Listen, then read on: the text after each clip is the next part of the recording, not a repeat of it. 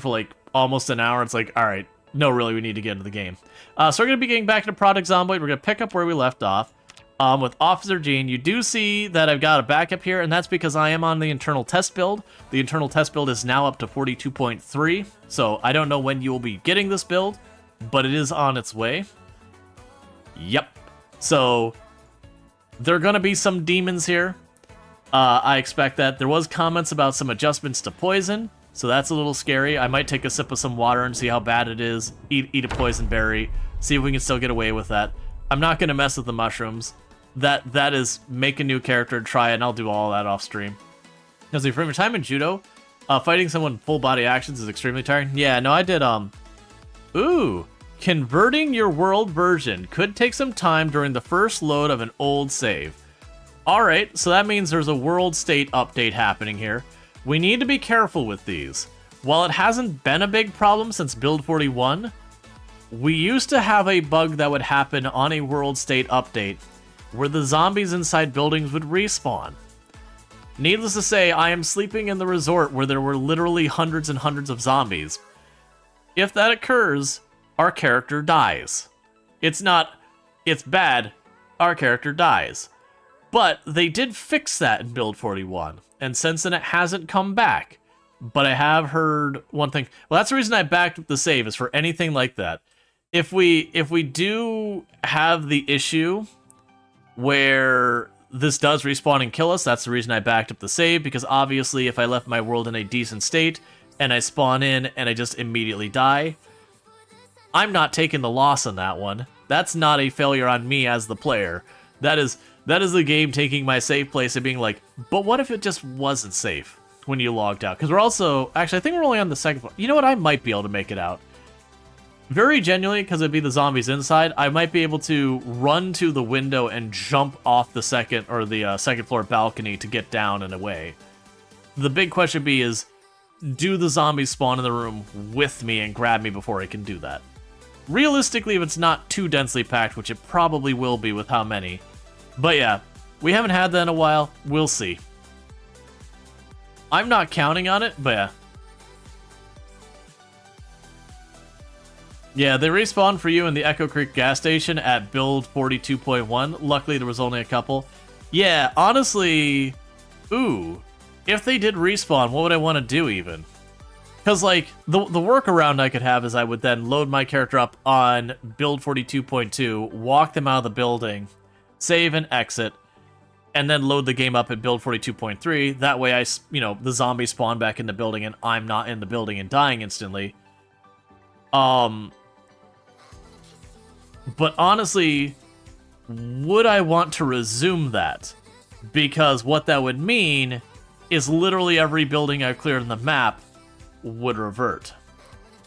Dev mode to be unkillable and run anyways? No, I won't dev mode. Like I said, I would just revert back to build 42. I have a backup of the save. But, yeah, that would be potentially me starting a new save kind of situation, if it does respawn all the zombies in the building. Because I've already looted all those buildings, I put the effort in, I've cleared the area, and just suddenly having, literally thousands of zombies reappearing in every place I've secured and made safe. That would be the whole thing. So we'll see. We'll see if it ends up being a new save kind of day. I'm hoping it won't be. That's a lot of load time. That's a lot of load time. What's the answer? That's a lot of load time. Do I have my... What was it? Oh, it was telling me I learned a bunch of recipe because they rebalanced. Okay. So the good news... No zombies. Let's make sure the upstairs floors also remain clear.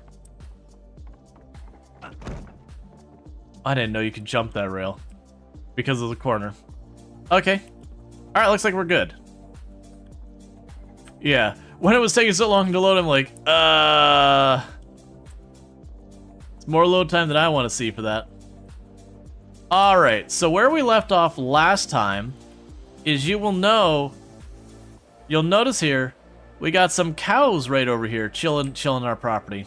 What was our weapon situation and all that, by the way? What's our food weapon? So we got plenty of butter. I do have some weapons. Go ahead and smash a berry real fast. I don't remember these are poisonous or not.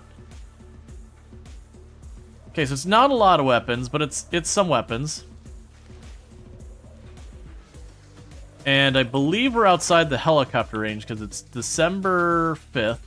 Yeah, so it's only been 7 days since the last helicopter. You're still saddened by the loss of Party Island? I agree. That was really disappointing. We had the island there was completely covered in zombies just by the way it worked. Alright, so you can turn off the generator. Grab one of the gas cans. We can add to the generator.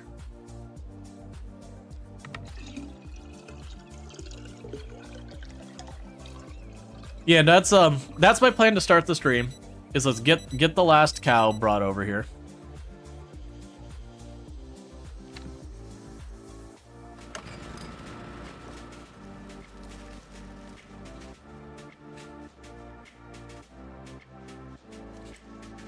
And our poor truck took an absolute beating. Oh right, I filled you up. So let's grab all but one, or we'll just grab what we can carry.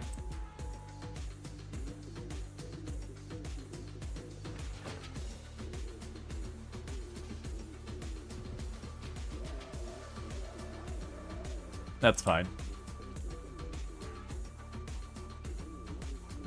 Is there a way to produce something like biofuel? No. I do think we might get something like that eventually.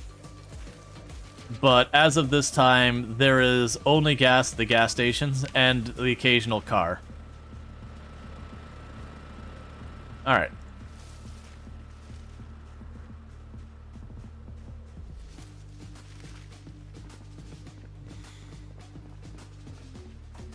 Let's do a quick check in the car before we go driving, because I know it's not in good shape. Unfortunately, I gotta get a lot of welding or mechanics before I can fix it. Yes, as you can see, our trunk and our trunk lid are in really sorry shape. The seat no one cares about. We do have one of our tires is dodgy and two of our brakes are a little dodgy. I don't care about the heater. The battery we could use a replacement as well. The gas tank is also damaged.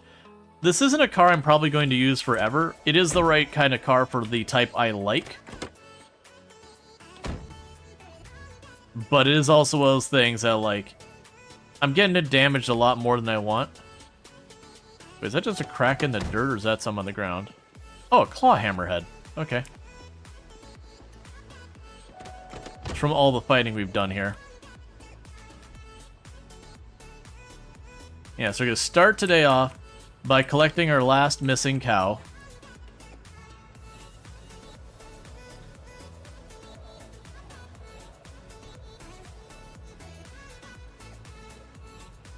My intention is to fight our way in and out, killing whatever zombies we see.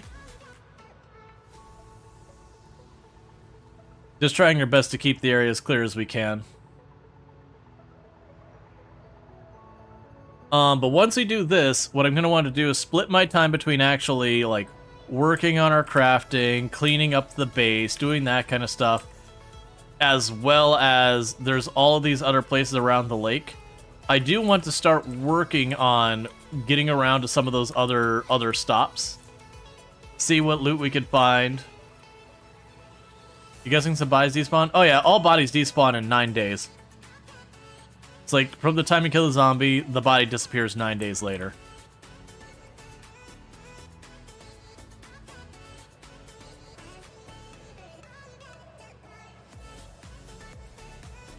So generally speaking, one of the new player temptations you'll have is be like, I want to clean up all the bodies. Don't do it. Don't do it. You'll just die tired. You wonder how many zombies respawn? Probably none.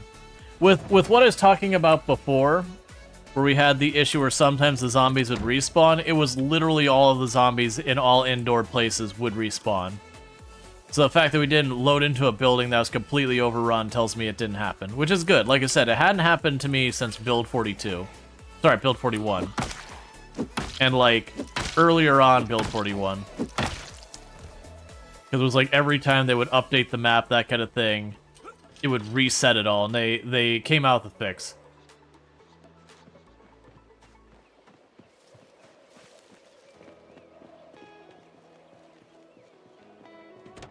Yeah. Now, generally speaking, even with the random gas, I'm expecting gas to not be that big of a problem. If we get to the point that I straight up run the gas stations out, if you're on any of the default settings, respawn is on. Literally any of the default settings, the respawn is on. Where it's build 41, build 42, apocalypse, like literally any of the settings, respawn is on. CDDA, the respawn is actually turned up quite high.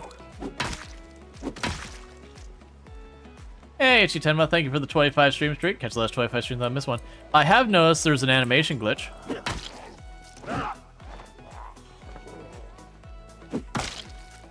Oh, excellent. For those who are not seeing what's happening, there's an animation glitch that if I attack while moving, my character's not actually doing the swing. He's just going.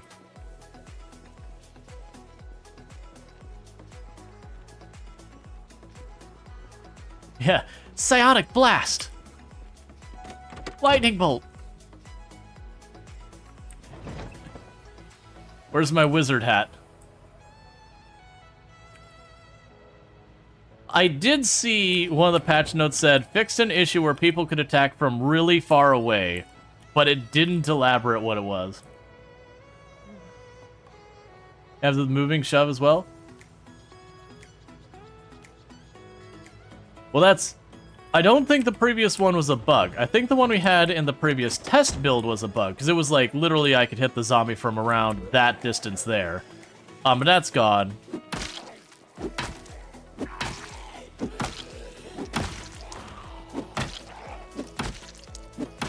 Yeah, so it still feels like a little bit longer than the last one. Yeah, no, I know the wizard was the last one.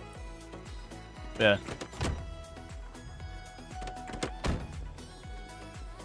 Fixed a bug where players could attack from really far away. Guns have been removed. Yeah, so for whatever reason, it's locking the arm in place when I'm swinging weapons. Like, if I'm moving. So that's just an animation glitch. It's still hitting everything the same.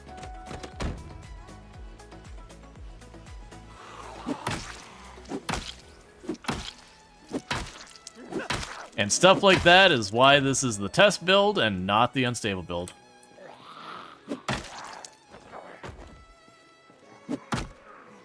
Oh, hey. Don't do that.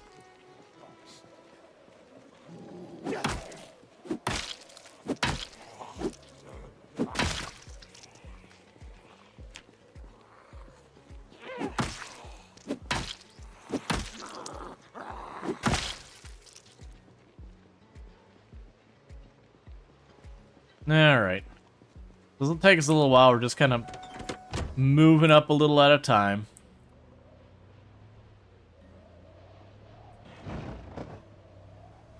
But I've learned my lesson about being impatient and skipping these.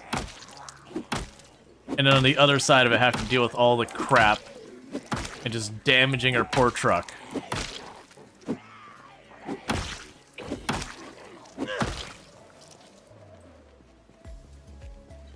We're not moving up yet. We're just moving up. Moving up is when we are on our return trip.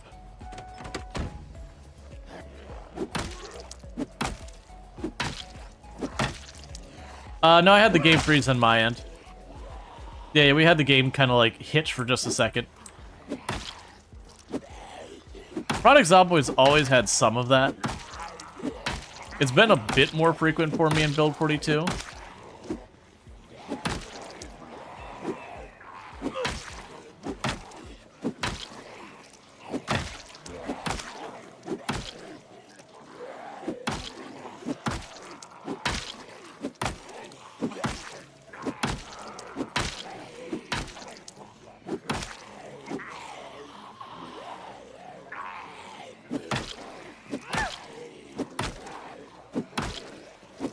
Alright, we pushed the strain way too far. I was still killing the zombies relatively well with the strain, so I was just like ignoring it.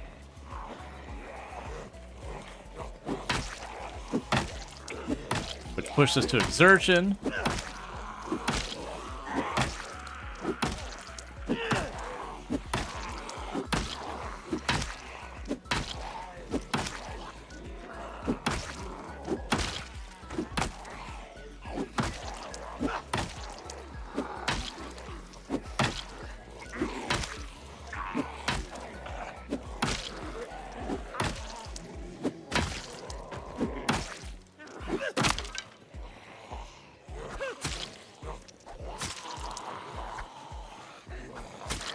The lack of animation is really messing with my ability to judge the distance I can hit.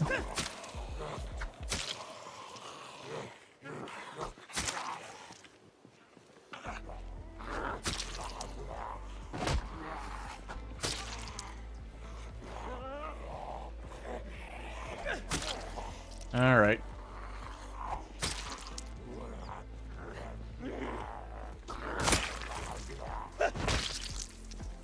Okay.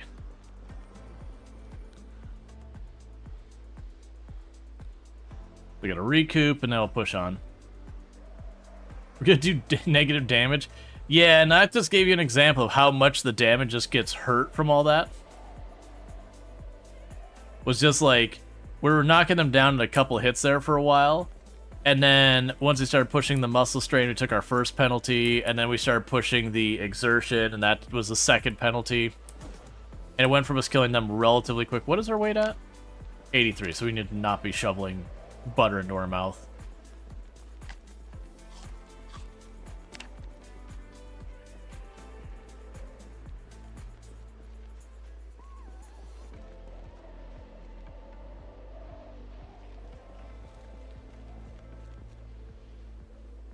Alright.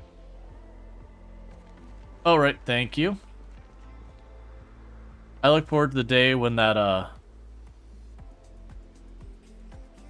mod remembers my settings. Alright, so I need to rest for a minute because we are at maximum muscle strain right now, which is gonna hurt our damage pretty bad. Let's see, is that one on the top left stamina bar? Or do you have to wait for the middle? Yeah, so this is my stamina here, the endurance. The Moodle is when you take the damage penalty. Technically, you get a little bit of a damage penalty and all that before some of the Moodles happen, but it is when that drains the point where it hits that bar that we see the out of breath up here that suddenly it gets whacked with the 50% damage penalty.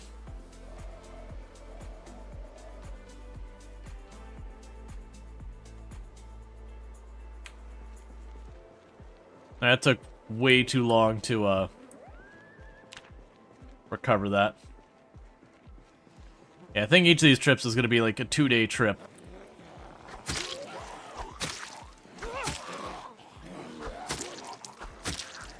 Like 1 day out, clearing the zombies along the way, ready to collect the animal, and then 1 day back.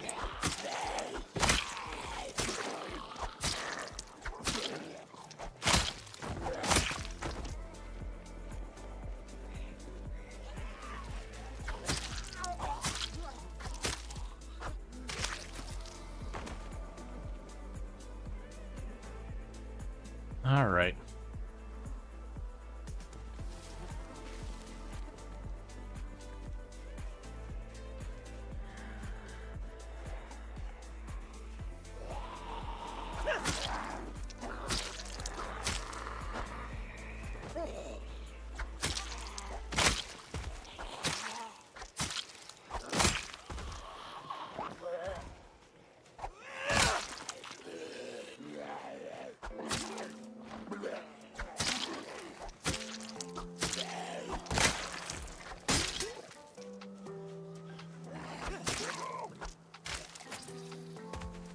Alright.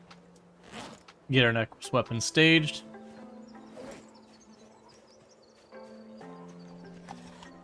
Get ourselves another berry. Kill some more zombies.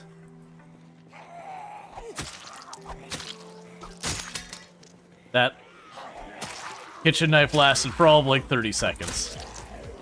It must have already been badly damaged from a previous fight I forgot about.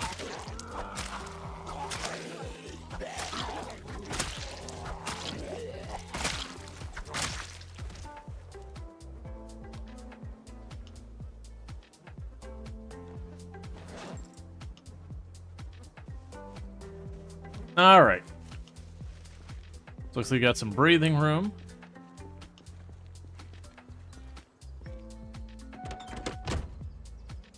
And I'm also realizing pretty soon, when we go over to where we've got the cow, there's a lot of rabbits and rats and all those. We're probably going to need to kill a bunch of those. Because it is still a thing that if you get way too many of those in one area, it can brick your save right now.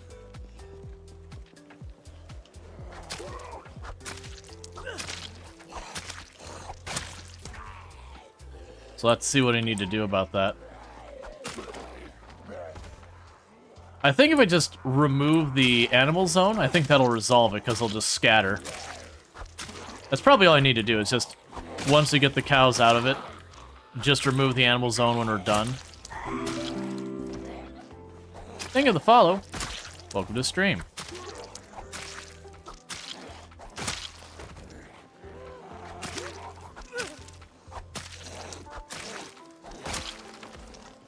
Alright.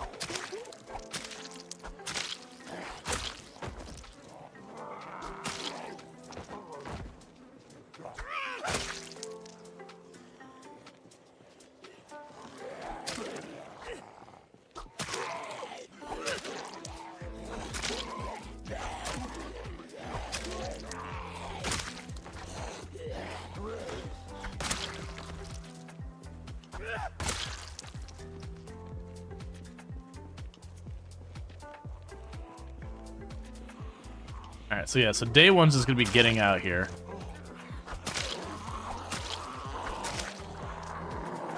Which this is fine that we run into this, by the way. What's happening here is as we're driving through, that truck is so loud, we are drawing the zombies in from, like, surrounding fields and forests or whatever else where they got tucked into because of stuff like the helicopter and meta events and all that.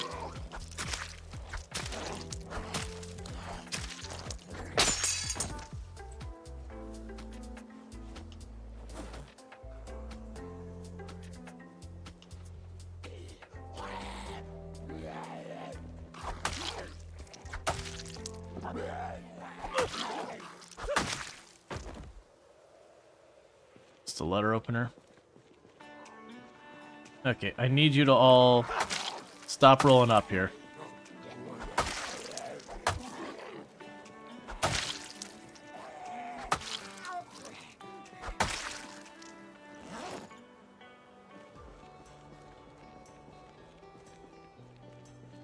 Okay.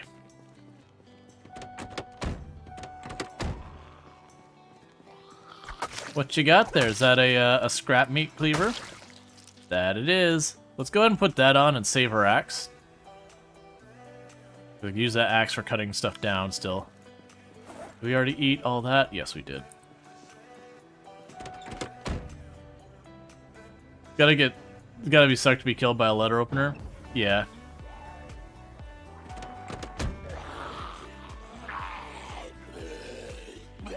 Is there where to see the patch notes? No. So, the internal test build patch notes, we've been specifically asked not to share them because those aren't the final patch notes. They have been kind enough to be like, hey, you can stream this, that's okay, just the only requirements are, one, that we let people know that we are on the internal test build, not on the unstable build, so if they see stuff that's not like their game, like they know what's up. And then the second one is they've asked us to not share the patch notes like in their entirety. Like I can talk about what's in them, but I can't like line for line it or, you know, post it someplace for you to read or anything like that because they aren't finalized. So it is one of those things that I could do stuff in this for a while that they're experimenting with and they go, nah, that's a miss, and so they don't add the notes. But that led to a bunch of confusion with the with, I believe it's build 42.1, that a bunch of people were, you know, letting the patch notes out, because we weren't told not to then. But as a result, it created a lot of confusion for people. And so we've been asked not to share them now. Because they'll change before like build 42.3 actually becomes available. Did they fix the chicken cloning bug? I have not seen anything about the chicken cloning bug. I do know they did fix a lot of duplication bugs. I don't recall seeing that one specifically, though, no. That doesn't mean it didn't get fixed, because very well I could have overlooked it. The patch notes were pretty long.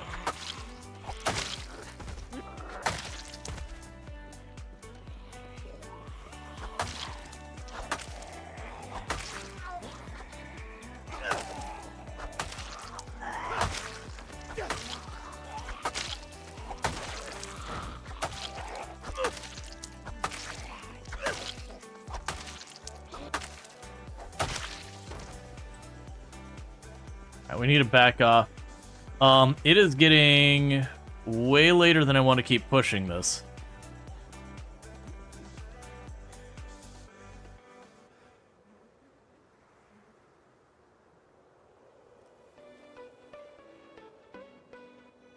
Yep.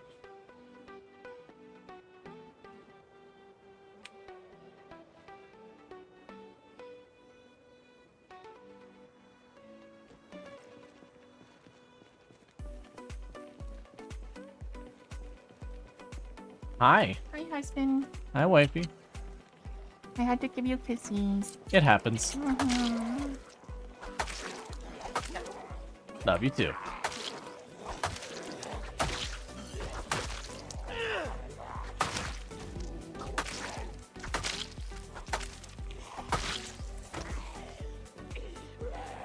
You wife? I think so. Might be biased. Alright, so I think we're at the point I really do need to skip the zombies, or I need to turn back.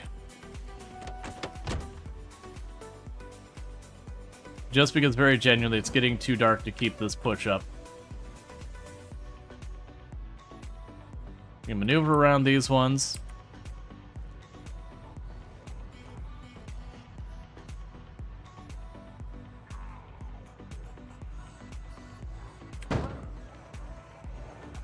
Why is it the moment I stop clearing, we find, like, the big pack of them?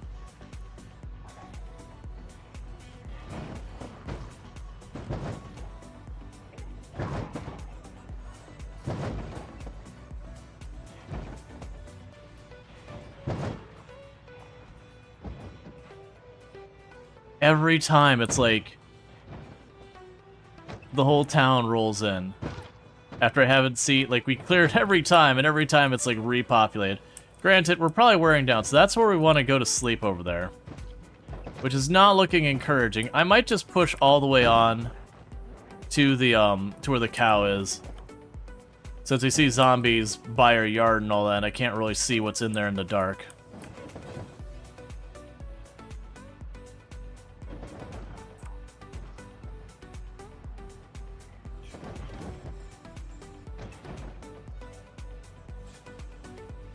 Oh, it's not a matter of safety. Like, that part I'm not so worried about. The issue I'm running into is all those little bumps and all that damage the car, and, like, they really do damage the car a lot over time. It builds up quite a bit. So this is kind of one of those things that we're just slowly wearing out our vehicle. Now, granted, I have 3 separate vehicles I can use. I've got one taxi that's in a pretty sorry state. I found it kind of all beat up. And I've got another taxi that's in really good shape that I haven't used yet.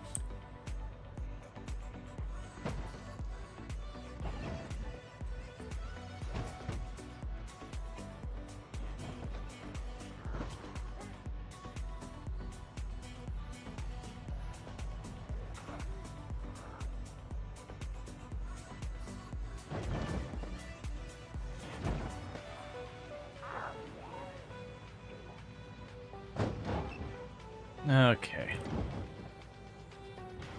This is also giving me a chance to fully recover our endurance. That's the other reason I didn't want to sit there and just keep fighting in that spot. I'm like, we're gonna, like, pull an all-nighter here. Well, that doesn't help that I couldn't see that tree at all.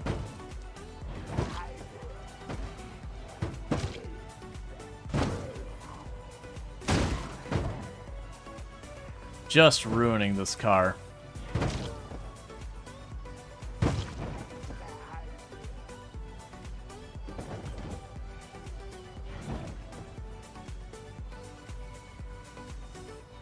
Yeah, no, mechanic, that's literally the only way to get mechanics is to take parts in and out of a car.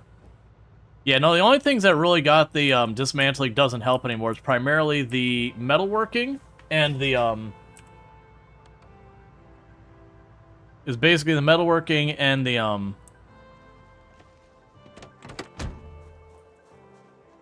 the carpentry. So the cow's still here, it's not run off anywhere. Let's go to sleep real fast.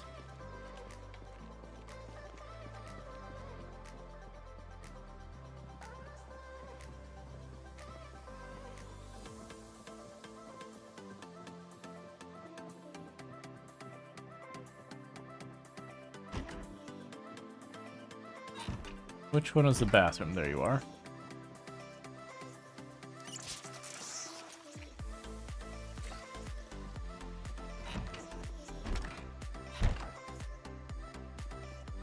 Okay. The thing about mechanics is, what do you add in that's craftable that requires mechanics? I mean, they could have it so, like, you could make, like, a really crappy, like, wood wheel or whatever. It just had a very low lifespan. Like, you just kind of bolt up a wood wheel on there. Like, you could do that kind of stuff. There's certainly room for it. But yeah, so far as, like, proper things of, you know, okay, well, we're going to, you know, make an engine out of wood or something like that. Do they need to add anything more? I don't think so. I actually feel like mechanics is in a relatively good place right now.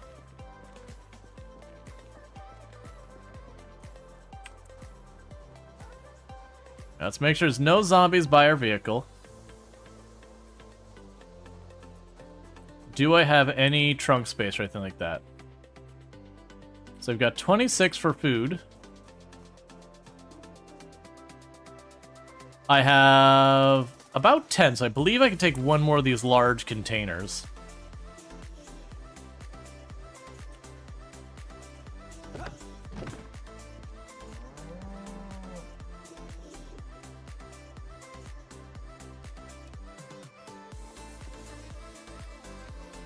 Nope.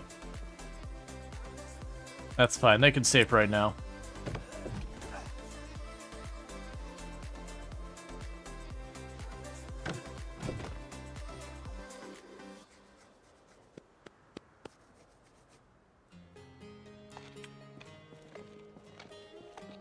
Oh, I don't have the rope on me.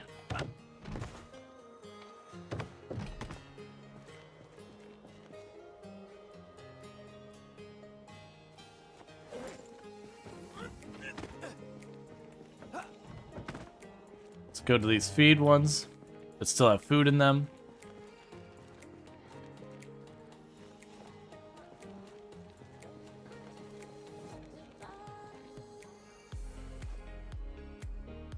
Yeah, I'll probably do it. Okay.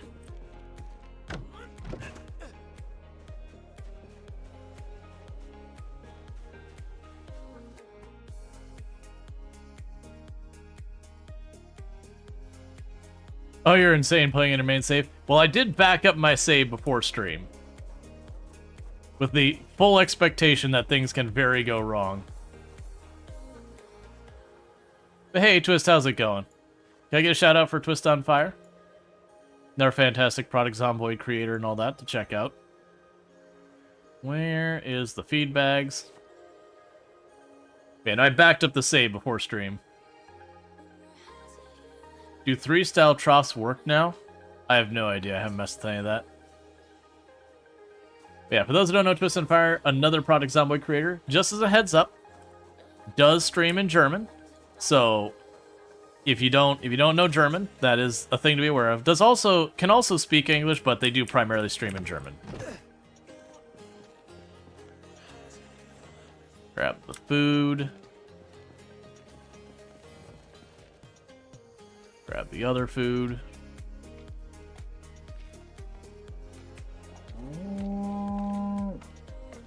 Grab the cow.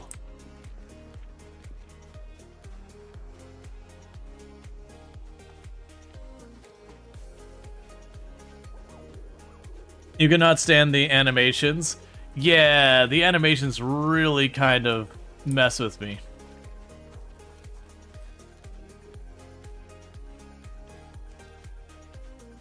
Yep, lots of little baby buns.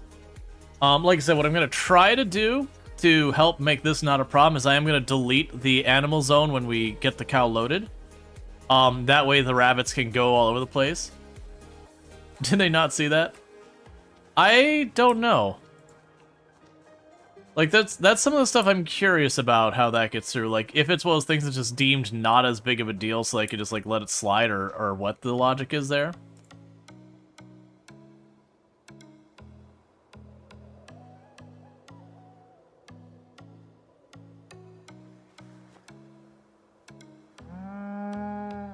It's okay. It probably isn't, but you know. No one needs to let the cow know.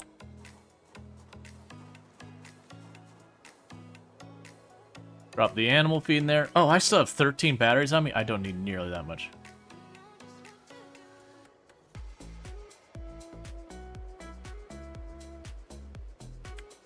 Alright. So let's unequip this. Put that away. Get our radio ready.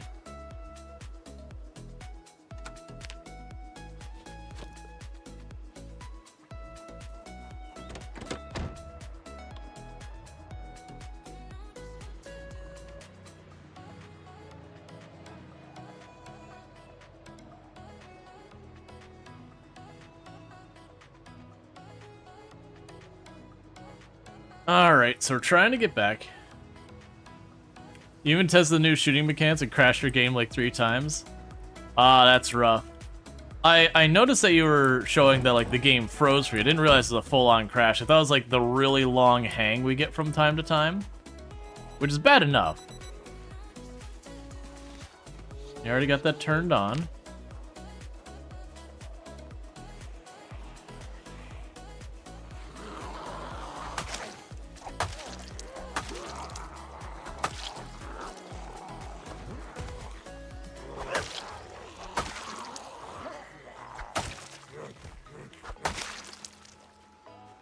Alright.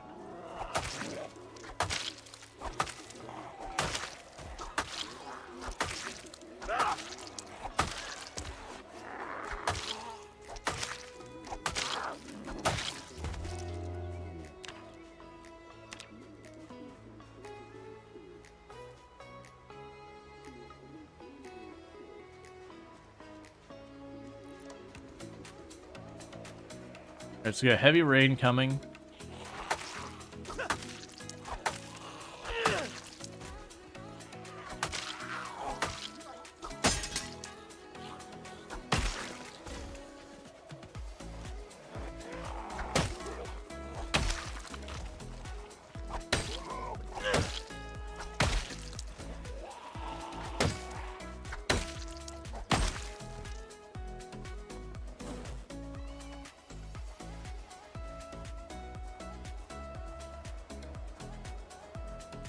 So nothing we care about here. We put the rope away. Alright, my inventory's too full to put the rope away. Oh, the rope's already in the backpack. That's fine. And thank you for the follow. Welcome to the stream. So yeah, if you aim at a bunch of zombies, it just freezes and never comes back. Gotcha. So basically, don't mess with guns right now. Wait, where did I accidentally put that in my backpack again? There you are. I mean to do that.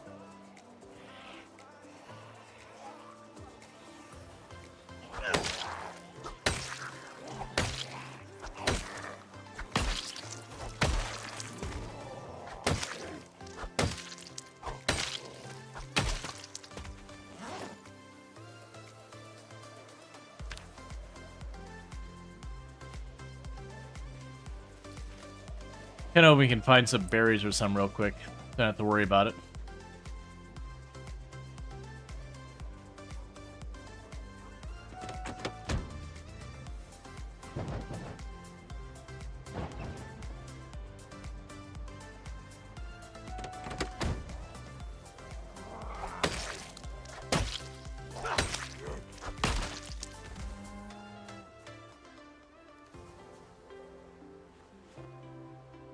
So I can get another battery out of that.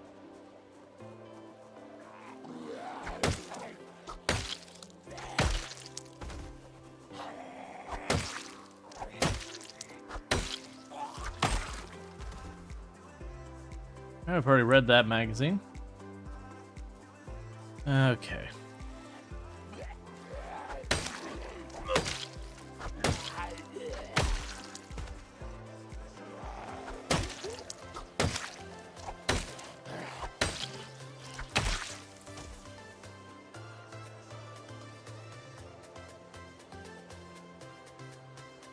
Let's rest up again. We're getting really hungry, unfortunately.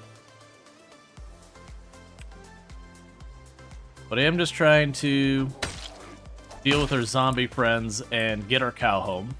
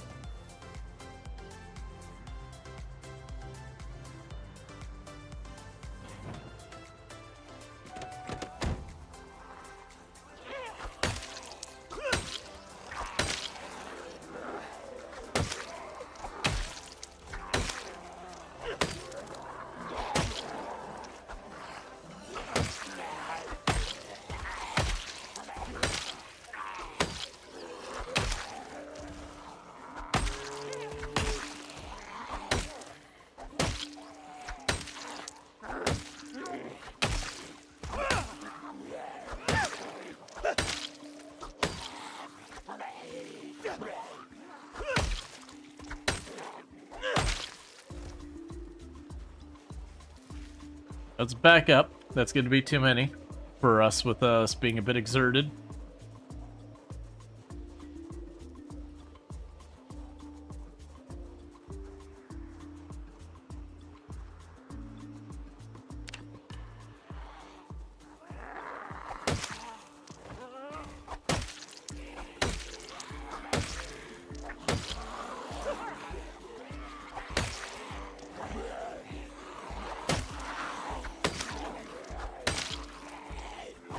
Yeah, that animation is so cursed.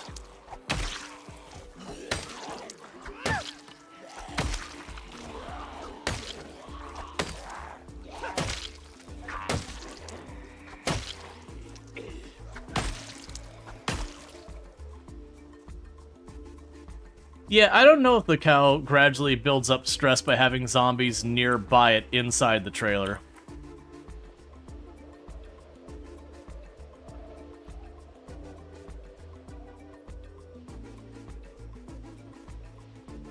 We're gonna slam a stick of butter. We're already getting a little heavy on weight, so I shouldn't, but...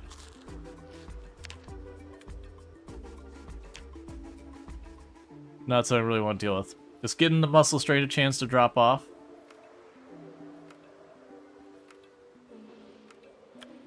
Definitely get stressed out being in the trailer. Yeah, we've taken a bunch of them in the trailer and it's been okay.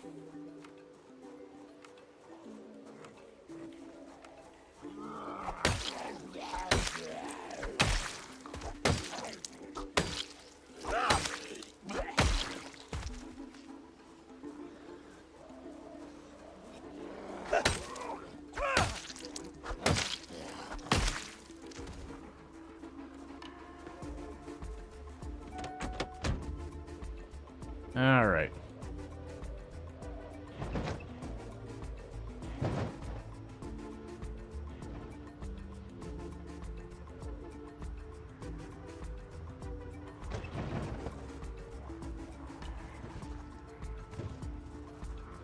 I'm just sending it.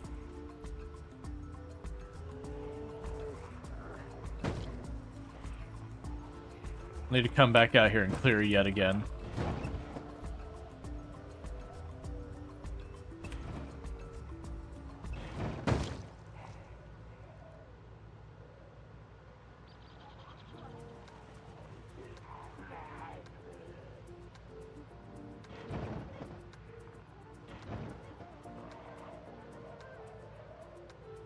All right.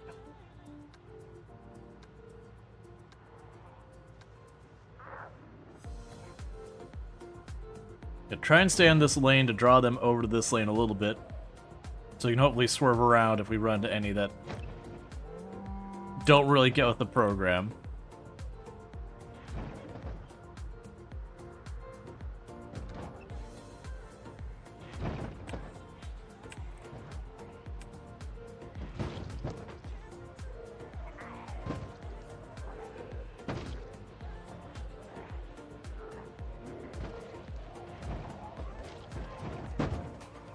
There's going to be way too many zombies down here.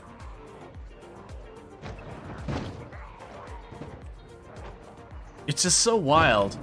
Like, we won't have anything here. I'll leave for a couple of days, and this place gets busy. And it keeps happening. But, like, if I sleep in that house right there and we clear it out, and I come back a day or two later, there's nothing here. This poor cow. We're just trashing this poor car. I want to get the cow done, because after this, I don't mind if we have to just stop, clear a bunch of the road, turn back, do it again. But right now, with the cow being in the trailer, like, it needs food, it needs water, it needs all that stuff. Oh, oops.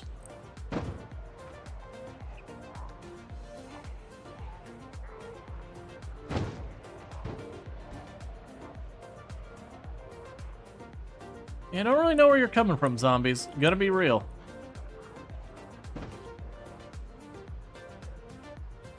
A lot of road kills? Yeah, but road kills don't count. We don't get credit for those. We're just trashing this poor car.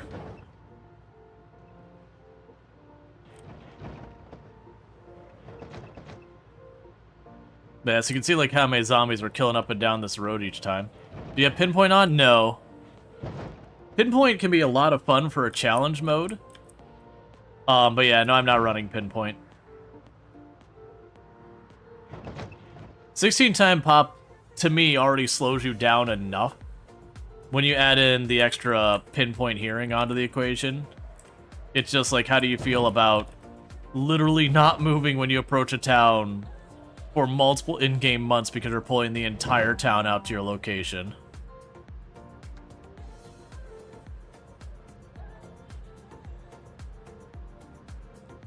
Alright. But with this, we'll have all of our animals located down at the area. So when I need butter, I can do that. If we want to fish, we can do that instead. I do need to forage for more food because we're all that. I did make the comment that I was like, oh yeah, December 1st, we'll plant stuff. Even though I don't plan on putting the effort into it because it seems like way too much effort for way too little return. But I'll do it anyways, just to test it out. But I'm not going to take the time to sit there and water it manually and all that crap. If they make it, great. If they don't, you know, whatever. Because right now it's just looking like the farming is a heck of a lot of effort compared to the other means of getting food. And I think it's just, they bit onto the realism a little too hard with the idea of having crops that take like 250 days to grow and 30 days. Like, 30's fine. I think that's okay. But like the other ones where you start getting to 60 and 90 and 250 or whatever. Oh, I didn't delete the zone back there. It's fine. Sooner or later we'll need to delete the zone where those rabbits are in because they'll just keep multiplying until it's a problem.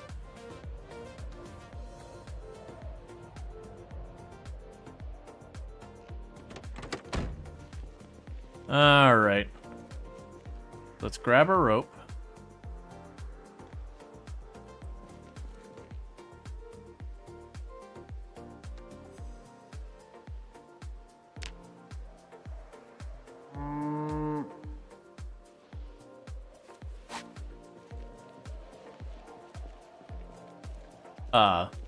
Oh yeah, you are attached. There you go. I couldn't see the rope. Hey, Shield, how's it going? Let's see, if the animals get into the crops, do they eat them? No. No, those aren't things in the game.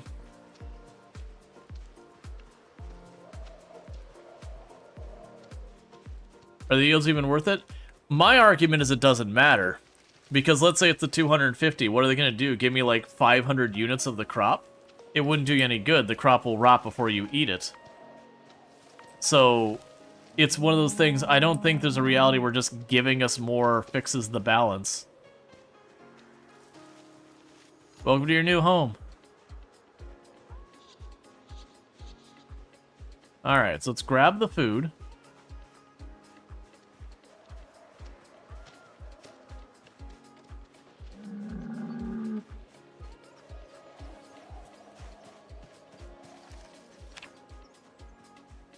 Alright, oh, there we go, berries.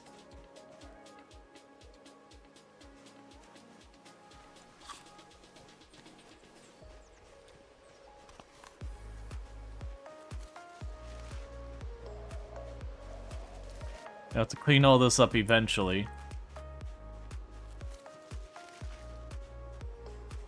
Well, just finding a random bra on the ground. I want to see how much XP that was worth. Where are you at? No, seriously, where did you go? There you are.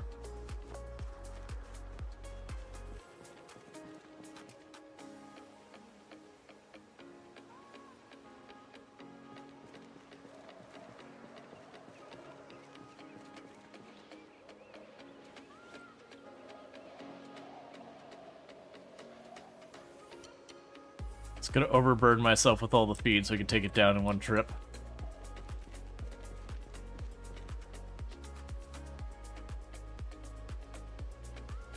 Alright. I forgot I have this.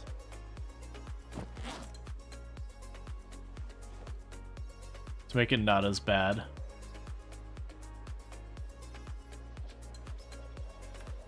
Alright. Yeah, so get all the food. Eventually it means never.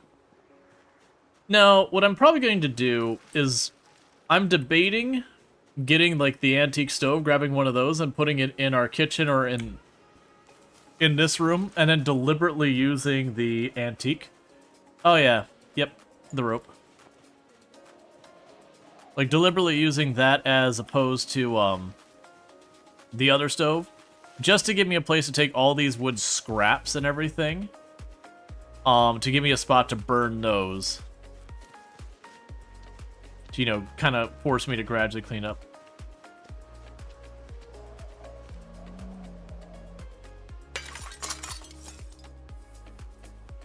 There's a fireplace? Yeah, there is a fireplace inside, that's right.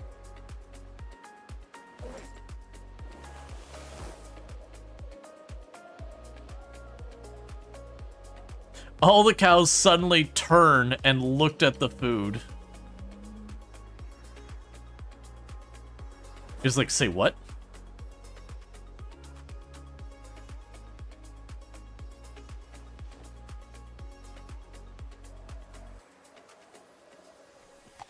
Did you have like, oh, I was gonna say I had like 2 more bags in here.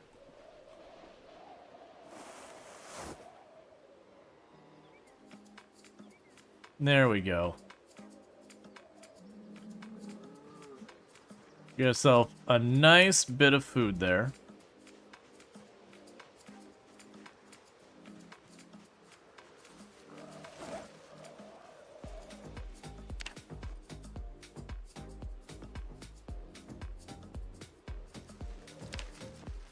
Figure if I'm going inside, I'm gonna grab as much of this as I can.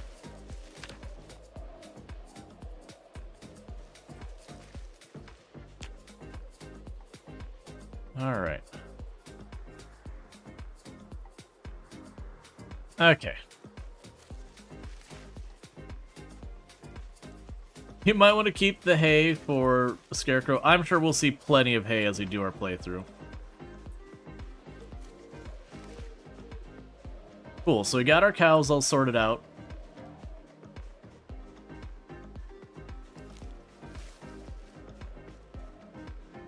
Let's go ahead and pull the trailer into one of these spots and ditch the trailer, because we don't need that now.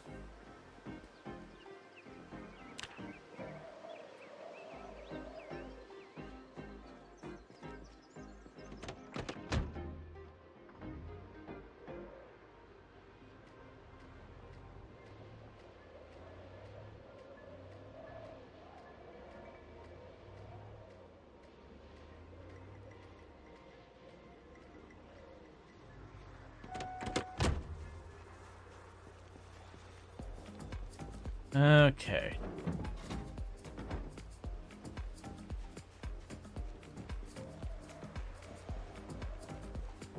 Yeah, no, the truck is probably in bad shape. Really kind of dreading that part of it. Yeah, no, that is properly screwed. Okay, well, we're gonna go ahead and park up the truck. Because you are now a fixer-upper and or a source of parts.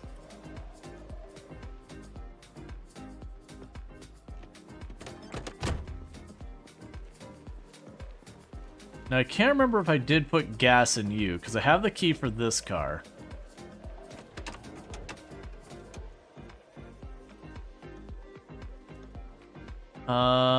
Gas tank? You've got gas. Okay, so you're good. Alright, so with that, let's pull the taxi up next to the bull driver.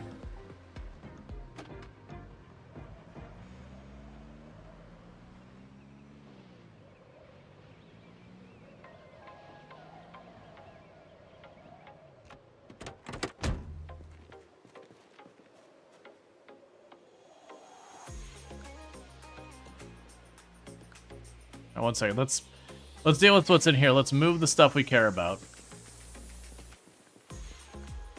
Yeah, and most of that was all just because of impatience with dealing with the zombies and all that. Oh, right, I have a meat cleaver here.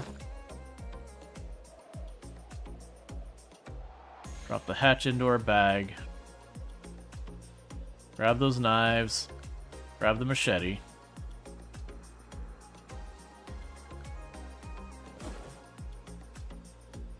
You're basically full, which is not part of the plan.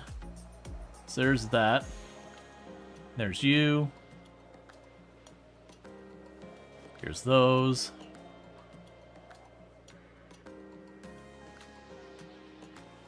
Yep, spreading over to more boxes. I'm gonna need to make like an actually dedicated, this is where I'm working on stuff space. Let's grab let's ditch all but one of those batteries. Actually, I don't need any of those batteries. We already got a ton. Alright, so we've got all that. We've got all this nonsense. So we can drop this in here, because I gotta just make those into handles real fast.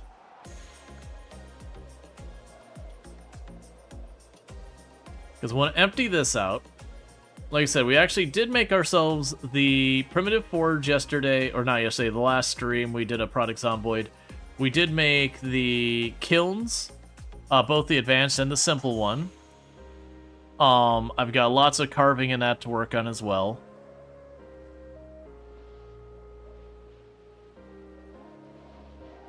Okay, we can carve you into a long stick.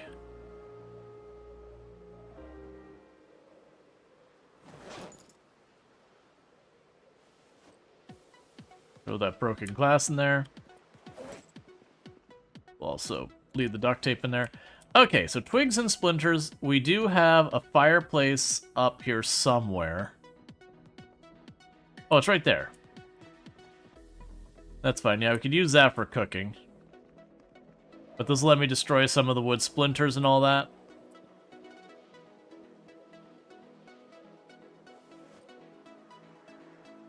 Alright, so... destroy for fuel. We should destroy for fuel. Where's the wood splinters? All of them.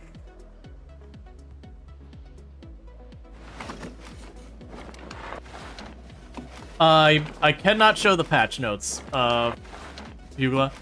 Very specifically, the devs asked us for the internal build to not show the patch notes because they are not finalized.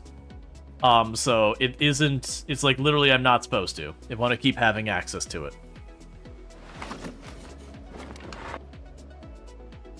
Hello there. Hey, Kazmar, fish in the pond? Yep, there is a fish spot right there. But yeah, so we don't know when this is going to go to the like main branch or whatever thing, like whatever like that. Sorry, not main, the unstable branch. So I can't share that either because I simply do not know.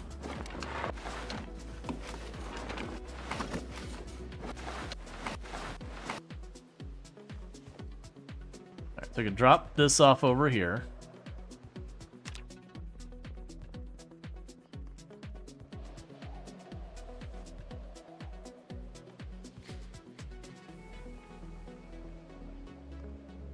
So supposedly the plumbing's fixed.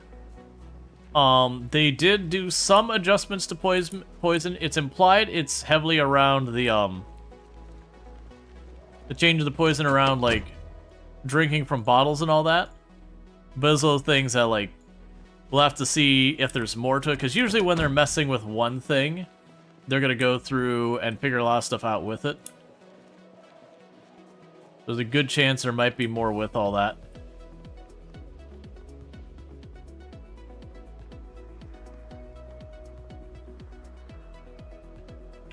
Yeah, so I can show you, like, the test branch in general.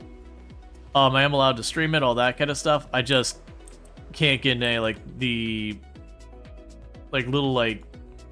I can't go into, like, the patch notes and walk through them all and be like, here's all the things that changed. They did specifically ask us to not go and show the patch notes.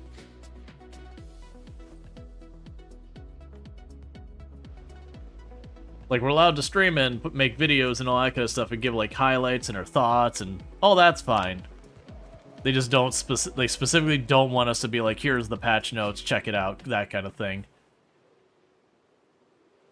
Just because then people are like, oh, build 42.3 came to the unstable branch.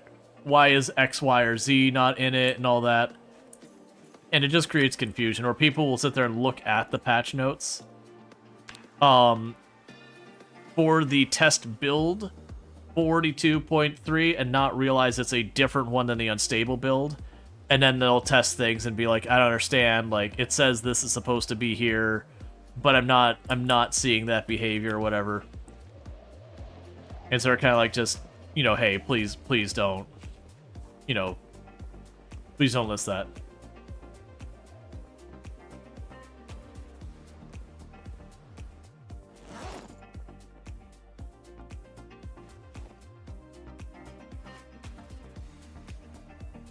Alright, so pour you on the ground before I accidentally drink you.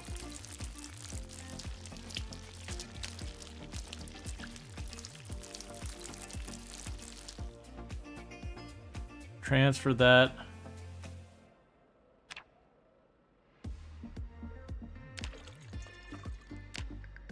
To this. Grab the other empty bucket.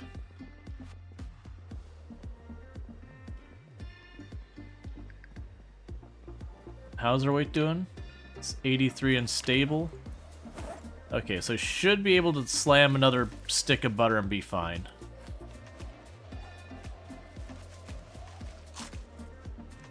I don't know why I'm walking outside. I could literally cut through the building.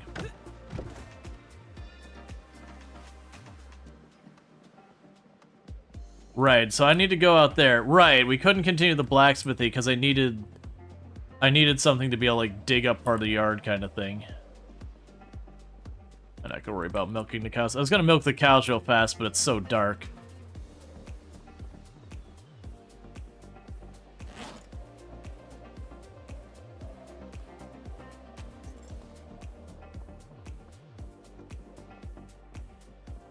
I don't have the objectives up? Ah, this is true. I also didn't think of what our objectives are gonna be. Alright, because I feel like... Yeah, because we finished setting up the forge. So let's see here. What was the next thing we needed?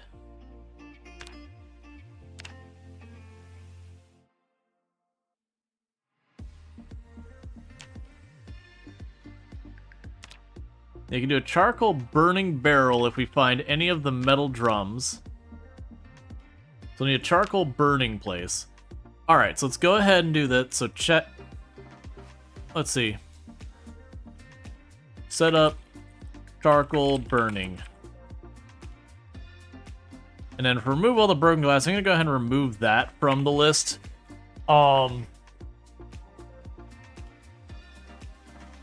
Search all lake houses.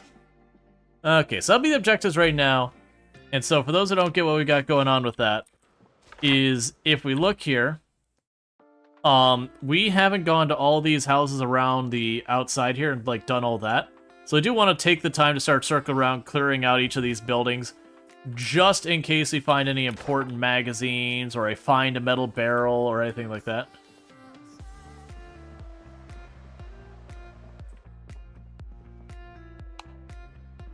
Yeah, let's go to one that could actually leave the lights on.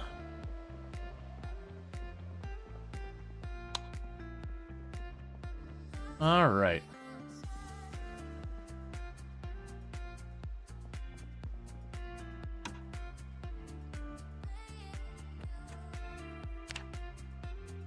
Oh man. So the resort TV, it's got some show options. It's a shame that, you know, we're like 5 months into the apocalypse and no television shows are still running, because genuinely that's got some show options for us. This will actually make it also, oh man, a bunch of the houses we went into had VHS tapes that I didn't take at the time because it just didn't have the carry weight. So they had no value to me. There's always a possibility we can get good stuff like recipes, all that. Let's see, you know something cool is that all you need to turn iron into steel is limestone and coal coke, and they add both to the game. Yep.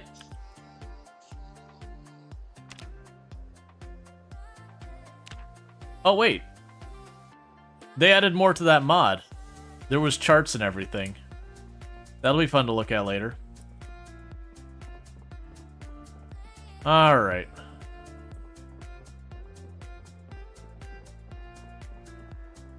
So now I'm not on anything where I urgently need to deal with like X or Y that were just good. Now where did I put the butter churn?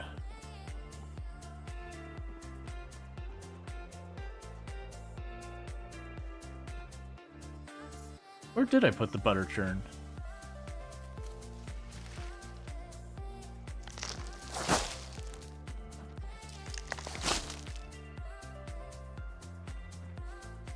Am I losing my mind? I left the butter churn out here, right? I mean, if I had to make another one, that's fine. I know I wouldn't have placed it very far away. I didn't put it up against a wall, did I? No.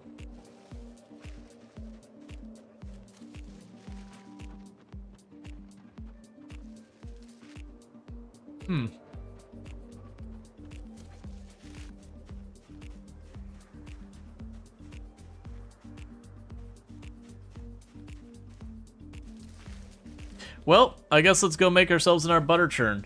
I'm willing to bet I left the butter churn and the two pails, or like buckets. Well, no, because didn't I make one here? I don't know. I'll just make myself a new butter churn. It's fine. It's 2 nails and 2 planks. Easy peasy.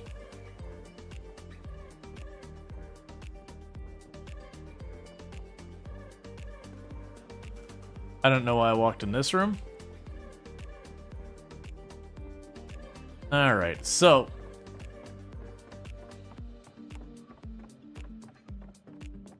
we can just run over here.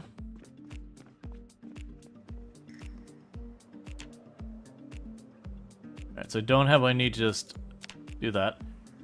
So I don't think we had any of the large branches in here. That's okay. Because I believe I've got the nails in here. At least a couple.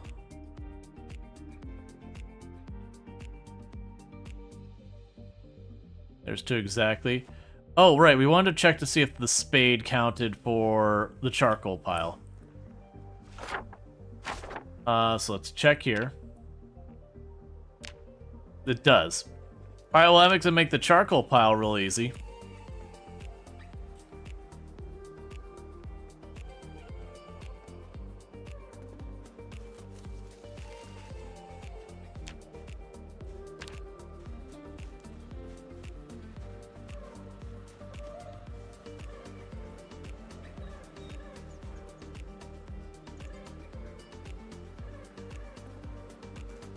It's a charcoal burning pile. We could feed it logs to make wood charcoal.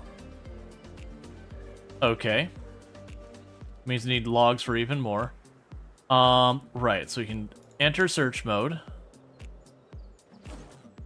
Grab our secondary bag.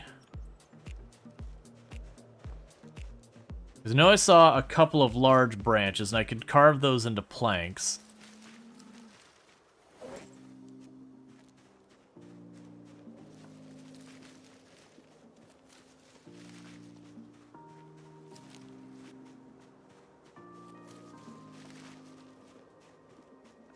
I saw a large branch around here somewhere when I was tidying up junk.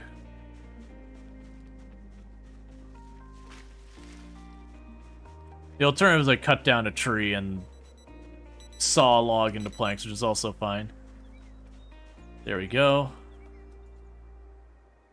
Let's quickly... Oh, if I pull out... Alright. Let's grab the radio. Whip that into our secondary for a minute. Turn that on. Carve that into a plank.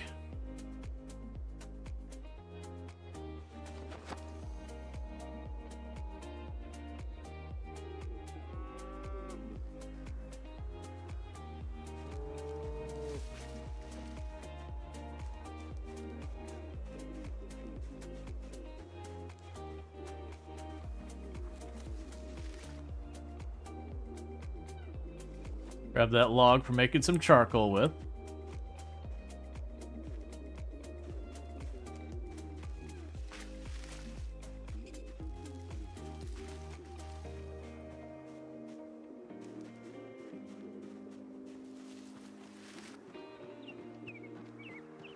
Yeah, so I'm thinking that large tree branch was actually a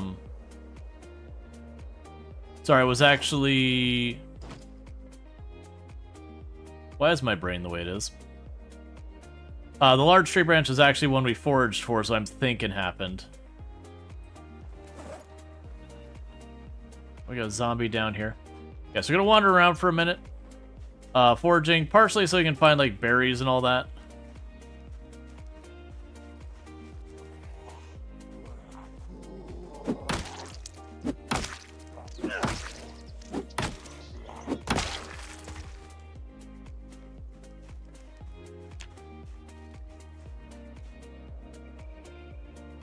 Okay.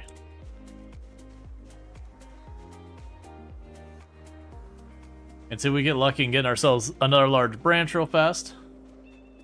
We got more zombies down here.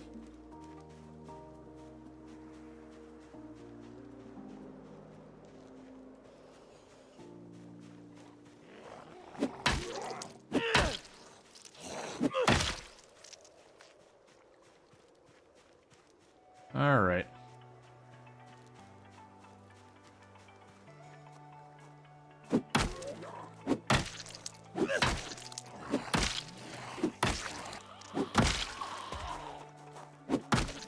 Oh, right, we're really overburdened.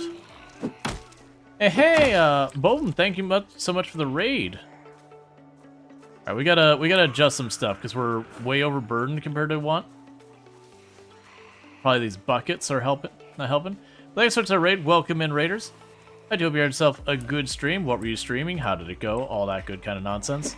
I'll catch up with chat in just a minute, but I really do appreciate that raid. Welcome in, raiders. I am Rual Storge, who play a variety of games here on Twitch, and most known for my exploits in this game, Product Zomboid, where I used to hold a world record.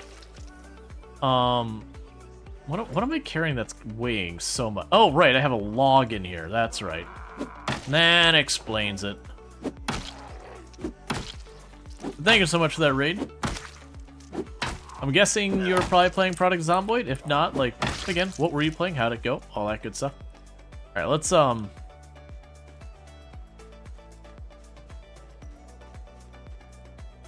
Still following me? No, you're not. Okay. So let's start walking our way. PZCDDA, 2 months, 17 days. Nice. So you definitely got past that early danger spot where you're dealing with the cold and all that. Good times. So I could saw this log into planks. That's certainly not a bad choice. Hey, food, how you doing?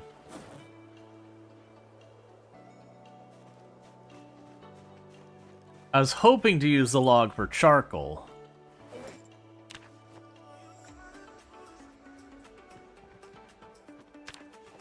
And find other stuff to make into planks. Get a large tree branch.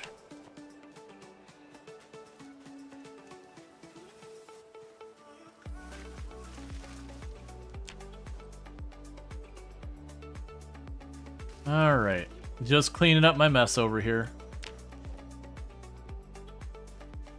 That was a grind? Yeah, it's tough to ditch the cold.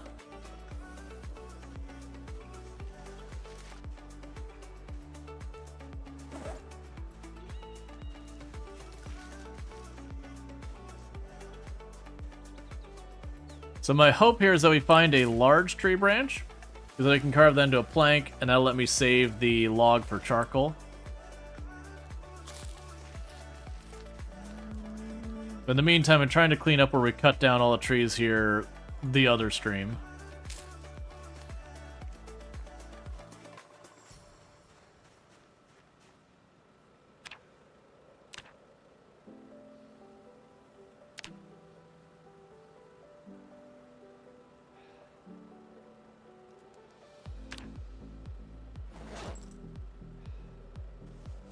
We got wood charcoal. Let's grab that and drop that in here.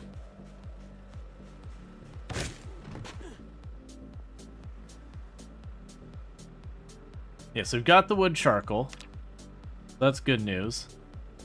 What I'll probably want to do with this kind of thing is I'll probably want to make some boxes back here so that as I do like my various crafting things, I just have like my handful of blacksmithy tools and all that. Oh, I forgot when you climb through a window with that in your secondary hand, you put it down.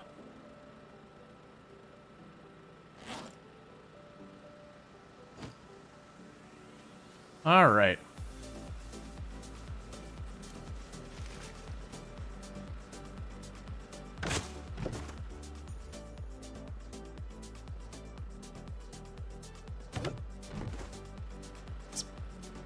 I keep forgetting I can't climb through windows. There's something in my offhand.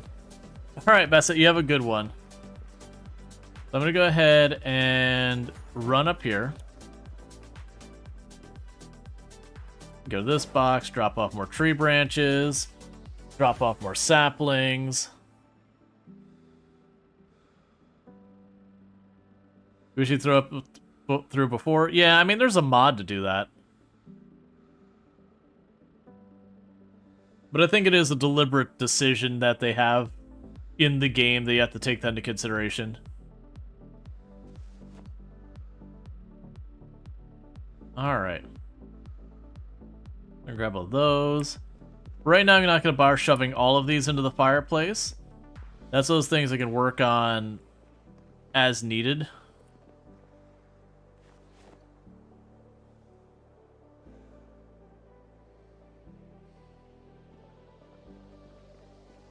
Alright, so let's check here real fast. So carpentry. Alright, what was it under? Furniture. Okay, so you can make a crude bookshelf out of rags and all that. So let's work on that to start with. So 8 tree branches and some rags. That way I can start putting the blacksmithing stuff by the blacksmith. So I can go over here. I've got 6 tree branches.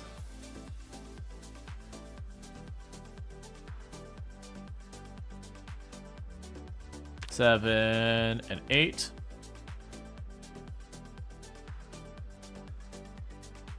One, 2, 3, and 4.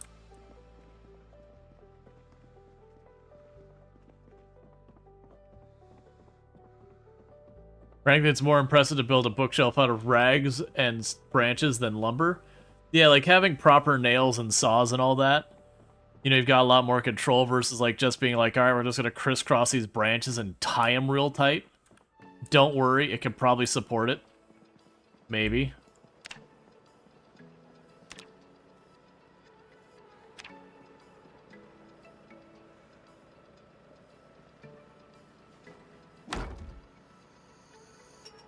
I am noticing it would appear they've made it so we get XP marked for all that stuff. Okay, so I'm putting the charcoal in here because then the hope with this is from here I can just go over there, say primitive forge, and it's in range so it goes. So then I just need to grab like my tongs, my metal chisels and all that, and we'll be able to start doing that kind of stuff. And I will probably do the same on the other side for here. You get the idea. And I can't move any of these, can I?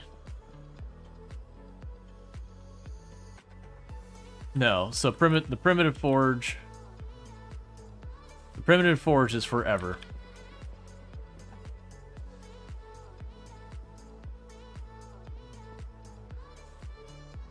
And for whatever reason, there you go. Yeah, and same. So all these, we can do that. Can I disassemble these if they're a problem? Yes. Okay, so I can't move those, but I can disassemble them if they're in the way. That's good to know.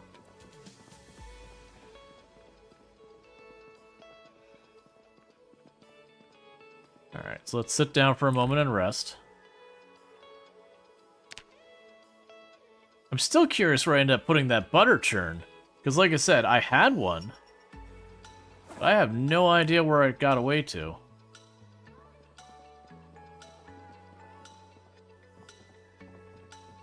Like, you keep expecting to see that I, like, tucked it right inside here just so the tails couldn't get rained on and stuff like that.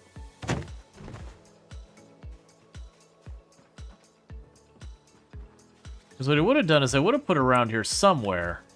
Like, along the edges, I figure. Alright, so let's go ahead. Let me guess. I just dropped my bag behind me.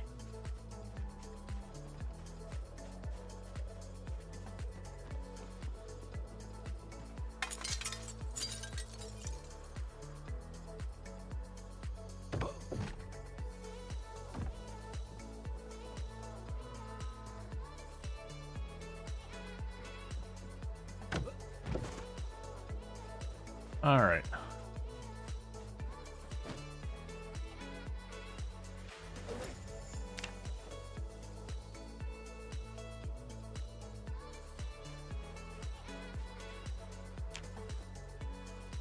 So I'm trying to clean up all this garbage as well.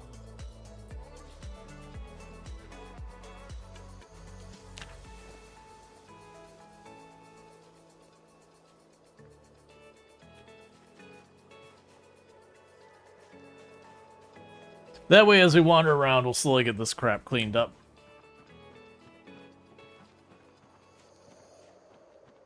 And then we can work on our things. The next logs and all, we're going to continue to build the wall here.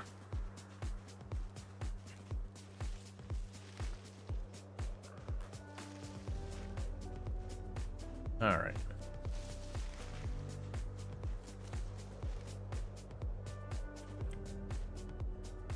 What new thing were you excited about finding? Because it has the eye, it's locating something. It's not just finding crap I left in the ground. Yeah, and that's my guess. I just left the churn behind, thinking I'd already brought it over. It's fine. A little annoying, but it's fine.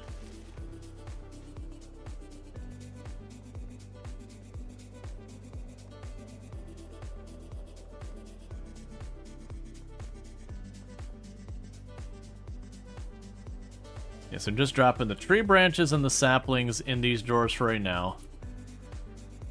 What I'll probably do eventually is, like I said, we'll make some like dedicated room. Like, I'll probably gut some of these rooms back here and make those into glorified storage rooms for just whatever surplus junk we collect.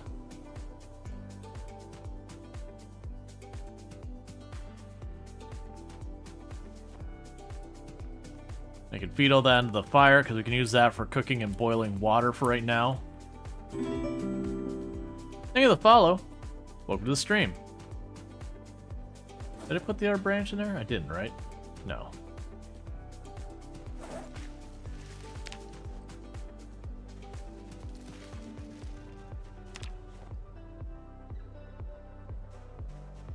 This will also help when I go to forage here later. I won't have to worry about finding all sorts of stuff that is just laying on the ground that I just haven't bothered to clean up.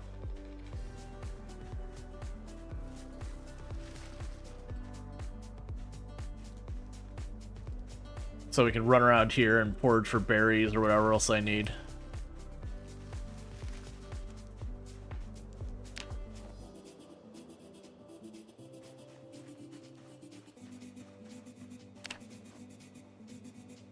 Okay.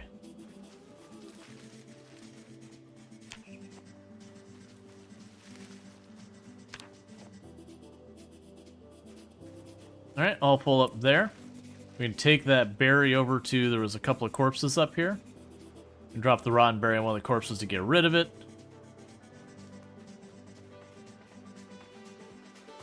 You just automate your follower alert phrase? I mean, I can. But, like, kind of the catch-22 is then that starts to feel more and more inauthentic. Where it's just like, you know, someone follows you here, thank you for the follow. I mean, I could probably do that. Can we compare in any rate Kingdom CD versus Product Zomboid? No. Like, you're not only, like, crossing genres, you're crossing so many, like, completely unrelated things. Like, they're not even remotely related games, to my understanding. Yeah, both have swords. Yeah, that's pretty much it. Yeah, that's kind of one of those things. And, like, don't get me wrong, I know people have some pretty excellent alerts. They're like, hello, or whatever when you follow, and that's totally fine. Like, we have, like, the little chime and whatever. I'm not against changing that to, you know... Like, even if it was like, thank you for the follow, I would still sit there and probably say thank you for the follow. Because like I said, it feels like a little inauthentic to have it automate the thing. Apples and Chevrolets, yeah.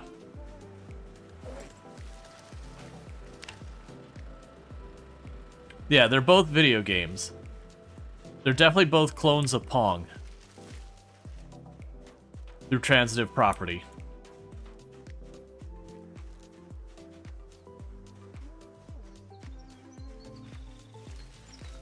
I actually know very little about Kingdom Come Deliverance.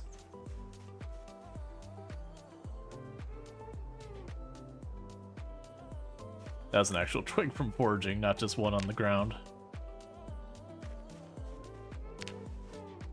Like, I know it's really popular right now, but it's just a game I haven't looked into much.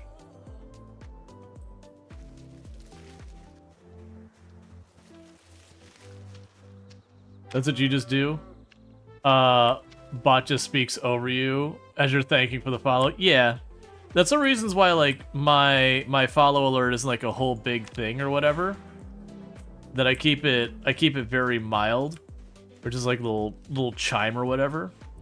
I'm down to change it to like something more personalized for a channel, but I would still want to keep it pretty benign. Because it is a channel that a lot of people come here to relax and all that. And so big noisy alerts certainly wouldn't be the right move. Which is, I know, not what's being suggested here. I don't know. Like, I understand there's definitely people who, when it comes to welcoming and raids and all that, they'll have, like, an automatic video or whatever. Not an automatic, but they'll have, like, a video they just hit a button to play, which is fine. Everyone's got to do their channels their own way. We all find our own successes in our own manners. And, like, I do think there is some value in that when, like, a raid pops in, you need to really reuse a restroom, you can, like, play the video real quick or whatever and wander off. I think that's also good for... if sometimes it can be a little bit hard to showcase the type of content you do, like, especially if you're doing something atypical for your channel, it'd be good to have those videos to, like, pop in real fast and be like, hey, you know, yes, I'm playing whatever game, but normally we do this completely different style of content. You know, that could be helpful.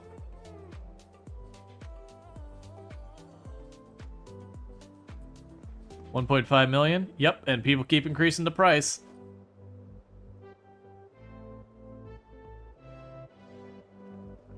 Yeah, we're gonna end up making those into, like, lots of handles and stuff.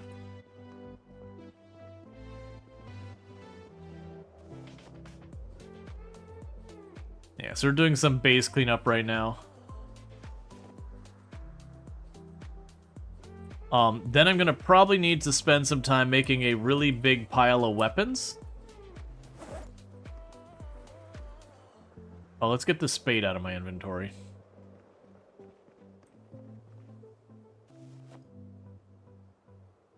Don't need that on me. Oh, that's my trowel to actually work with. Let's also get that out of my inventory. That'll all be stuff that once I figure out what tools I want and need for different things, I'll just have them in the cabinets near their respective machines, so I don't have to like juggle all that stuff. Let's drop off your berry into your inventory.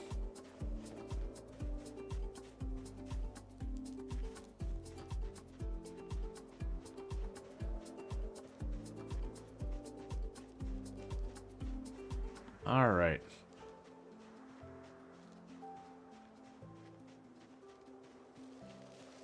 So good news, we are starting to wind down all these piles of branches and all that.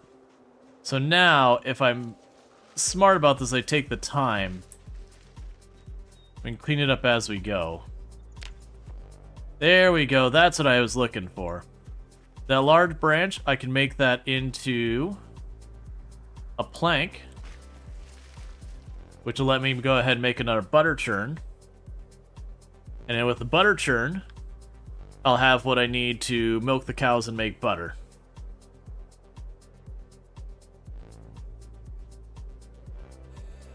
Yep, no, it's deliberate. You gotta rally together if you want to make it easier to win. Everyone can win if you team up.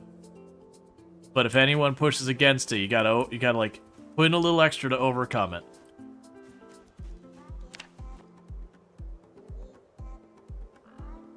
How goes run day? It's going good. Just cleaning up some of the mess we've been making out here. Got our cows moved over.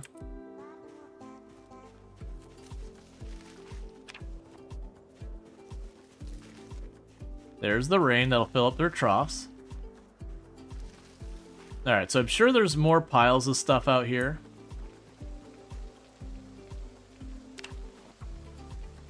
That's fine. As we forge around and we find them, we can load them up and get them out. In the meantime, well, I probably don't have what I need to put down the butter churn, do I?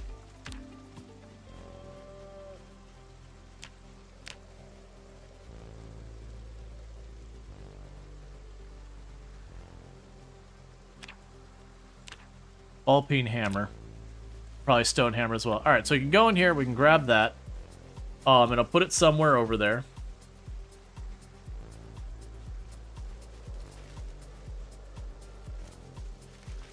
And then that'll let me churn butter. You get that all sorted. But yeah, so Project Zomboid, we do have snowy days and all that. But as you can see, for example, for right now, we are in not quite mid-December. And it's still too hot for it to snow. Usually only end up getting like maybe a week or so of snow days in Project Zomboid. It usually does not last long. And even when you get those snow days, it usually snows for a little bit and then it just melts right away. That said, you can always change like the default temperature of your world. Or there are mods to change like the average temperatures and all that. Can you show the stats? Sure. So we start with literally no stats in this character, and at this point we're at axes 6. Long blunt, it's about to be 4. Short blunt 4. Long blade 4. Short blade 5. About 1 spears. About not quite 8 2/3 maintenance. Carving 2. Carpentry is about to be 1. Cooking 2. Electrical 3. Napping is about to be 4. Animal care 5, fitness 5, strength is about to be 6, nimble 4, and then foraging is about 6.5.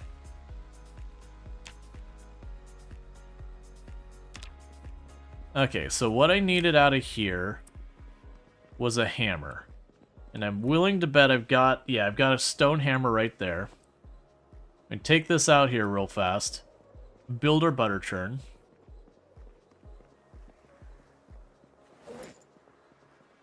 Let's see, 90% of snows where I live are going to be in like 1 or 2 days. The other 10% is like 4 feet of wet snow. Yeah, it just doesn't snow very long.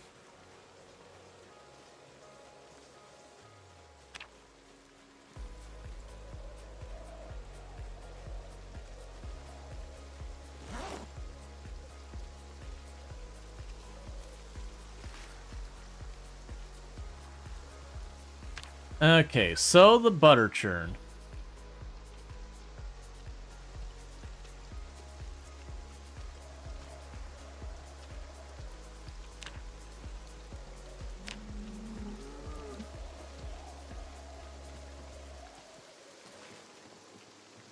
Good place just over here.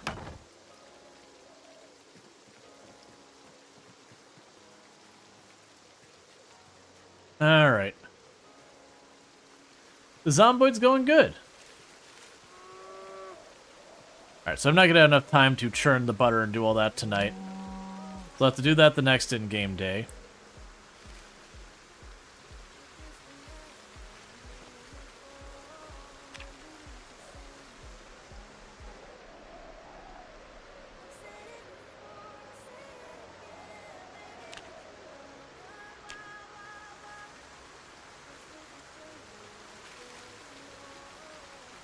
Alright. Let's see, Rual, you're a week or two in your CDDA run in Build 42 and you need some advice. I need to get to the bookstore, but the main road is shoulder to shoulder. Do you clear them all the way, or do you try and round them up and move them in the woods? I would still kill them all the way. I generally, because, like, getting to the bookstore is purely a preference thing, purely like an option thing. It's not going to be a thing that is going to be instrumental to your success or failure in your run or anything like that. So it's not worth taking way too much of a risk for.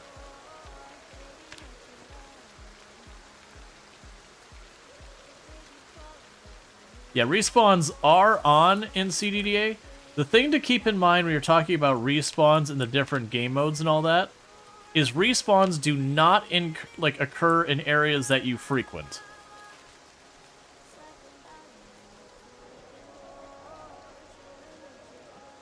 So it's one of those things that if you're going back and forth to the area clearing it every day, you don't have to worry about respawns. It's only when you leave an area alone for a while. It's something like you have to leave an area alone. It's something like 3 or 4 days, and then the respawns will begin to happen.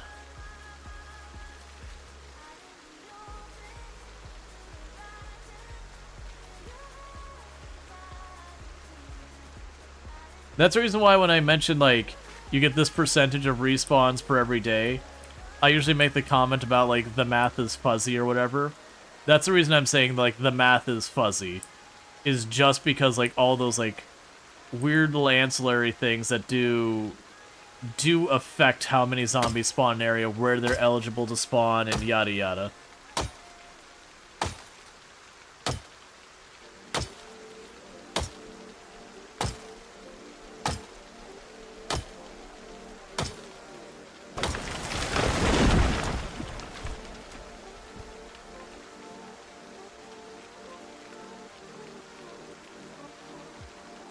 So just getting some logs, enough that when I grab the rags the next day, I'll be able to slap up a piece of wall real fast.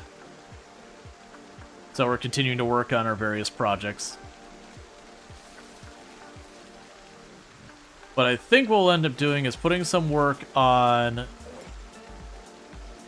figuring some of this other stuff out going on. Where's the other log?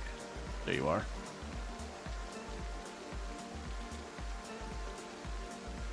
Okay, so that's enough to put up a wall.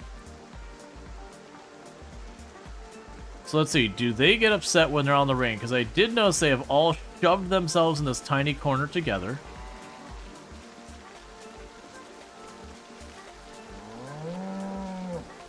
Okay.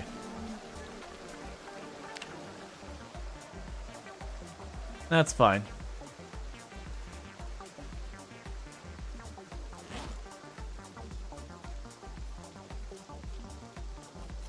Okay, so you can put away the hammer.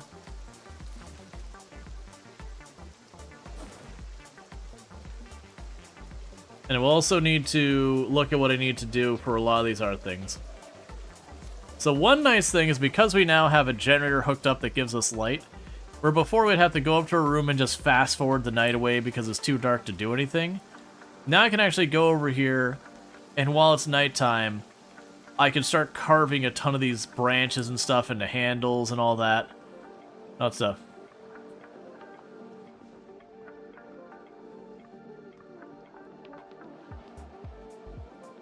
We could shovel the fuel in here. So let's go destroy wood splinters. Oh, you were still picking them up.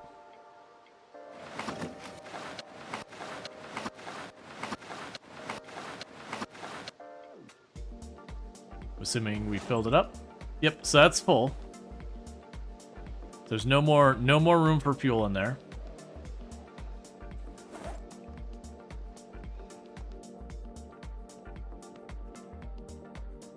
Okay, so let's go to carving.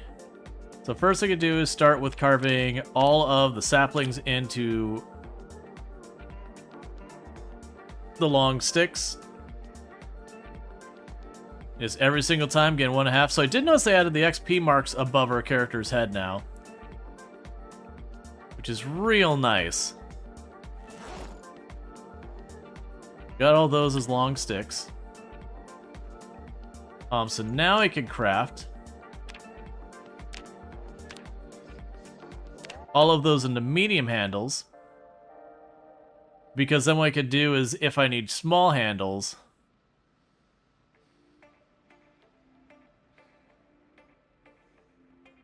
we could deal with that.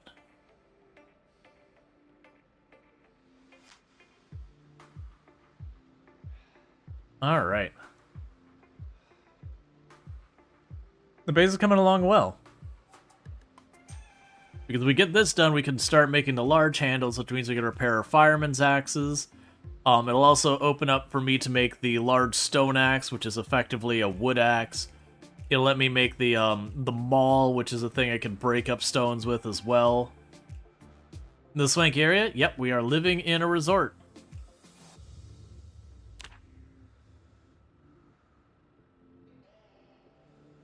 Yes, we're getting a lot of carving skill out of this.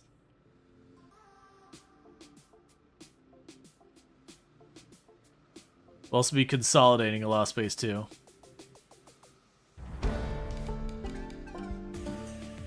Yep, so that's another level in carving.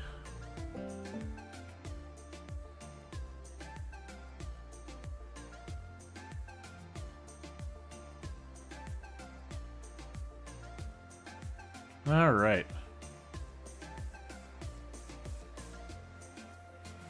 And we're getting sleepy, but that's a whole level in carving for us. Gonna be running out of those soon.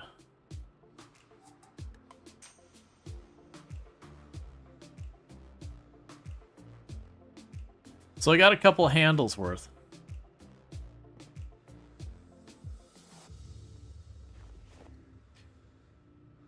Let's see. So does the story come with the turn down service?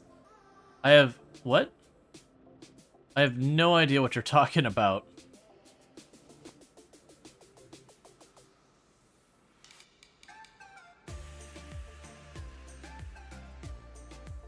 Oh, we already named all the animals. Yeah, we did that. It's already happened.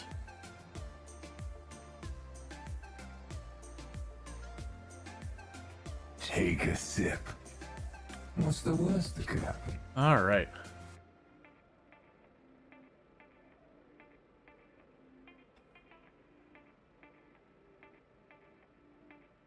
Oh, room service?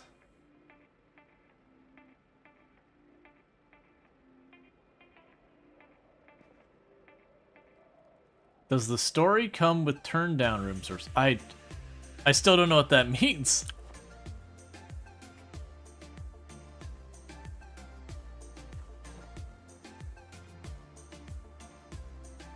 Yeah, we are our own room service.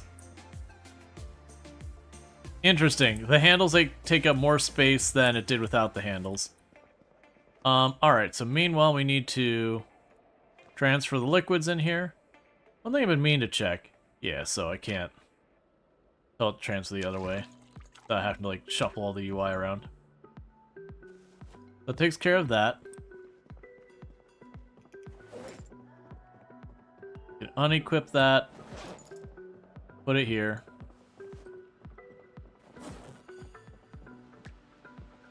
Alright, we're starting to get a little snow outside.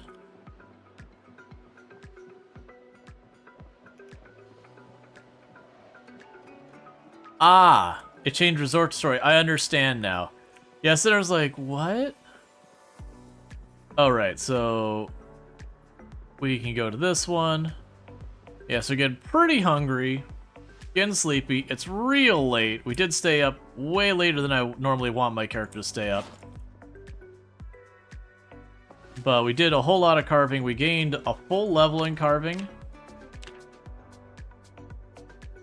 So that's good news. That should give me the large handles. And the large handles we got. So this is what I was curious about. So we have charts.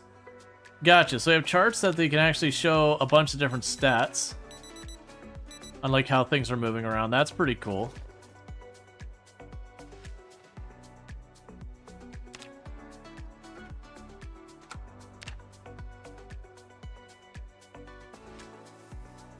Yeah, it shows like our highest kill count day. The highest our average kills got up to. That's cool.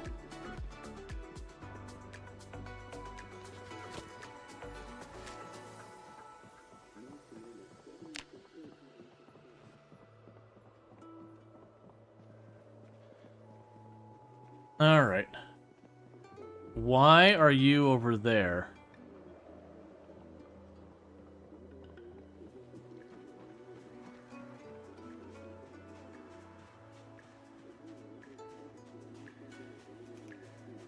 Let's make sure there isn't a zombie over here somewhere, because those shouldn't be able to go up there.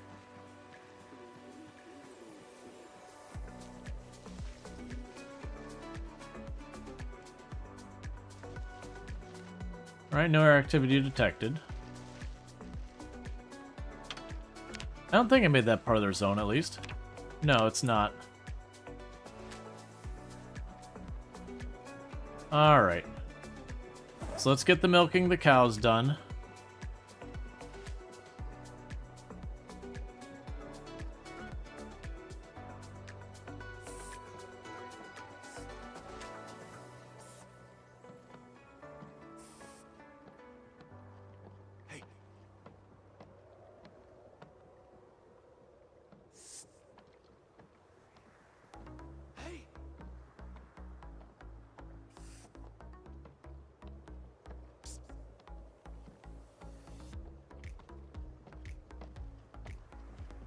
Hey!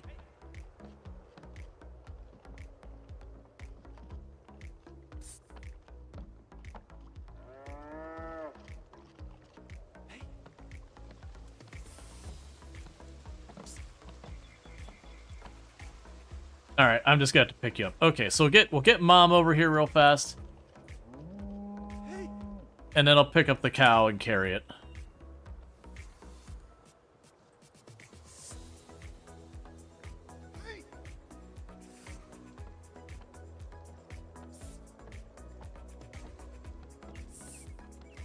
All right.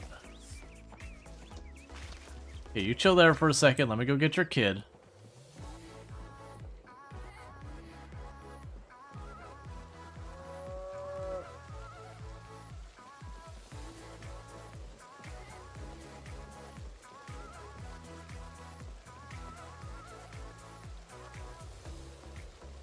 I'm sorry, cow, you have killed yourself. I can't reach you.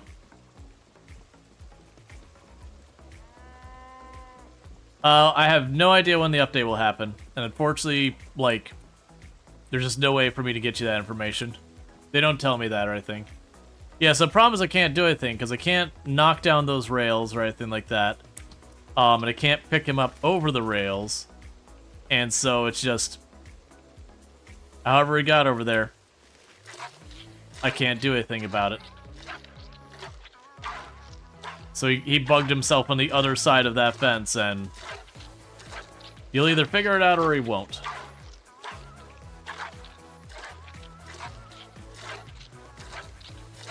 Can you undo the railing? No. Can you lure him? No, I tried, and when he got down to this corner, he couldn't get around it. No, yeah, it wouldn't let me vault. I tried to.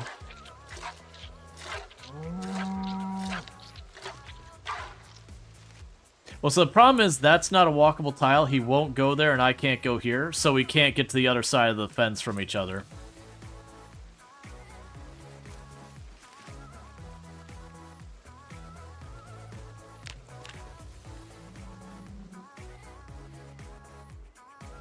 No, so the problem is if I build a single tile of floor there, then when I pull it up, it'll be dirt.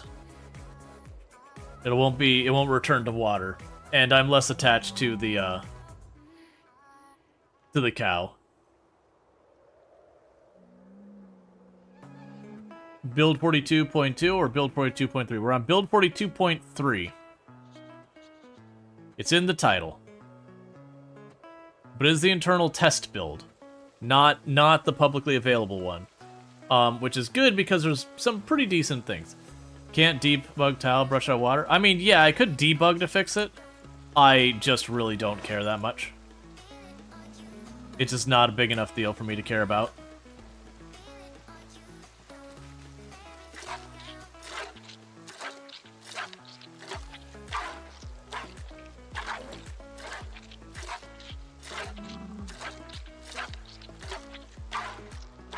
My other hope is when I leave the area and come back, they'll just be resolved. Okay, so you're not marked as having more milk.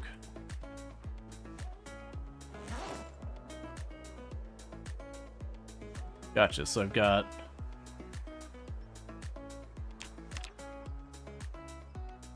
Does shelter do anything for animals? I have no idea. This is the first... Like, I had a shelter at the other location, this one doesn't, and that's actually part of what I'm curious about, is if I just don't bother. Like, will the animals get stressed over time? Will there be, like, anything? Like, what will be the ramifications for that?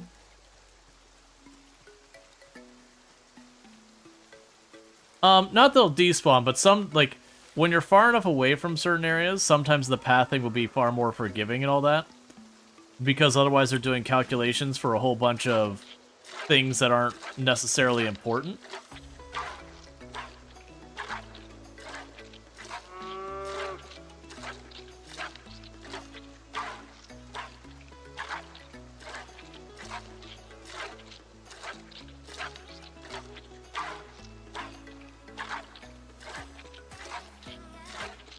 Yeah, at least now when I need to deal with this. I travel, so are those both full? Yeah, so we probably have more milk there.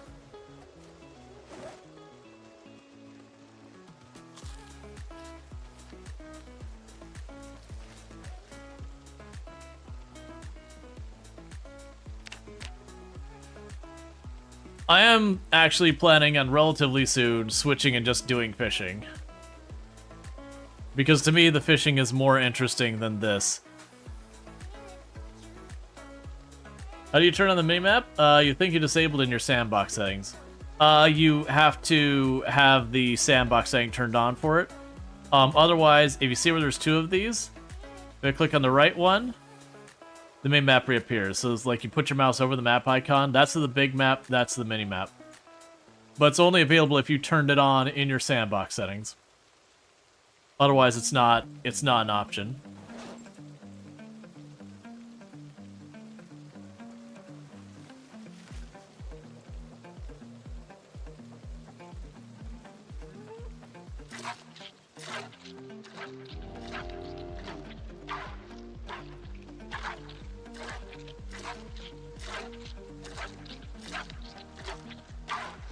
Alright, so just trying to get all the milk we can.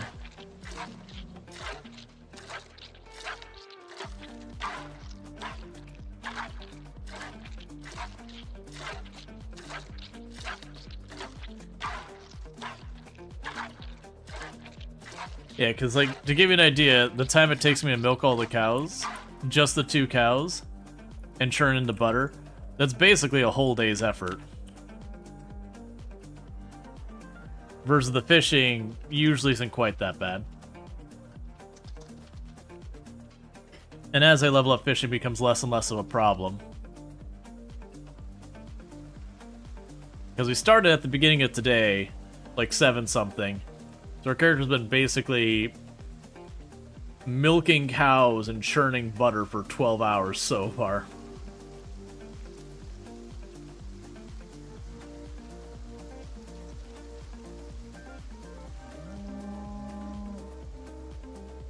That's the life for you? There's nothing wrong with it. It seems like a perfectly reasonable thing considering how much milk we get and all that. Like the fact that you could do that and you're just set for a couple of weeks with the amount of butter you get. Versus like the fishing with the fridge and all that's the whole thing. You still think it should be turned down more? Yeah. I think it potentially turned down the amount of milk you get instead of like the conversion rate. And the reason I would say that is by turning down the amount of milk we get, it means less time staring at status bars. Because we're not even sad right now, so we're not dealing with like a major penalty on the rate we're getting stuff done.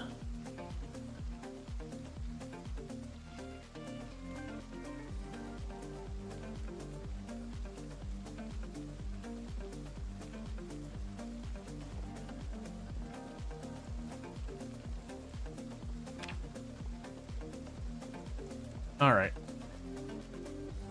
Ooh, maybe I can get it at the corner. Hey, cow. Stay right there. I might be able to pick you up. Yeah! Okay, so I was able to pick him up around the corner. I didn't think about that till just now.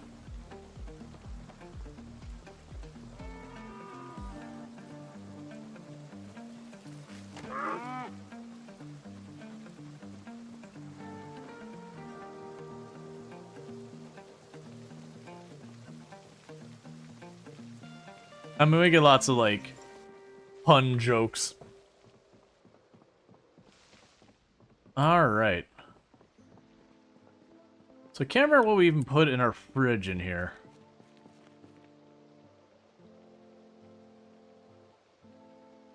So a can of oats.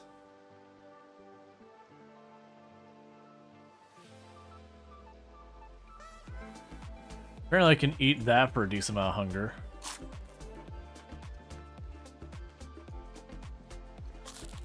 Trying to do some stuff that'll deal with my hunger without putting on weight. Just eat ourselves an entire container of dried rosemary. Chase it down with an entire bottle of yellow mustard. Heck yeah, man. Eating the good stuff here. Alright, so let's go back here. So, craft. I can repair these ball peen hammers.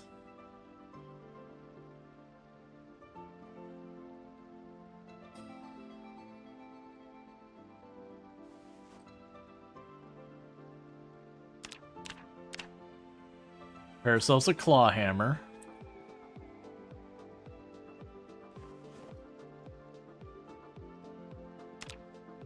We can carve a trowel out of medium handle. That's interesting.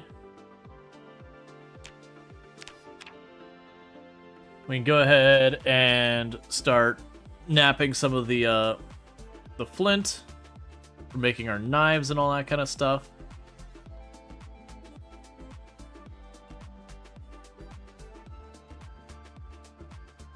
I must need another level to carve a large handle. Hey, another level in napping.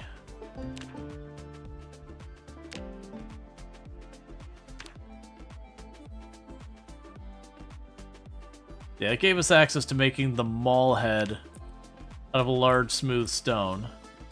And the stone axe head out of a large smooth stone. Let's go ahead and make our knife blades. Ah, so the long stone knife blade I have to make directly out of the flint nodule, not the chipped flint. Did they fix the insane muscle strain mechanic? that's just going to be turned off in most playthroughs, if not. They nerfed that a while ago. It's like, so to be clear, when you first start a round, it is pretty rough. There are certain weapons that are specifically bad for. Like the machete and the ice axe, for example, are weapons that are particularly brutal on the muscle strain. Basically, one-handed and heavy weapons are really a bad time for muscle strain. But it is one of those things that as you gain levels in both strength and that weapon category, it really becomes a non-issue. So it's around like level 3, 4, 5 in most weapons classes that most of their weapons, the muscle strain doesn't really matter. Again, with a couple of exceptions, like I said, the machete and the ice axe specifically stand out as ones that have remained a bit of a muscle strain thing, but they also hit hard enough you can push into muscle strain a decent amount before you start really, really feeling it. Alright, so I'm going to stop doing that for right now.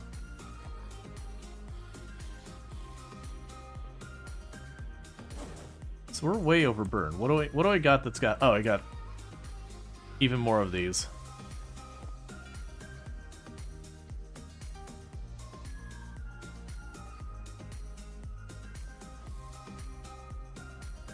Okay.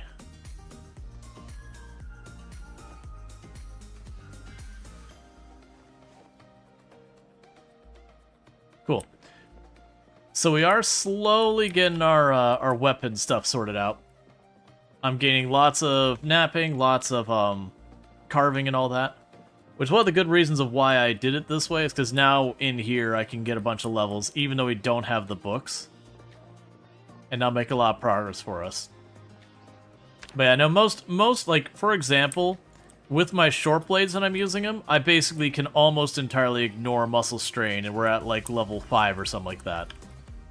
The short blunt weapons, I could definitely still push myself into a point of having decent muscle strain as an issue, but it usually takes quite a bit. I'm usually already pushing some pretty bad exertion by the time we get there. I think I'm at level 4 there. I think the nightstick was causing me a little bit of headaches for muscle strain, but that's just more of the damage wasn't that high at low levels. Alright, bear with me, chat. I need to use the restroom real bad, so I'm going to do that real fast. I'll be back in just a couple minutes, and thank you again for tuning in.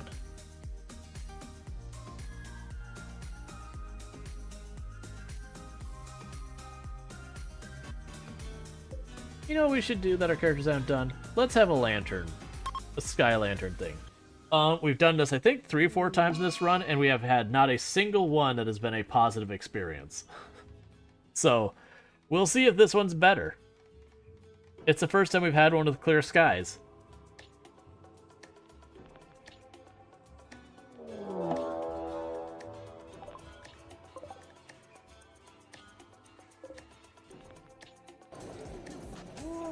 Gliding down!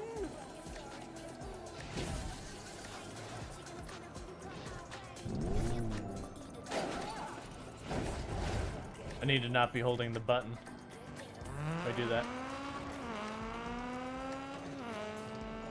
But yeah, so it is... Why did I go to the moon? I don't understand. Why? I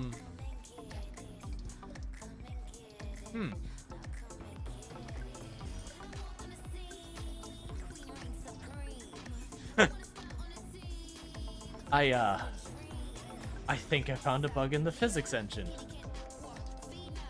What do you think, chat? I'm not sure what I hit, but I didn't just slam into the roof and get stuck here.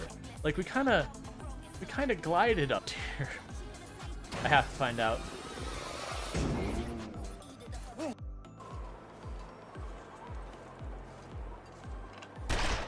Oh.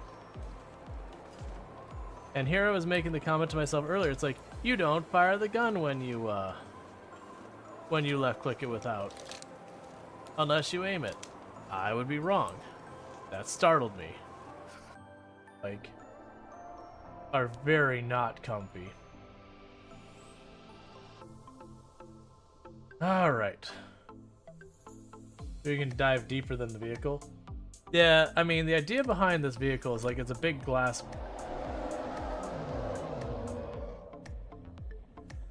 I feel like I should be leaving. Nope, it's time to leave. Nope, nope, nope, nope. She was in a fit of rage.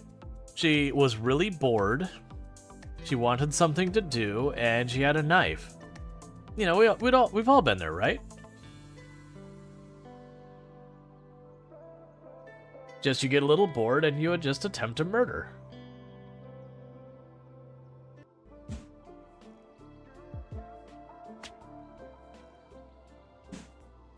All right, let's go ahead and get back to it. And thank you. It's good to see you, Resorty. How's it going? Yeah. But yeah, no, that's when Build 42 first dropped, the muscle strain was pretty severe. I don't actually think it was bad. I actually started the stream commenting on that exact thing. That I think the problem that we ran into, and thank you for the follow, welcome to the stream. I think the problem we ran into is right when research craft.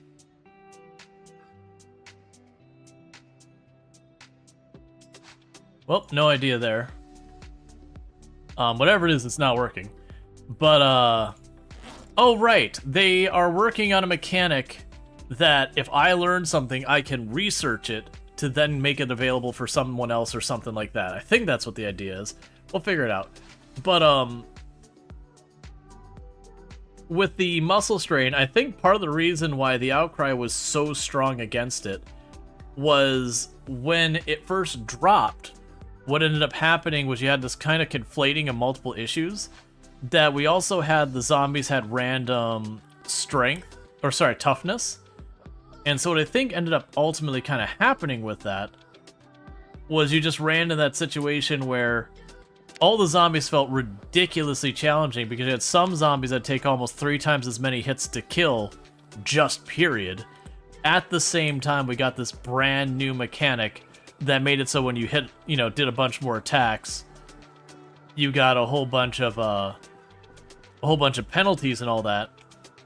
And so it's just kind of one of those things that those two together made it seem way worse than it really should be.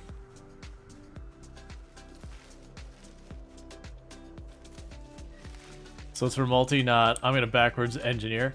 I think so. I could be wrong.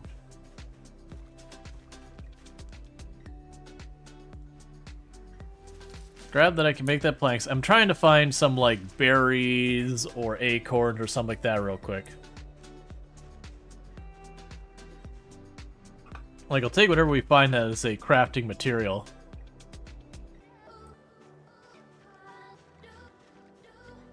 It's also the devs are terrible at job. I would not agree. It's literally the unstable branch. They literally said it's not balanced. Like, these things happen. So let's not go and dump on devs.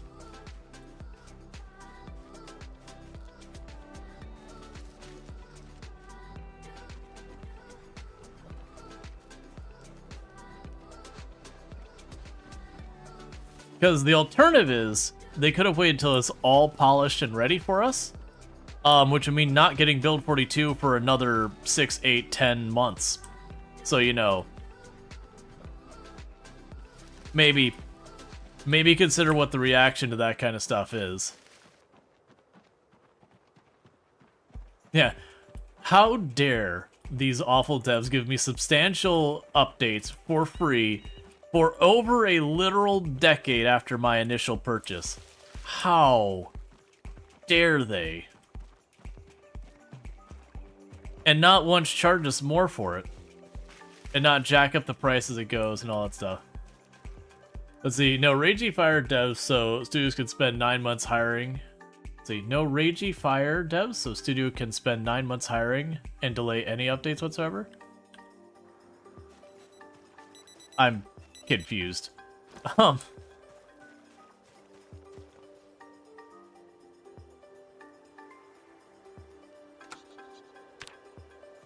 Having weird, quirky interactions really how you get good balance? I mean, you run into them. The more complicated your game, the more room for, like, weird, unbalanced, undesirable interactions to occur. And Product Zomboid is a very complicated game under the hood. So it's kind of one of those things that the amount of just random things that don't work the way you'd want them to is going to be much higher, and that they just got to deal with it.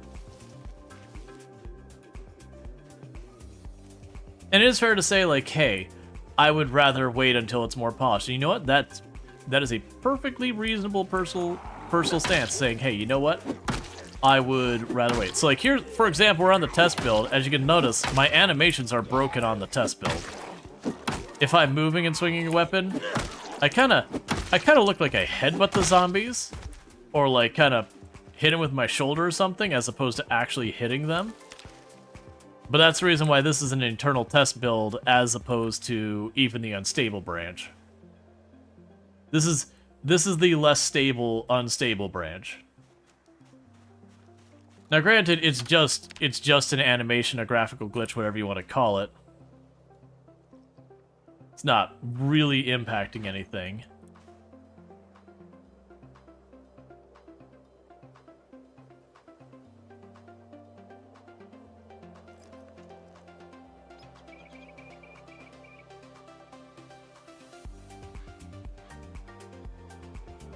Oh.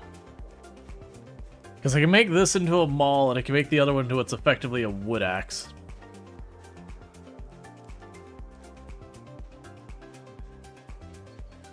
I was really hoping to find some berries.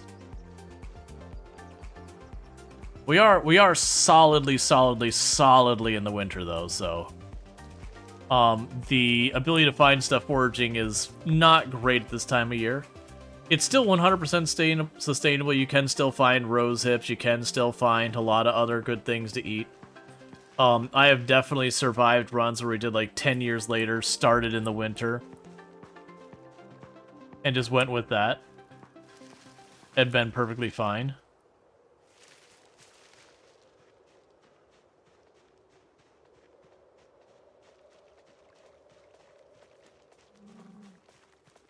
At last, I have no idea what any of those abbreviations mean.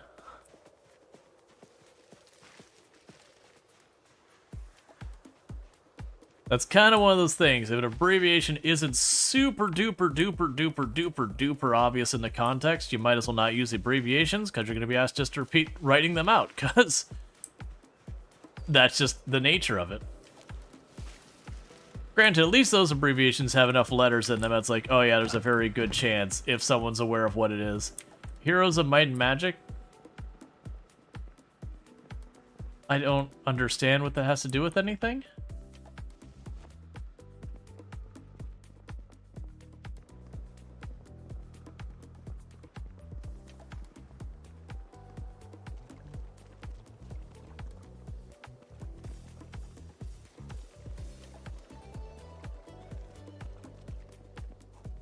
You okay over there, buddy?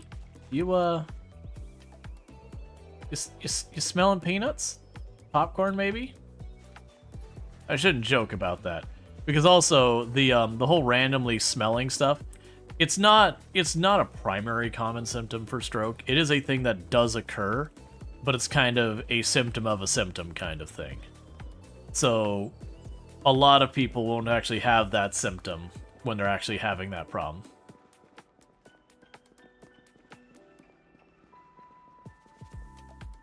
This is the most up-to-date Heroes of Might and Magic you've ever seen.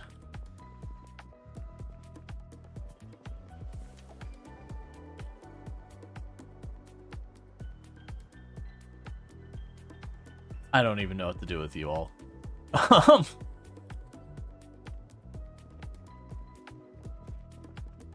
Alright, so let's go ahead and do this. Get our other satchel thing filled. Drop that. Go through just combat items. Not every game needs to pretend to be every other game. I know we're memeing here, but it's also just really confusing.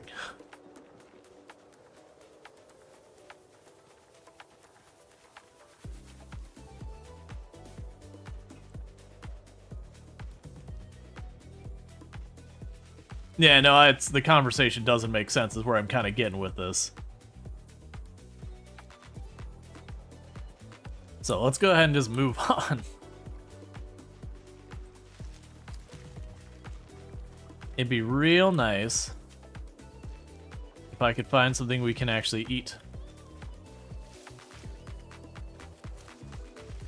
Because, like, don't get me wrong, I can keep... Oh, right, we still have the other big branch. There we go. I can eat that.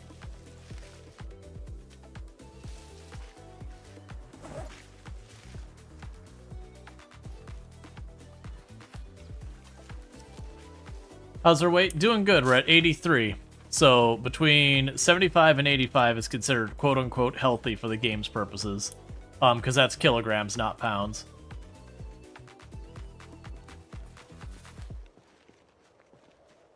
Hey, look, berries. We can eat those too. Those are some big berries. Alright, so let's drop the 2 large branches. I'll make those into planks whenever I need planks. And then that should put us at least in a good shape for doing something. As much as, like, I really want to focus on... Did we test the poison? I haven't found something poisonous that I'm aware of yet.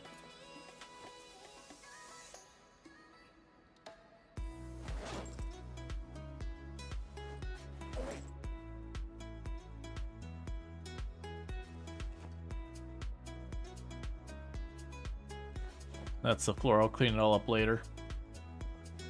Alright, we can eat that. Lake. I mean, I could. Right now, what I'm going to do is I'm going to go up and around. We've got the berries. We'll take a sip. I'm having the feeling that poison, like, even with the poison berries and all that, I'm not expecting them to have, like, cranked it up to near instantly lethal. Oh, did I already put the gas cans in here?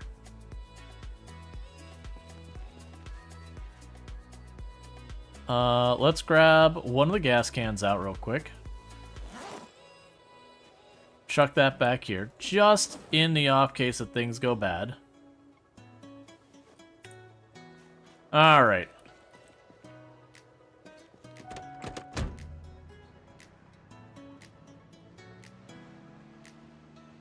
Because for those that didn't see, I roughed this car up pretty bad.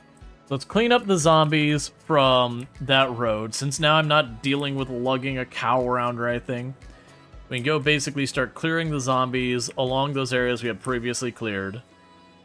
And once I get that under control and we get the helicopter behind us, I'm going to try and push more back there. I saw you, little zombie.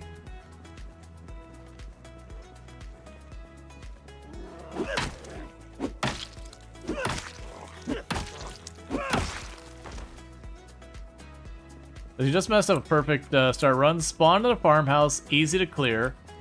Around it. Had pigs already. Building skills quickly.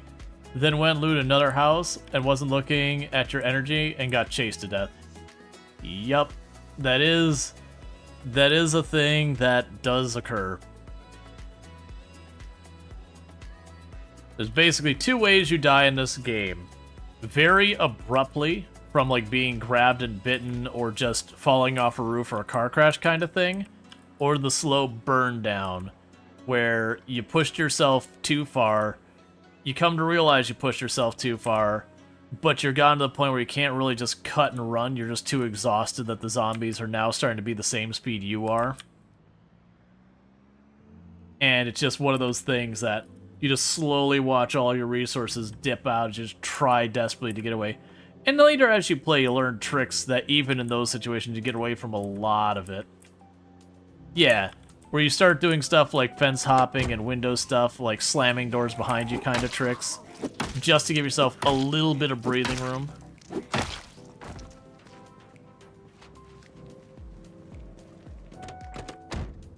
$45 kilogram fish, minus 345 hunger. Yeah, I do wonder if they will nerf the fish. I think one of the reasons they haven't nerfed the fish is because a lot of the other stuff hasn't quite been balanced out yet. So they don't want to take away one of our few ways of surviving, like long-term with the calories, until they get the other place where it feels better. So I think they're going to keep tweaking and dialing in the butchering until they're like happy with that.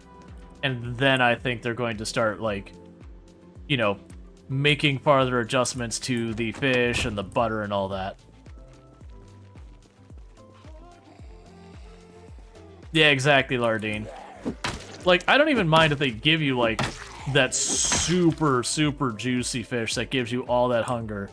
But maybe just make that fish more rare or whatever. Or it could even be that they actually go and add, like, different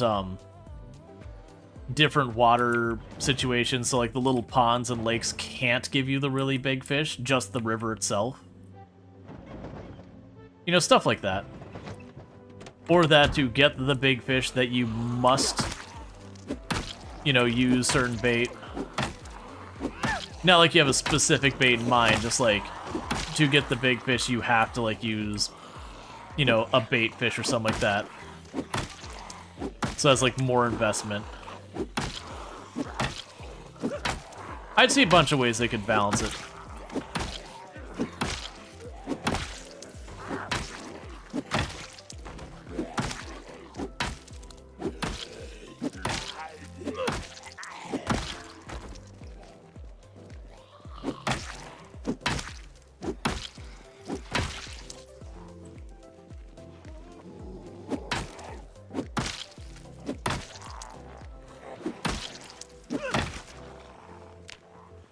Alright.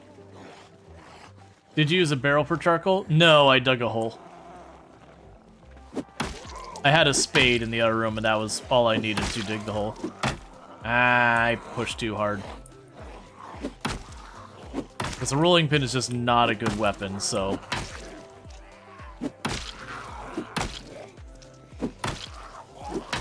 muscle strain and endurance usage and all that's pretty bad.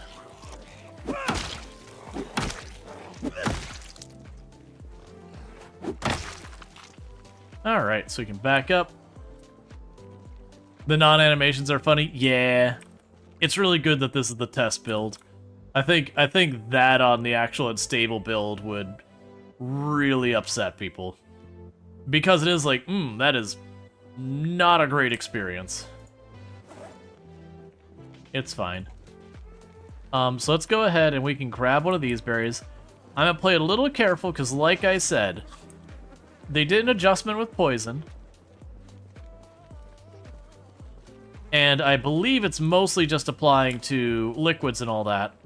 But you never know when they're in there fussing with the one thing. You never know where else it might apply. Just trying to get away from the worst of the stench. So I could pass time to get that off.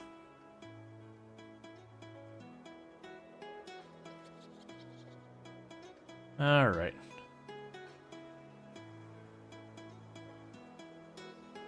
Okay, well that didn't seem to do anything, so let's finish that off. You thought fish aren't measured in weight? Well they're measured in encumbrance. Like every item in the game has an encumbrance thing. So for fish they have encumbrance as well as they have a length to them. And then, like, depending on the fish, the encumbrance, the length, yada yada, it'll have a certain amount of hunger and calories it handles, and yada yada. I'm actually surprised how well the rolling pin's holding up so far as durability.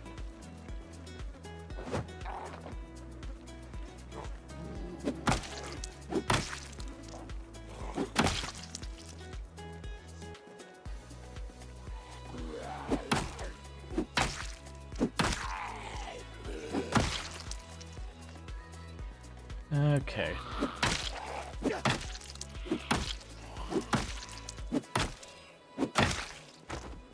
We can back off and rest. And part of the reason I'm prioritizing this is we are getting pretty close to due for our next helicopter. Actually, we're past... yeah, we're in the range of helicopter can happen, right? It's the 9th. And our last one was the 28th, yeah. So we're like... let's see, 28, 31 days, so... yeah, so we're at the 11th day since our last helicopter... no, wait. Is it 11th or 10th day? Either way, we're in the helicopter range. So it's kind of one of those things that this is where you've been taking the helicopters, and it's getting a little out of hand. So I do want to take the time to tidy it up.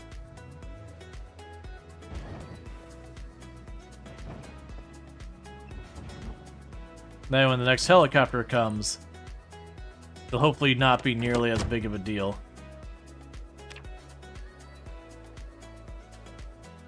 Just gonna wait here for a moment. So it drops off. Okay.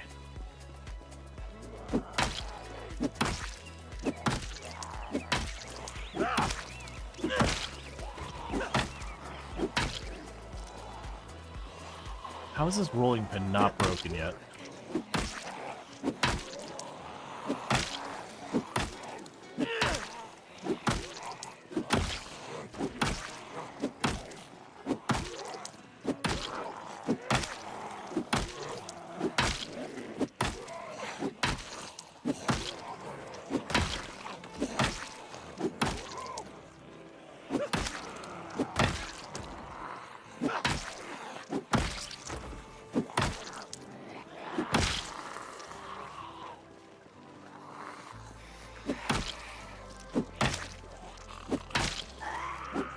Okay.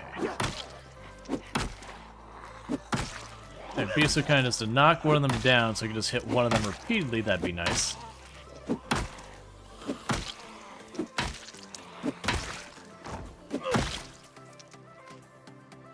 Cool. So now I can back off, rest up. Good to go again.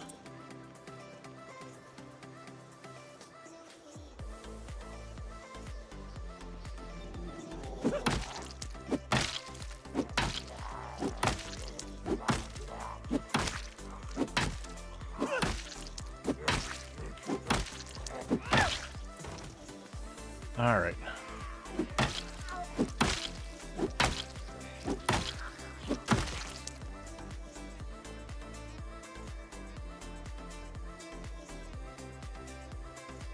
Okay, so just quickly get ourselves back up to our full endurance, and I got the way in that muscle strain, we pushed it pretty far. The good news, the rolling pin's pretty close to breaking. Because they're still gonna add more features ability for it too, or all bucks. Oh yeah, no, they're adding a lot more. That's if you actually look at the thing, it talks about like not everything for build 42 is in yet, that kind of thing. So the implication is that we got a lot more coming. It's just not here yet.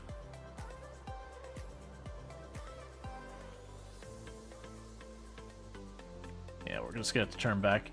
As far as I push that muscle strain, so yeah, rolling pin. Actively pretty terrible weapon. Just the damage is low enough and the muscle strain is high enough. I am getting very, very low kill count days because I'm having to fix the muscle strain. How bad your condition? You're one hit away. I'm just gonna chuck you in the garbage.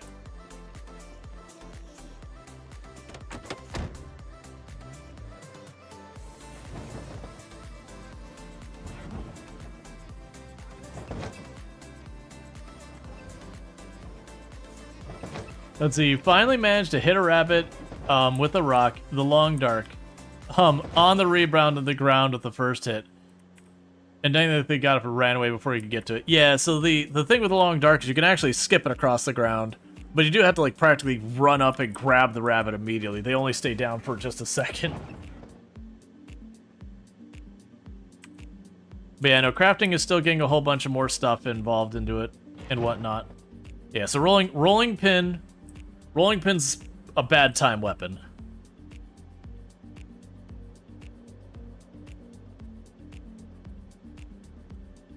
Which does make a lot of sense, because in real life, if you get like your normal like budget wood rolling pin, they're not super heavy.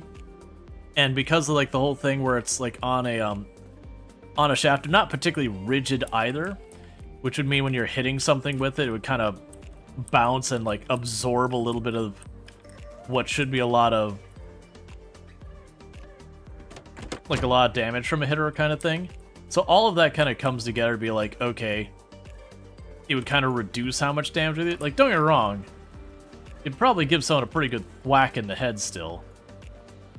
But compared to a lot of our other weapons, it'd be a pretty mild weapon. Now, you can get ones that they're made out of stuff like, I don't know what the actual material inside, but it'll have like a metal interior to it with like a plastic coating or whatever it is. And those ones are really heavy. They still have that like wiggle to them, so they wouldn't, you know, they'd kind of absorb a little bit of that thwack. But at the same time, they're heavy enough that you'd be like, okay. But if you can imagine trying to hold that thing and swing at someone and hit that, like, it'd be pretty exhausting and not do nearly as much oomph as you'd probably be wanting.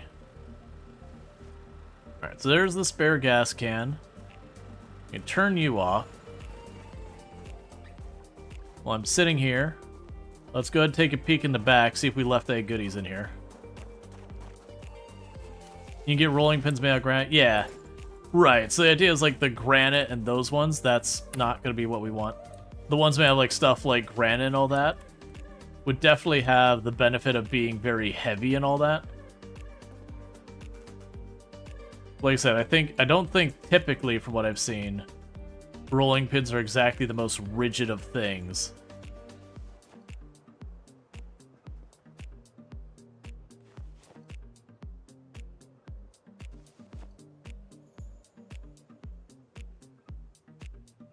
So we just grabbed what we could. I just figured we're sitting here. Let's just grab a backpack full. Versus the ones they depict in the game, they're very much depicted like your typical wood ones. Then there's the silicone rolling pins. Yeah, they just like bounce off or whatever.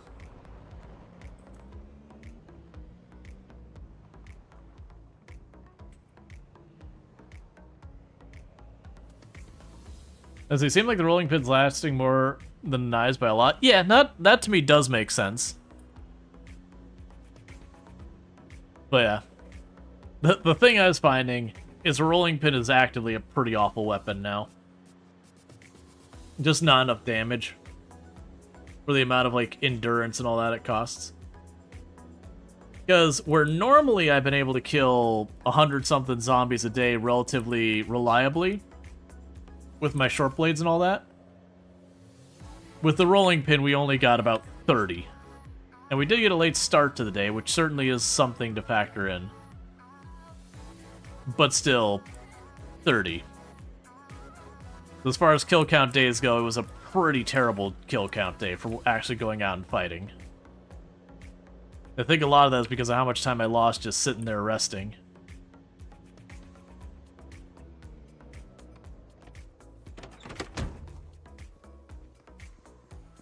Alright.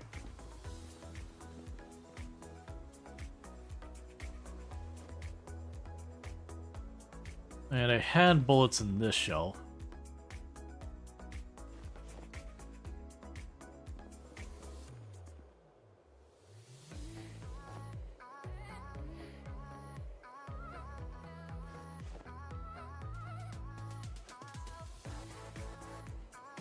Alright, let's see. We can drop you in there.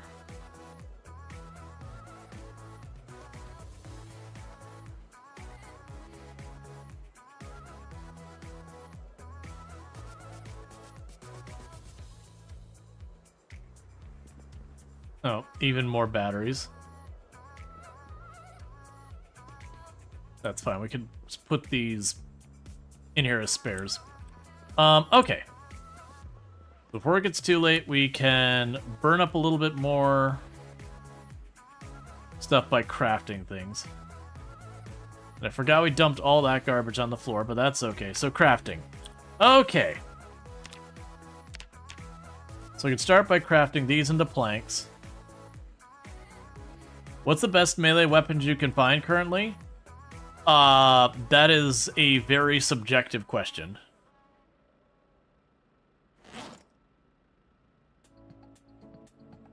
Because you can technically find almost every different thing of equipment in the game now. Almost. Oh, did they change what we can make those with? Oh, interesting. For the large handles, you no longer need the long stick. A tree branch or a plank will do. Interesting. That's fine.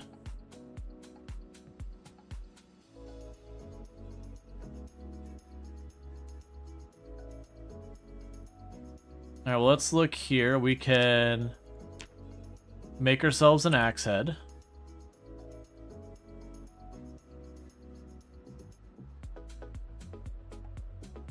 Where's the maul head? Make ourselves a large stone axe for under tree cutting. Yeah, no, well, no, because a large handle isn't for spears.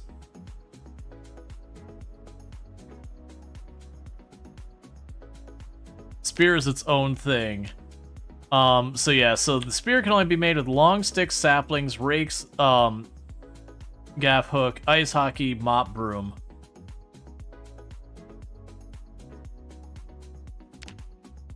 Or did I not just see maul in here?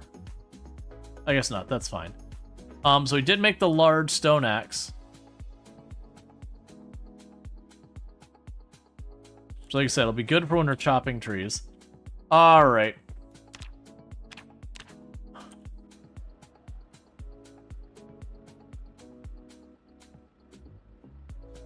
I'm gonna quickly work on trying to get more knives made.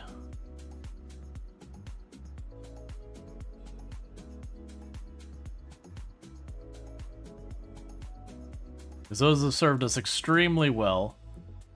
Assemble long implement. Because you can make the fireman's axes too.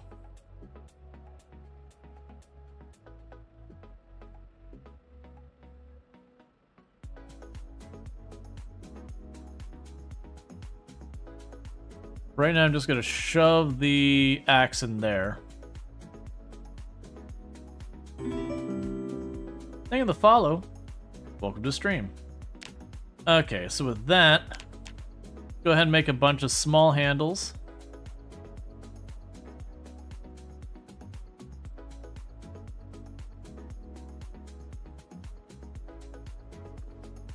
Drop those into a cabinet.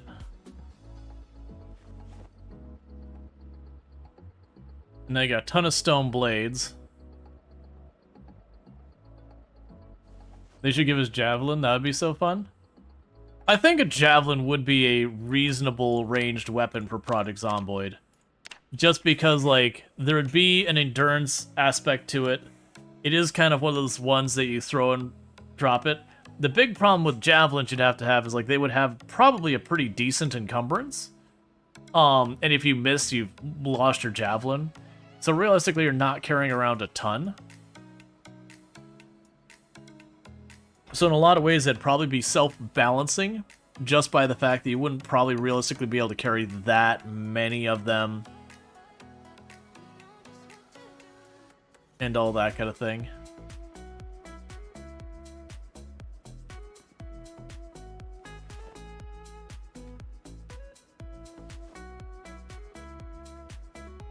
I'm trying to get just enough of those out here real quick. So I'm not carrying around anything that isn't a weapon so far as handles and all that.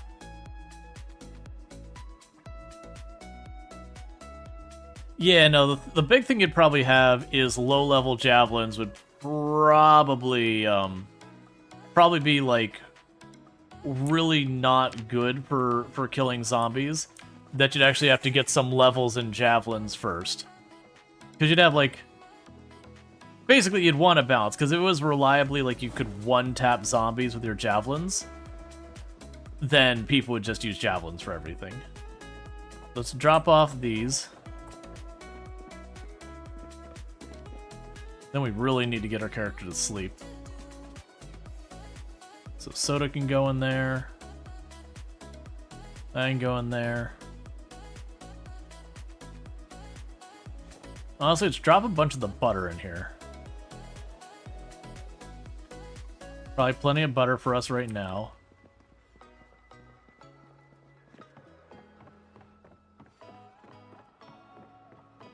Character really needs to be asleep.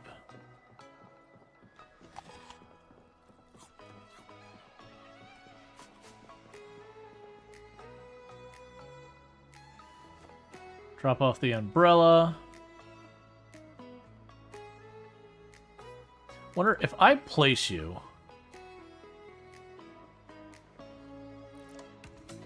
It should still be accessible.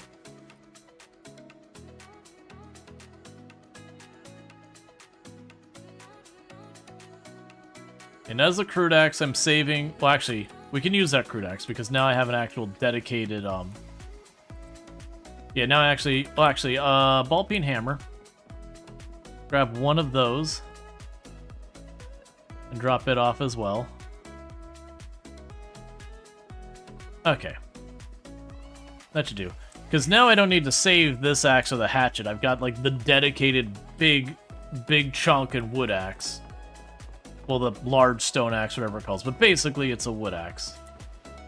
We need to go to sleep now because we're gonna get woken up by our alarm and we're having helicopter days.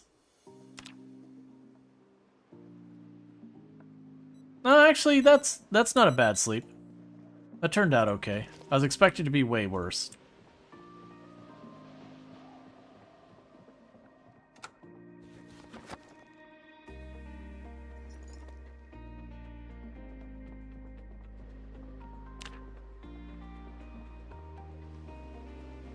Why do you keep going up here?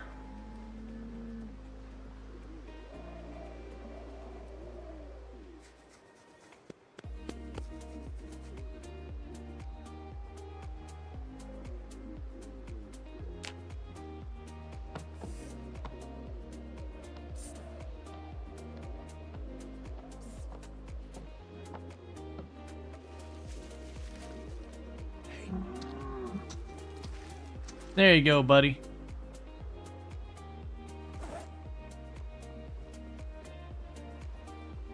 Alright, no helicopter reported. We can put this on our back.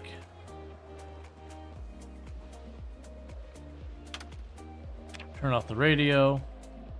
Pull that out first, because the stone axe should break relatively quickly. Alright, so... you can eat that berry.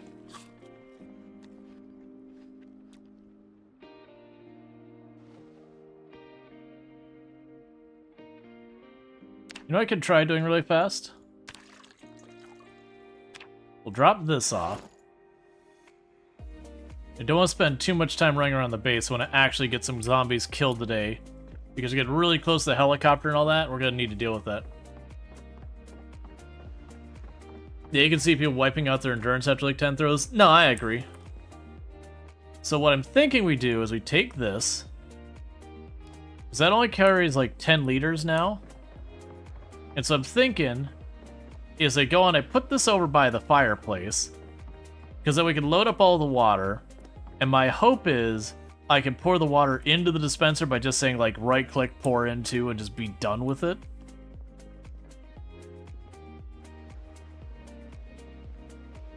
It'll just make my life easier. So let's find out. Let's grab the bucket. It's got water in it. Put that in the main bag. Don't you need to take the bottle off?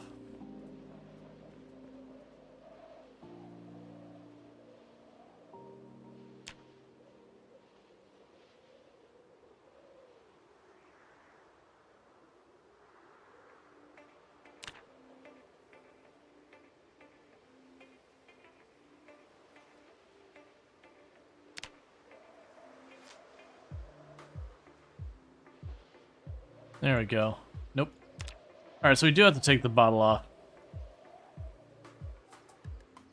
That feels like such an unnecessary thing.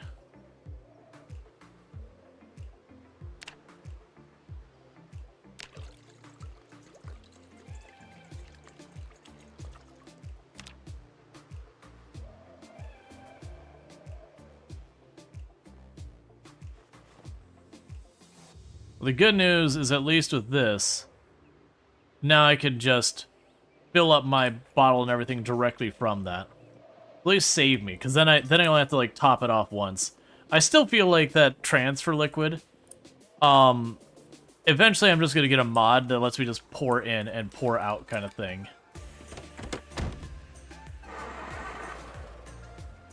What's the headline features for Build 42.3? Plumbing is supposed to be fixed. It's probably one of the biggest ones. We're also supposed to be able to dig for clay. That said, I don't know if I have to wait till, like, we have a spot to dig for clay spawn on the map or whatever. I don't know in that regards. There is a lot of bug fixes and some balance changes, but you get the idea. So plumbing being plumbing should work now is one of the big ones, and then like I said, the other one just being the whole being able to dig for clay as opposed to just walking around foraging all day.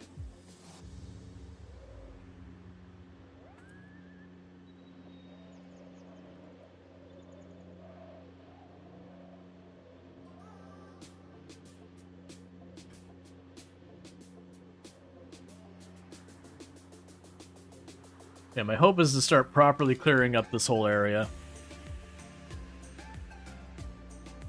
Deal with our next helicopter. And then we're going to start circling the lake for all the areas we haven't visited yet.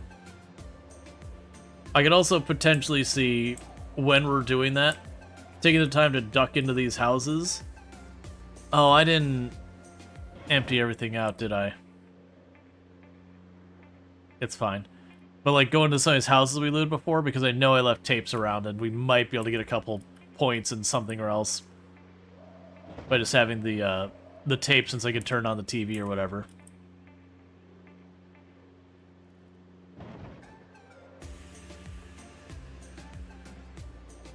Alright.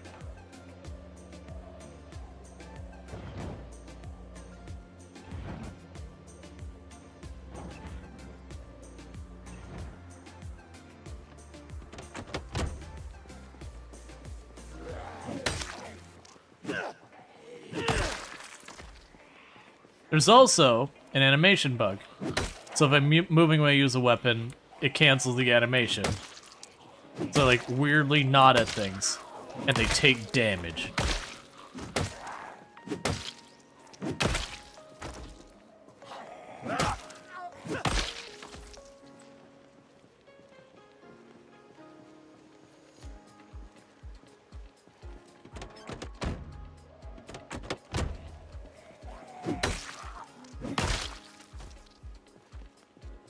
Alright. I like it. Make aggressive nods a sandbox option.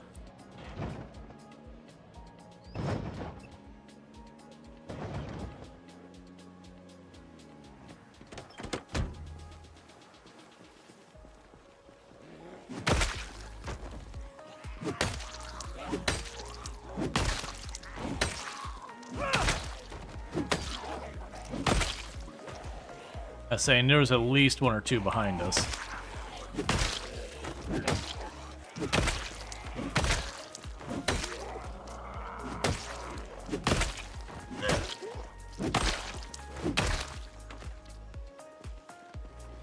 Okay.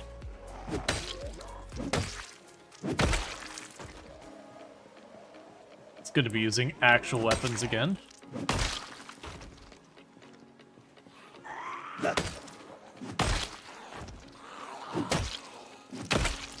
I still need to sit down and figure out what I need to do more with the blacksmithing.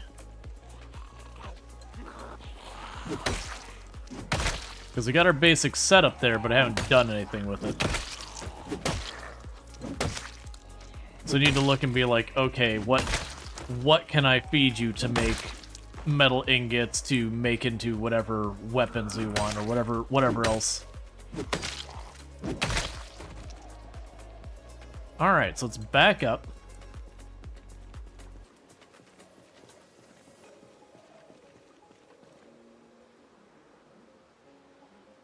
You can't wait to die because you took speed dimming, you found a sports car, and then fly around the Irvington Speedway. Hey, you know what? That sounds fun. I do agree, it's almost certainly going to be how your character dies. But, also, probably fun.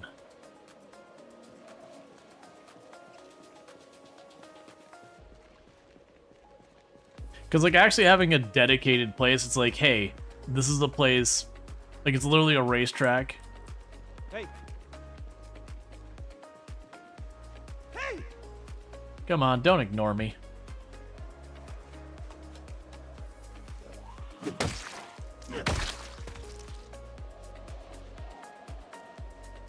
Alright.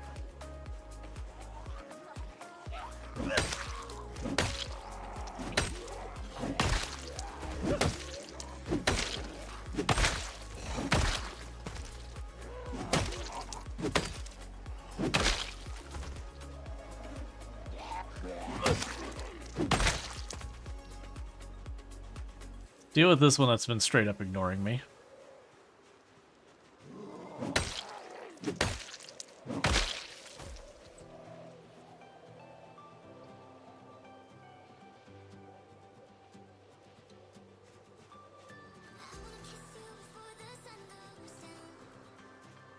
Honestly, we're not even losing that much endurance with the axe. It does help that we have a fairly high axle. That's always been one of the things, is the crafted axe is surprisingly light,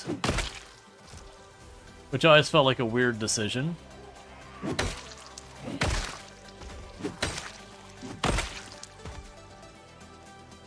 Because, like, it weighs the amount the branch does.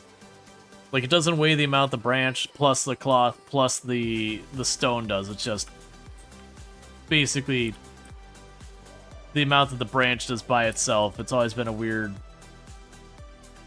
one. Hey! Hey!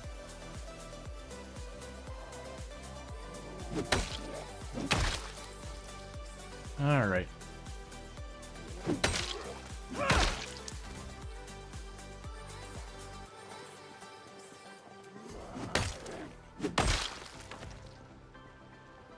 I wonder how much overlap blacksmithy and metalworking goes. I haven't looked. Like, a lot of the craft skills are places I have fallen behind on. Alright, meat cleaver.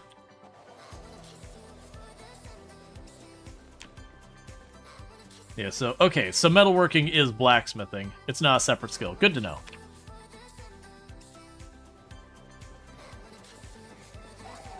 So that said, I think to fix my other car, I need a bunch of points in mechanics, and I needed some points in, I can't remember if it's welding or metalworking.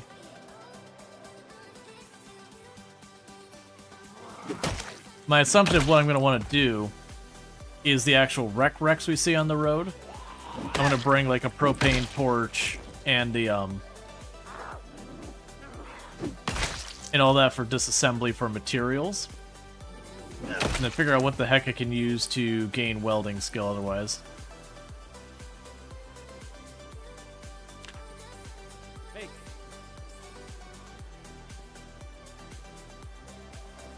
Alright.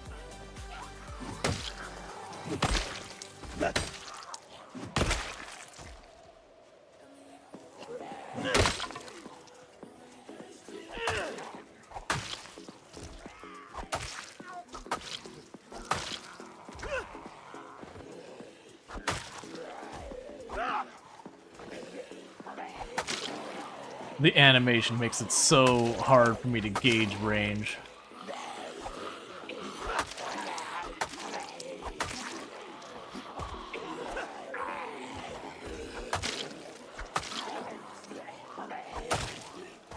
They also said they fixed a bug that was letting us able to hit really far, was the quote-unquote. Oh, wait, why am I super slow? I've run this a few times where we go moderate exertion, and then suddenly my nimble speed drops to like nothing like at all. And I haven't noticed it consistent with weight or being sad or being, you know, anything else. The only thing I have seen consistent is sometimes when I'm out of breath it happens. That almost got me killed there because I slowed down suddenly and I wasn't prepared for it.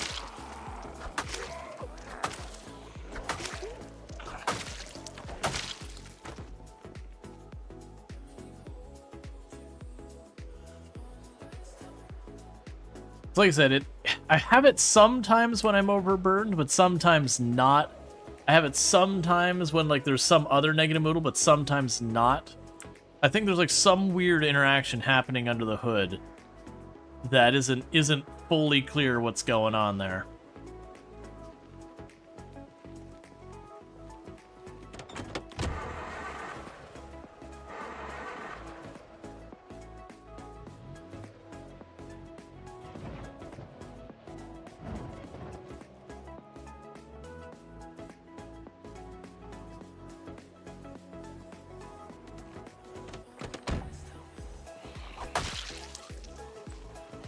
Okay.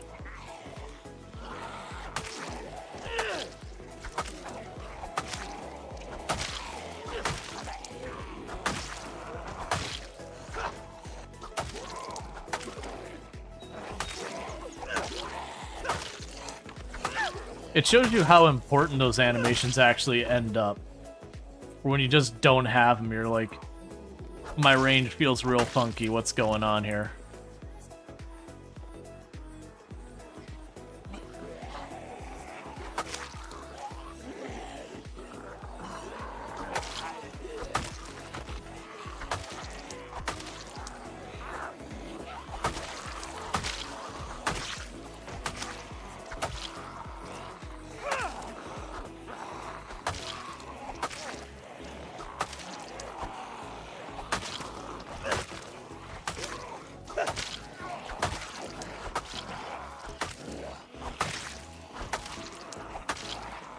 Alright. This would be impossible to play without the outline of the animations bugged. Not truly impossible, but it would not be a good experience.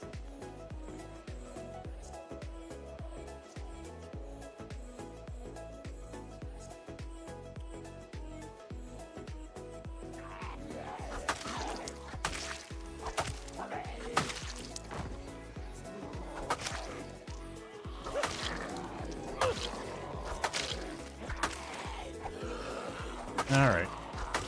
The downside is all these misses I keep doing because they're trying to time without being able to really see. Or eating up endurance and not getting any more hits in.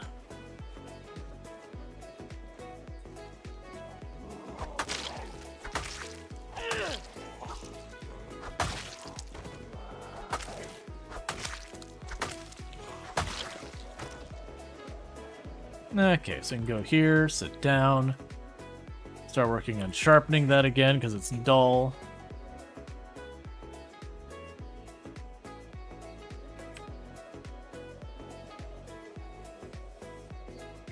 The muscle strain, so we'll start sharpening that one too.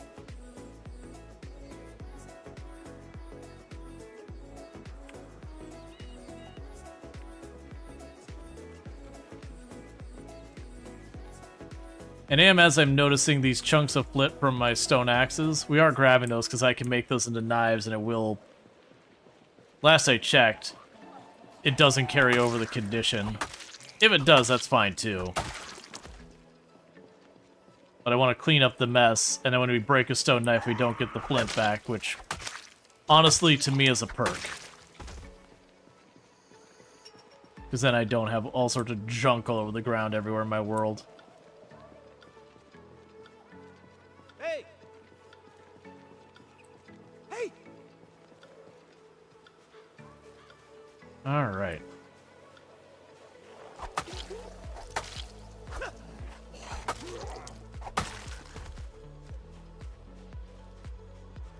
Yeah, as zombies, we hurt from driving back and forth. And then getting interrupted by it just getting too dark for us to keep going. Hey!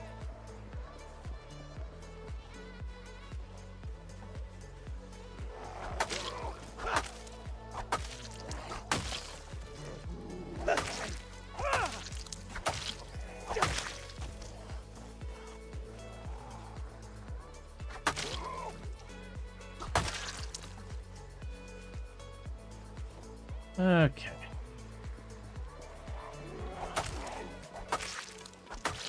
It's fun actually having the meat cleavers not feel really bad anymore. when they got adjusted in build 42, they became way more viable. In build 41, they were usable in a pinch, but they didn't really have the advantage of short blades. They didn't really have the advantage of of axes. They kind of were just in this weird halfway in between that just really kind of didn't work. So about all we could use them for was, I mean, like in a pinch, you use what you can. But the one place they did shine was for cutting through doors. That my understanding got taken away. They don't have the bonus they used to have for cutting through doors. At least I don't believe they do.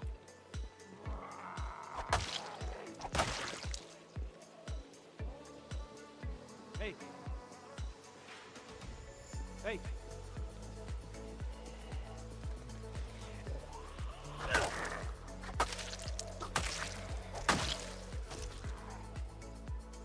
I'm also trying to deliberately yell, make a bunch of noise. We're not going full bore. I'm not using my whistle yet. Just a regular backpack. Hey. Get our chunk of flint down here while we wait for him to get to me. Okay, that flint's garbage. It's broken.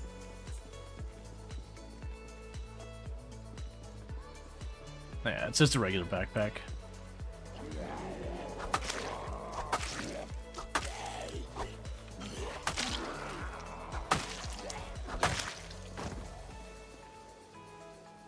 Yep, literally nothing inside. Let's see, you found out you can use a harmonica for noise too. It's really cute. You wonder what else works?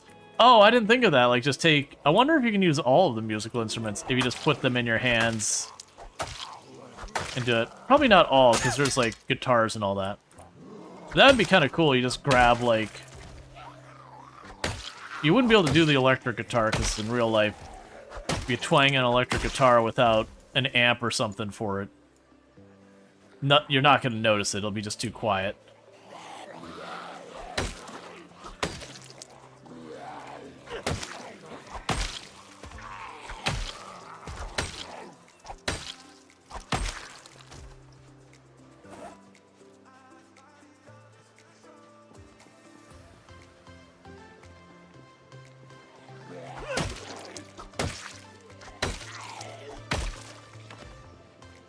Okay.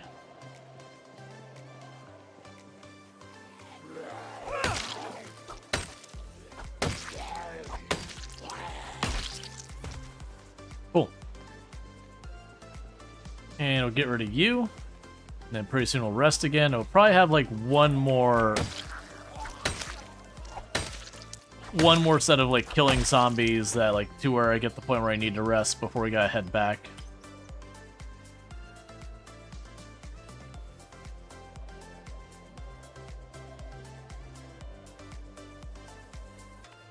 Multiplayer server traveling zombie killing band with the instruments to draw in hordes would be so fun.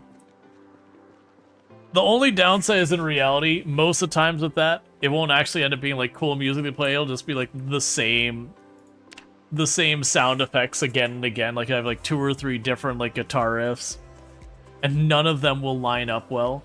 Not unless they do like the Sea of Thieves thing, which I thought was a really slick idea where when someone starts playing their instrument, everyone will start playing, like when they play their instrument, they will play the same song, like, and like sync up and all that kind of stuff. It's like if someone's begins playing like Flight of the Bumblebee, everyone else's instruments will play their part of that. Trumpet doesn't work either. Boo. The trumpet actually probably be one of the ones you can make like really loud in real life. Like compared to like a saxophone or something like that, the trumpet would be one of the louder ones.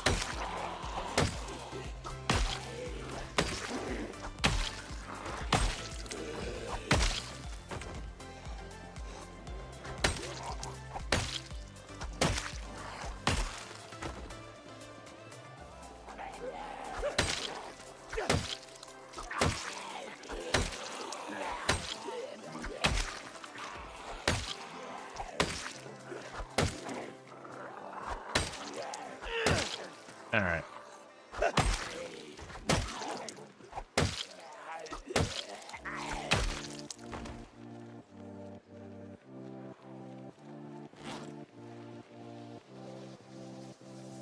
Character needs a break soon. Which will be us going back. Because by the time I rest, it'll be just too dark to keep doing stuff.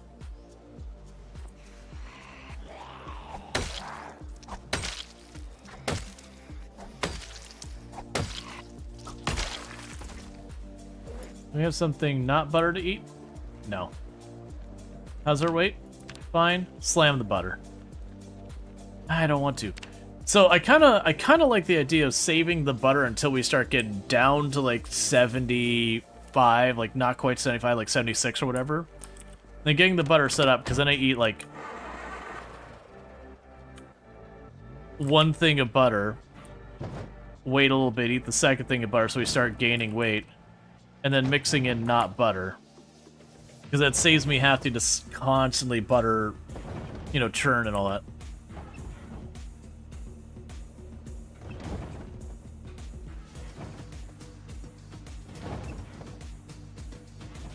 Yes, this is more typical of a day of clearing. 128 zombies killed. That's more in line with what I would expect. Versus the other day, we had done a little bit of building before, but I came out with the rolling pin, I got 30. It's like, alright, rolling pin, bad weapon. It was never a good weapon, but it feels extra bad right now. Because I'm not starting at like one... I'm not starting out, not at one short blunt, I'm at 4. And at 4 short blunt, if it still feels that bad, I don't think it's ever going to not feel bad. Which makes sense, it's a rolling pin.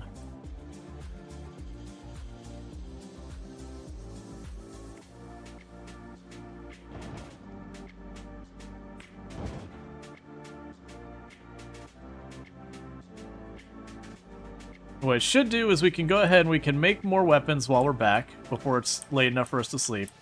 Let's poke our nose into the blacksmithy. And just see like what materials I need to be able to get like metal ingots or something going. So I know what to start collecting, hoarding, whatever you want to have. Give us bagpipes? Yes.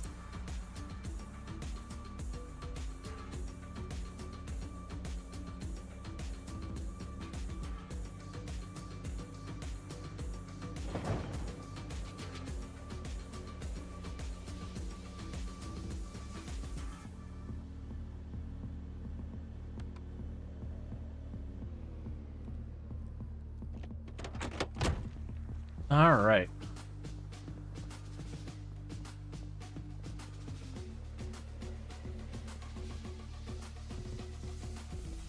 So before I forget, I know I need the tongs, which are in here somewhere.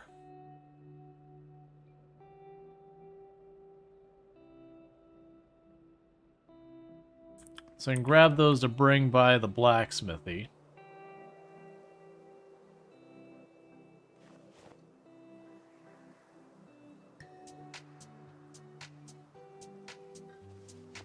Don't know what all chisels I need. Oh no, it wasn't a stone chisel, that's right. There was a chisel called like a metal chisel or whatever. Which I do think we have.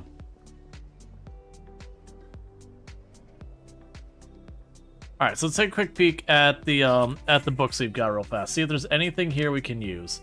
So carpentry, we're not ready for Carpentry 3 book. Carving is nowhere near Carving 5. Fishing, nowhere near that. Masonry, not yet. Trapping and metalworking, we're nowhere near that. Okay. So basically, we're not near any of those things. Fair enough. So I got the tongs to throw over by the blacksmith. We can go here. Pop down here.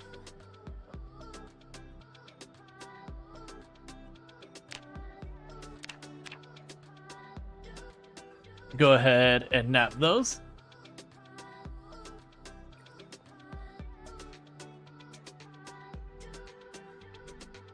And we can turn around.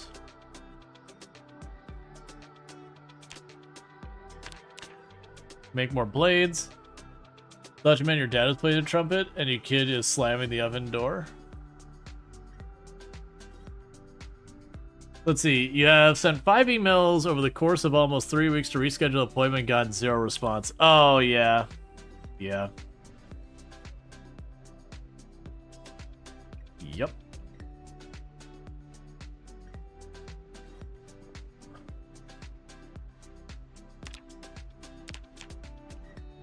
Alright, we can go ahead and make some more knives.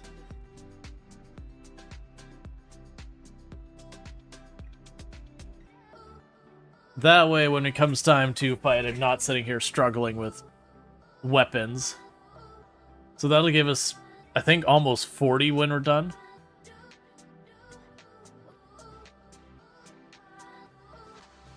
Which I think is because we'll run out of handles, which I can make pretty easily.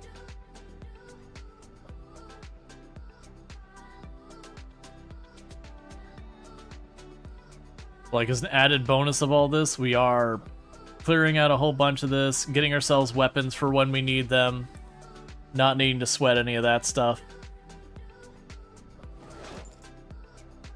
And since we are waiting for it to be late enough for us to go sleep anyways, this is what would be kind of downtime before, where we'd just be fast-forwarding the night away.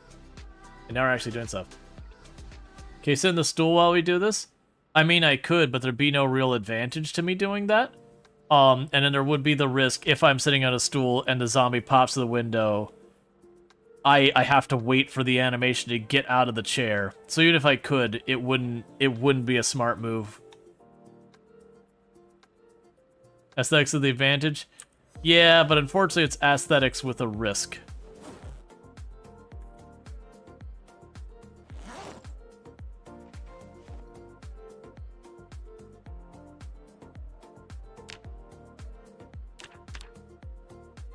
So that does unfortunately make it not really worth doing.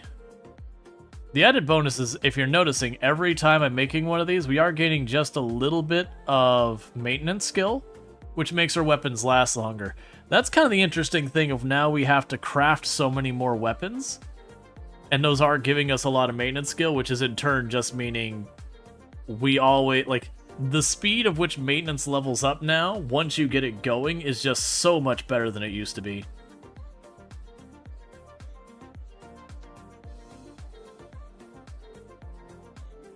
Oh, right. I think I need the ball peen hammer at the other spot.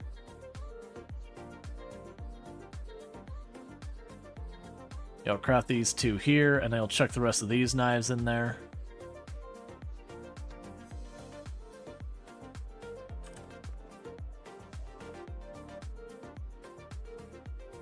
So give me that ball peen hammer. You're full, so we'll go ahead and toss you in here.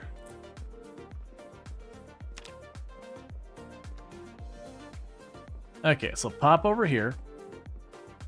And over by this, I'm going to put the ball peen hammer in there because I'm going to need that for blacksmithing.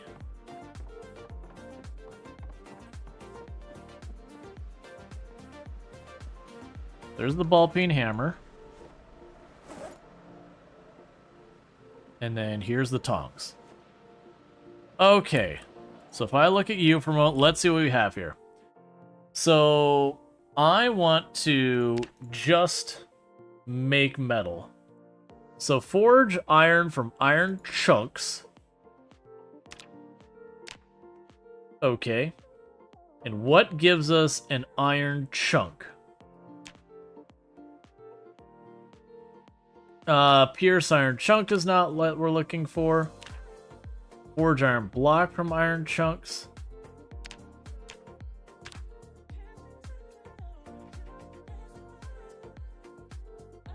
Need a smelter? Gotcha, so it's a separate piece of equipment.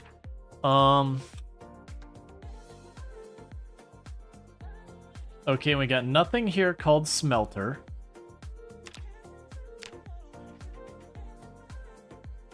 Nothing there called smelter.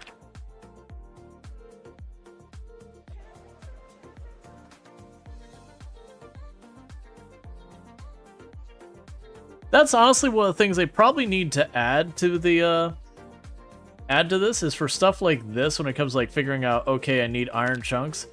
Being able to click on that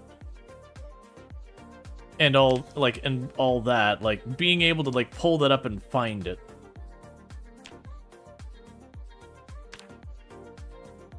Yeah, because we've got this out here, but that just lets me make charcoal. It's a building under blacksmithy.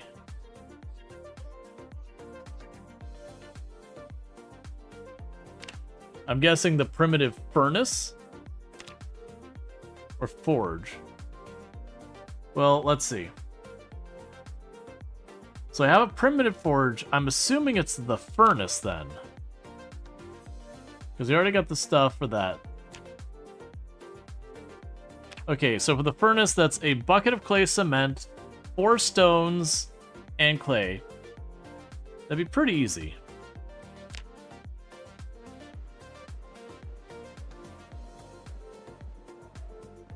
I'm gonna do it in daytime when I can actually see.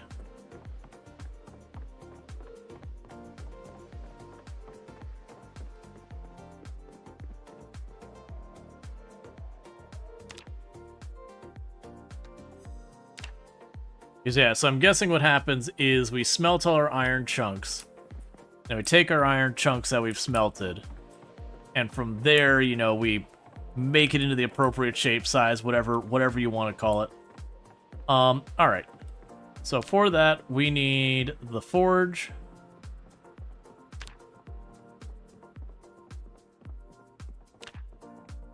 Okay, so we need a bucket of clay cement. I have that laying over here, I believe. Yes, there's the bucket of clay cement.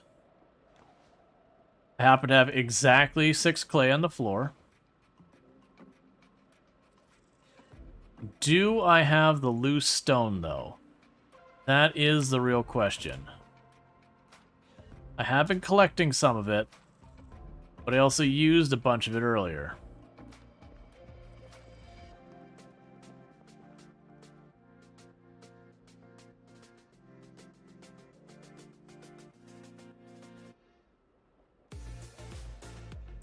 Oh, wait.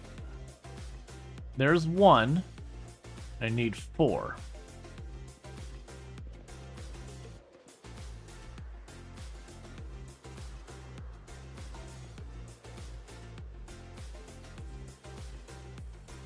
That shouldn't be hard.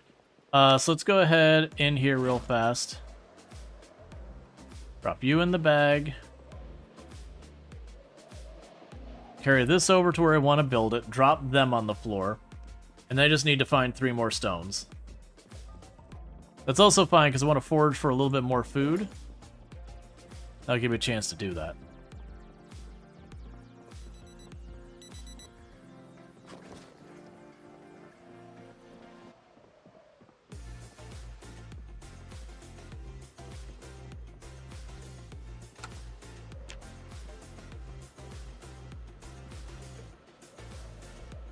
And drop you on the ground. Drop you on the ground. Drop you on the ground. Okay, the cleaning, it's going good. We've been killing some zombies in the area and all that. Ah, that blocks our path. It makes sense that it does. Yeah, so we've been clearing the area a little bit. We got a bunch of other goodies and all that going on, which is pretty good. Yeah, we did have a cow try and trap itself where I couldn't pick it up. We eventually did figure out a way around it, which was good. But for a while there, I was like, yep, I guess this cow dies because I can't pick it up. It can't bait it back to me. So, you know, rip cow. But eventually we did figure out I could get it like all the way to one corner. And then once I got to that corner, I was able to pick it up kind of like around the corner type thing.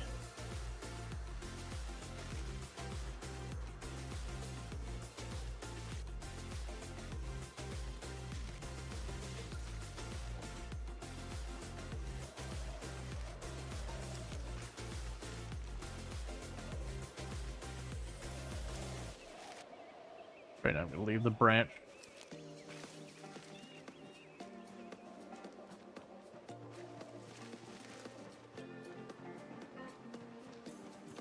Actually, right now I'm gonna just chuck the branch to the ground. It's just way too heavy.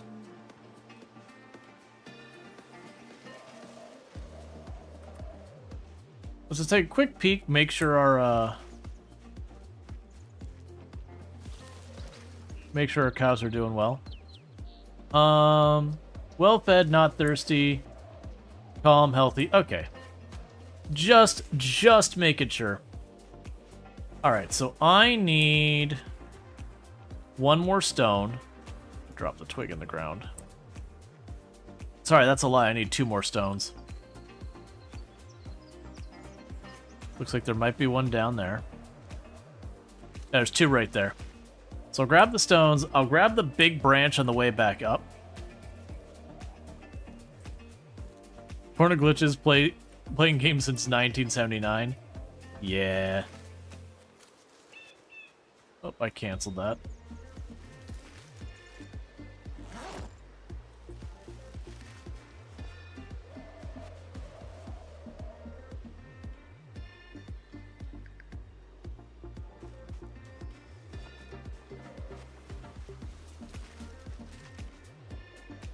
Fine. Alright, so what we're going to try and do is if I happen to walk past that large branch, I'll pick it up and bring it back with me, because we can make that into planks later. Which then I can turn into large handles and yada yada, good stuff.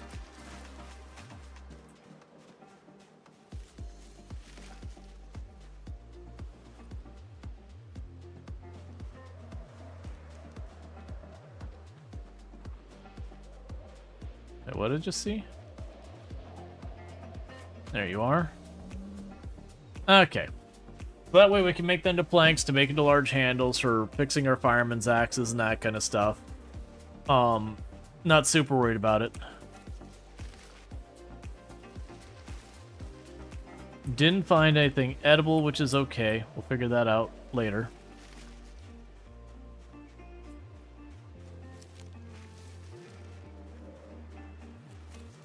I can also build the forge. So I can build that.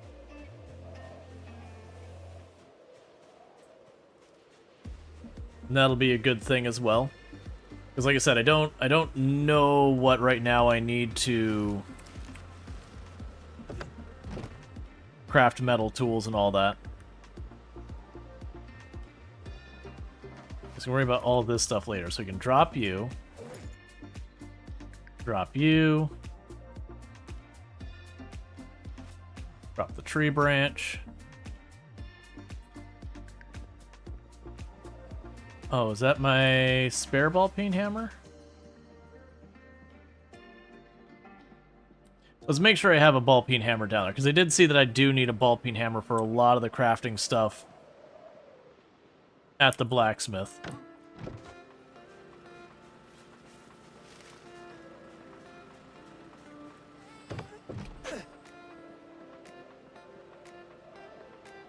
Okay, so I did drop that there. Okay, that's fine.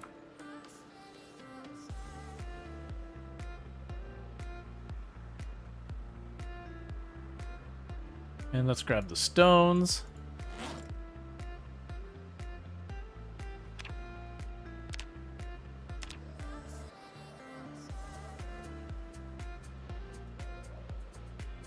Oh, we're at 50? Nice. Okay, so smelt iron. Okay, so large knife blade, iron bar, long simple metal blade, iron ingot pierced, long metal spearhead. Alright. Large ceramic crucible.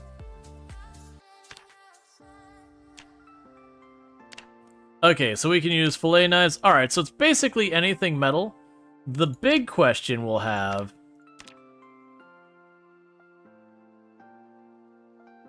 The big question we'll have with all this type stuff is if broken tools work.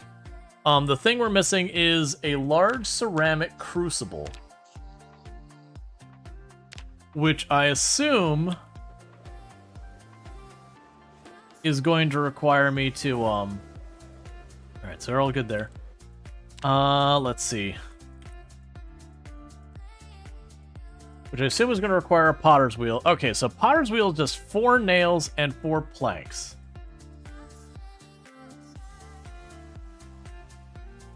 Alright. 4 nails and 4 planks. I don't think we have the nails right now. I could probably get them by tearing apart furniture and all that. I'd rather tear apart furnitures in other locations other than the resort. Maybe a large oversight? Not necessarily. That could be a balanced decision kind of thing. So there's one.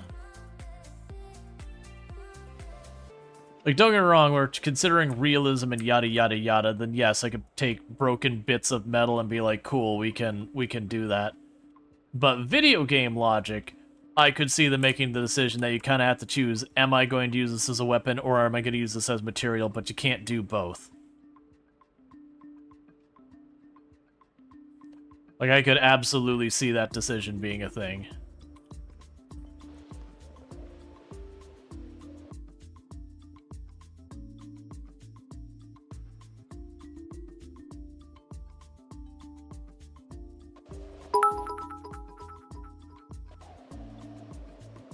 Thank you, Randall Thor, for the 50 biddies celebrating. No, it's stuff. I really do appreciate that. Thanks so much for that. Alright, so I need just one more nail.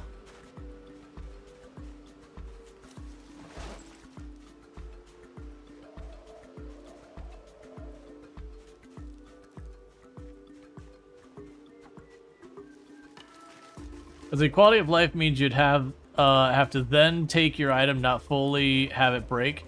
Get to the point of breaking, store it, which is just clutter. Alright, but it's also those things that they could scale the amount of material you get it based on how damaged it is. Which would then make it so you'd still want to use a premature. I don't think it'll be that. I'm willing to bet our broken weapons can be used. Which does mean I have probably wasted a whole lot of material. I actually don't mind that at all. So let's see if there's something here that I could take apart in this place that won't make the place look terrible. So like this bench thing. Get out of here, bench thing.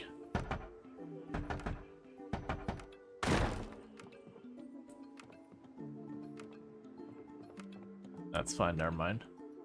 Oh, I didn't bring a saw with me. Boo.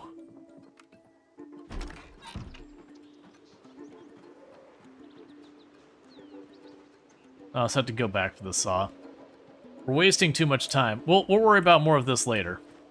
We did learn the important bit. And the important bit was just the stuff I could use for smelting. So you don't know if you can smelt broken weapons, but definitely wastes a lot of material. Oh, so it does have a thing where there's that. What that probably means is all the things like forks and knives and fillet knives.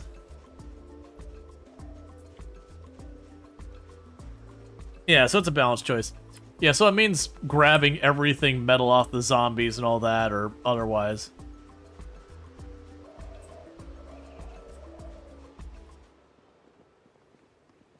Or like weapons I'm unhappy with, melting those down.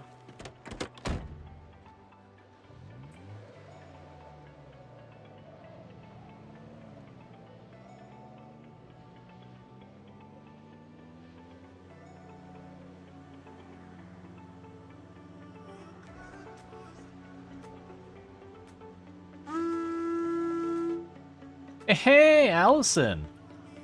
I do hope you had a good rest of your stream. I know you're having fun and clearing up a whole bunch of the map and all that good stuff. For those who don't know, Allison Adventures, absolutely a fantastic content creator on the platform. Also plays a whole lot of Project Zomboid among other games. Definitely worth checking out.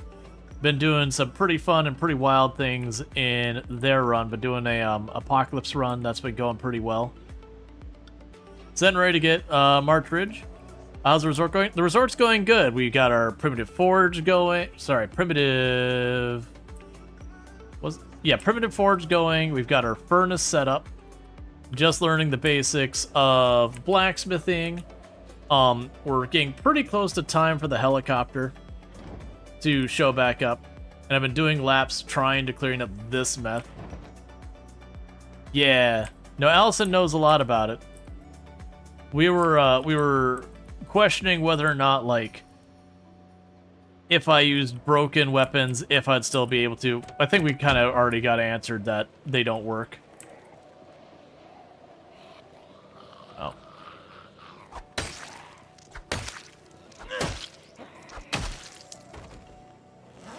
Yeah, so it seems to me like...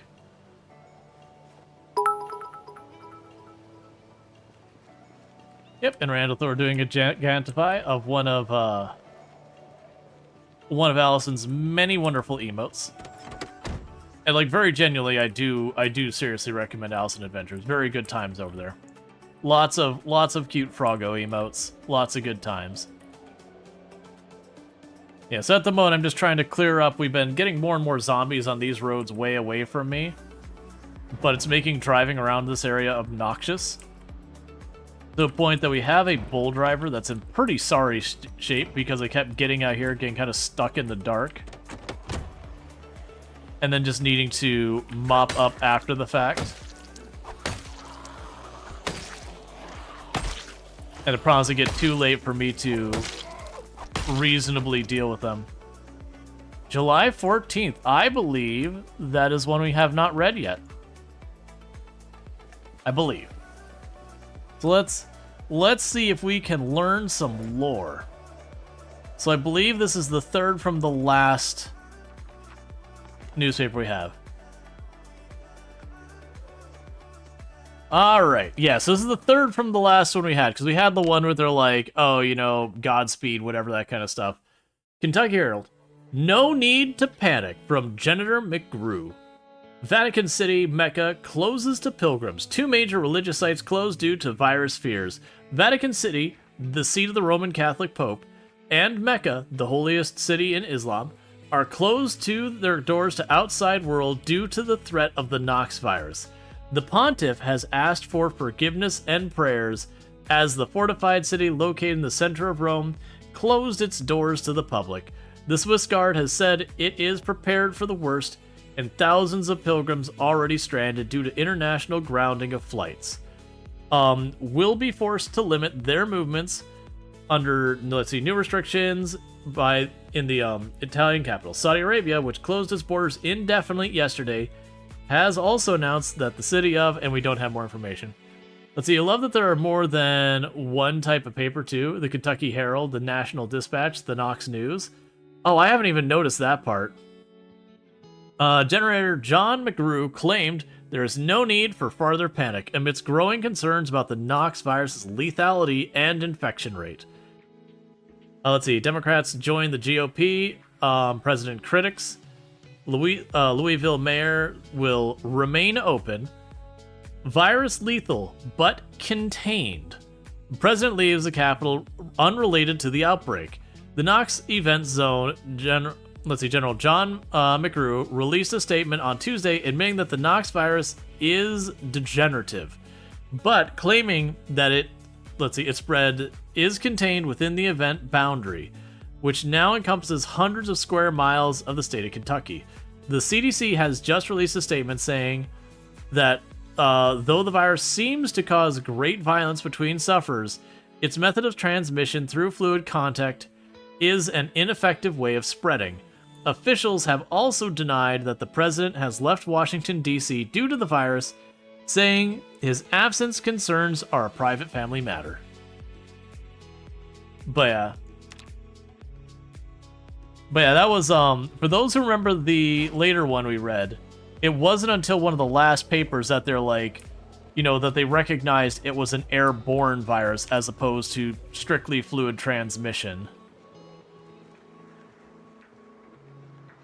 Because the entirety of like the zombie plague, like breaking out from the exclusion zone and all that, or sorry, from like its first introduction all the way to basically the downfall of society and everything, is only about like a week and a half or something like that.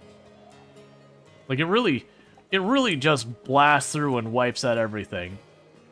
Which, granted, yes, the paper covers the fact that in reality, the fluid transmission kind of thing of scratch and bites and all that is not really a scalable or viable way for a virus to spread and everything in a meaningful capacity. Like, it'd just be too slow to have a really quick, quick transmission speed. Especially when you're depicted as your character, once you get infected, it takes 2 days to kill you. At which point then you become, permanently infectious for as long as viruses last. And in Project Zomboid, they never do show these zombies, like, decaying or anything. Like, they do show, like, their clothes wearing out and the zombies being in a worse state. But even 10 years later in the game, the zombies are still zombies, so still arguably infectious and everything.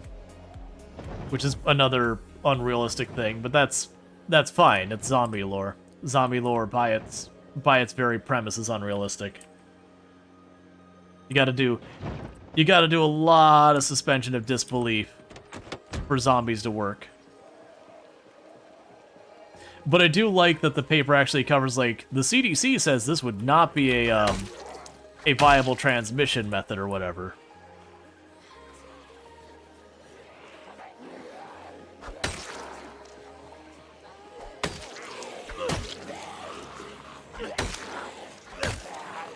Because that's one of the actual real reasons why, generally speaking, the zombie apocalypse as presented in media is kind of non-viable, is the way they show it transmitting is like one of the slower rates of transmission we have for a disease. Not the airborne version, but the liquid-borne version. And so it's like the exponential growth problem would be very, very slow by comparison. Did they nerf the wooden spade?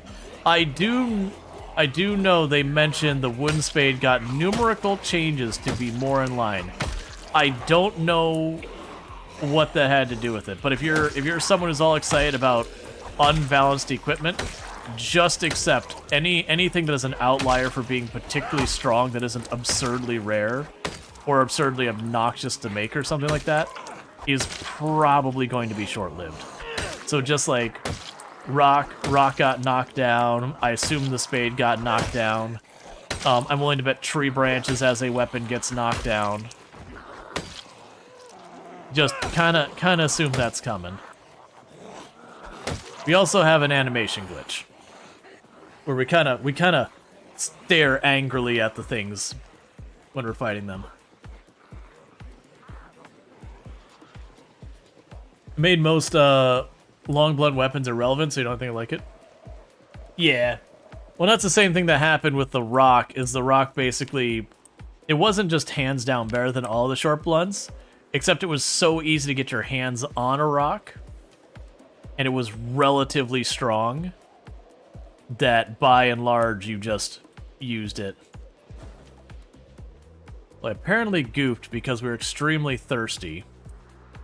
Not extremely, we're dehydrated. Which means I just literally forgot to fill up.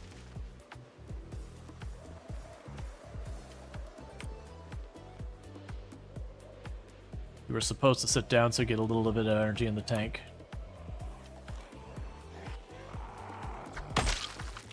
Alright, because we finish them off back here, we shouldn't really aggro more.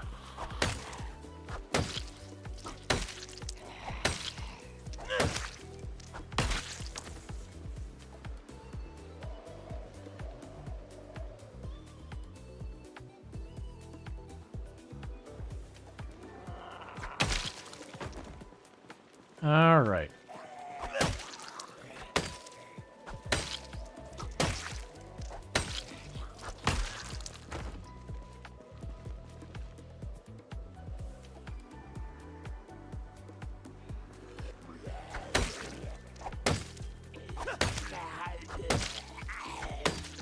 And you can see us fighting here just 9 days ago as all the bodies are starting to vanish around us.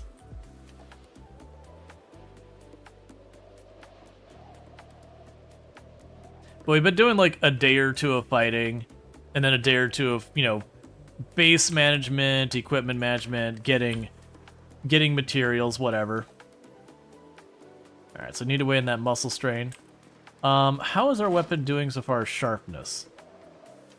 It has none. We're not going to get much since it's all about to break. Yep, that's because 9 days has passed. And so, for those who don't know, by default, the corpses last 9 days.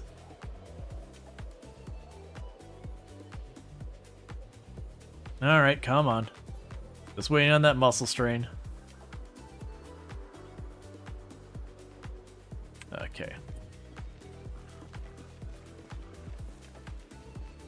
And I do need a snack. Like, we got tons of butter. I'm just trying to not put on a ton of weight.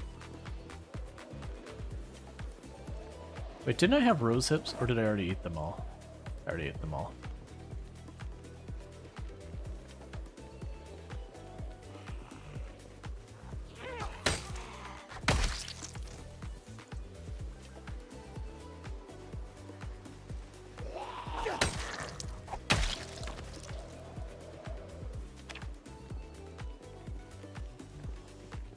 Okay.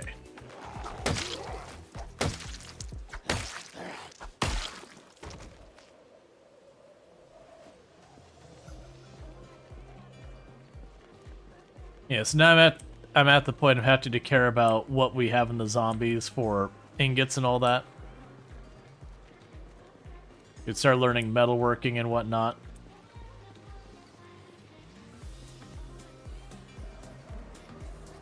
It is those things that I'm tempted to later on. I believe they added a setting where you can make certain items disappear off corpses or whatever, not show up on zombies. So take like all of the underwear, put it on that list. A bunch of other stuff. Like I could genuinely see starting to take the time to like, once I get past a certain point in the game, being like, okay, eyeglasses, stop having them show up with eyeglasses. IDs, stop showing them up with IDs. You know, go and add all of those to the junk to not spawn list or whatever it is. So that way when it comes to the zombie bodies, it's less and less I gotta worry about. Basically, get rid of the noise type items that I'm not gonna use at a point.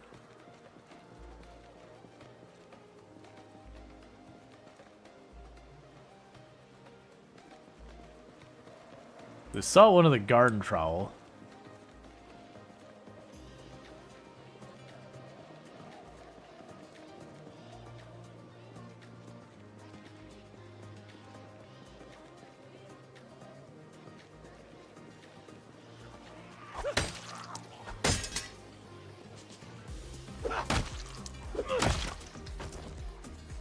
Melt you down.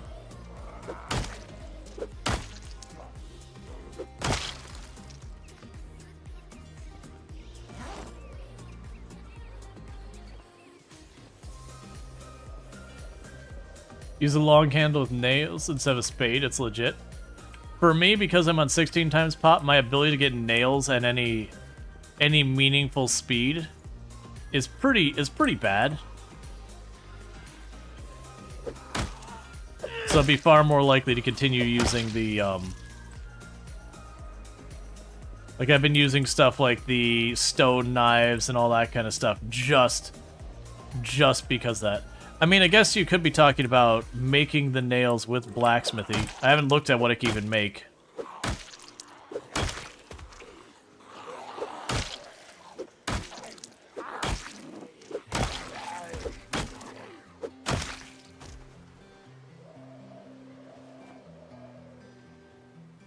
Probably melt those.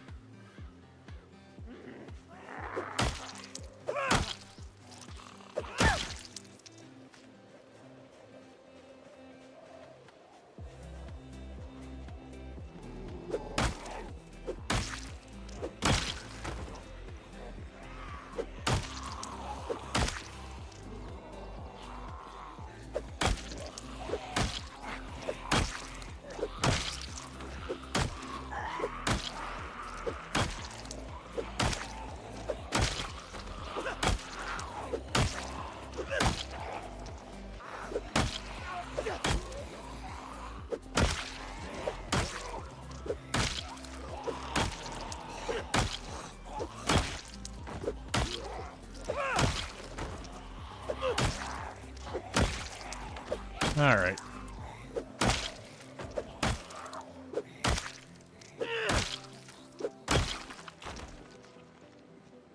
So need to rest again.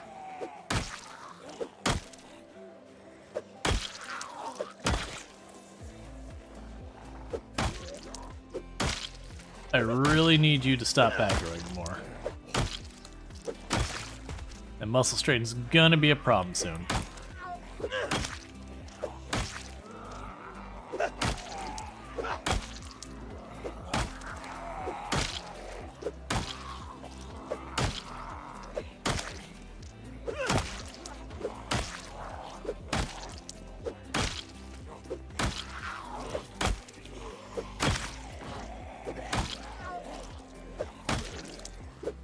Okay.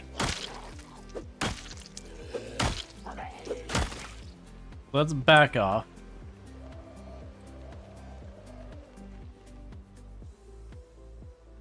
Cover our endurance.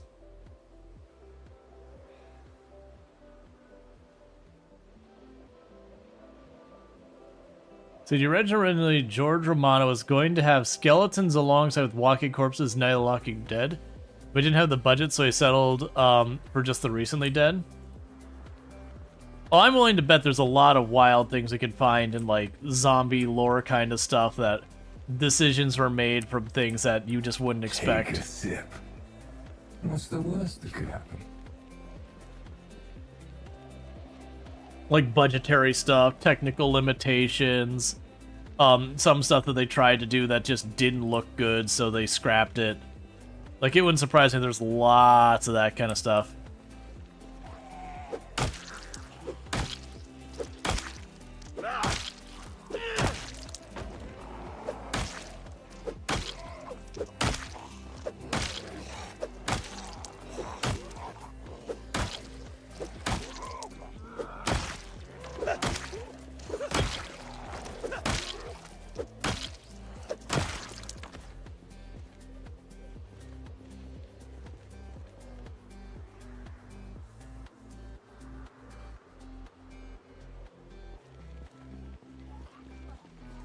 This is a problem. It's getting later and later. We still haven't gotten back to our car. It's kind of too dark for me to just chill out here. Muscle strain's getting out of hand.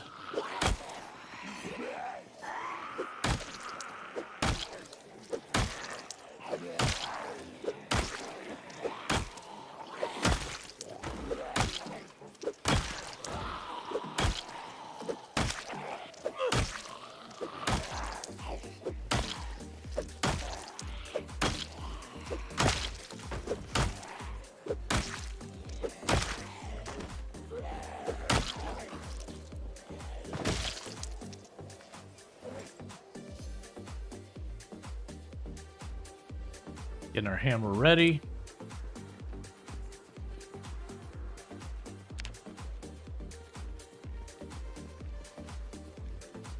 My car should be just... Oh, wait.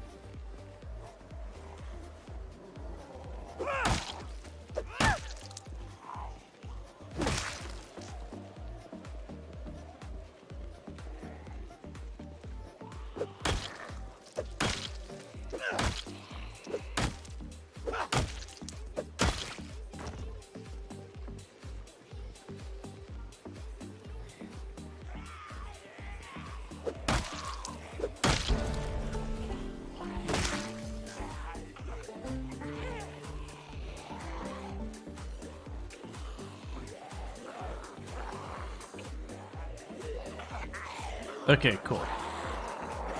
So let's draw the zombies over here for a minute.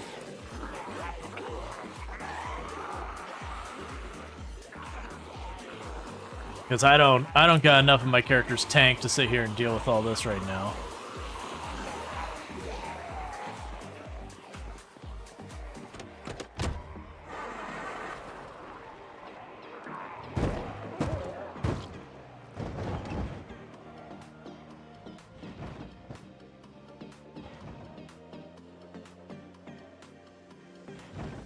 Alright, well, not the smoothest.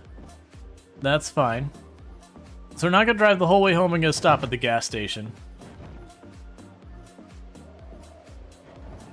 Let's see. The recipe to make nails needs a magazine, or you ought to learn at Metalworking 5. That is pretty far up there. You feel like carving should give you access to wooden building pegs? I think that would be fine for stuff. And hey, Lennox, how's it going?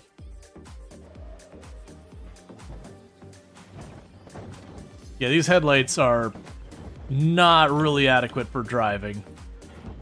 It's always been one weakness of this style of game, is just being able to see in advance of where you're going when you move at any meaningful speed.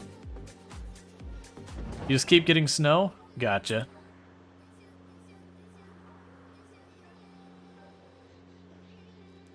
Alright. So yeah, so I'm just gonna go to the gas station, we'll sleep there for tonight.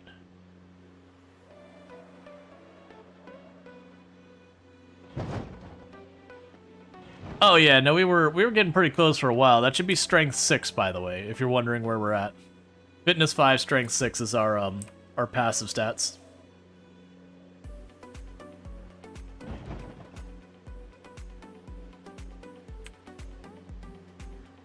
Oh, I don't expect that to be much metal. I expect that to be just a little bit.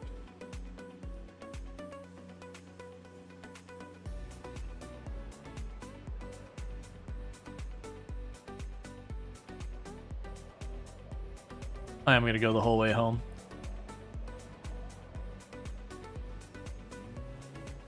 I wasn't going to go the whole way home, but then I thought about it's like, oh, but then I just have to like fast forward in the closet kind of thing. Versus if we do go the whole way home, I can at least work on some of our crafting stuff and all that.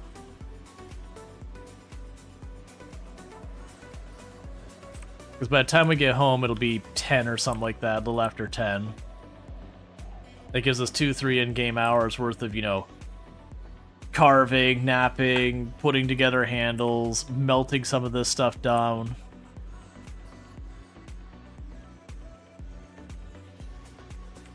I missed my turn. Because these headlights are terrible.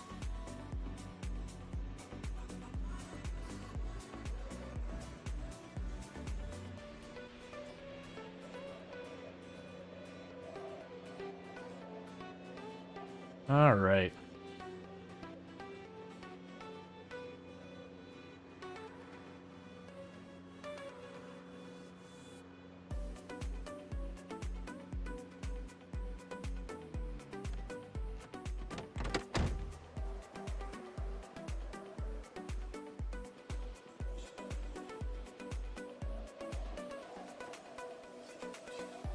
Okay, and like I said, there's some stuff I needed the ball peen hammer for. So let's go ahead and place you here. So that's available for that crafting. We can drop off the Kentucky Herald.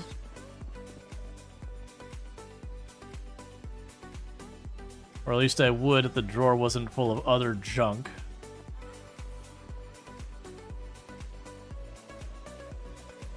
Which is becoming more and more of an issue as I play.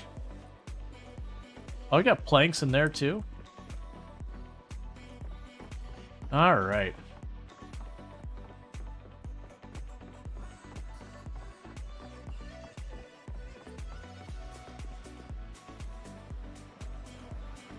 So, primitive furnace. Okay. So, right, I still need the crucible.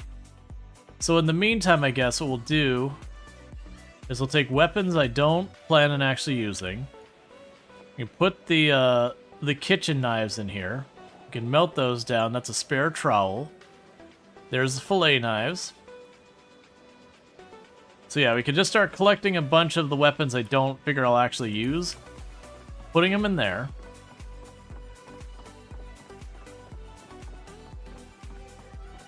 We can go up here, top off our water.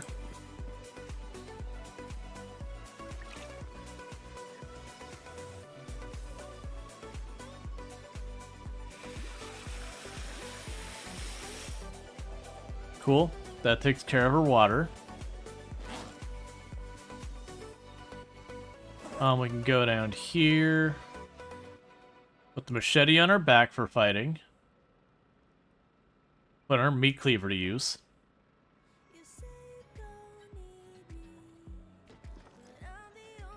Alright. Okay. I'm gonna get back to making a bunch of weapons. And that's the reason why I was like, oh, let's not stop at the gas station. Is because by stopping here and just being able to craft as the night goes on and get ourselves more and more weapons, it saves me doing that when I would like to be getting our things done.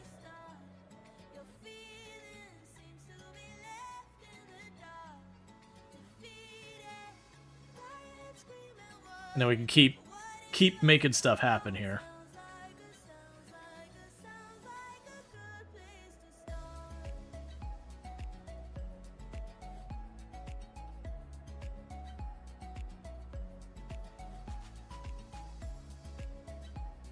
Alright. Because I've also made a ridiculous number of medium handles and all that.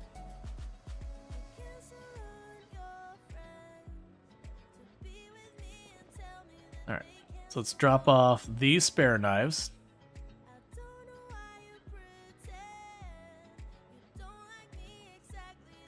And we can go here.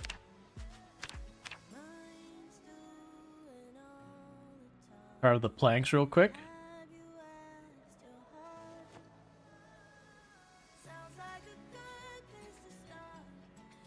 Alright, let's see what else we got. Not the wooden rod, we can make the large handles. So we can put together more of our fireman's axes. Did you make the bridges? Nope, that's just the way this resort was before. And so that'll be 2 fireman's axes put back together.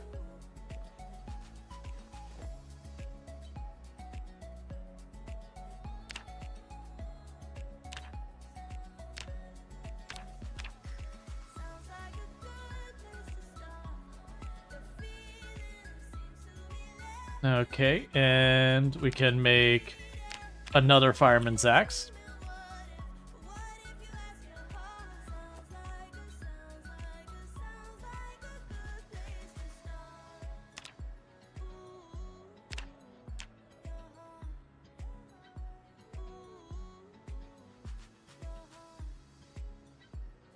Making our stack 24 handles to drop off. That's not... I just realized I've been putting these on the floor. That's not where I want these.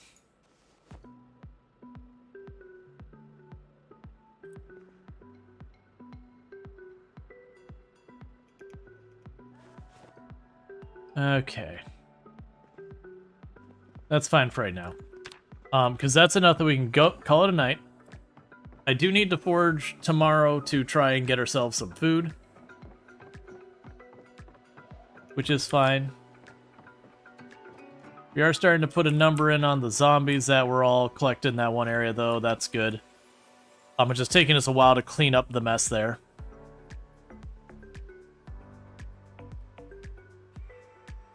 Alright, 66 zombies killed, so another lower kill count day, unfortunately.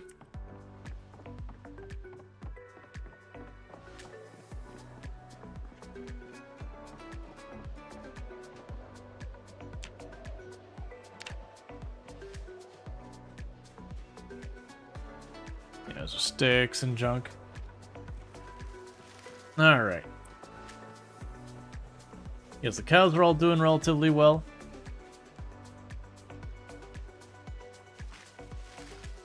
Wandering around doing their thing.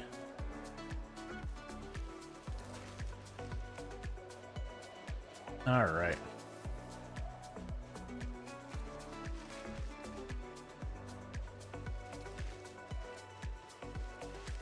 So hope here is we can catch ourselves some good eats pretty quick.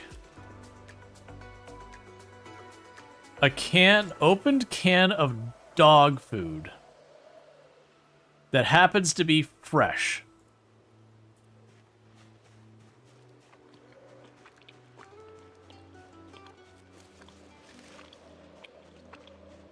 Why is there a fresh can of why is there a fresh open can of dog food laying out here?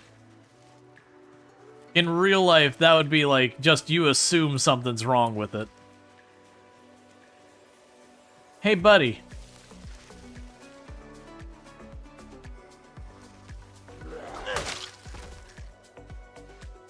I need to drop off a can. They're probably mostly broken. Yeah, we'll keep.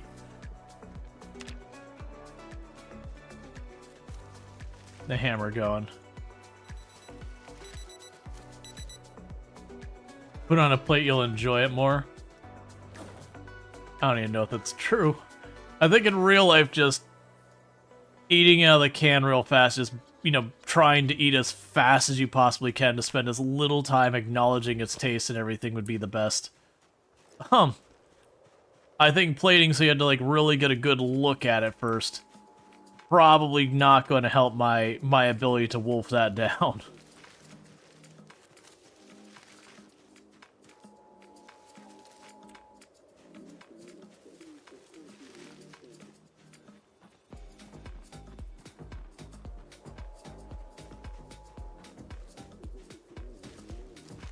Come on.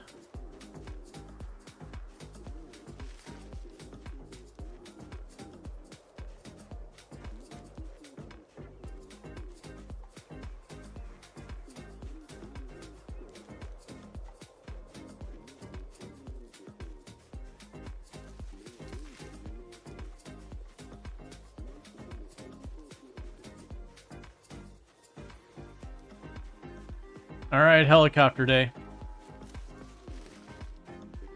So I did not clean up things as much as I had hoped before helicopter day, but it is what it is.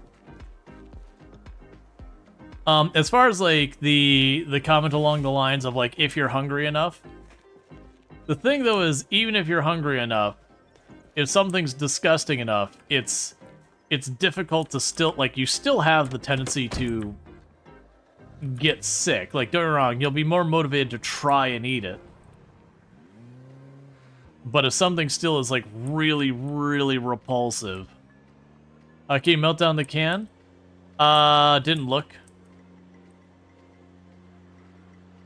Like something's really repulsive, it's still hard to keep down kind of thing.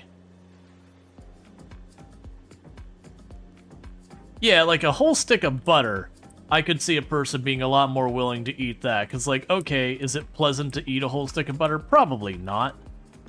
But as far as it kind of goes with that, it's like, okay, this is perhaps not your favorite because like this one uniform thing that's just a little overwhelming versus something that actively you're having to try and get over, you know, wanting to just, you know, spit it back out, get sick, whatever.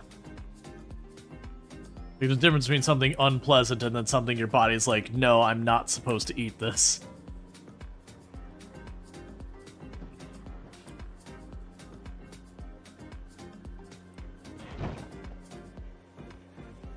Like I said, I do agree with the idea that when you're hungry enough, you're sure gonna try to eat it. You're gonna put that in your mouth, you're gonna do your best, but at the same time,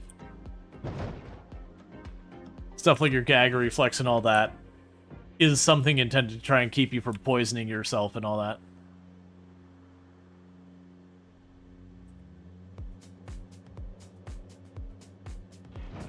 Yeah, no, I think hard dog food would be a lot easier to eat. Like, it'd still be very unpleasant, but I feel like I would be able to manage dry dog food way easier than wet dog food.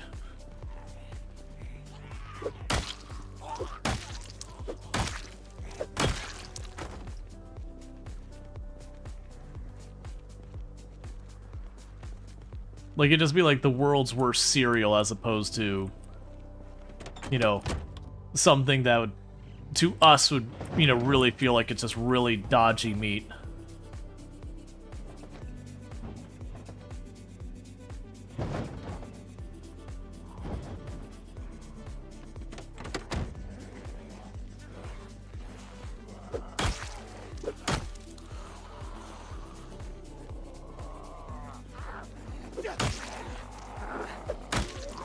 I mean, I do know there is, like, super duper fancy dog food and all that, that's basically just, you know, it's like just ground meat product and all that stuff that's not super palatable. Like, it's not super awful or whatever. Like, I do know there are products out there that there's dog food that, you know, wouldn't be the most unpleasant. But that's probably not what most people are buying.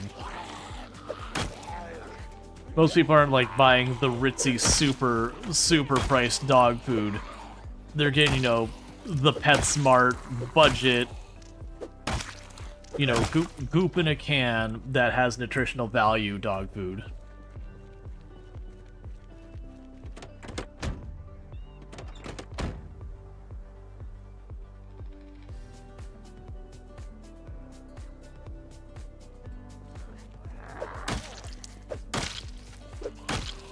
That said, I do agree with the idea.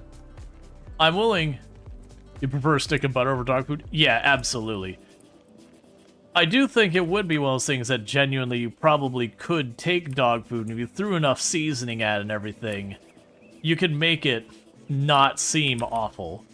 Mostly by just overpowering it and making it just seem like food that is, you know, like just over seasoned kind of thing.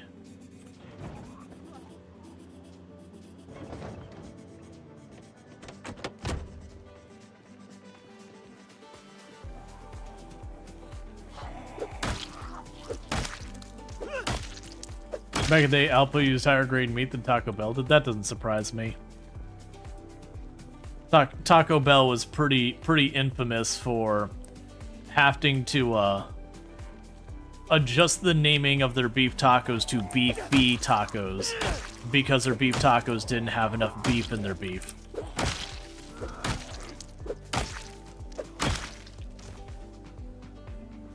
Which is nothing like super nefarious like, you know, other animals or whatever. It was they just had like corn filler.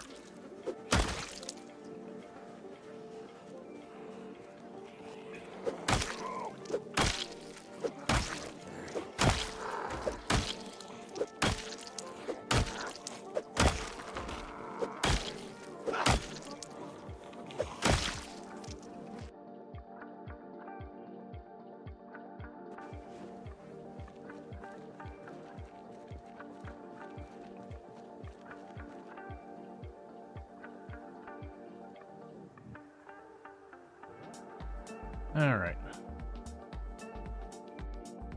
Let's see, enough spice? I bet you could make it a chili. Yeah, no, like that's the thing. You can probably mask it with enough. Like the texture might be totally wrong from something you'd want, but you could probably bury that flavor so deep under spices you wouldn't notice it. Let's see, you used to get cat food for your cat, and you could see the piece of chicken and salmon in it. It smelled pretty decent. She needed really low fat food for health reasons. She ended up getting the good stuff. Yeah, and that's sad, Kenok. Yeah, and that's the thing. Like, you know, they make like some like really fancy, expensive cat and dog food that's like literally chunks of meat and all that. That like, it'd be like getting a can of, you know, like they get like the canned beef or canned meats. It'd be like getting that, where it's like, sure, it's not the most exciting thing, but in this situation, if you gave me like canned beef or something like that, I'd be, yeah, I'm starving. I'll eat that. I can manage that. It's probably not that bad. You know, it'd be a little tinny tasting, but otherwise probably not that offensive. You know, you throw just a little bit of seasoning on there, you probably wouldn't even notice. Like, it'd be like, all right, it's got a little bit of a funny aftertaste, whatever. Anyways, I'm gonna be back here in just a minute because I need to use the restroom, and thank you again for tuning in.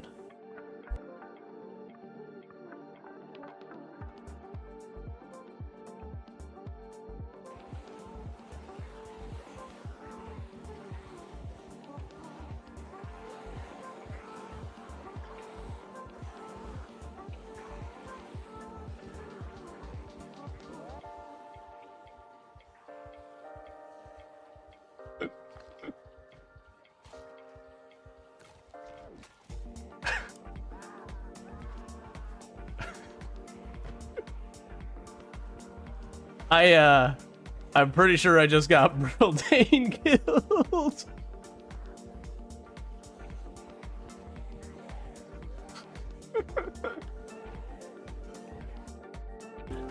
Something has happened in our world. Something is really bad in our world. Oh no.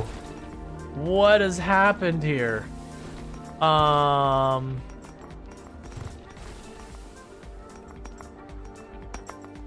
So, I'm gonna hit escape. Where are you? Clear all raw resources. Yes. And it's all better like nothing ever happened. I eagerly await our P money. That sentence sounds very weird. I can only imagine some of the jokes that happen in farming. You followed after that? I truly don't understand people. Thank you for the follow. Welcome to the stream. Alright, so it is 5 below now. Oh, right. And I am back. I'm guessing the open can on the ground is not the good stuff. No. I, like, even if it was, like, a very safe product or whatever, like, even if something like black beans or kidney beans or those things, that's like, yeah, you know, it's fine. Like, ignoring the dog food, just like a can of beans. If you're just walking, like, it's an apocalyptic event, there's this horrible disease going around that's, like, 100% lethal and all that, and you just find a can of beans open on the ground, no idea how long it's been there, and your character's like, seems fresh to me. That is... I would 100% expect there to be something really wrong with that can of beans. Because why would someone take the time to open a can of beans and just leave it on the ground?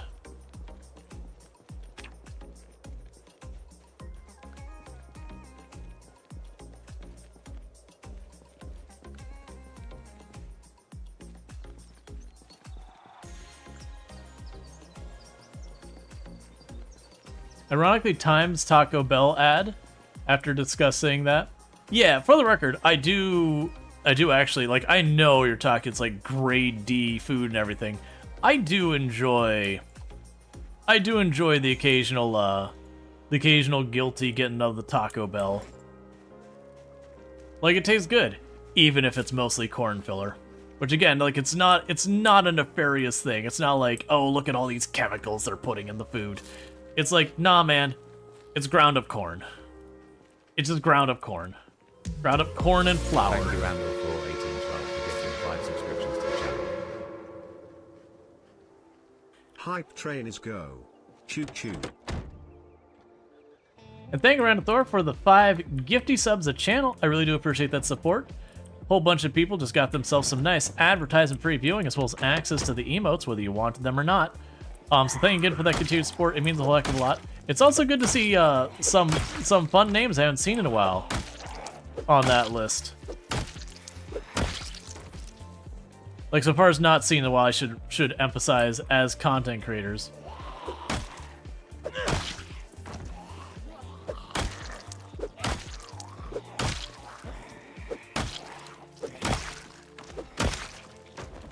I'm just aggressively nodding at the zombies right now. And I know it's a helicopter day. I'm deciding to just take the helicopter wherever we end up with the clearing. Because right now it kind of doesn't matter which side I fight them on. Kind of all garbage right now.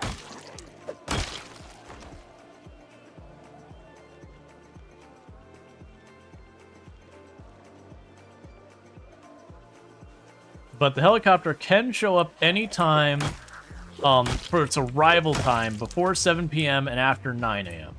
Now, to be clear, it can stay after 7 p.m., but its first initial arrival on the map, 7 p.m., is the latest. Now, in practice, that means it actually arrives at you at like 7:20 or something like that, because of the way it zones in and everything. Like appears, or whatever you want to call it. Spawns.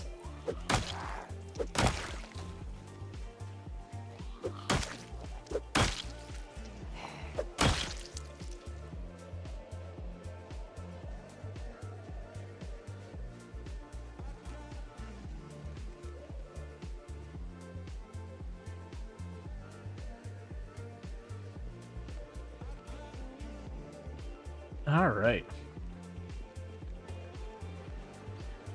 Let's see. Today you learned your username is Rual Storge and not Rural Storage. Good old dyslexia.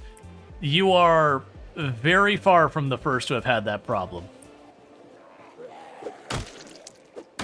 You will not be the last either.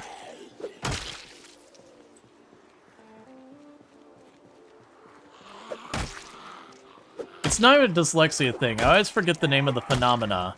But there's a phenomena when it comes to the way you do communications and all that, that if you have something that's roughly the same correct number of letters, your eyes kind of pick up on the first and last couple letters and ignore most of the middle and just fill in the gaps.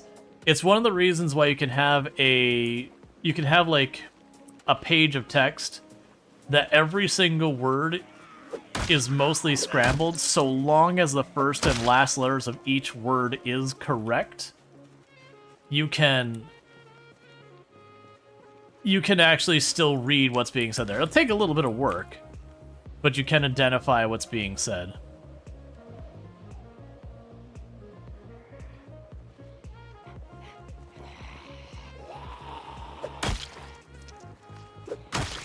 How is this hammer not worn out? Like, it's been worn since we started the day. I mean, I guess we're only at 30-something kills.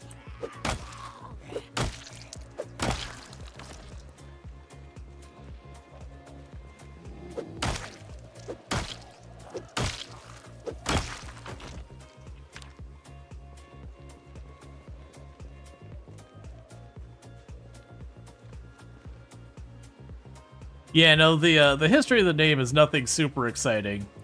I wanted to play this game called Ultima Online. Okay, so 1 second. It's 12:12. So I wanted to play this game called Ultima Online. It was one of the original MMORPGs out there. And I had to name a character as like, oh yeah, Rual Storge sounds like a real name.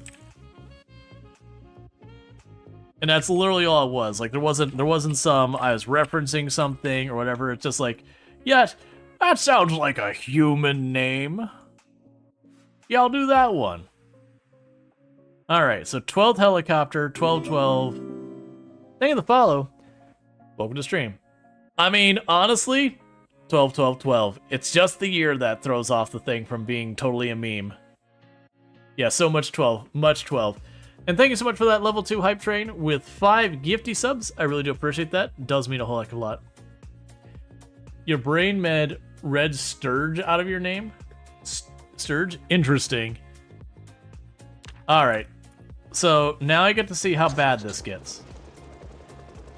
So let's prime our whistle.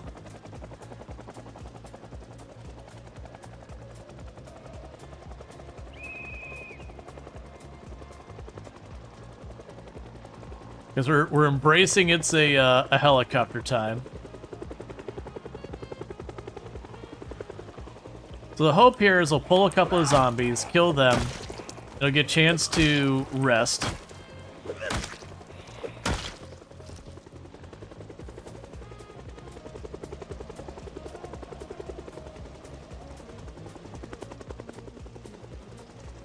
And then pull some more. It's not looking like it. Looking like more zombies are here than I was anticipating, which is fine.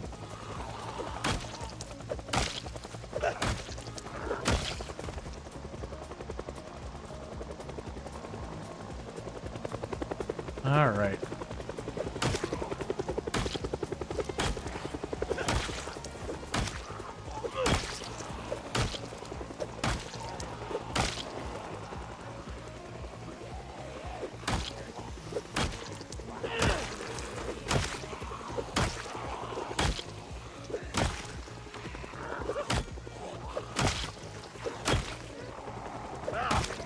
Come on, give me a moment to rest. This would be perfect.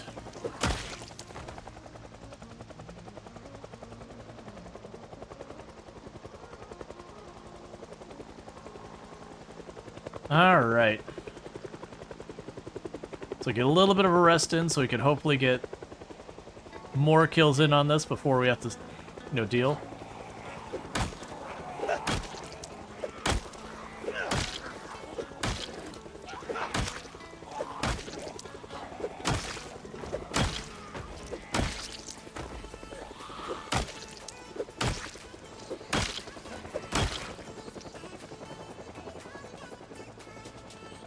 Alright, might get another rest snuck in here.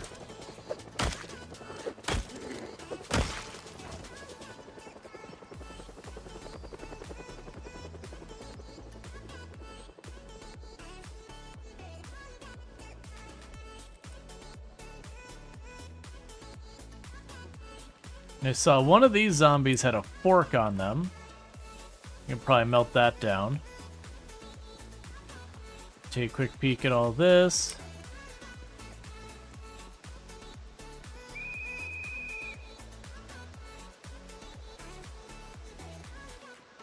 Got some zombies moving over there.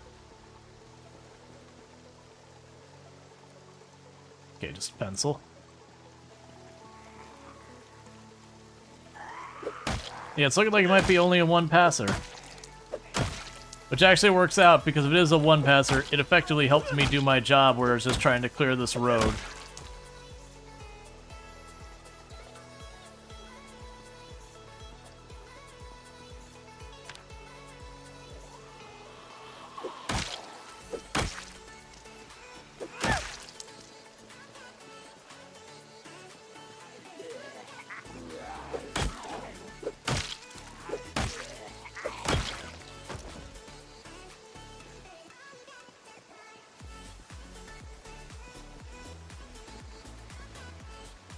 Let's grab another berry to snack on.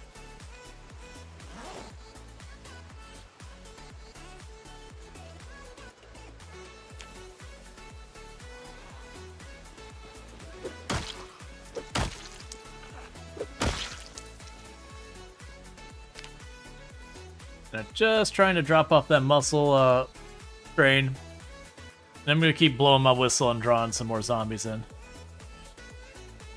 Because zombies probably have been moved around a lot around here. From the helicopter, even with just the one pass.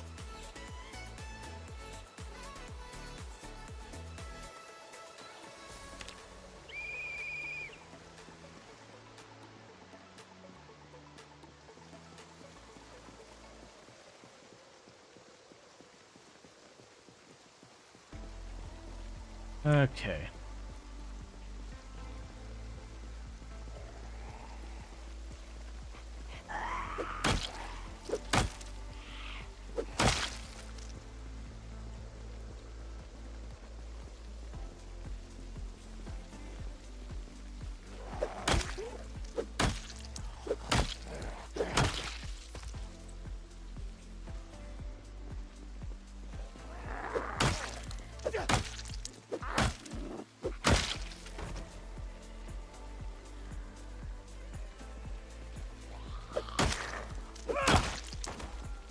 And one of the reasons I think it's worth my time to clear up this area is just because even though I don't have a need to come up here until we're trying to like leave the area, these are zombies that are going to get drug over to the resort eventually. So being a little preemptive, being like, hey, let's just deal with them now, does benefit me. Alright, so we might be having to back up after this group.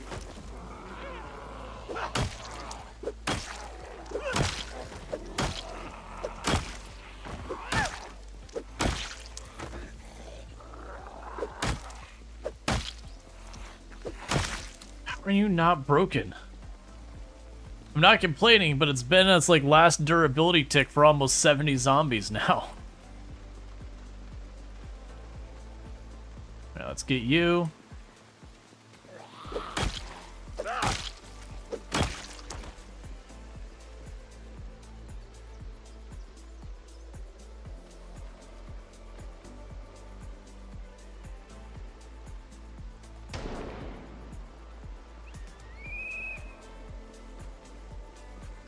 Okay. Should have waited on the muscle strain, that's okay. Little late for that now.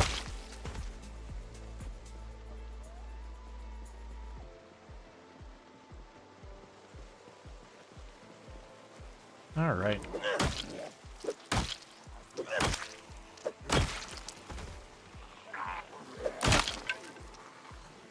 Okay, so it's finally broken.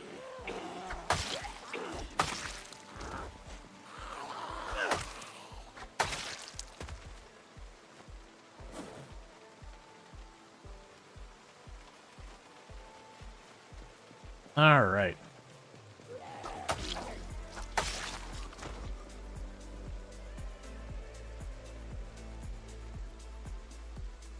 We're kind of unintentionally leaning into axes with all the meat cleavers I'm finding.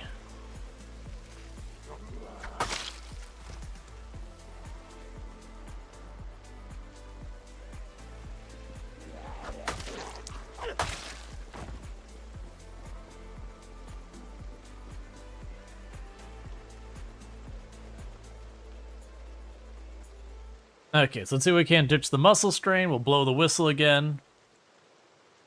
Keep working at the nearby. Yeah, meat cleaves are axes now.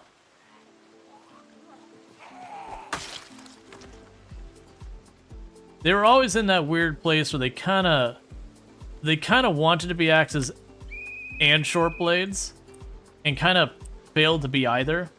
Now they're in the axes, so they do have stats that align with axes like they used to. But also count as axes. But wait, what was... Nox News, July 3rd. I'm pretty sure that's a new one. Nox News, Operation Centaur winding down. FBI Louisville. The FBI investigation into corruption in the Kentucky General Assembly, codenamed Operation Centaur, is now achieved its main objective and is winding down. FBI Director Ian Clark said in a press conference in Louisville yesterday that the operation saw more than a dozen Kentucky legislatures indicted and convicted on taking bribes related to toxic waste dumping, extortion, racketeering, and conspiracy to defraud the state of Kentucky. House Speaker Dan Dulford has already resigned after being charged with extortion, racketeering, and lying to the FBI. Governor Cal Fairweather was also caught in the controversy and had to distance himself from two of his side aides February following their arrest for accepting bribes, without the governor's consent or knowledge, in quotes. The controversy crosses party lines with both Democrats and Republicans indicted. Other legislatures facing trial include the, two arrests in House repair scam investigation, Ohio River more polluted than ever. Phone lines are still down across the area. Knox Telecommunications has apologized for the second day for the telephone outages in the Knox region. The cell and car phone reception has been affected, with both businesses and residents left in turmoil. KT has claimed the outages are due to severe issues with local telephone exchange and warns it, and that's continued. West Point residents dies after eating 60 hot dogs. West Point, the 16th annual West Point hot dog eating competition, had a tragic end as the winner, Bolton Jupiter, passed away shortly after winning. He held up the trophy, said to an onlooker, a little wiener with shades. Then he keeled over on a bucket of mayonnaise. Excellent. So this is another one of the conspiracy theories in the Product Zomboid universe as to where the zombie plague comes from. So you've got Spiffo's questionable dodgy sauce. You've got the military experimentation in the area. You've got incredible amounts of pollution due to government corruption and all that kind of stuff. Yep. And so the idea behind it is they do have all sorts of different things that are plausible sources for the zombie apocalypse, within the universe of Product Zomboid. Even if in real life, none of those is really that viable. All of them add up to super mutant thing. Well, that's the idea, is they never verify going this is the thing that caused the zombie apocalypse. You as the player are left to decide, interpret whatever one that you believe, or ones that you believe are responsible. Did Spiffo cause it? Was it the military? Was it, government corruption? Was it, just a naturally advancing disease? Yada, yada, yada. They do give you a bunch of plausible sources for it, and never give you the ability to verify any of them. But perhaps it's all the above. Everything combined, toxic waste leached into the environment due to the food and other things mixing. Perfect storm. Yeah. Well, that's the thing. You can also, if you so choose, you can say it's all of the above. Like, that's the thing. You as the player can decide in your world, if you care, where the virus came from. I mean, some military experiment weaponizing something like rabies could be reasonable. Yeah, but the way zombies are depicted still wouldn't really align with even rabies. Like, you have the 28 days later, or sorry, yeah, 28 days later or whatever it is. Like, that's the closest version of zombies we have in media that's the closest to viable, but that wouldn't align at all what we see in Product Zomboid. Because those, if I remember correct, from like 28 days later, they don't even depict as like the dead coming back to life. Like, it's just, they have this disease that makes them like highly aggressive zombie-like people. So, like, that's the one where they run, they climb, and everything else. And that still has its problems as to why it would not be as viable. But at least with that one in particular, it's like, okay, like, the amount of suspension of disbelief I have to do for this is not nearly as much. Fun fact, Canada has a national zombie outbreak plan? Actually, most countries do. And even though, like, the zombie apocalypse is generally accepted as a completely unrealistic thing by leading experts and all that, there is a lot of good reasons for them to do that anyways. So even though it's a completely unrealistic, non-viable thing, it is an exercise a lot of different countries do, because when it comes to disaster preparedness and disaster planning, it can be a truly soul-sucking experience. Because imagine, if you will, that you're the one who is one of the ones, it's not one person, coming up with the disaster plan. Says, okay, Yellowstone super volcano goes off. And you just gotta draw that line and says, okay, I've just written off half the country as dead because this is the most we realistically can save. And that you have to sit there and do that in your head saying, you know, I am at this moment, you know, accepting literal billions of casualties. And just being like, yep, that's fine, because that's what's going to be necessary to save, you know, these other billions. Or, you know, oh, we have this other disaster that occurs. All right, well, I'm just writing off this entire city as lost. There's like, we can't save them. We need to allocate the resources to save as many people as we can. They get cut. And when you're doing that planning, you're very genuinely going, yes, I am signing off on the death of hundreds of thousands of people if this comes to pass. But when it's something fictional like a zombie apocalypse, you get to do all the exercises of the planning and all that, only you know at the end of the day you're not actually writing off human life, if it comes down to it. You're basically doing, like, not a war games kind of thing.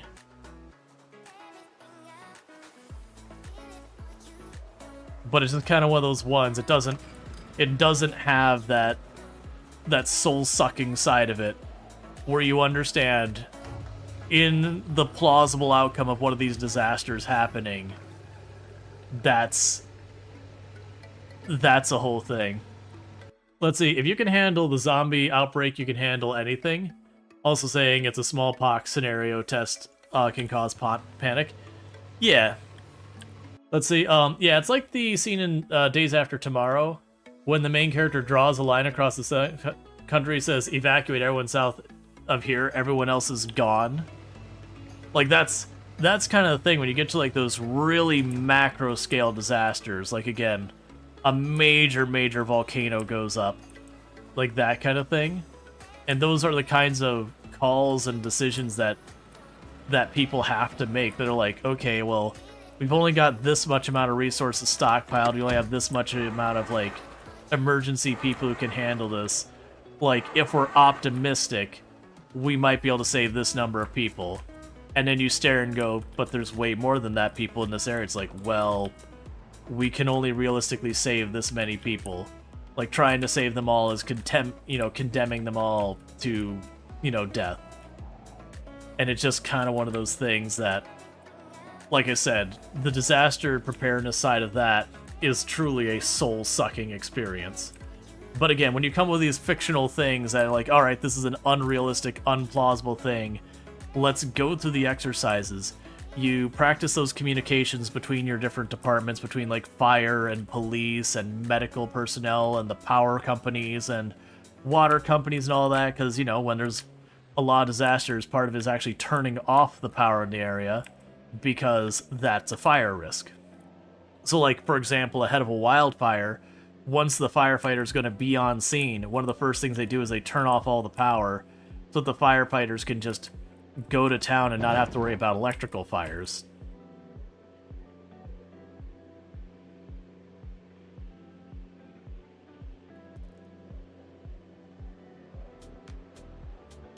You know, and then you can sit there, like, also they'll do that with hurricanes, that sometimes if they have a bunch of down power wires, they'll just cut the power even if it's holding up because, again, fire risk, like, lots of danger to people. But that all falls under, like, the disaster planning side of things. Alright, so let's throw the newspaper in here.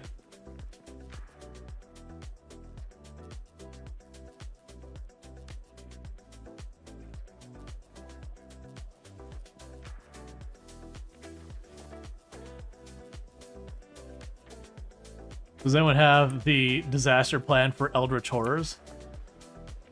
You pray. And to who, you might ask? Literally anyone you think might listen. Just run the list. So what's in the 42.3 update? So plumbing is supposed to be fixed, and you're supposed to be able to dig for clay, and then there's a whole lot of bug fixes and some balance fixes. Is plumbing on the patch notes? Yes. It was like literally they separated out right at the top.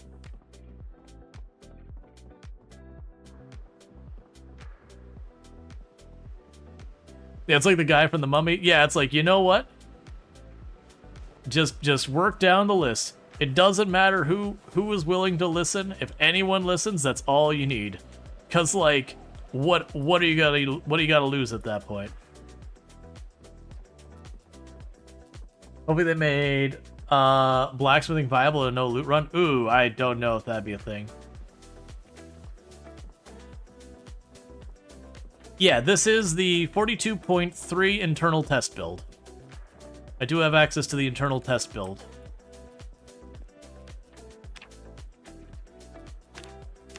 And before anyone asks, I cannot share the full patch notes or anything like that. That's one thing we've been asked not to do. But we are okay to like talk about what's in it, that kind of thing. I just can't like pull up the patch notes and just go line by line item kind of thing or anything like that. It just creates confusion when people are like, I thought you said this was in that build. Well, the patch notes aren't final until they hit unstable. Did they nerf carving? Not that I'm aware of. If you mean the wooden spade, I did see that the wooden spade got changes. I did not see what those changes actually entail. But if you're one of the people who's super excited about how overpowered the wooden spade was, just know the moment something's overpowered, it's got a very short shelf life.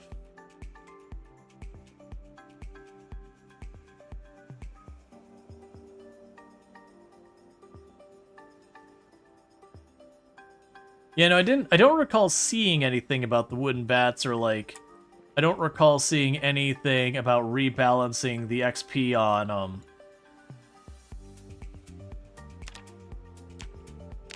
carving.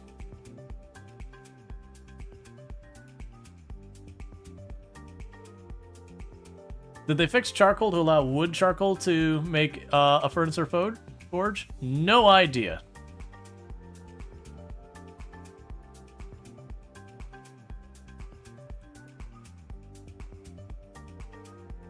Alright, drop off these knives. Drop off that knife. Okay. Go ahead and smash up that little bit of limestone.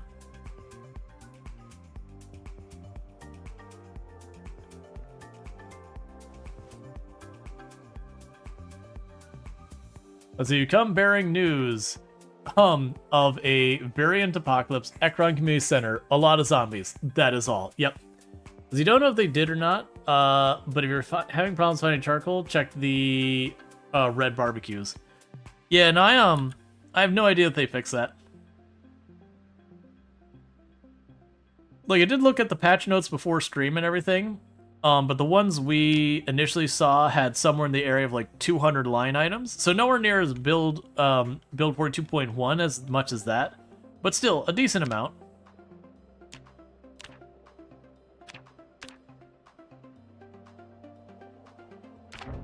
All right, let's keep making the long handles because I think we might still have more heads of stuff that can use the long handles.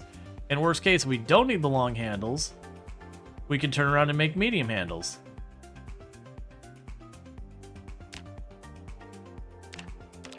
So we can take the long handles and make them into medium handles.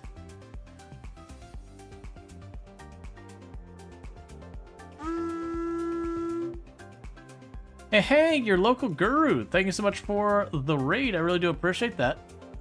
I do hope you had yourself a good stream. What were you streaming tonight? How did it go? Sorry, I'm juggling stuff here real quick. I want to get another craft going. Let's see. Novice raid. You quantum leap. Let's see. You quantum leaped from space down to the girls. Your tech guru vibes. Optimize your survival.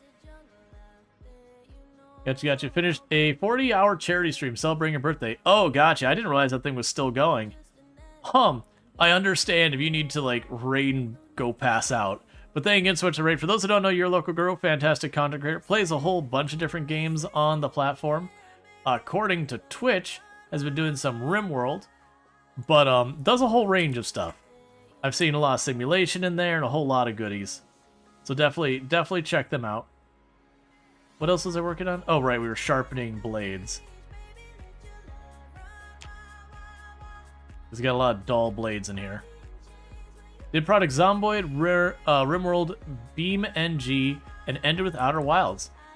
All of that sounds like good times.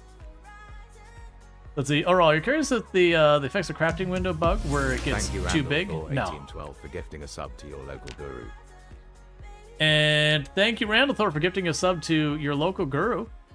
Again, you got yourself some nice advertisement previewing as well as access to emotes. Thank you again, Randall Thor, for that support. Let's see. Outer Wilds' first playthrough after being up for 24 hours was rough. I can imagine. We're just sharpening all of our blades while we're standing here. A Rual's soft. Let's see. A Rual soft no is a joy. What? What? Okay, so we've sharpened all our blades. You said no in a unique way. Gotcha. I didn't realize it and just confused myself. Alright, so we got everything sharpened up. We got a bunch of tools made. Yeah, again, check out your local guru. Definitely good times. And again, thank you for the raid. For those who are new to the channel, welcome. I am Rual Storge. I do play a variety of games here on Twitch, and I'm most known for my exploits in this game, Project Zomboid, where I used to hold a world record for the highest kill count run ever. Streamed 135,121 zombies killed on one character in one life, with no mods to change itemization or vehicles. It was on basically just sweaty tryhard settings. So with all that said, though, you'll notice there's a past tense on that. And that past tense is because that record got beaten. That said, I'm a variety streamer. I do play a whole lot of games. A number of them that your local guru also plays. Like, we've done a lot of the same simulation games and that kind of stuff in the past. And all that good stuff. So definitely, if you're into all that, you know, it'll be available here as well.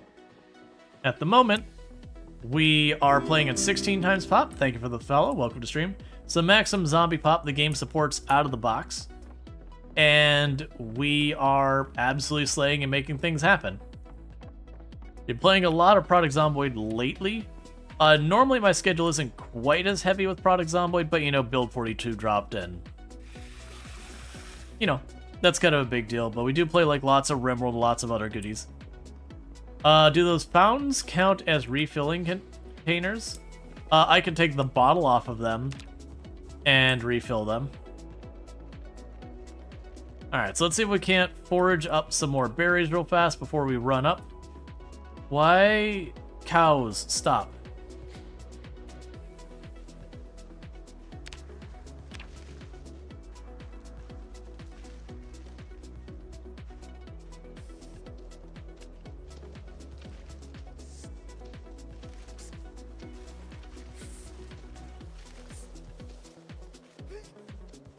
I look forward to when I... Alright, you're a local girl. You have yourself a nice lurk, and thank you again for the raid. Alright. Yeah, the cows every once in a while seem to wander out of here. I'll have to just get this thing closed, which is the intent.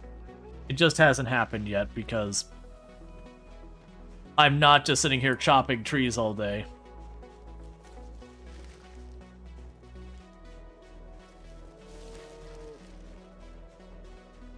You hope we get the ability to salt the earth one day.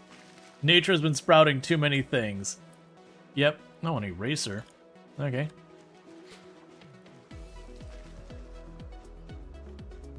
Yeah, so I need to keep hacking back the trees to build our enclosure to keep the cows in and all that.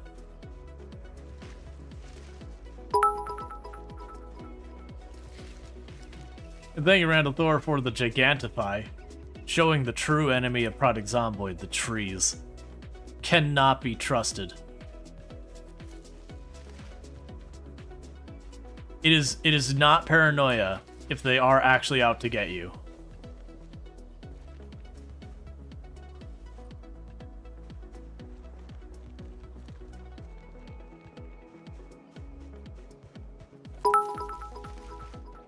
And thank you, Sensory Cookie, for the Gigantify as well. I appreciate that. Yeah, default erosion is crazy, even just 30 days. Oh yeah, no, it's wild. The next major location I'm planning to push through is the military base. Like we're just going in the deep end of the pool. Like we cleared this area. Are we gonna spend time working on another like small city to like warm up and practice and all that? Nope. We are hitting the military secret base and all that. Which is gonna be awful and fun and terrible and just all in all not a great time. Burning the forest down would not be helpful. No.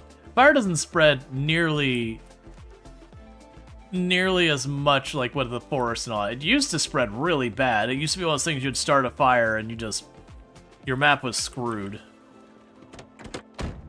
I didn't check if your radio has... Oh, that's perfect. Turn on.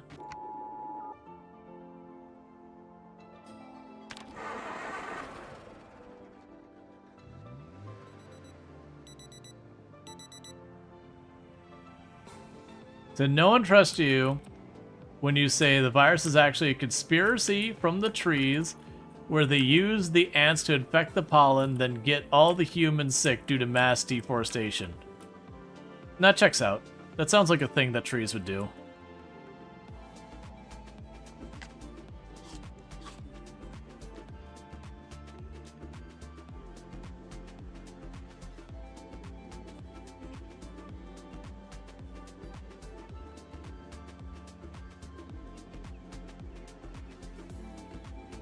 Alright. So, we did kill all the zombies that showed up yesterday for that. So it is time, chat, after all this time, to start working on clearing in a new area. I want to go circle the way around the lake, check all these houses for goodies. Severe thunderstorm in 5 days.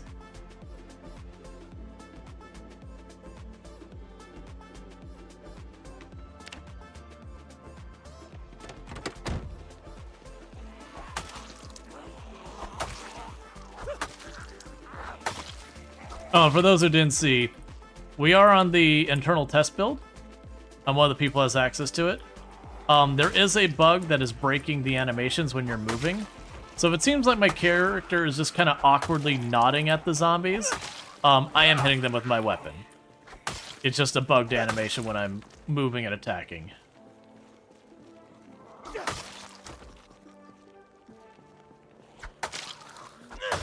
It's making it real hard to gauge the range of, like, everything.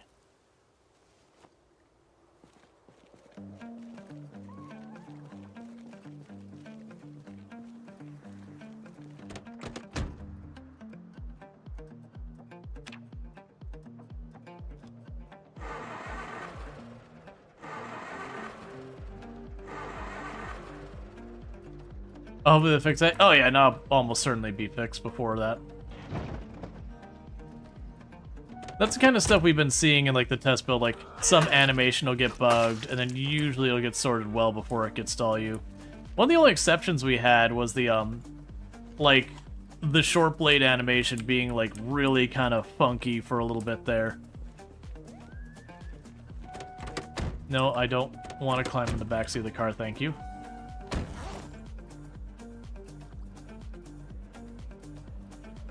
Let's try and figure out where is the next building we're looking for. Yeah, so it's all the way down there around the corner. That'll take us a hot minute because we're gonna find like little packs of zombies here and there. I saw zombies over there.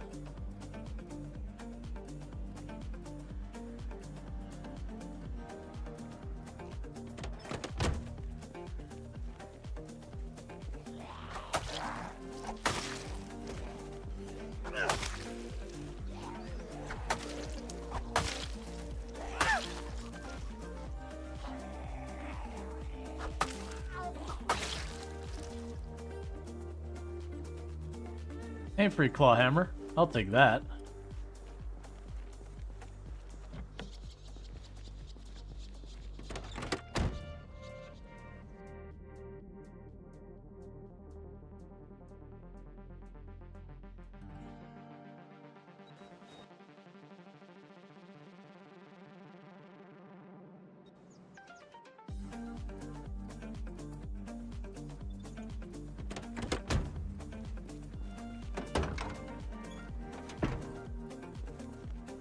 Alright, just doing a quick check in the cars. They're both wrecked, so I don't care about them.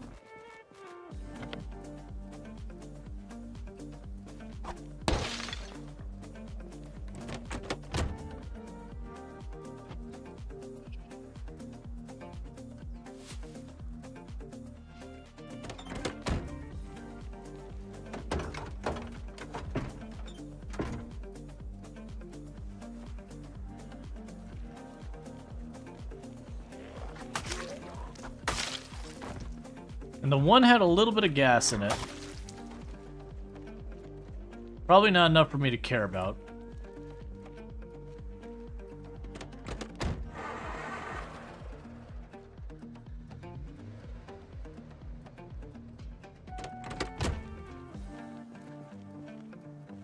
Alright, let's get these peeled out of the road.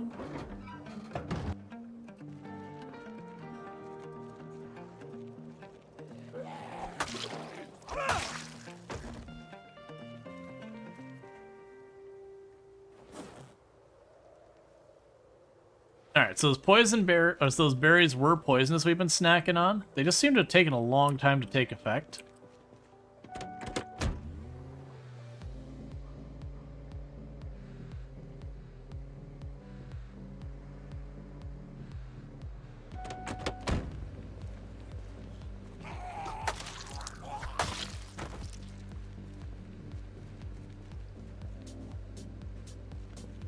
Alright, Luxray, you take it easy. Thank you again for tuning in.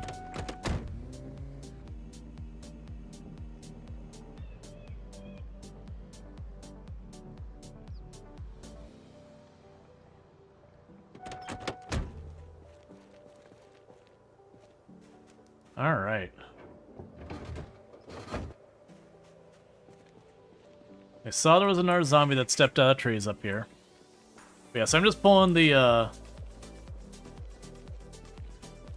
cars off the road, so as I drive around here, I don't have to worry about losing track and smashing into them.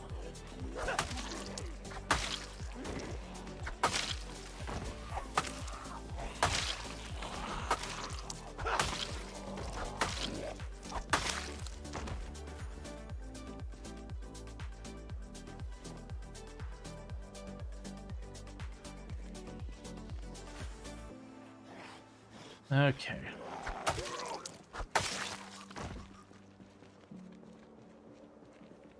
And we'll grab yours. And I'll pull the other car right up next to that one. We're as close as we can. The towing in this game right now is not a super precise thing because of the slop they get, which is realistic. Like, towing and getting everything perfectly lined up.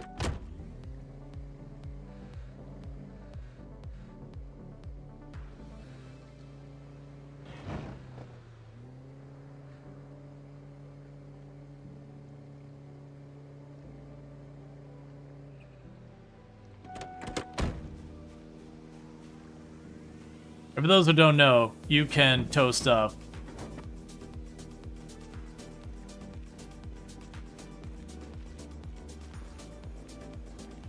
Like, you can tow stuff much easier in reverse than forward, just because of how everything works in the game.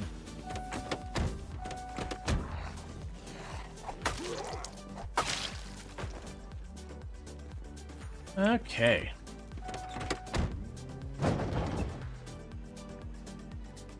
So let's mark that we've got right over here.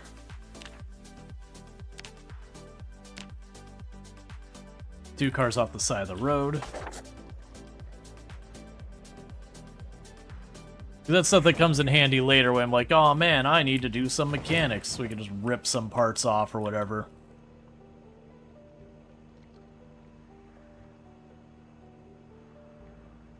Yeah, no, you don't need chains or rope or anything. They might add that someday, but thus far they haven't felt a need to.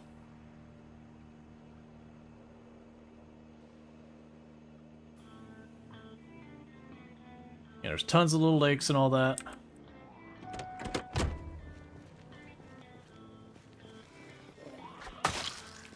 Yeah, now that rope is something you can reasonably get a hold of, because it used to be one of those things that's hard to find. You had little use for it. Like, you could make a rope ladder. There's a couple things you could craft with it. I think you could do the log walls, but it would just, you would make the what was it, the rag rope or whatever it was? Sheet rope, that's one. But now with the hemp and all that, they've made it in a lot of ways easier to get lots of it,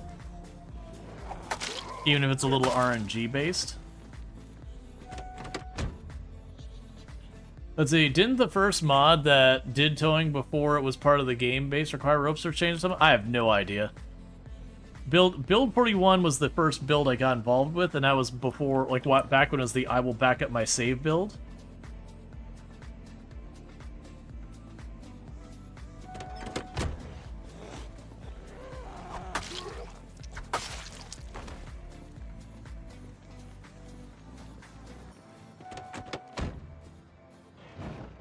Wifey.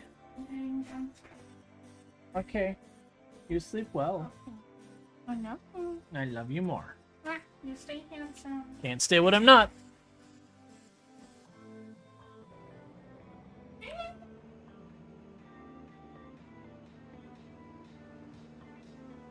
All right.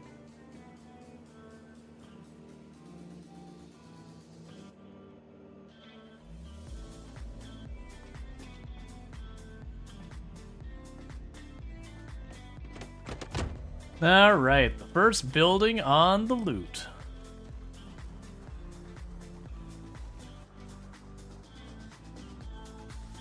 So I'm not seeing any zombies around the outside. Oh, there's a couple. I'm actually not expecting to see many zombies in these areas. With all the helicopters now we've done, I'm just going to figure they're probably going to go some way, one way or the other.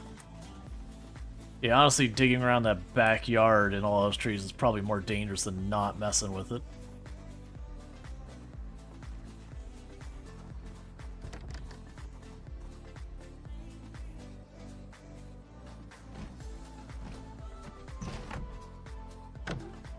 So it's a little bit of a risky hop in. So I probably shouldn't have done that, but that's fine. Got tapes in you? You do not.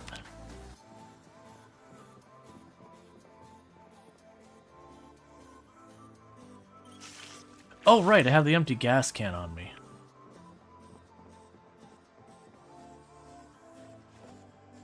Take the claw hammer.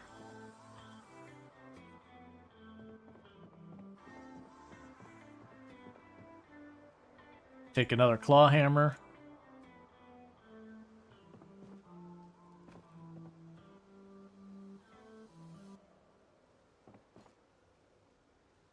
Got ourselves a bag of brown sugar.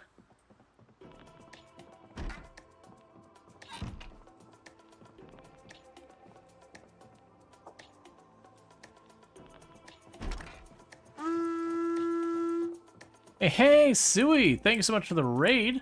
Let me go ahead and mark this place as looted.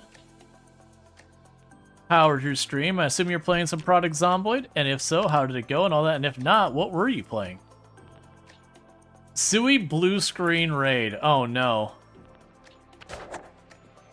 I'm gathering from that comment that Suey stream blue streamed, because that's no fun. But thank you so much for that raid. I really do hope you let's see. Internet went down or something. Ah, that's no fun. Well, for those who don't know Suey, absolutely fantastic content creator. Definitely someone I recommend checking out. Also, fellow member of the Halcyon Frequency stream team, also been playing some Product Zomboid 16 times pop and everything. So definitely worth checking out. It's a bummer that Suey had like either a blue screen or the internet dropped or whatever occurred over there. That's never fun. Especially as like a content creator where this is like your livelihood and all that. Well, I mean for Suey works, you know, job and everything. But like it definitely sucks when you're putting the effort in and then something completely outside of your control just absolutely derails it. Alright, so let's go ahead and eat our last poisonous berry. I'm gonna only eat half of it because I'm a little worried about the changes that may have happened with the poison and all that. I'm gonna preemptively eat a lemongrass. Yeah, because it's like you're doing everything right on your end, and then something completely outside of your control is just like, nope, we're just gonna go with it. Oh, they changed poison stuff. It was in the patch notes that they changed auto drink and all that around poison and calculations and all that. But it is one of those things that if they are experimenting with the poison, just be careful. Possible commit no errors and still lose. Yeah, exactly. It said the it said it was memory management, so you think it might have been RAM overflow or something from unstable. Yeah, it could be something from unstable. It can also be a fluke, like without like digging like really into a lot of stuff, it can be very hard to pin down. And then half the time it's, oh, this is just a problem with the program you're using. Like kind of have fun.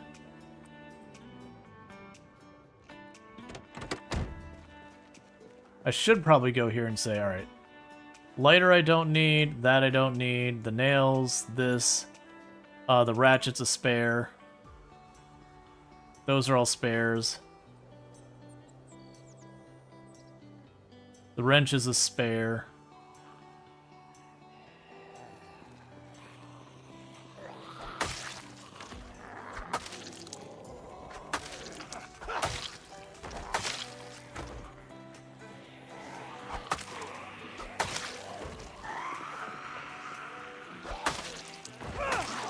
Okay.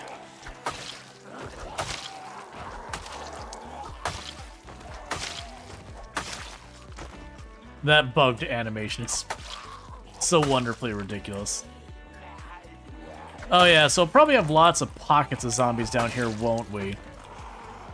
Because like where we have the helicopter, it's gonna pull them off to like those little peninsulas and they won't be able to figure out their way of pathing around it. They'll just stay stuck on the peninsula.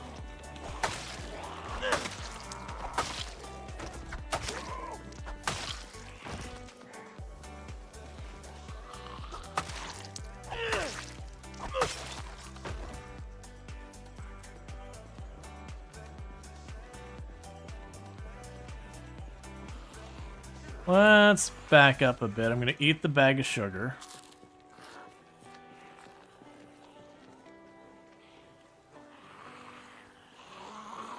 Yeah, Coral Island crashing you as well? Gotcha. I know Coral Island had 1 or 2 crashes that still existed. Like when you're doing a lot of inventory management, it would memory leak.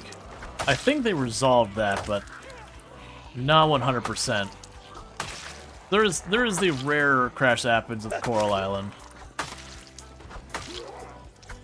That said, if it's a memory read kind of thing, one thing you can always try is taking, obviously turn off the computer and all that, unplug it, you know, kill the power, and reseat your RAM. That could sometimes fix those type of things.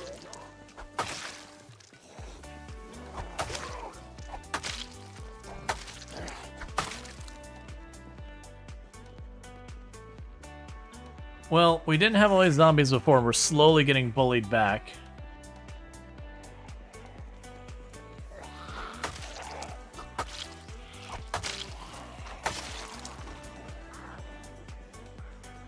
Alright, let's just keep backing up till we stop having zombies popping out on us. And then we can push back forward to the car.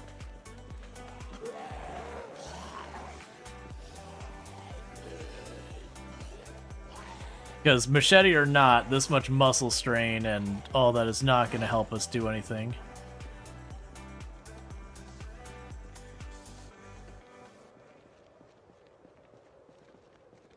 Will we ever see the car again? Oh yeah, that's not something I'm particularly worried. Let's see, I had a RAM issue once where the memory address went bad, and you had to tell Windows not to use that memory range.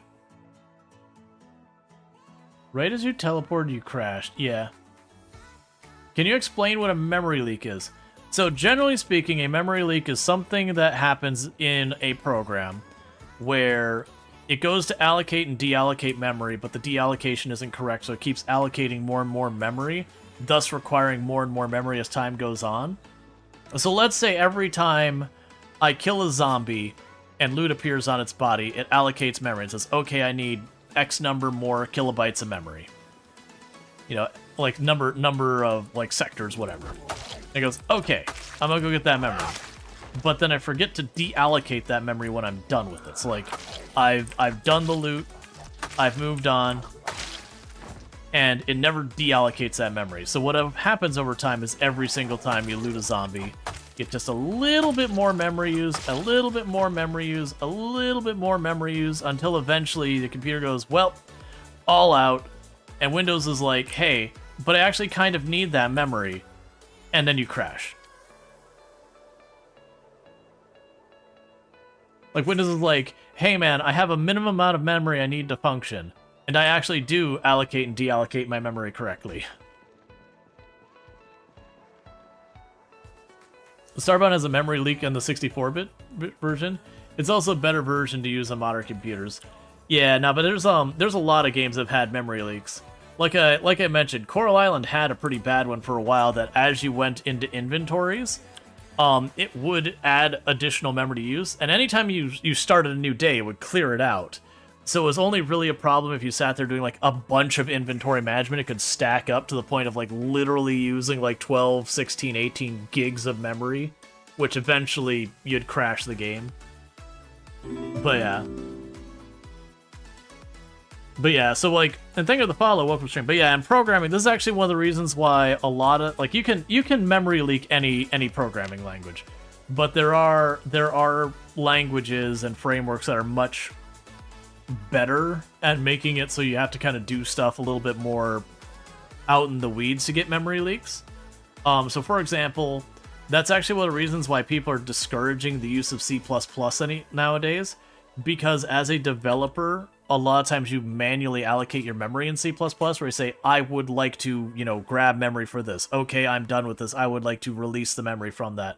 And you have to manage that a lot yourself. And there's all sorts of libraries and all that to really, really clean all that up.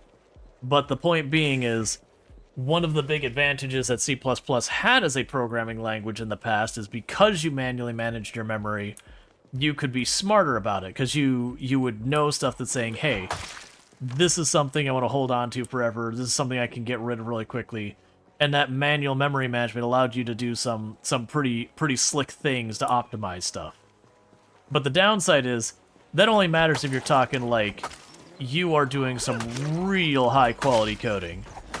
If you're someone who is, you know, you're not necessarily the greatest coder of all time, you're just trying to make that game idea you thought was pretty cool, which is 90-something% of games, or if you're like AAA and you are going for those like top of the line games, actually be giving the time and the budget to take time to go back and optimize. That thing that no company does almost ever. The reality is you just don't get the time to be as careful about that stuff, so lots of problems can slip through, which is again why languages like C++, for as powerful as they are kind of being discouraged across the industry. And thank you for the follow. Welcome to the stream. Because in addition, it used to be the difference between, say, using C# and C++ was like night and day performance difference. It was not even comparable. Whereas nowadays, the benefits is way, way more nuanced. So if you aren't going to have all that time and resources and expertise, the reality is you're probably just better off using a language that does a lot of that memory management for you, even though that can run you into some problems with its own right. There's a technology called garbage collection, which is where you're like, I'm using this, I'm using this, I'm using this, I stopped using this. And instead of me having to go, please allocate, deallocate the memory, like it just goes in the background. It's like, all right, I'm collecting all this stuff, and then it deallocates it strategically. Because for the performance hit, the allocation and deallocation of memory is one of your major performance hits you have in a computer program. Because it's, have to go and say, hey, give me these resources. All right, release these, give me these resources. That's actually one of the things that causes a lot of performance issues in programs, is when you're allocating and deallocating memory too much. So, like, there's a whole balance there. So, like, for a well-programmed game, what you might ultimately do is say, like, it's a game like Doom. And so, like, when you're programming a game like Doom, you're introducing enemies, and then you're getting rid of them. And one of the dirty tricks you do to avoid deallocation and allocation of memory is, let's say, if, like, your base soldier or whatever, they might have, like, base soldier, and they'll introduce one, and then when you kill it, it doesn't actually remove it from memory and delete it. It just sets the soldier to being dead. And then when they need a new soldier, they don't actually go through and generate a new soldier and allocate new memory.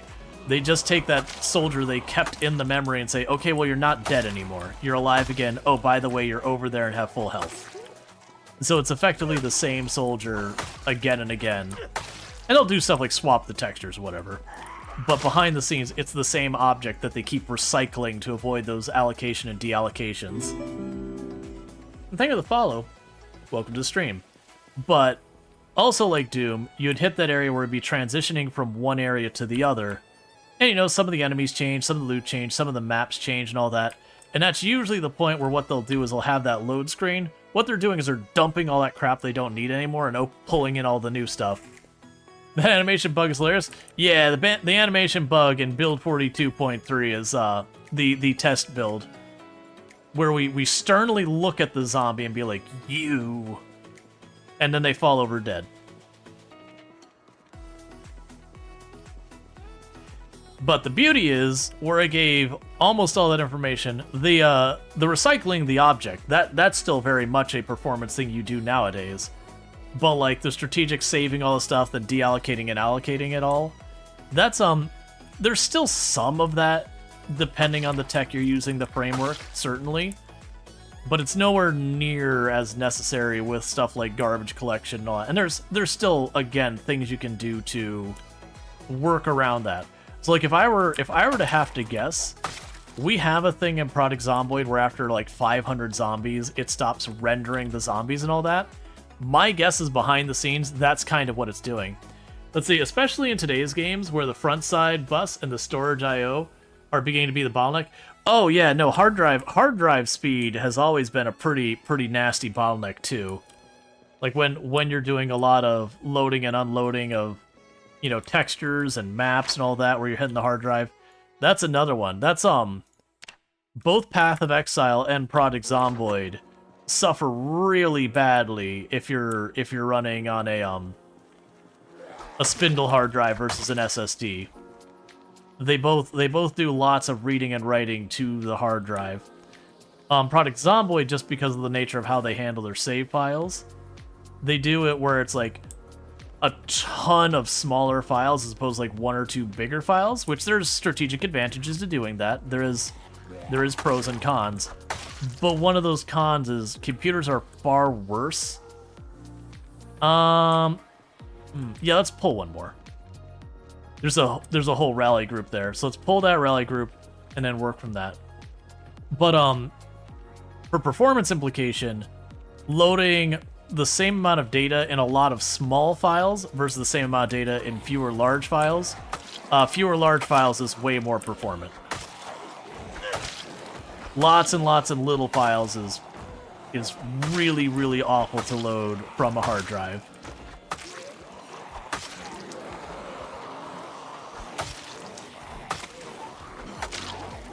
But with stuff like save corruption and all that kind of stuff, and memory allocation, there's lots of benefits to using small files.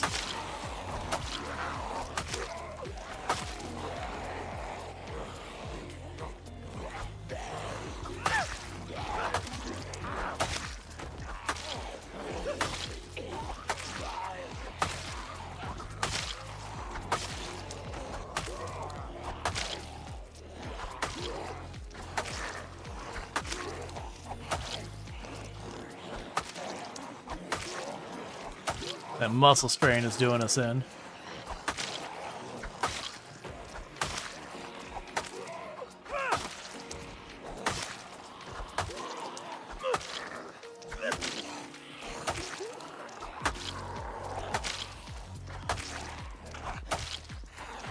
I'm also willing to bet this machete's probably about done.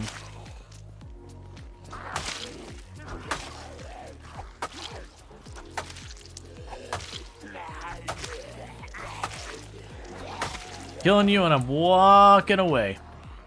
We will not be driving the car tonight. Yeah. The animation is broken right now in the test build where if I am moving and I swing, it kind of cancels the actual arm part of the swing. Whereas if I stand still, it works fine. It is a bug. It is known.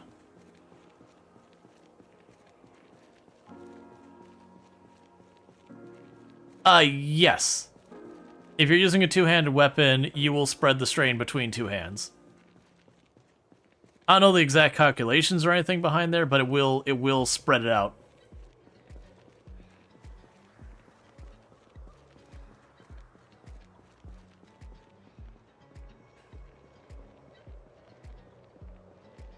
Alright, so my hope is we can back up here, rest, go into this house, take a cheeky sleep in the corner or whatever.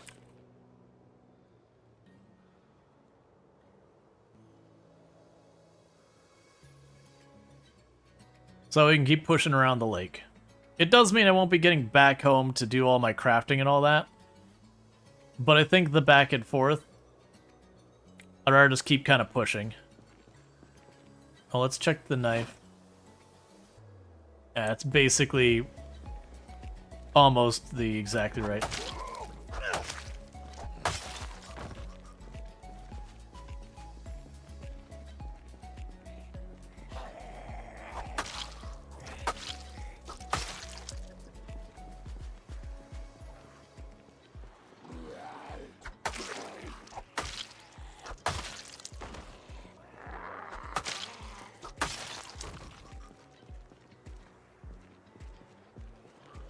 All right.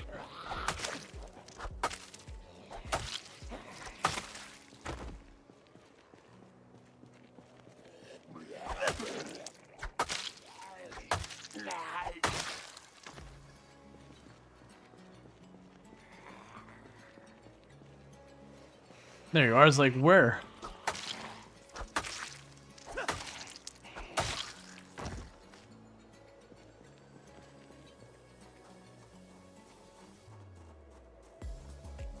Okay.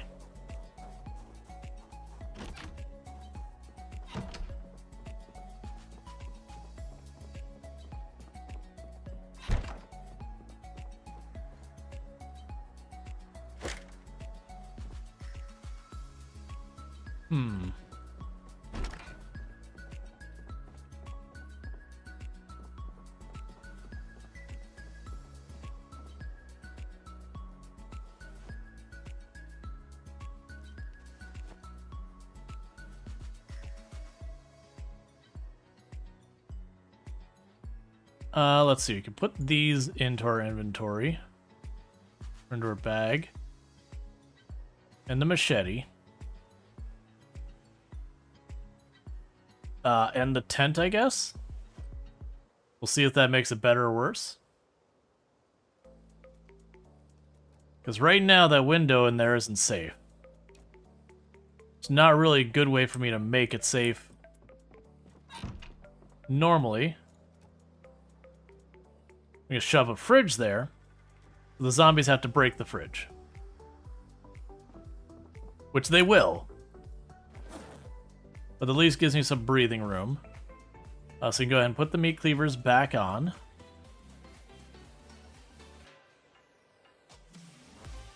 Get the machete back on her back.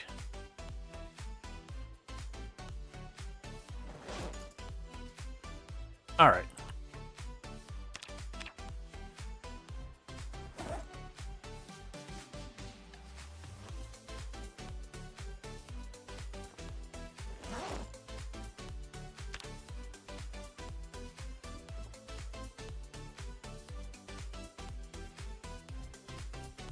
Okay. Yep. So we'll fast forward till it's time to sleep and all that, and then we'll be good to go.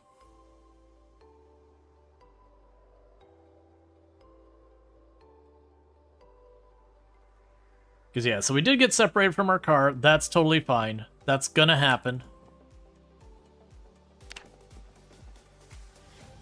130 zombies killed.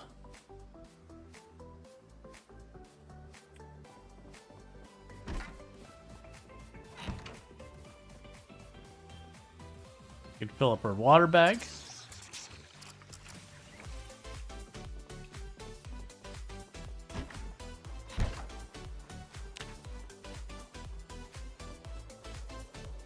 Yeah, so darkness is still affecting things.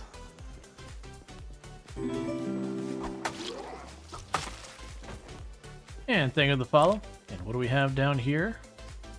There we go. And welcome to the stream. So let's see here. We can go ahead and eat a couple of these.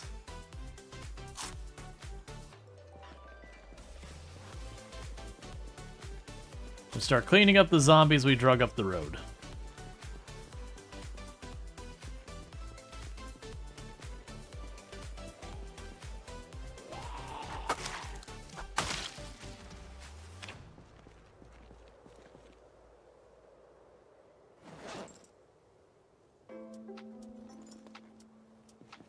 Okay.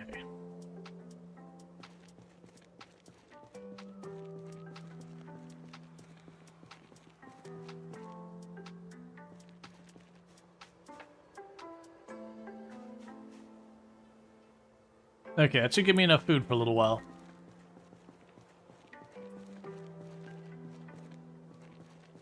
Could have sworn I saw a zombie down there.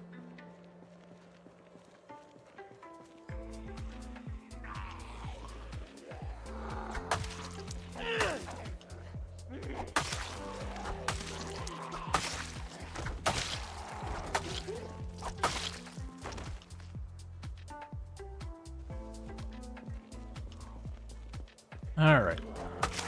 And we are grabbing all the weapons I don't intend on using. Because of the smithy, I can actually turn those into newer weapons that I'm more likely to want to use. As well as get our metalworking skills. So it is the thing I want to kind of work on. Just to give me more options versus constantly needing to forage for flint and look for flint nodes to hit with the pickaxe and all that. Which, with how many zombies we are, will become more and more of a nuisance. Versus if the zombies continue to be my source of weapons, I take the weapons I wouldn't want to use and kind of trade them up for weapons I would, even if they're not amazing weapons. And who knows, we might get some real goodies. Yeah, the machete is right about to break, just giving the muscle strain a chance to go away.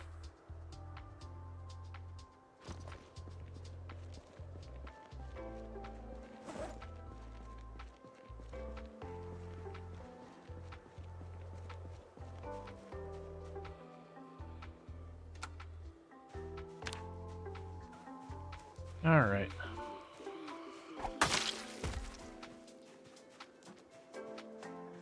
Some of the attacks, when you have the animation glitched, are just fine, where it just looks like you just kind of like punch them in the back, and you're like, all right, okay, sure.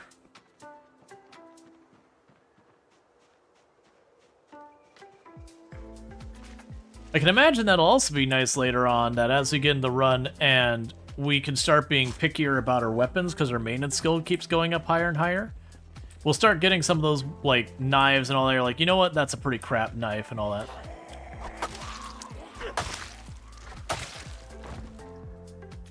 The healthy glare that kills is kind of funny. Yeah. Just the grrr.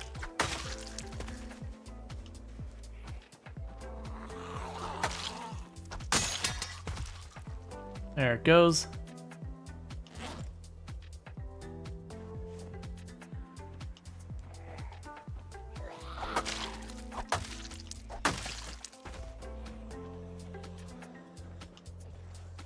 Alright, so I do have a bunch of zombies tucked up on this side. Like I said, it makes sense. We're getting to the point where there's that little peninsula by that house. And due to that peninsula, as we've had the helicopter trying to draw zombies north, they could easily get stuck on that peninsula and not be able to path around to reach me. So it wouldn't surprise me to find like 40, 50, 100 zombies got whooshed up against that. And now I gotta chip away at them. Which is fine. They're gonna figure it out sooner or later.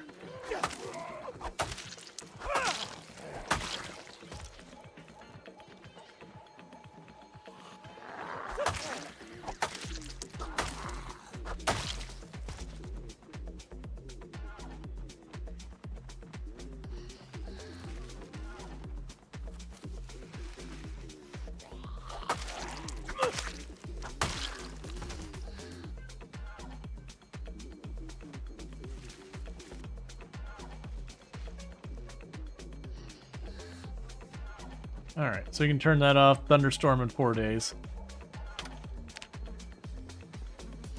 Honestly, it probably doesn't matter me checking that right now. Because now we know there's a thunderstorm in 4 days. We already know the helicopter can't happen before that does, so I don't have to worry about that. RAM reseed, you're back in your PC? Well, I hope it helps.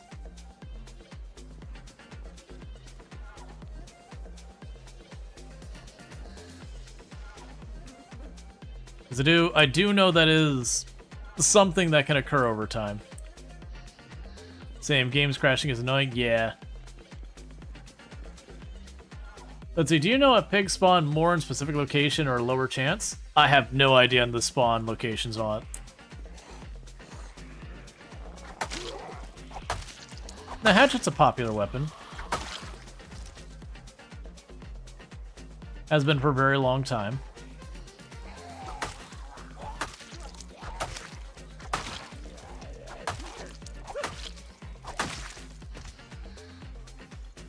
Yep, axes. So, meat cleavers used to be short blades, but build 42 they got bumped over to axes.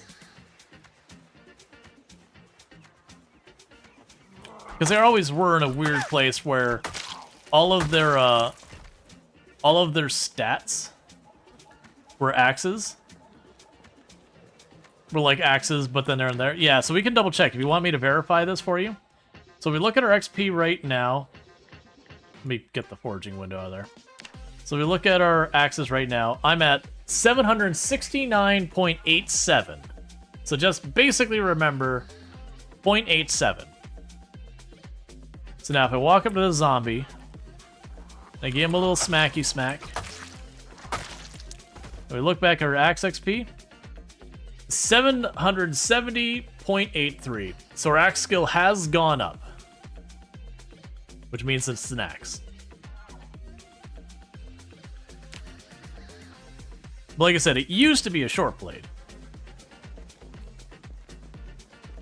Which I used to suggest that the meat cleaver was actually a pretty not good weapon in build 41. Like, in a pinch, it was certainly serviceable. But generally speaking, once you got to the point where you gotta pick your weapons, it just wasn't the correct answer for anything other than breaking down doors. Because it had like a weirdly high strength at doing that one specific activity. So it's just like one of those things, it's like, yeah, it's just like, it's got the stats of an axe with the benefits of a short blade, and so it's not a good axe, nor is it a good short blade. It's just kind of in between. And it's not like the happy mashing together of those two worlds and the best of benefits. It just kind of wasn't great. It kind of gave you more of the weaknesses of both weapons without really shining much on its own right, other than, again, for breaking down doors. It was still certainly usable.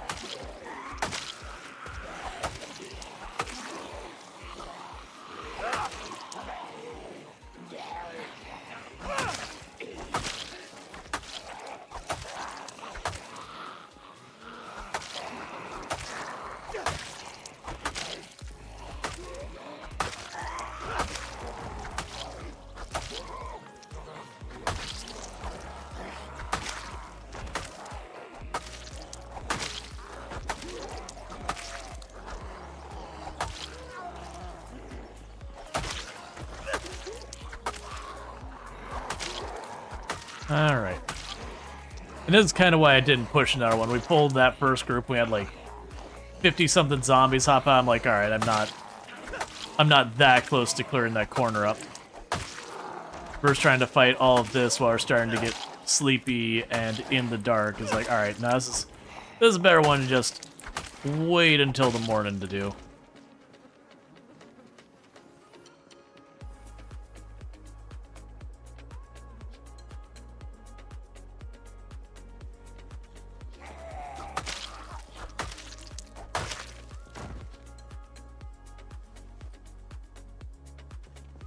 You need to come back in the morning? Yep. It's honestly one of those things that takes a little while to kind of get the feel for. But knowing when it's time in Product Zomboid to back off and be like, all right, you know, it's time to like leave my vehicle, leave my base, whatever behind for right now. Things aren't where they need to be for me to do this safely. Let's just back off, recoup, and then we can take back our stuff like the next in-game day or two or whatever.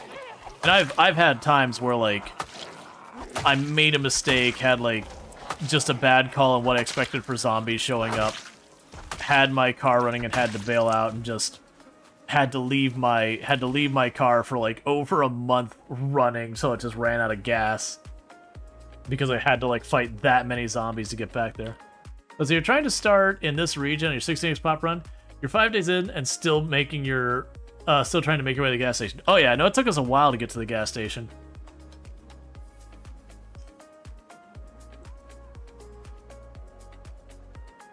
Oh yeah, definitely if your bag is either overloaded or you're early game and you just don't have the carry weight. It's one of the reasons you'll notice a lot of time I'll have a bag in my bag where if I know I'm going to be lugging around some heavy stuff that I might have to ditch and go, I'll put it in that extra bag, because that way I can right-click, drop that bag in a second, because I'll put it in my offhand. And then, you know, I still have all my basic necessities and all that on my character. That's not really an option, though, until your strength starts to get a little bit up that you can, you know, take advantage of that. Yeah, no, people really don't want to abandon their loot, their car, their base, and it's understandable. You work hard to get it, but it is one of those things that will absolutely get you killed and trap you.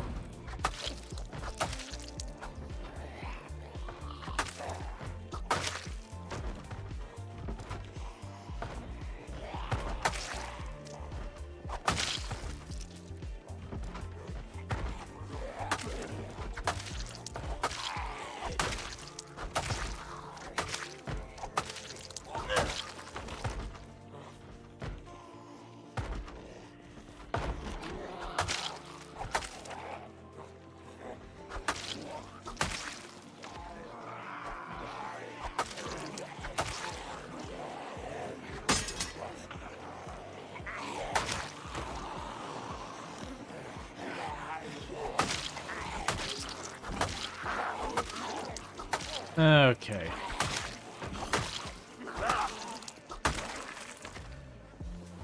Hopefully this house has something good in it because we've put a lot of effort into getting into this place.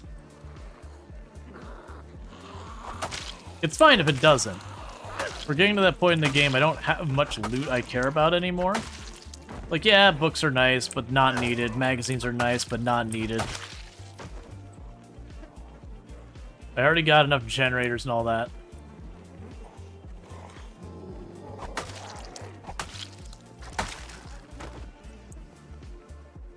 There was one more zombie at least.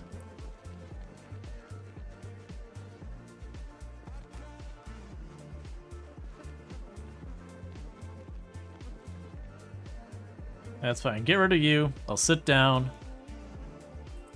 Rest up for a minute.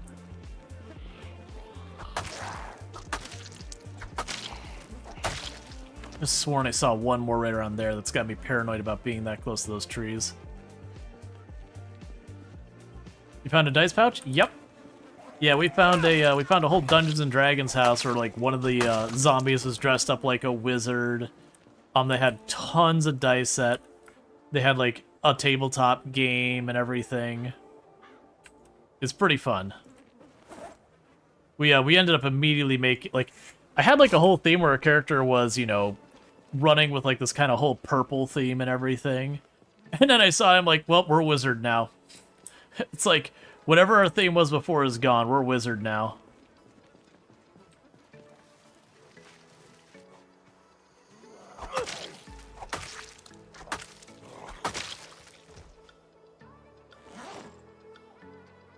Okay, still doing good so far as being sharp. Before we worry about that place, let's take a peek around the side here. Because like I said, I'm a little worried about a bunch of zombies being stuck on all this stuff out here.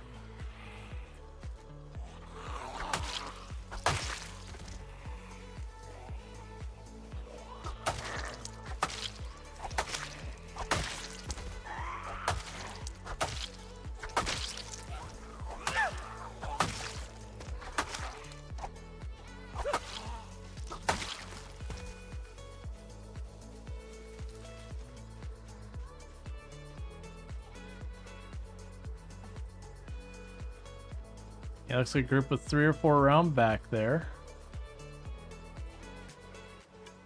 Yep, just dragging them all up here.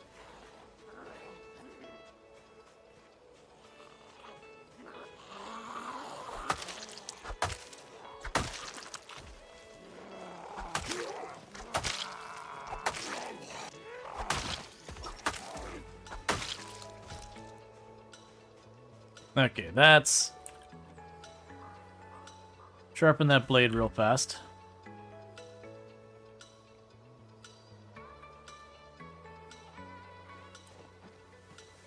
Okay. Yeah, so basically with how many zombies we saw in this area and the style of the house, I'm just thinking we do the lap around.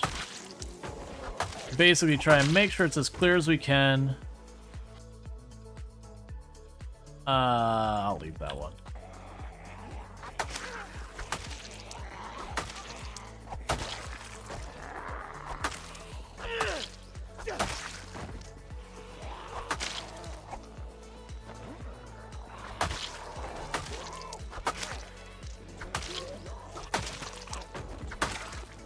Pretty much the idea is I don't want to be inside the house and have a zombie like spot me through the window and cause me grief. Yeah, that's the reason I didn't want to back up that corner, why I kind of pushed forward a little bit. I was worried if I kept backing up, I'd back right up as one came around the corner. I've done that before a long time ago, and it's not a fun way to go.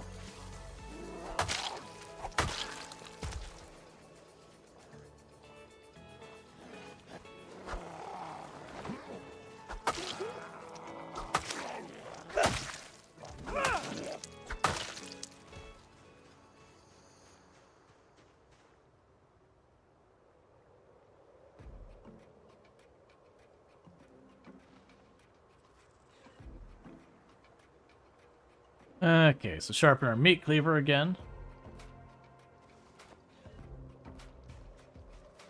Yeah, so the plan is basically do a lap around the house, killing all zombies that could see me through the window.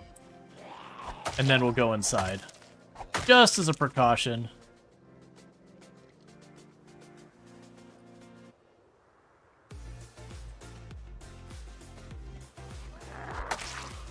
They've definitely died going into a place, being spotted by a zombie through the window, and having that all dump in on here. Yeah, okay, let's get you to follow me up here. Get this group aggroing up to me, that's fine.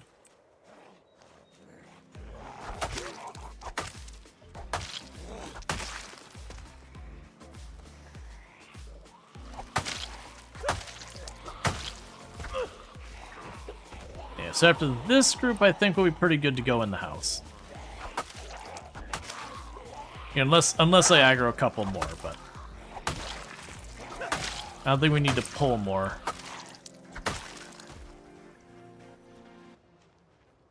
Alright, cool.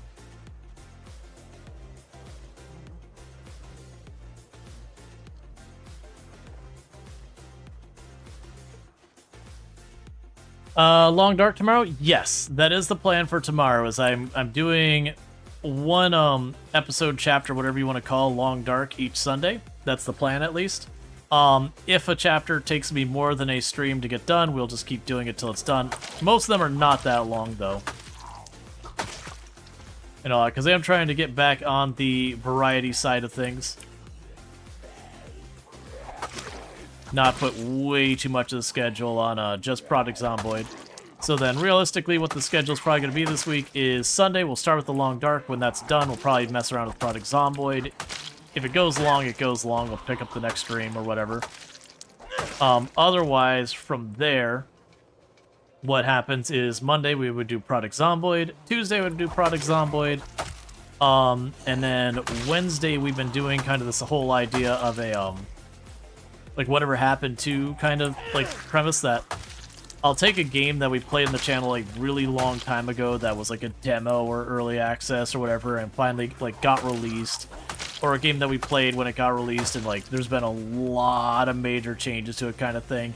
You know, a game that's had a lot of progress since we last messed with it that we did like. And then for those games, just kind of circling back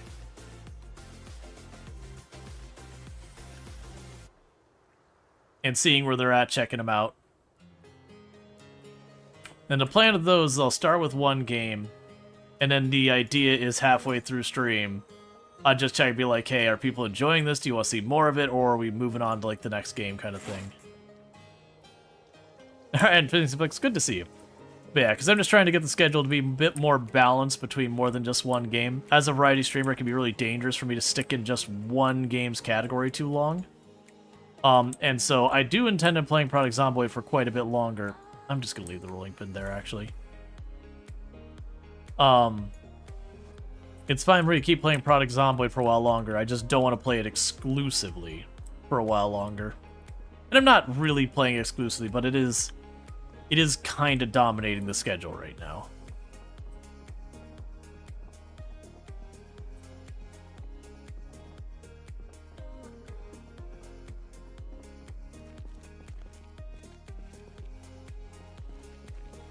It's almost exclusively? Yeah, it's a very major part of the schedule right now, more than I normally want games to be.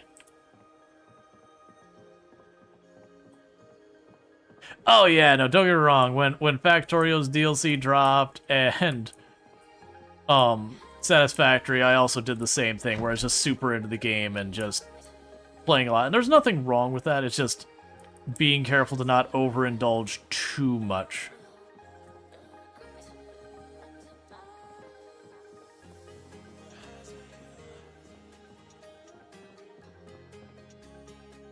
I already have one of those.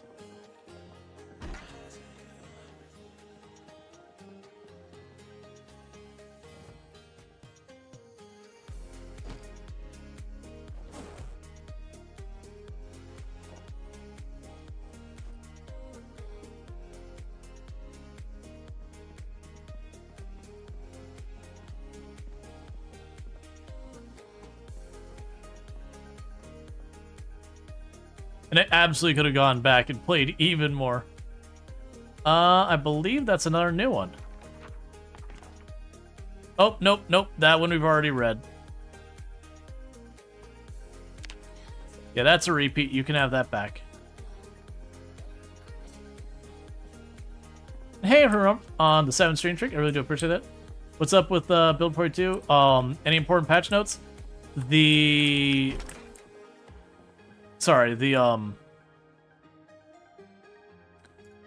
plumbing should be working now. So we should be able to plumb. There was another major one. Oh yeah, and we should be able to dig for clay now. So you don't necessarily have to forage. Now I haven't done any of either of them. Like I got more to do before I'm ready for it.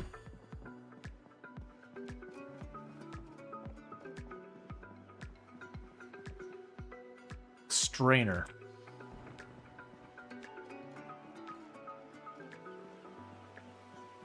I think I heard a zombie climb through a window downstairs.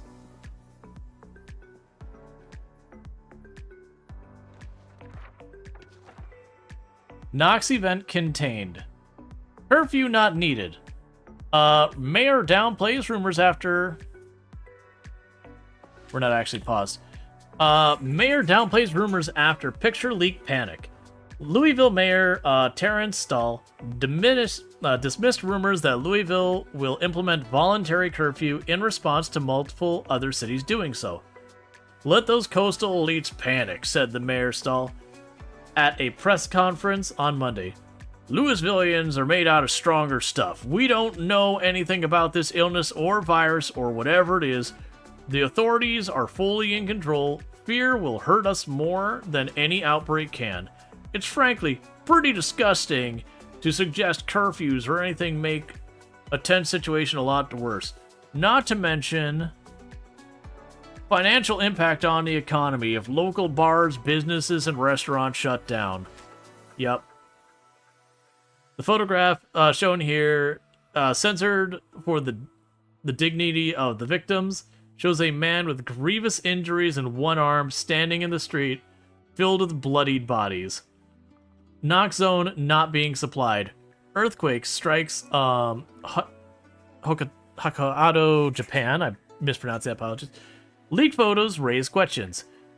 Officials move to dampen the growing panic. Knox Event Zone. Let's see. Knox Event Zone, Kentucky. The president, along with the CDC and military officials, have swiftly reassured the public that the Knox virus remains isolated within the exclusion zone after the leaking of a gruesome photo from within the Knox Event Zone yesterday. The photography allegedly shows a person infected with the virus in the street full of bodies, causing panic among the public and confusion among the seriousness of the virus. The drip feed of information from the military insiders, along with short-range radio messages from the trapped within the event zone, undermine the claims by the military. Yep.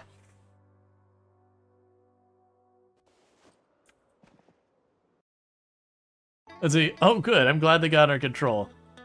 Is it just right-click, dig for clay? I have no idea. My understanding is that we would have areas that would be like,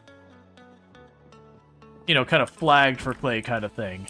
You'd see like a brown patch, a dirt or whatever, that would be like, oh, that's where the clay is, and you'd dig in that. That's my understanding of how it would work. Alright, so downstairs is probably not safe, because like I said, I thought I heard the sound of a zombie popping through a window, so probably this room? Nope, it was you.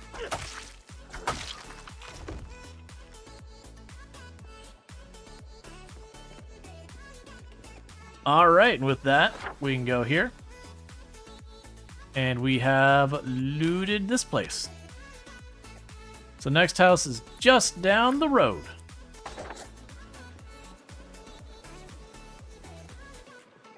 Yeah, like flint nodes. Now, where we're at in the map, we may have been close enough that they didn't spawn in here. And then I might have to have another area. Let's also check, because I do see flint there and over there.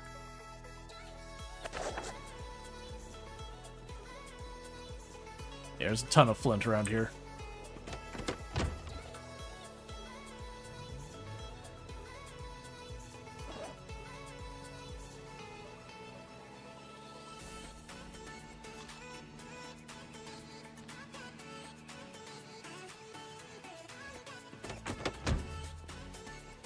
Alright, so we had the one behind us.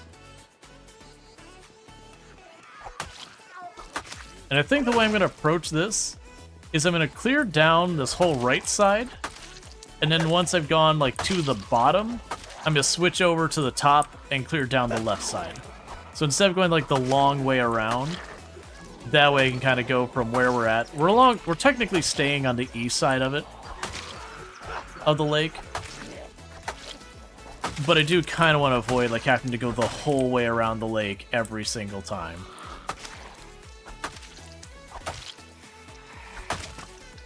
Plus, it'll be good to kind of backtrack to that area we kept needing to clean up.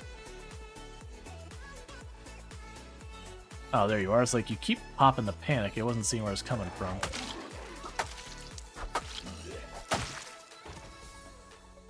Let's see. You paved the driveway with corpses. It happens. It's not that bad. Let's see this photo. Oh, good God. Yep. To be fair, that, for people who have lost track with the news publications, that was 2 days before the one where they're like, basically, you know, Louisville is done, the infected are here, like that kind of thing. So it's 2 days before that one, if I'm not mistaken by the numbers. So that was pretty close to the end.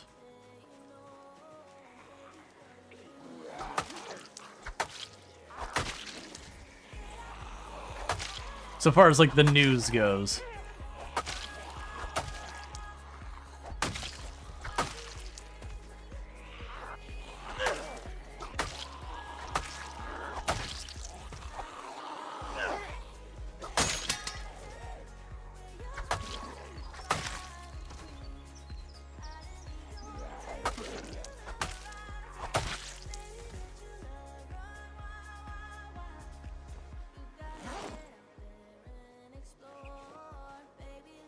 Alright. Any mods? Exclamation mark mods. They're all like UI, quality of life stuff. Nothing that changes gameplay.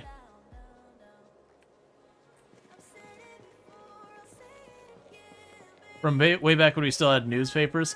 They still do newspapers nowadays. It's just way harder to find them, and they're not many of them anymore.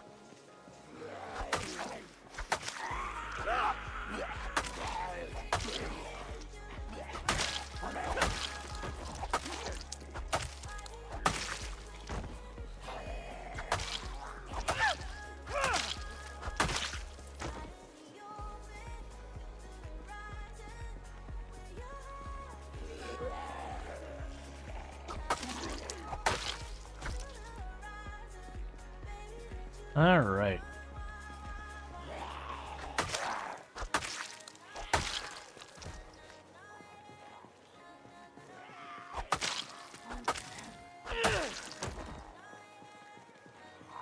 I'm actually kind of curious as like this road just has tons of like individual zombies everywhere.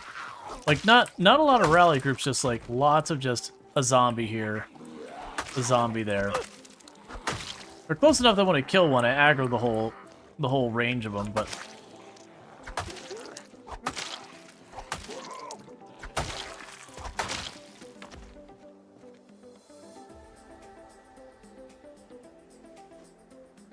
okay, let's sit down for a minute again.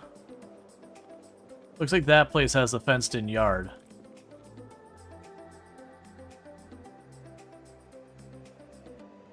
Yeah, so I'll do one more pull. I'm going to go back to that house we just cleared, and we'll go upstairs, because some of those bedrooms are in pretty good shape that I could pop in and take a quick nap. Let's see, hey, you buy newspapers most days, but Sunday one is like $4 now. Yeah, that's what I was saying. Newspapers are still around. They don't have nearly the customer base they used to, which is part of the struggle for news in general. And part of what the pressure that you get where like some newspapers are way better than others in the sense that some some really try and go over the top with stuff just to get people to engage more because they need that money. Sell more papers, get more ad revenue, depending on if it's digital or not.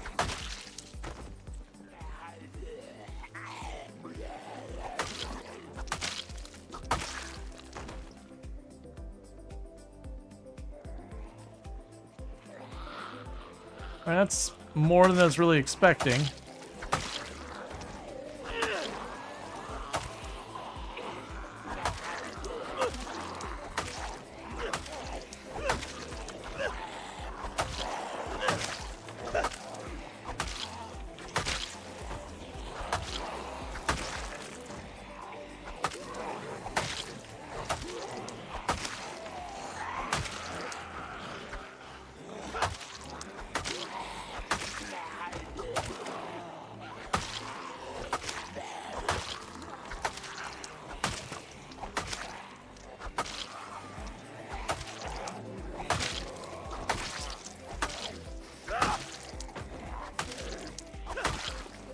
The good news is we've actually got pretty good axe skills. Strength and fitness. So we can get away with occasional, like, a bit over the top pull.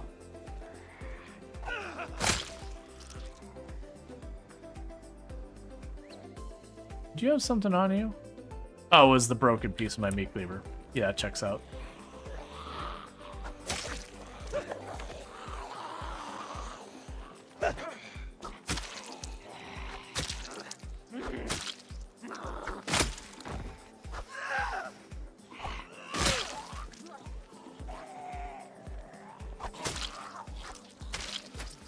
Alright, let's get back to this other house.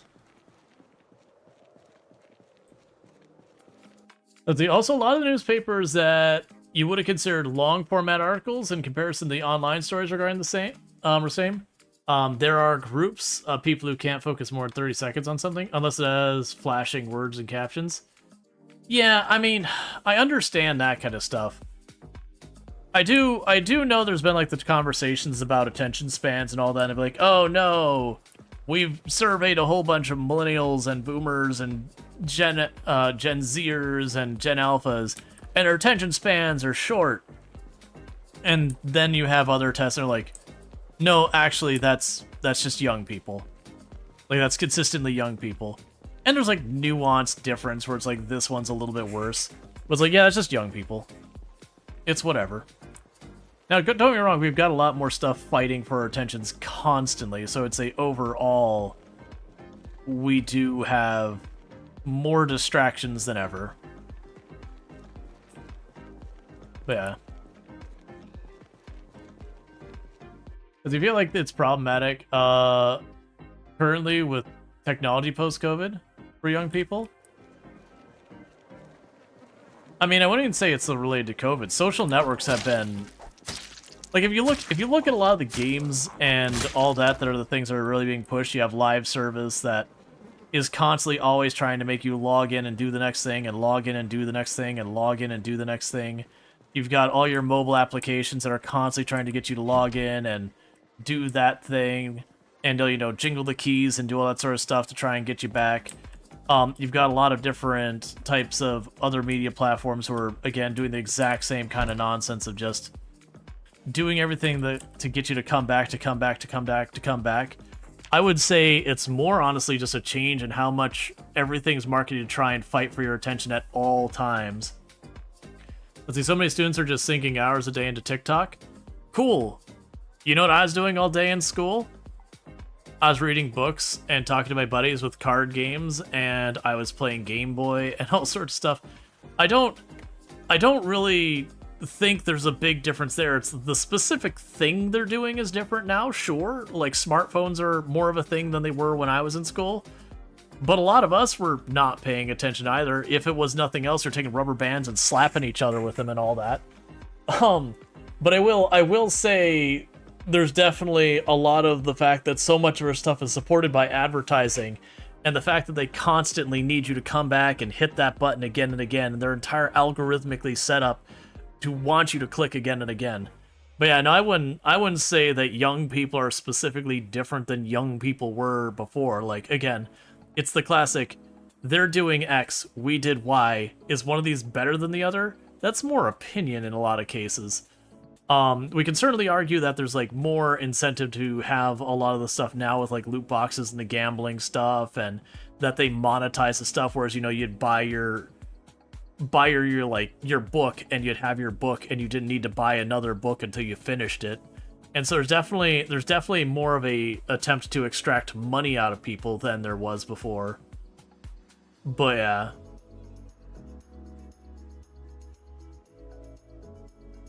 Yeah, no, I wouldn't say so. Actually, for a lot of the Gen Alpha ones, I would say the kids are actually a little bit better about socializing. Not so much like your grade school and all that. Like, I feel like that's kind of a wash. But especially when we got towards like high school, I would say in some ways a lot of them are doing a little bit better. They're also doing worse in other places, but I think that's probably more of a regional thing. And you'll have people argue, it's like, well, we read books and books are better. And I, as someone who likes to read a lot of books, I wouldn't argue that's necessarily true. I'd argue it's better than Social Network. That part I'll agree with you. It's certainly better than TikTok and that crap.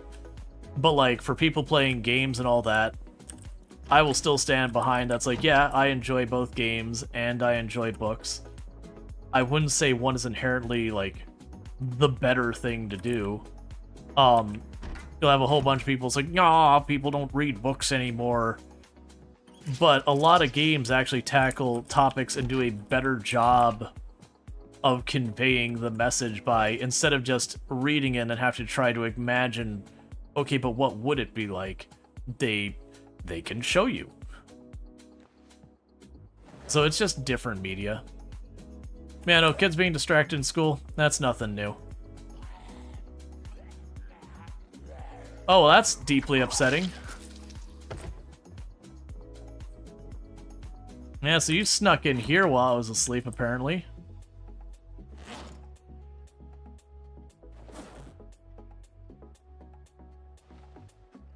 But I feel there's a lot of older people that like to be like, no, those young kids, no. It's like, yeah, young kids have been pretty close to the same. See, I used to read books during class all the time, or playing. I used to draw all the time. Games on the computer, if we were one of the computer rooms. And you're 11 and 12, you're definitely playing games on your T81. Oh yeah, like people had like drug lords or whatever it was and all that. Depends on what the thing they're doing is. If you compare both are dumb, but one brain dead specifically referring. Yeah, I will argue that social media is worse than a lot of what we had available as the kids. But I also wouldn't blame the kids for that problem.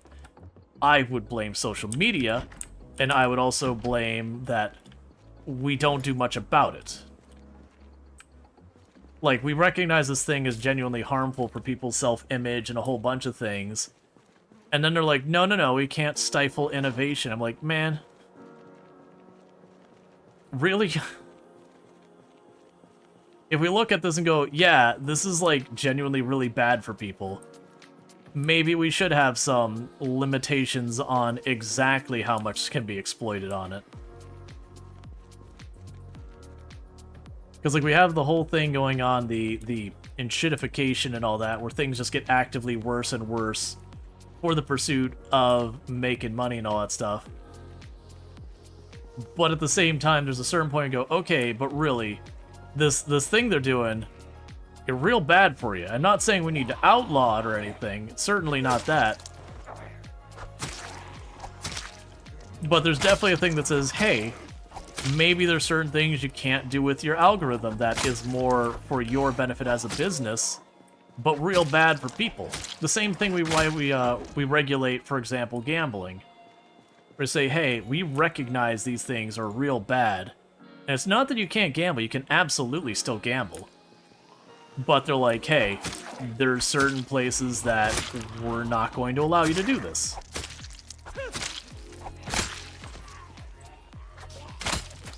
Or, you know, you need to provide the odds, or you can't manipulate the results in the following ways, and you get the idea. So they put a whole bunch of guardrails around it, and still gambling is addictive as all get out, and people ruin their lives with it. But there is a lot being done to try to mitigate some of that. Which unfortunately here in the US, it's only been in the last, like, decade or so that, we actually took some of our more strict gambling laws and got rid of them. There's a reason we've had, like, this giant explosion about, like, sports gambling is, like, absolutely blown up versus when I was a kid. You'd go on, like, ESPN, they'll be like, we will never do gambling. How dare you destroy the sanctity of the sport? That if you wanted to gamble, you had to have a buddy and, you know, be like, hey man, bet you my team wins $20. And, like, do that kind of thing. You couldn't go on your phone and be like, and $100 in that team. But yeah, now it's the whole thing. Now with digital gambling, those guardrails are thrown out the window. Yeah. Let's you're sick to death of the Post Malone gambling advert. You see 100 times at this point? Yeah.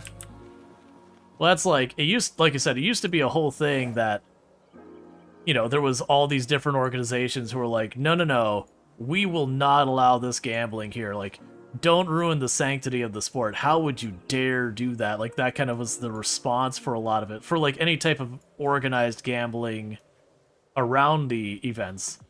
Like, you had to do stuff kind of quiet and on the down low. Or, you know, friendly bets with buddies or whatever. Now it's just full on. So you made yourself a Metal Knight? Nope. Found it. But it's the same kind of thing that we live in this era of, like, all regulation is bad, deregulate all the things. It's like, well, no. There's, like, certainly bad regulation. That does occur. I'm not saying it doesn't. But there's also, like, there's times, like, going to a company and saying, hey, man, you can't dump a bunch of lead into the river. Like, that's not allowed. That's an important regulation. That's really bad.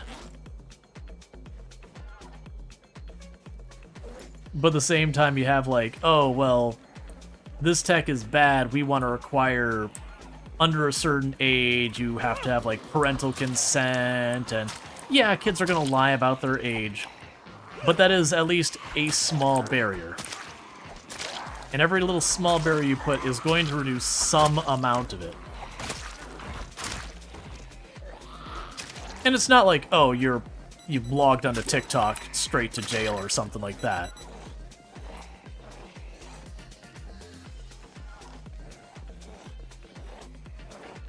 Oh, that's not the right one.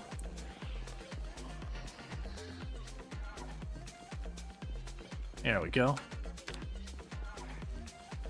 Let's see, after playing the Mafia remakes a few years ago, the car paint in seeing a bunch of classic cars, you can totally see why kids ate that stuff up. Looks super nice, yeah. Gambling's always been a thing in Australia. It's kind of crazy. Slot machines are so prevalent here that sports gambling, especially horse races, have been here for decades. But yeah, so it's just kind of one of those things that, like, there's stuff we could do to mitigate. That's the word I want to do. You can't solve the problem. Which is usually where you stop with, like, a lot of issues, is people have, like, an open discussion about something, and they'll be like, well, this doesn't fix it. It's like, yeah, you mitigate it. There's very, like, if the problem's easily solved, we would have done it. We would have solved it. Unless, like, the solution is just too painful or whatever. But most problems that you have on a societal level aren't in the realm of solvable problems. They're mitigatable problems. So, like, you mitigate crime by doing stuff like having, you know, various community programs to bring more people into being invested in the community, trying to find, like, people in your community are particularly in a vulnerable position and, you know, help them get food and shelter and all that, to not have to, you know, turn to like less, you know, legitimate means to afford it and all that, because it's just beneficial to you to not leave them to their own, like, not their own devices. It's not that being, you know, poor, you know, makes you a criminal or something like that. so much as you are more likely to do not so great things the more desperate your situation becomes. And so doing stuff to try and help people in those desperate situations usually is more cost effective than ignoring it. Yeah, the simple problems are mostly solved. Then we got the not simple problems. It's one of the reasons why usually when you get on to different topics, I usually make the comment of something along the lines of, if there's like a complicated problem that's been around for a long time, and someone's just like, oh, all we have to do to solve it is X, it means they don't understand the problem. That the problem has more nuance than that. Now, it's not to say if we did this, it would reduce that problem. That is perfectly fine. There's lots of arguments you can be made there.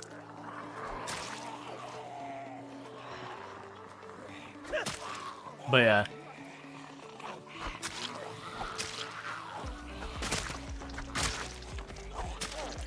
But yeah, no, I try to like... I try to push back when people are like, oh, young people this, young people that. Because the vast majority of time, it's young people this. I'm like, yeah, we weren't any better when we were that age. Or, like, the nuance will be different, but, like, the problem be kind of the same. The severity might be different due to opportunity or, you know, whatever. Because, like, there's certainly problems that are far more awful nowadays, you know, compared to what it was. But by and large, most of those problems I look, it's like, hey, this isn't really the young person's doing. I blame it Rual Storge for my shortening attention span and having time for games, books, and films. Too busy watching here. Thank you, Randall Thor, for the 100 biddies. I do appreciate it. It means a heck of a lot. But, like, usually it's those things that you look at the situations like, it's not the young people who are at the problem. Usually If you it's... can afford it and are enjoying stream, please think about subbing to help at Rules or Shit is Partner Plus Gold. And thank you, Randall Thor, for promoting the Plus program thing and the 100 biddies as well. I was at the reason that many internet media companies don't allow minors, not so much content they're going to gain access, because it's usually spending their parents' money without their consent, which is legal public relations nightmare. Yeah. And then there's certain states that actually have laws that you are required to put a certain number of hurdles between minors and being able to spend their parents' money, and then you have to get into, like, verification. Yeah, it's all easy to say, all we need is X to fix something. The issue is all those things you have to do in order to exit first. Well, yeah, there's also that, you know, like there's multiple, yeah, exactly. Multifaceted is the word you usually use. The problems are multifaceted. But yeah, usually when I have people like kind of jabbing at young people, it's like, oh, their attention spans are shorter, and all that kind of stuff. You're like, hey man, let's be honest. If I grew up in a world that smartphones were a thing since I was a kid, you know how my attention span would be? Straight up garbage. I don't blame the young people for that. I blame, like, you know, the circumstances of which the technology is currently available, and that we didn't stop and say, hang on a second, is this bad for us? Not that I'm saying that we shouldn't have smartphones or whatever, but it's like, all right, well, what do we do to both recognize this problem, and how can we mitigate it? Like, what can we do to make it less of a problem? Or sometimes it's not even reducing the problem, it's saying this is the symptom of the problem. What can we do to help out with that symptom? And sometimes it can literally just be education, that you're like, okay, here is the symptom. We need to better educate people about, you know, the dangers of this or whatever. Because that was a big part of the success around, you know, not eliminating smoking, it still exists, but really cutting it down on the amount was, yeah, we increased taxes on it. Yeah, we said, hey, you can't smoke in the bars. But a really big part of it was like all the PSAs, all the stuff being like, hey man, like this really screws up your lungs and all that. And having the people who are, you know, unfortunately dying from various health complications come to their class and be like, hey, you know, I thought I was invincible. By the way, the doctor says I've got months to live, and this is how I'm spending it. You know, telling you my story or whatever. Like that stuff works. And don't get me wrong, the natural thing is you'll have a lot of people like, well, what about the DARE program? Yeah, DARE program was terrible. The DARE program was like the abstinence-only approach to drugs. Of being like, here are all these drugs you've never heard about, but don't do them. Just say no. And it's like, look, man, there's a little bit more complexity about this than just say no. Oh, the DARE program. It was a well-meaning program that was really big in like the 90s. That the gist of the DARE program, and it was an acronym that I don't remember what the heck it was for. Yeah, no, exactly. It's to cause more drug use. Like, that's the thing. The abstinence-only, like, war on drugs just caused drug problems because it pushed it underground kind of thing versus, like, actually trying to talk about it. But the DARE program was a thing that primarily went into elementary schools. And, yeah, it was DARE to keep kids off drugs. And the gist of it was supposed to educate people about, you know, the dangers of drugs. Drug abuse, resist education. But the problem of how it approached it, it was like, here's this drug called crack cocaine, also known as angel dust, also known as this, also known as that people tend to, you know, consume by means of snorting. And going, like, and it's almost like they outlined the entire information on the drug, just short of giving you the number of the local dealer, and then being like, but don't do it. Okay, well, here's the next drug. And so they'd have these these stereotypical scenarios that they walk through, and it was so unauthentic that it'd be like, you know, the kid and his buddy would sit down, and the dealer would be like, hey man, let me go ahead and give you a hit, your first one's free. And it's like, the dealer's not giving you free drugs. I can assure you the dealer is not walking up being like, hey small child, would you like a hit of the angel dust? No. You don't have money. That's gonna be a very out of business dealer. Like, that's not how the business works. But it was like a whole thing that was just like this really weird thing that they have these like completely laughable scenarios about, like, you know, these two kids like 8, 9, 10 years old, and like the one buddy walks up there and is like, hey man, I got this from my older brother. Let's snort it. It's like, man, you're 8 years old. You don't know what snorting it is. Come on. You'd be like, this is my brother's drug. Do you eat it? I don't know, man. I'm 8. You don't need to be a kid. You just need to learn it as a kid. Yeah.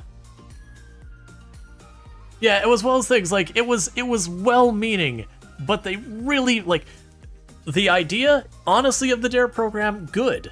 The goal of the DARE program, good. The execution, real bad. Real bad. Really needed to get some people who had some understanding of developmental psychology in there to be like, hold the heck up. It's if you ever had the scenario, and I'm like, for those of you who have kids, you've probably all had your equivalent moment of this. I'm not a parent, but I'm aware of these kind of things happening. That you'll have like the mom, and she'll be like, okay, daughter, you're old enough to have scissors. Don't cut your hair with these. Here's a hint. That kid wasn't going to think of cutting their hair with it until you handed them the scissors and told them not to. And it's not that they're trying to be bad. You have put this idea in their head that would have otherwise not existed for a long time. And you said, don't cut your hair. And one of the first things that kid probably did is they tucked around that couch and went,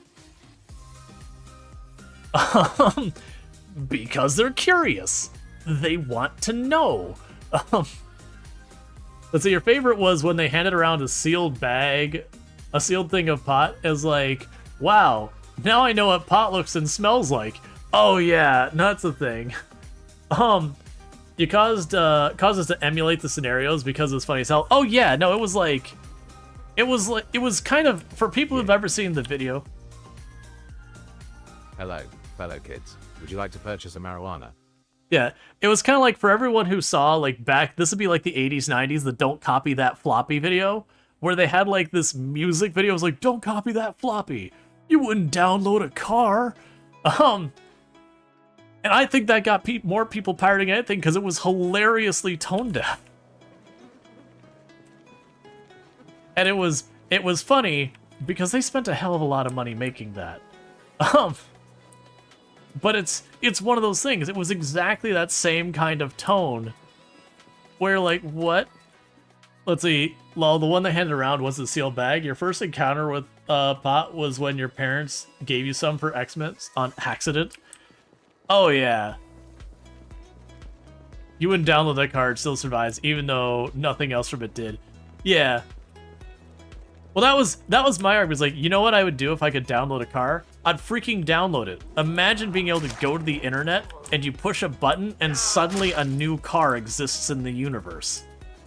Like, no mining required, no manufacturing, just straight up, you got a new car. You wanted that like BMW Roadster, and you just pushed a button, and now you have a BMW Roadster. The only one who lost anything was potentially someone lost a sale. But at the same time, they didn't have to manufacture it or mine or do anything. It just appeared into existence. Because like that's the problem with someone stealing a car, is someone else's car just stopped belonging to them. That someone else now has that car, and they've lost that expensive resource that they need to get to, you know, work and to the doctor and all that. That's the issue with car theft, is it causes significant harm to someone. Versus, if I could just straight up download it, the only one I've hurt is arguably, you know, a shareholder and maybe a business. And yeah, you could say, hey, stealing from businesses is harmful to business and that's bad, and you'd be correct, yes. But in a world where we could straight poof existence, like we got replicators and all that, like I would genuinely have an ethical problem if we could just literally replicate things into existence, and that we still had to pay exorbitant amounts of money to get things that we could just simply make exist. And yeah, don't get me wrong, there'd be like the argument that yes, it'd be stifling innovation and yada yada because these companies would make less money, but at the same time we would be removing the entire supply line issue from its entire existence because, hey, if I need more steel, I can push a button and steel exists.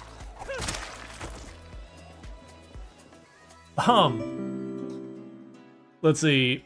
Thank you for the follow, welcome to the stream.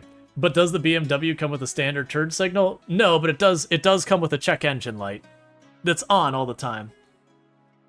Ever read Transmetropolitan? No, I haven't stuff. Shareholders just die at CEOs. Jeez. If anything, you help the planet by waveform. Oh yeah, no, that'd be the big thing. Like, if, in a world where we could just replicate stuff, you would have people like, no, but it's not a real car. It wasn't made by machines that physically existed. It just, poof, it was there. I'm like, yeah, you'll have those diehards. The same way you have people like, oh, but is it a diamond that got pulled out of the earth by, you know, small children and their blood, sweat, and tears? I'm like, well, no, because one, that's really bad for the environment. You know, you do it with a certain level of necessity. But also, two, you know that's seriously unethical, right? Like, oof. What are we talking about? You seem to have come in mid-conversation. We were talking... I did not pause.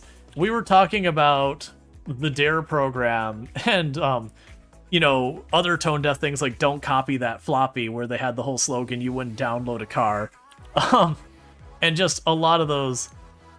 Yeah, lab-grown diamonds... yeah, lab-grown diamonds are way better for the environment and way less unethical. I am 100% team, hey, you know what the difference between a lab-grown diamond and a diamond you ripped out of the earth? Suffering and price. That's the difference. You want to know what else is the difference? The lab-grown diamond is more perfect. It's more consistently, like, genuinely, like, it sparkles more and everything because they can control all the conditions the diamond is in versus just kind of having to hope for the best. And plus, if you're buying lab-grown diamonds, you're basically kicking the bearers directly in the proverbial nards, and that is something we should all do. When you have a monopoly, just straight up kicking them right in the face is just good times. Yeah, no, so... Yeah, Suri's saying that the DARE is like one of the biggest wastes of money. So I will stand by the goals... of the DARE program, I think were excellent. The motivations and what they were trying to accomplish and all that, I think was, like, the effort was worth making. The problem is the execution. The execution was laughable. The execution was just straight up bad. It very clearly didn't get people involved who had, like, you know, development psychology understanding and these types of things. It was very clearly they got a bunch of bureaucrats and some people in law enforcement said, hey, like, put together a thing. And don't get me wrong, I think law enforcement should be involved, but they were just approaching it from, like, this is what it is, that, like, that kind of thing. And they needed a developmental psychologist to be like, whoa, whoa, whoa, whoa, whoa. Don't just list off what it is. That's not how you get people to, like, do this. If you actually wanted to do it, you're better off going for scare tactics where you show, like, the person dying of, like, lung cancer or something like that, which is still pretty awful. But you would have gotten a lot more progress as showing people suffering and miserable and all that, versus being like, hey, this is a drug. Just say no. Hey, here's your older brother Bobby who's come in and he's got a, you know, he's got a 6-pack of beer and you're 8 years old. Clearly, he's gonna take that 6-pack of beer he smuggled and immediately turn around and be like, hey, younger brother, let me give you my 6-pack of beer. No, he's gonna be like, man, this crap's expensive. I'm a teenager who somehow got this illegally. Like, I'm not sharing this with you. Breaking Bad probably did more good than DARE. Unfortunately, there's a lot of people who very romanticize, like, very much romanticize, like, the Breaking Bad and the Scarface and all that. In your family that actually happened? Alright, maybe that's not a good example on my part, but you get the ideas. They had all these, like, ridiculous scenarios. Oh yeah, like the white van pulling up to kids and, like, sliding open the doors like, hey man, you want some stuff? You're like, dude, no white van is pulling up to an 8 or 10-year-old and being like, hey man, buy the drugs out of the back of my nondescript white van. And then you'd end up living in a van down by the river. Yeah. Yeah, that's why it's valued luxury. Yeah, that was like, there's a lot of things they did poorly with the program. Like I said, I do think it was well intentioned, and I do think it was worth attempting, but I think it was also worth actually getting people who knew what they were doing involved.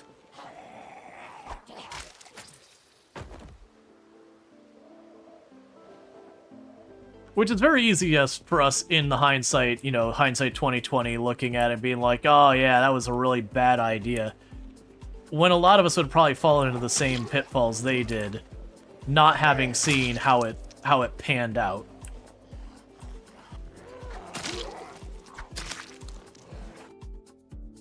Let's see, they pull in while the van... I mean, yes, there's that whole thing. That actually doesn't happen nearly as much as it's made out to be, but yeah, no, human trafficking is definitely a problem, but it's not a lot of white vans pulling up, grabbing a kid off the playground like we were taught. That wasn't... Like, it's not that it never happened, but it wasn't really a thing. It's a lot more coercing than anything.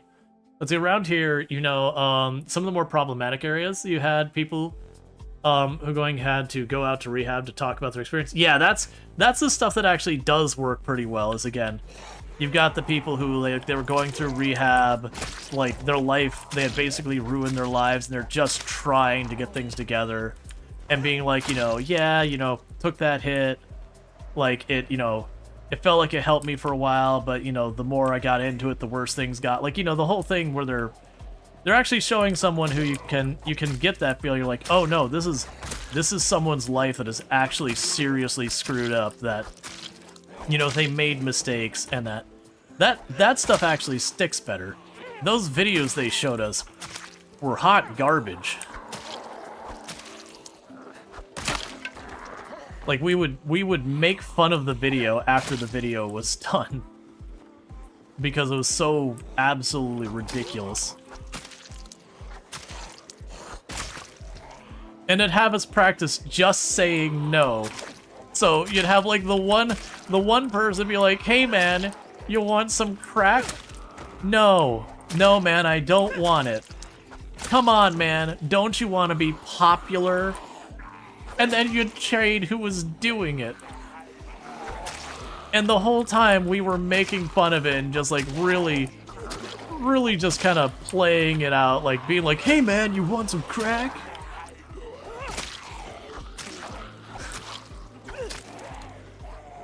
It just basically made it one big game.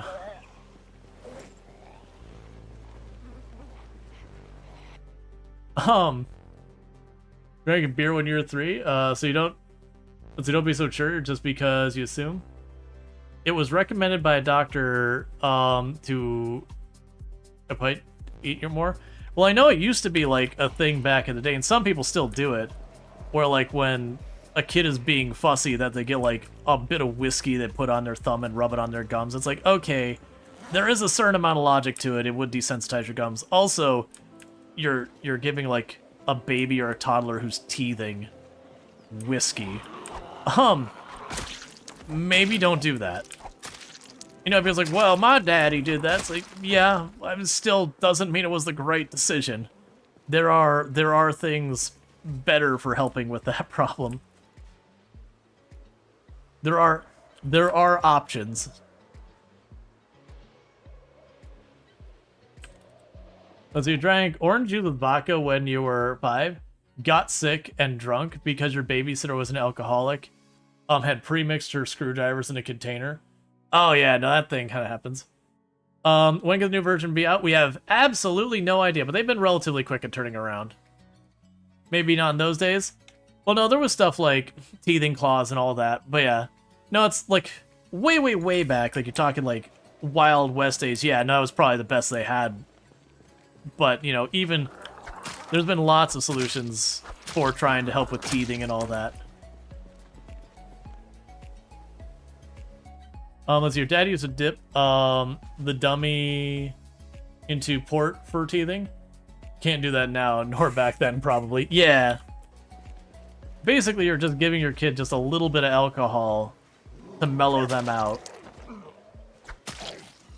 So, to a certain extent, you were just drugging your kid. Like, don't get me wrong, kids who are teething are absolutely freaking miserable. Like, literally cutting their gums. It's very understandable that the kid is not sleeping well and is very upset.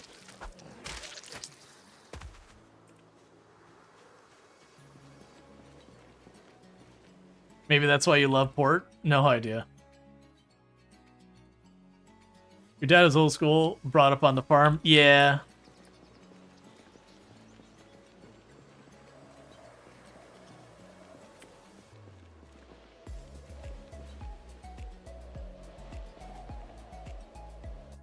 Let's see, looking up 100-plus-year-old Mesnab proves it was a different wild time. Oh yeah, like all the snake oil stuff, like... Or even just like, yeah, oh, you're having this problem? Well, here, we've got this wonderful painkiller called heroin. You can just buy it from your local whatever. No prescription, no anything needed, just, you know, you got a little pain. Just, you know, go to your pharmacy, and when it's pharmacy, it was just some guy with, like, a wagon. And just go buy yourself some heroin. Wait, this is super addictive? Well, do you want a second bottle then, I guess? Yeah, cocaine and a lot of stuff.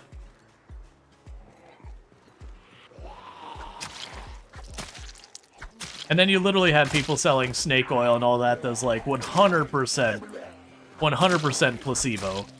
Like, no medicinal merit at all. But it would help some people because of placebo effect. So people kept buying it. Which is always one of those difficult arguments that you're like, okay, you're selling them a lie, but because you're convinced them, it kind of works. And then you kind of scratch your head and go, okay, but it did ultimately help them. It's still based on false advertising and a lie. So...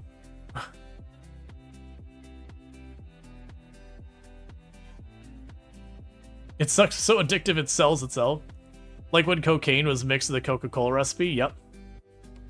Let's see, on the diamond front, though, have you ever seen the crystal capacitor can do? The amount of wires that can be saved by a chunk of gem, they can be saved, and if it blows, you don't have to track down the wire, the bad spot. Yeah, and there's a whole bunch of stuff. What are we lawyering? Well, that's kind of one of those things, is like, you know, we do, they're not very good here in the US. We do have laws around false advertising. Like, if I turn around and say, hey, if you take this pill, you know, it will 100%, you know, cure heart disease. And I tell you that, and you buy it, and there's no anything backing that, I can get in legal trouble for it. Now, there is weird things that they can kind of skirt around that, where they say, like, some studies, you know, some studies imply that this might help with heart disease, and not actually commit to it. And so you can kind of skate around that, even if the studies are kind of straight up garbage.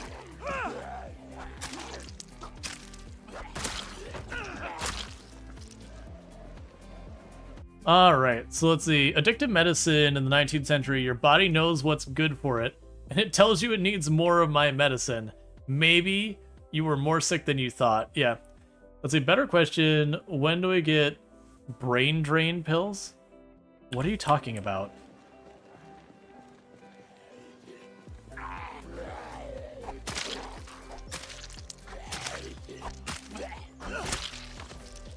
Let's see. Head-on was a thing for false advertising. They never actually said what it did in the ads. Head-on applied directly to forehead. Let's see. No, it's a figure of speech. Snake oil is just a reference to a false product that's sold as some sort of miracle cure. Yeah, no, and like the idea originates from people selling snake oil. But yeah, no, snake oil is just, again, a product that supposedly solves something, but it doesn't, like, if it does something, it's just not related. So you can even have something that's sold as snake oil that, you know, you can have someone sitting there going, hey, if you take this Tylenol, it'll solve heart disease, which is not something that Tylenol actually does. You know, it can help you with a heart attack, but it doesn't cure or treat anything heart related, just pain and such. So you can still be considered snake oil in the sense that you are selling it to cure a thing that it doesn't cure. You're giving a miracle cure that's not. So like the people saying like, hey, take this horse tranquilizer to deal with your COVID, that would be an example of snake oil. It doesn't actually help with that in any way, shape, or form. That was straight up garbage. But, you know, people promised.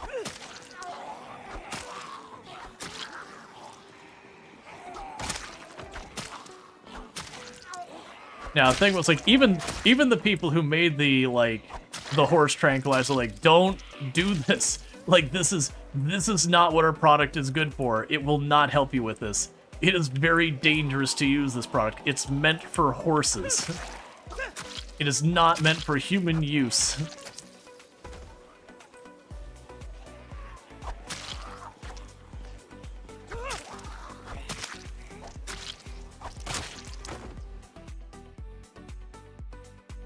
Oh yeah, no, that's absolutely, like, it was like and it wasn't even like the medical companies either.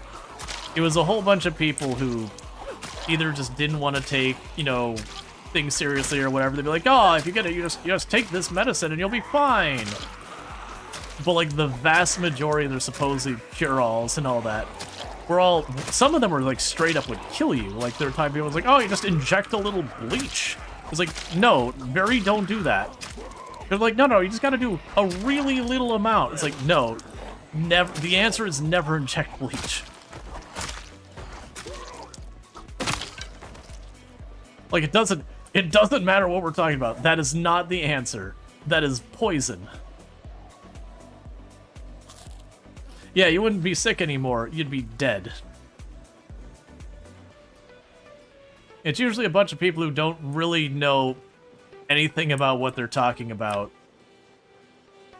And again, they just don't want to They don't want to have to be responsible. They're like, oh, well, we could probably just cure it doing that, right? It's like, no, please stop.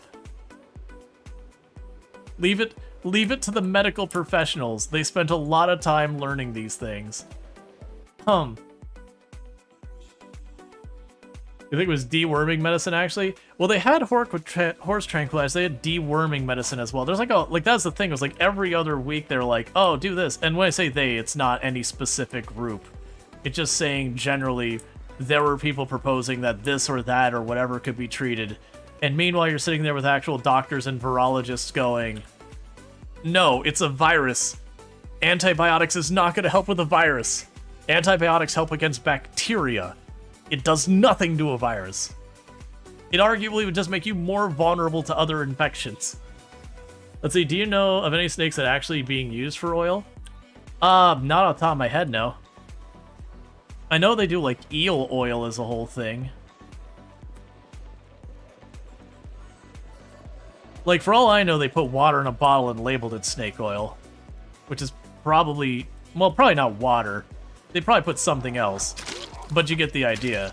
They probably just put something in a bottle and called it snake oil.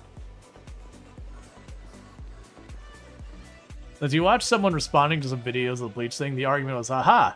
But the chemical in here is not the one in bleach. Right, it's a slightly different compound, but it's does the exact same. But yeah, no, that's the whole thing. But yeah, that was a whole mess of stuff.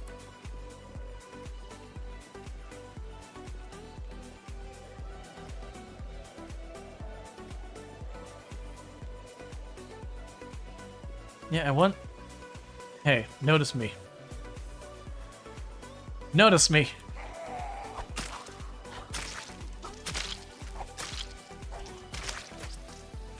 Alright. But yeah, no, the whole point is it's just a placebo. But it wasn't like a well-intentioned placebo or something like that. It was literally you were being promised that it was like this wonderful miracle medicine that could cure literally anything. And then you'd buy it, and it did, like, sometimes they did have medicinal properties, but, like, completely unrelated to anything you were dealing with. Because this is before we had, like, any meaningful regulation in medicine whatsoever. And you could just kind of claim whatever the heck you wanted a lot of times. Before we had, like, much of anything in the way of consumer protections. You know, before they're like, hang on a second, you gotta at least test this stuff first.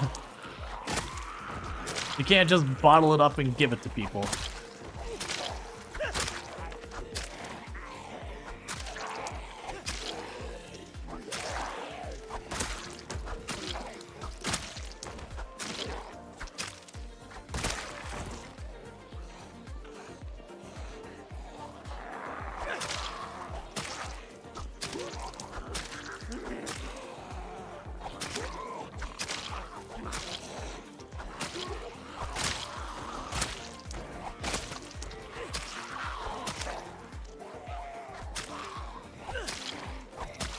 I'm doing a pretty good number on the zombies around the lake right now.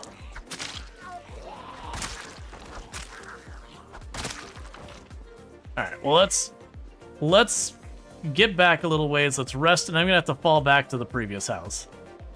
Because it's been a solid day of 160 something kills. I'll probably have to kill at least a couple more on the way back.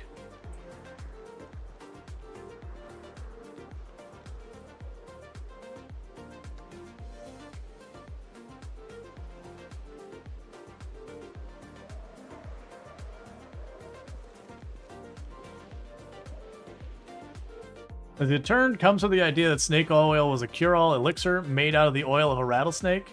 Some mixed with some mixed with alcohol and opium. Yeah.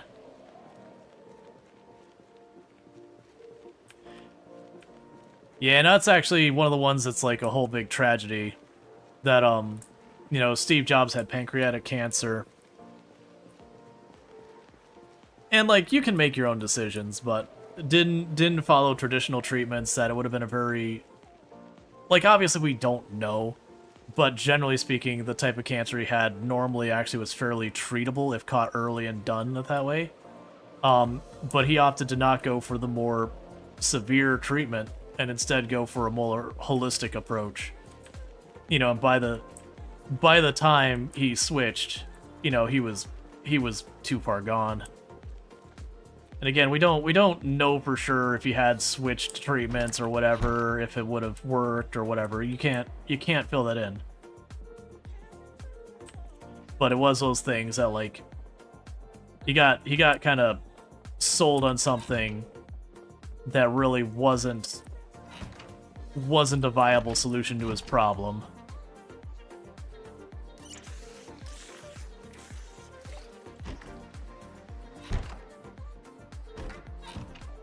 I actually wish we had, like, really strict regulation around stuff like, you know, using crystals to heal people. Like, it's fine if you want to do it as an additional thing, but it's like, no. If you have it, like, go get the actual treatment. Speaking of drugs, it's about time for you to take some codeine cough syrup. Yeah. Like, don't get me wrong, treatments for cancer are really, really a bad time. I've been along on the sidelines for entirely too many people fighting. But, you know, the ones who survived all got treatment right away. The ones who waffled or didn't want to do it and all that, they were the ones who just didn't make it.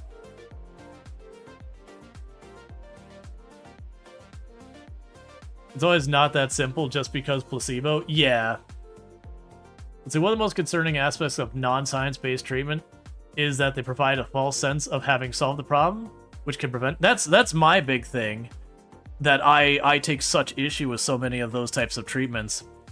It's just the fact you're like, hey, this is a person that if they seek real proper treatment now, there is a chance. Whether it's good, bad, or otherwise, there is a chance. You know, unless there isn't, at which point, you know, then... Hey. That was... If that zombie was paying closer attention, that could have easily been the end of a run there. But yeah, it is kind of one of those things that, like, very genuinely, you know, lying to a person, be like, oh yeah, these crystals can help you, or whatever it is, like, here's a fistful of garlic, it'll treat this disease, and you're like, but it won't. Like, we know it won't. And I do understand and respect that there is a psychology element to placebo effect and all that your body can do amazing things sometimes if you're convinced that you are getting better. But it can't, like, you don't just take a sugar pill and your cancer's gone. Like, you can take a sugar pill and have it actually suppress, like, cold symptoms or whatever, but there's a very big difference. Let's see, not wanting science solution to your sickness does not plug a bullet wound or an eye stab. Yeah, no, it's like, you don't get stabbed and go, don't worry, I'm just gonna believe it's all better and it'll be all fine. It's like, no, put a bandage on it. Maybe get stitches. Or potentially have surgery if it's bad enough. Your well-wishing and all that is gonna do nothing. It's certainly good to do that in additional to sound medical procedure. Like, if you want to toss a sugar pill in there on top of the pile, sure. I see nothing wrong with that. Like, even if it's a false hope, if it gives them hope, that's still... Like there is some value there. But the marketing should be using the crystals in addition to traditional medicine can sometimes help people have better results. Because you know what? That's probably a true statement, even if it's a freaking piece of quartz that does nothing. Because if you believe it's going to help you, just having that positive outlook has been demonstrated as having a higher rate of success and recovery. There's a reason why a lot of times, like, they're trying to help you with, you know, being optimistic and all that. Who has a changelog for 42.3? It is not available. Like, the internal test, we've been asked to not share the changelog until 42.3, like, actually goes out to the unstable branch. Because it's probably going to change. Like, there'll probably be, like, maybe this thing gets added to it, that gets removed. You know, it's basically like an alpha test of build 42.3. You get the idea. The storm, I think, is, like, in-game tomorrow. Or actually, it might even be longer than that. Keeping them secrets? Well, no, I'm literally not allowed to.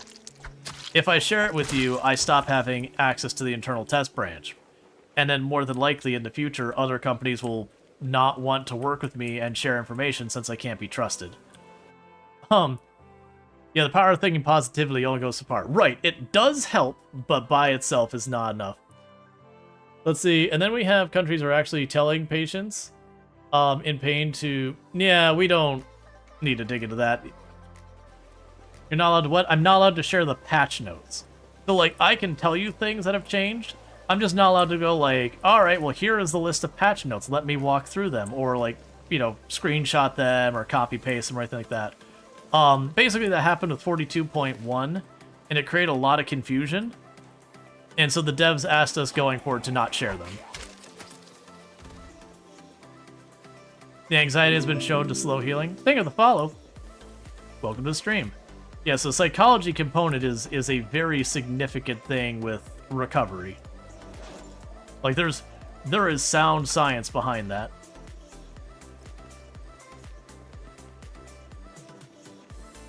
Oh, people confused the... Yeah.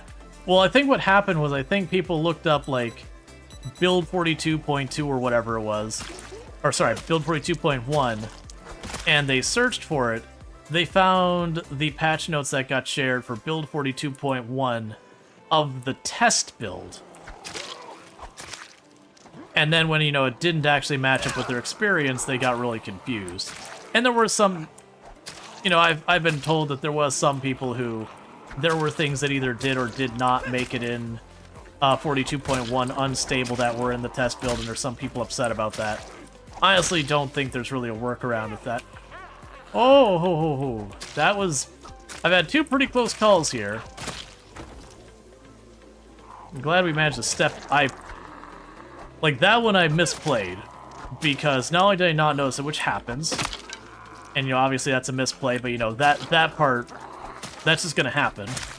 But what I should have done is I should have immediately kicked into run to shove the zombie, but instead I nibbled away, and it worked out. I did manage to get enough space that the grab didn't stick, but I made it way closer than it needed to be. So I would say that was a misplay in nimbling away versus just hitting shift real fast to give him a shove. Because I don't think I was turned, like, I don't remember. I don't think I was turned in the right orientation to throw a hit in.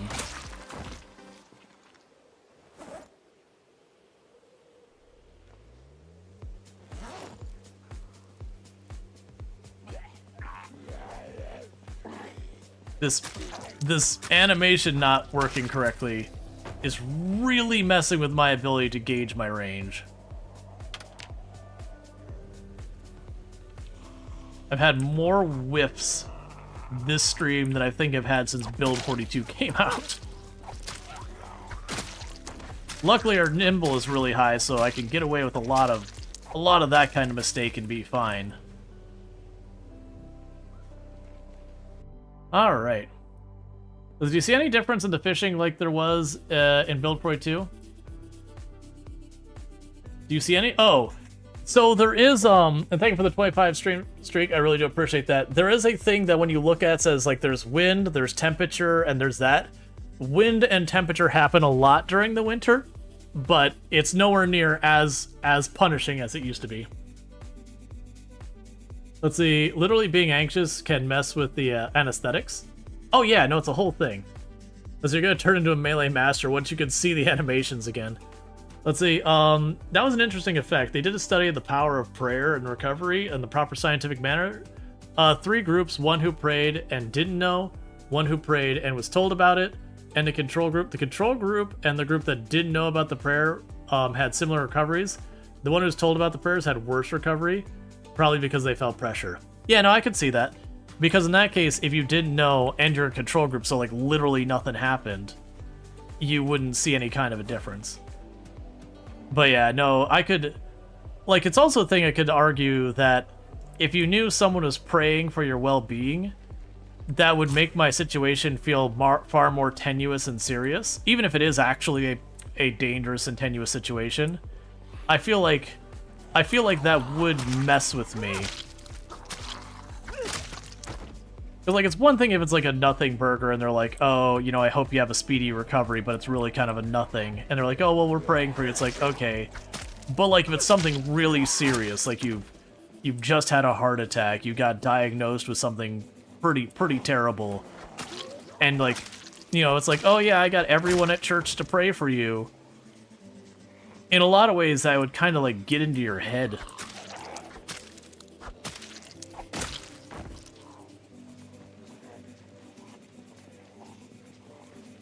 Yeah, like when the paramedics say drive faster in an ambulance. Oh yeah, no, exactly. Or like, yeah, hearing the paramedic or the EMT being like, we don't have much time. We need to get, like, we need to go. You know, that's 100% going to put your pulse at like you're gonna be borderline having a heart attack from the amount of stress you're under after that. Yeah, like that's those ones you'd hear a paramedic say that, and you're like, you know who doesn't have a job next week? That paramedic, because you're seriously actually going to kill someone doing that. Even if you mean well, you're going to, like, massively jeopardize a person's chances of recovery, or cause some level of trauma. Falls right like around the doctor being like, yeah, mid-surgery, oops.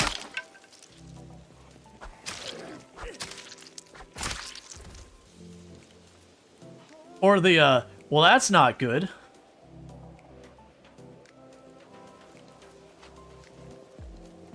Yeah, nurse asking if you have a living will. Yeah, and it's tricky with some of those. Because, like, for example, when it's a high-risk surgery, like you're going in for, like, a brain surgery or a heart surgery, where you're like, yeah, even if the odds are still in your favor, but, like, the odds of it going bad are high enough that you probably really should be prepared for the worst just in case.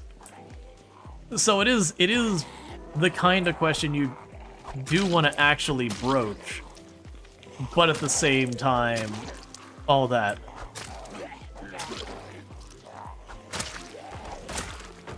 Like, my dad's had health problems we don't need to dig into too much. But there was a period where it was looking really immediately grim. Like we were expecting, you know, last couple days kind of thing. But fortunately things did improve. He's still not, and he never will be in great shape. But like it's definitely at that. And you know, it's one of those things that they're like, hey, we should talk about what happens. Like, do you want to go into hospice? Do you want to do this? Like, a really difficult thing. And so you've got a person who's actively getting treatment, and you're like, hey man, like things are looking grim. Like, do you have your stuff in order? And that's like really tough. Well, things you don't want to hear is, well, that's new, or you haven't seen that before. That's interesting. I mean, well, that's new can actually be a positive. Because, like, we got lucky with my father with what he's been dealing with.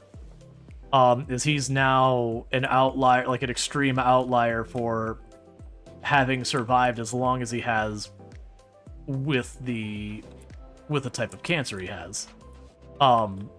He's, like, defied many odds at this point, which is good. But at the same time, like, it gives you an idea of how bleak things had looked at one point.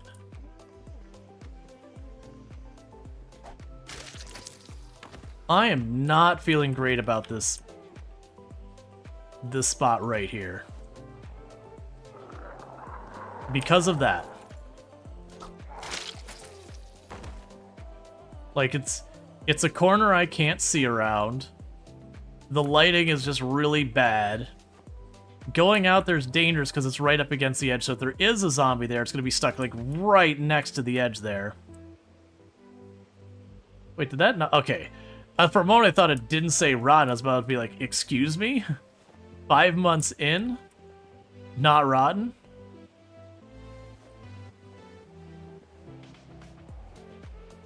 Oh, maple syrup.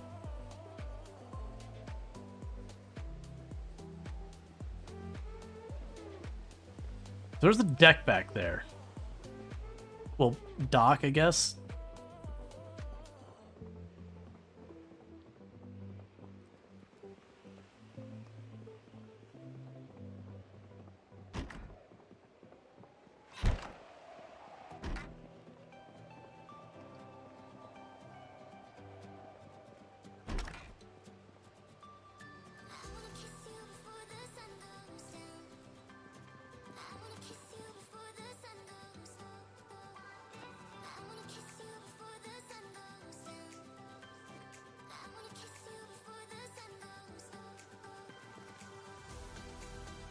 One day I'll find out if those chains are any good or anything. I believe vice grips I could use for a couple different things. Box of canned chili. Heck yeah. I imagine that gets heavier as we open it because it's like considered more encumbering or whatever.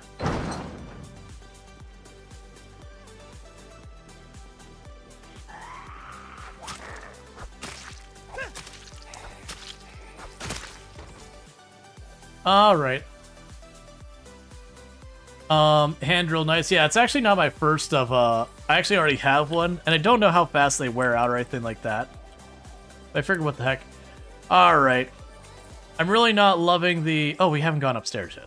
I will put off going into the dangerous place to go to the other dangerous place. Okay, so all the doors are closed and intact.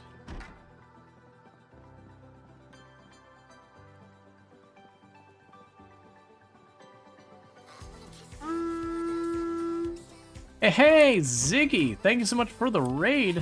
Bear with me just a moment, because I'm in a dangerous place, so let me take a sip of water and we should be good. Okay, so that's just a dock, so I don't really care about that. Oh, that's cool. They actually added, like, a boat ramp and everything. Well, boat dock. But thank you so much for the raid, Ziggy. I really do appreciate it. All right, you got a raid and run? No problem. You have yourself a good meal. Let me go ahead and get a shout-out for Ziggy D Live. Actually, one of my mods beat me to it, which is A-okay. But says you're playing, yeah, no, I saw you're playing Path of Exile 2 earlier. So for those who don't know, Ziggy D Live, absolutely fantastic content creator, words are hard, that I highly recommend checking out. Does play a variety of content, but also does, like, a lot of Path of Exile 2, good stuff. One of my, like, longest watched channels on the platform, I've been watching Ziggy's channel, man, what league would that Bestiary? Probably the league before Bestiary, somewhere around there. That I first got introduced to channel and watched it fairly regularly, you know, since then when I've had time. Like, right now I'm always busy.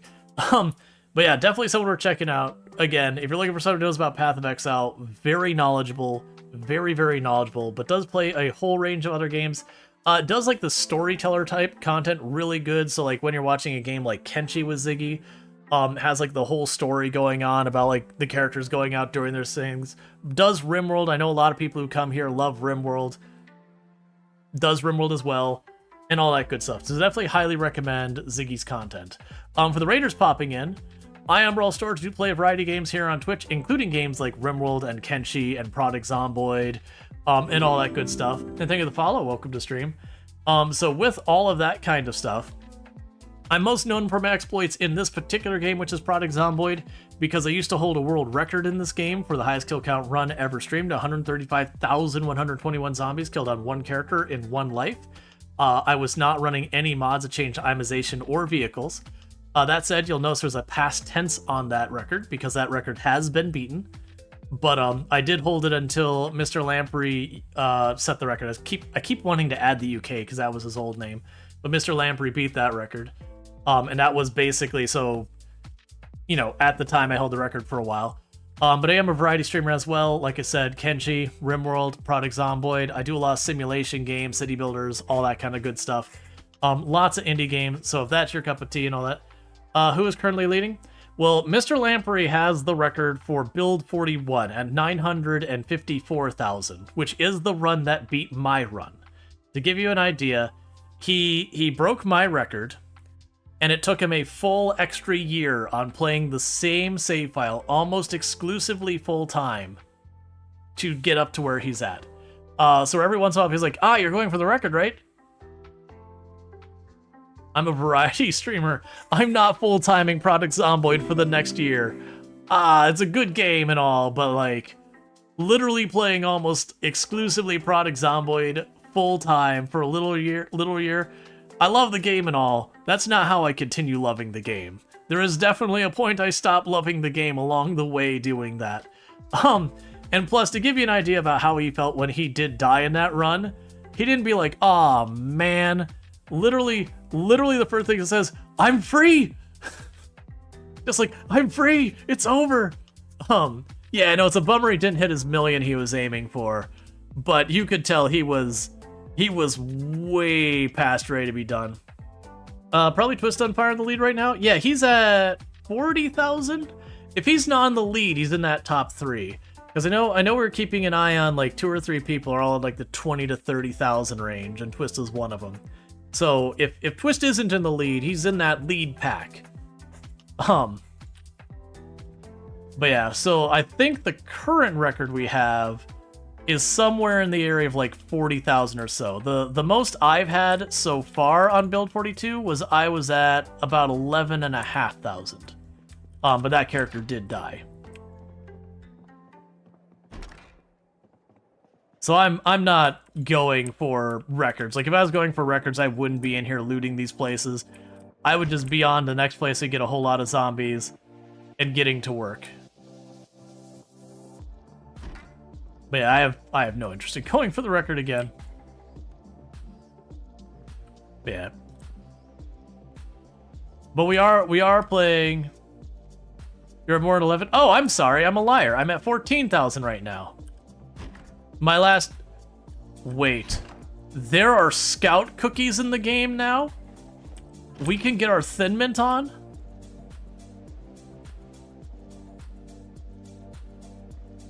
We now have a mission to consume every scout cookie on the map. Not really. Because there'd be no way we'd know if we did that. Let's see. Is build 42.3 a fairly new update, or is it the version we've had for a while? Build 42 is the internal test build. This is not currently publicly available. We have been given permission by the devs to share when we play the test builds on our stream, but with the exceptions of one is obviously, if you ask, I'm gonna be like, hey, I'm on the test build. That's one of their asks was just to like, hey, just let people know that this is the test build, so they see any differences in their saves and here, it's the test build. Oh, that's not what you want to see. All right, we gotta drop stuff in the car. And then the other thing is they've asked us to not share the patch notes because they're not final, and that has led to confusion in the past. Thank you, Serverlord, for subscribing for 9 months. And thank you, Serverlord, Share for the them cookies. Thank you, Serverlord, for the tier 1 sub. No, they're my Thin Mints. I went in and claimed them myself by stabbing things in the face. You know what? I'm not going to bother walking on the dock. We already looked out the window and saw it's just a dock. The one I want to know that I did notice on the map is if we look at these islands, there are buildings on those islands, which does make me curious. If we built a long bridge out to that island, I'm assuming it's just like a log cabin. It just makes me curious why those are out there if there's no way to reach them. And it could be there's like a chain of lakes that like... Let me pull up my map again. One of the theories I have is that maybe there's like a bridge here that like goes across to this one, and you know you got like a little chain of lakes or something like that. Boats aren't in the game. It's actually one of those things I don't ever expect them to add to the game either, because boats could very much trivialize the zombies unless we have massive changes to how zombies work.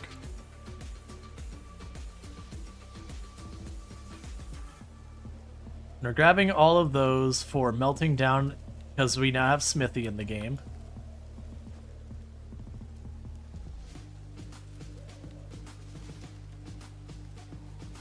Just grabbing a bunch of random junk and tossing in the trunk.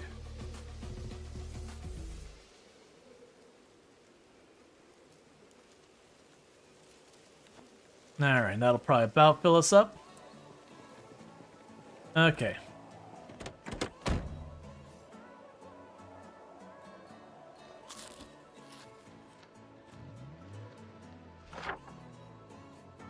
I'm pretty sure I canceled eating it. Alright, so we want to go here. I have looted that building. Go on to our next target. Let's go back to eating that berry I so rudely interrupted myself eating.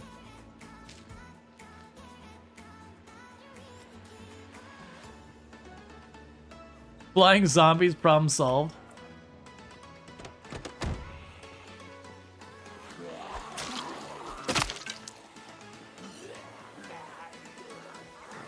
All right. I will say, these are some fancy houses down here. Like little lakeside retreats or whatever.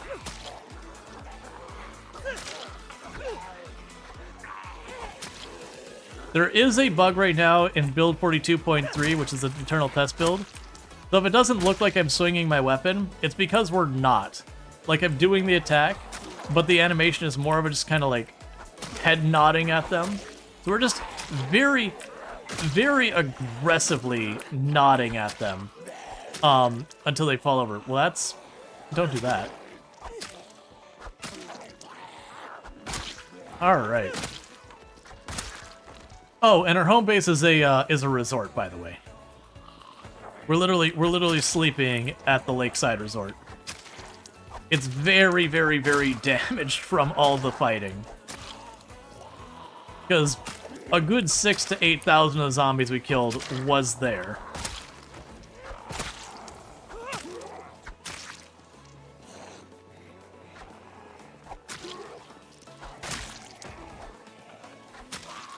And I think after this in-game day, we're going to spin back to the resort, drop off our stuff, because I'm running low on my knives.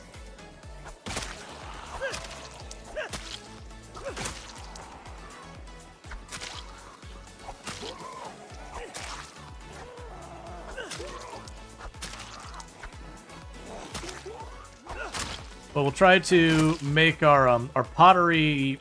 Alright, we gotta back off from that. We'll try and make our pottery table so that I can make a crucible so that we can start melting down various metals. Screwdrivers are actually relatively good.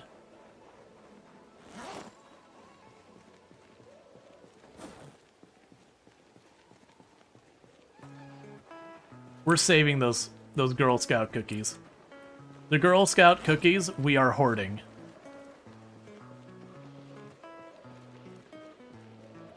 I want to have a room dedicated to Girl Scout cookies.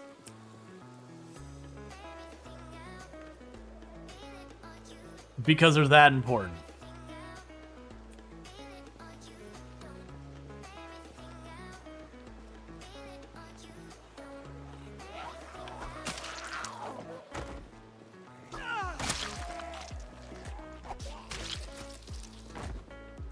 Okay. Let's go back and clean up whatever we left behind.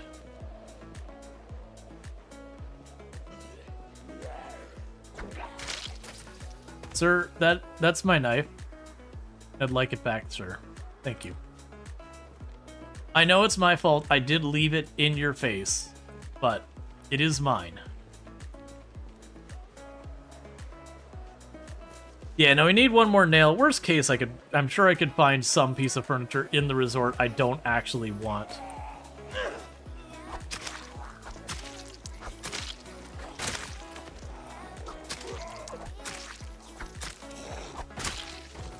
Because part of the goals I've set out for ourselves is, one was to make the resort into our home base, and we're actively working on that. But we joked about the idea of fully restoring the resort, which means all the windows that got shattered, which is basically every window just about in the bottom floor, as well as many on other floors.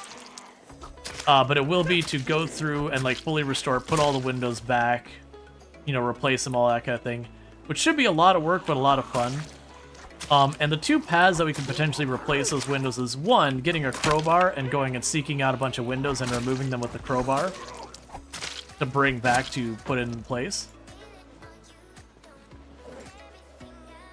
Actually get the claw hammers in here.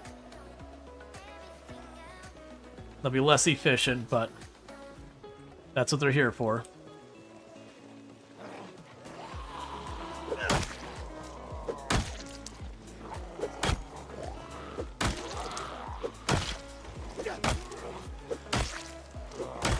But the other way is there's now glass making in the game. And we're supposed to be able to make glass panes doing that.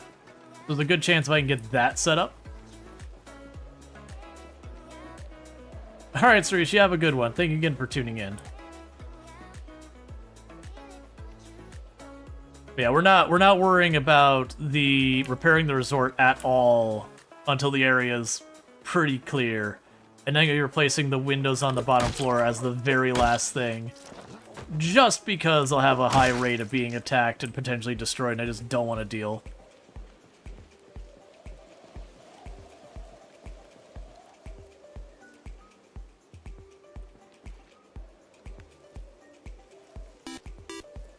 Thank you C1G0L for subscribing for 3 months. And thank you, Sid. Seagull, for the Prime Gaming sub. You've been subbed to the channel for 3 months. I really do appreciate that, and I hope you enjoy your advertisement-free viewing as well as access to the emotes. So thank you so much for that. All right. But yeah, so we are starting to work on a lot of the new trade skills. We've been doing a lot of carving and a lot of napping. We are starting to get our carpentry and our metalworking and all that going. We'll also be doing a bit of our pottery as well, because I'm going to need to be able to make the larger crucibles and all that for the blacksmithing and all that. It's going to take a lot of work to get there.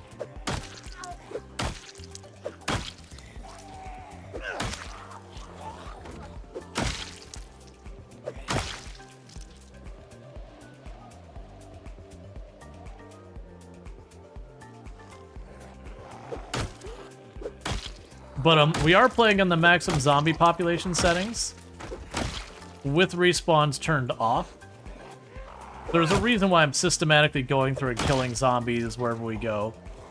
Because once I kill a zombie, I never have to worry about that zombie ever again. And where we live is on the east side of this lake, farther to the north. So it does benefit me to take the time to like clear out the zombies around here, because sooner or later, we have multiple helicopters set up where the helicopter keeps coming back every roughly 12 to 14 days. It can come as early as 10, but on average 12 to 14. So it's definitely in our best interest to work on that. Yeah, so let's grab that resident key, because that's probably for that next house.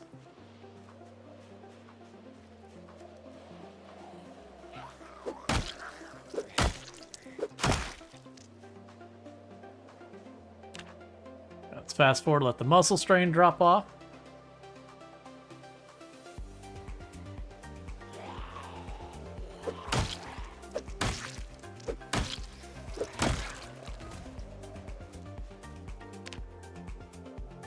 Okay. Push on to the next one.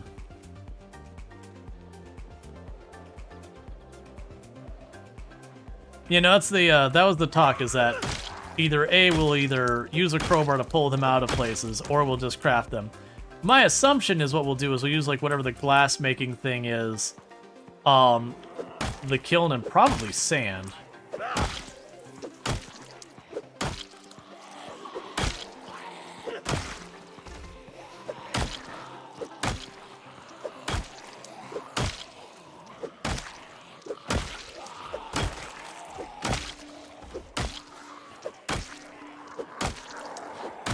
All right.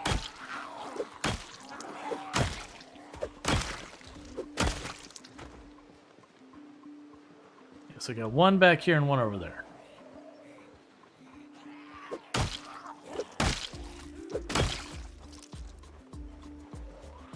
One of the downsides of me taking the time to loot these buildings is it does slow down the rate we kill the zombies. That's disappointing.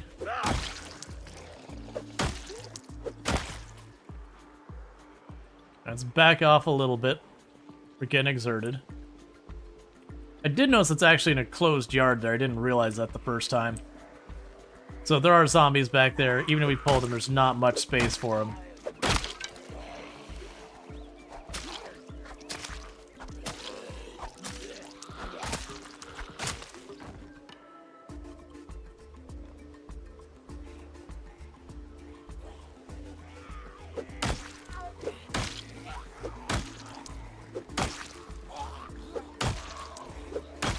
Alright, muscle strain is starting to be a problem, so is exertion.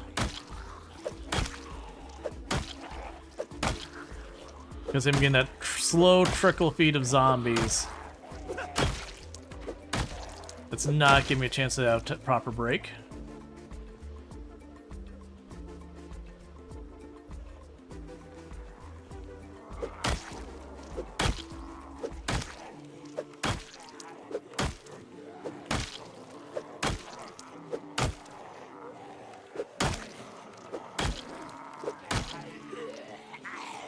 Alright. They're definitely overextending right now.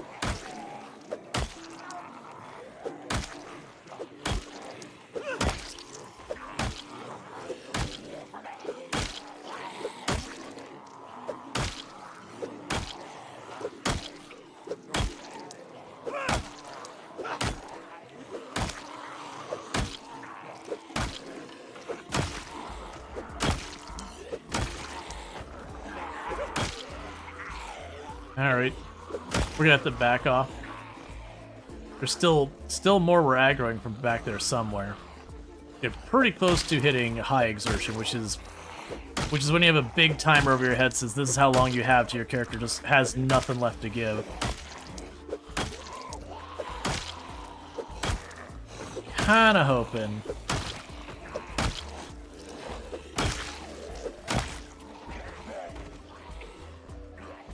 Just 3 more? 4 more. That's doable.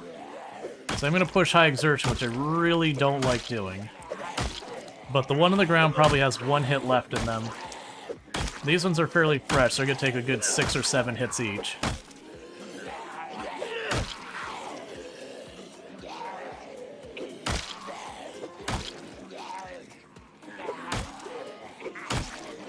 I can't have you aggroing more.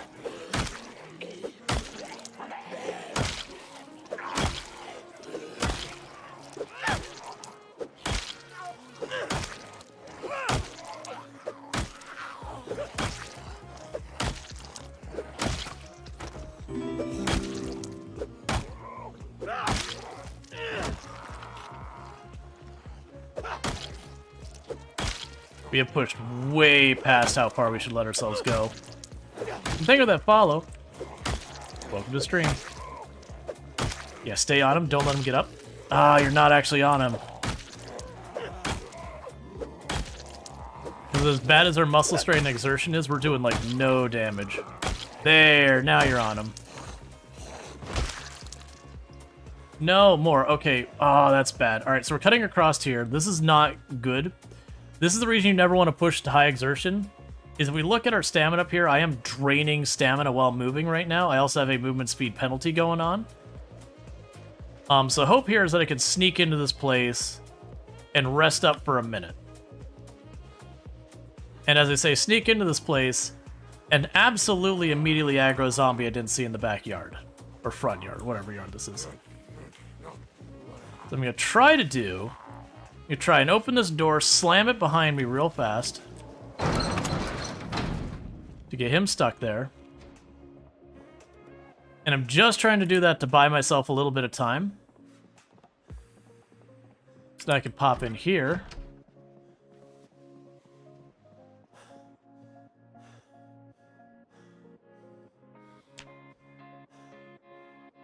And recoup our endurance.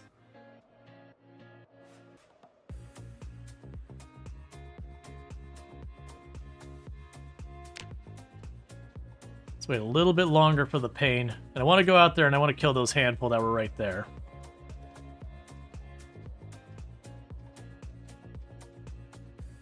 Maybe I don't. You know what? We're not going to. We can chill here. So I wanted to actually go back to home base right now. And the reason I'm saying no is that zombie's pounding on that door. It'll likely lose aggro after a while. How's our weight going by the day?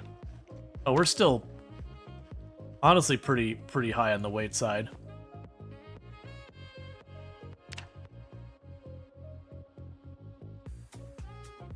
I think I may have broken that door.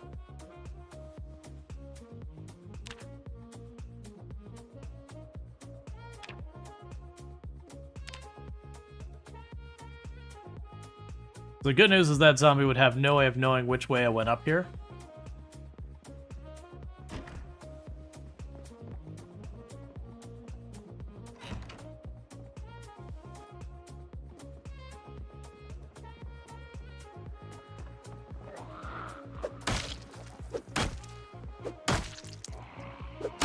Yeah, so it got into the house, which is fine.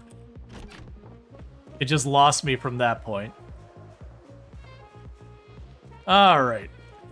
So let's go ahead and unequip our flashlight. Put that away.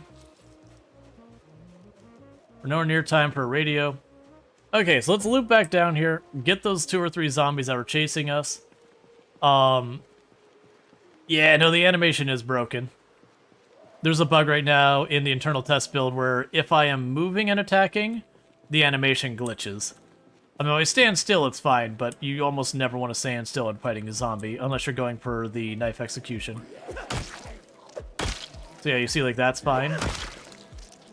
But, like, the character won't actually, like, swing with the weapon when they're moving.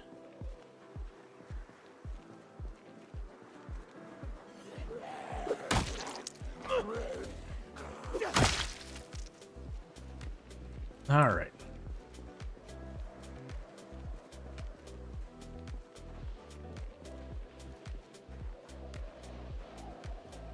Yeah, so let's get our car, and it's probably time to head back up, resupply our weapons, empty out the car, that whole shebang. Like, maybe I might be able to get into this last house, we'll see. Because my car is parked out front, and we've been making noise. It's actually what all the zombies we're fighting are, is all zombies that are around that house that were drawing out with all the nonsense we're doing.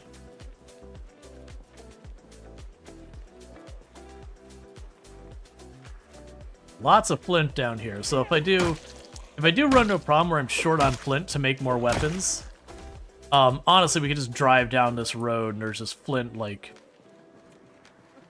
there's flint over, yeah, there was, where did the flint go? Yeah, there's flint, I just saw it. There's flint over there, there's multiple flint spots up here, there's flint over there. So I can just mine all that flint and be good to make a whole bunch more stone knives and all that.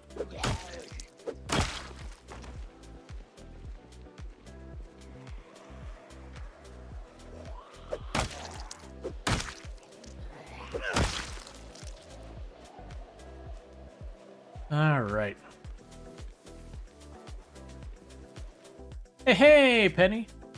How's it going? Can I get a shout out for Penny Meowie, another fantastic content creator on the platform who's also been playing a lot of Product Zomboid among other games. It's definitely good. You said, this is the place to hide from the bitey hugs.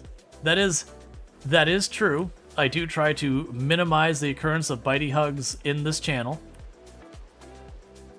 I can't promise there will never be bitey hugs here, but we do try to have as few bitey hugs as possible.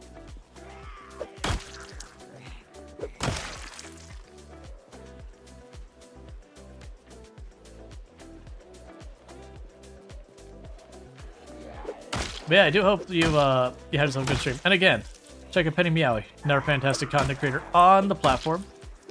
Definitely someone to check out.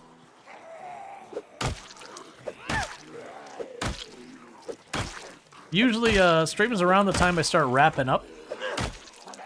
So it's also, Penny's another fantastic one to check out when, you know, like, I'm calling it a night and you're like, man, I could use a little bit more, like, Product Zomboid or similar content in my life. And I could dream can be actualized.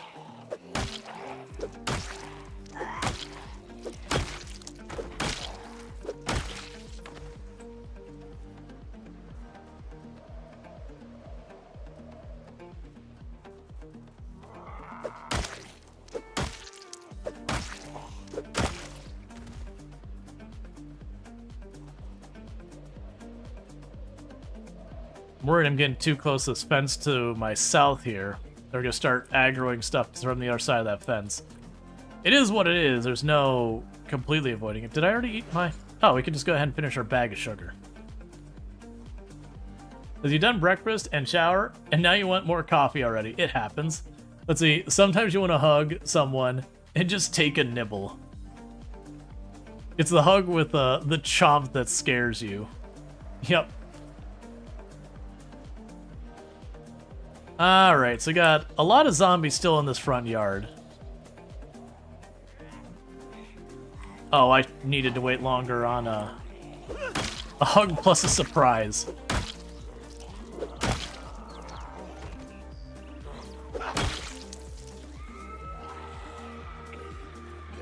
Alright, so we're gonna probably be pushing ourselves pretty far into muscle strain again. Or we'll just one-tap two of the zombies right back to back. I can go with that. Ooh. That was almost bad. We did like a really weird pivot there.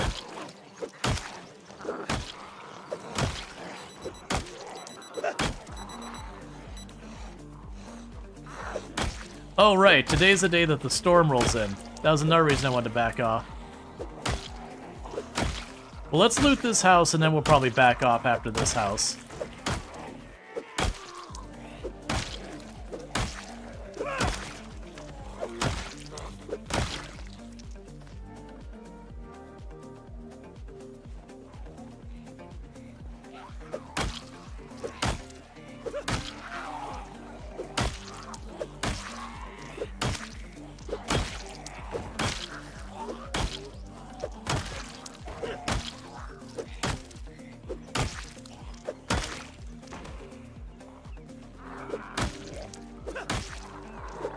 There's a decent number of zombies down here for being literally in the middle of nowhere.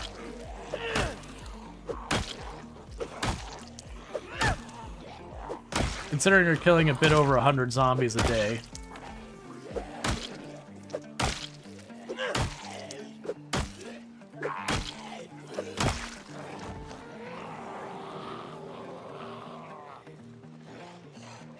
Where did I pull you from?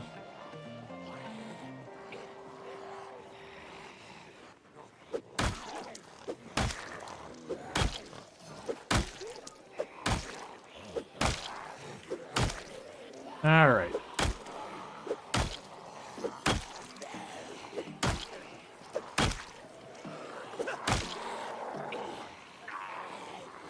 All right, so I'm gonna have to back off soon due to the muscle strain. I don't want to go high exerted again. Having to slam a door behind me is not a great thing to have to rely on.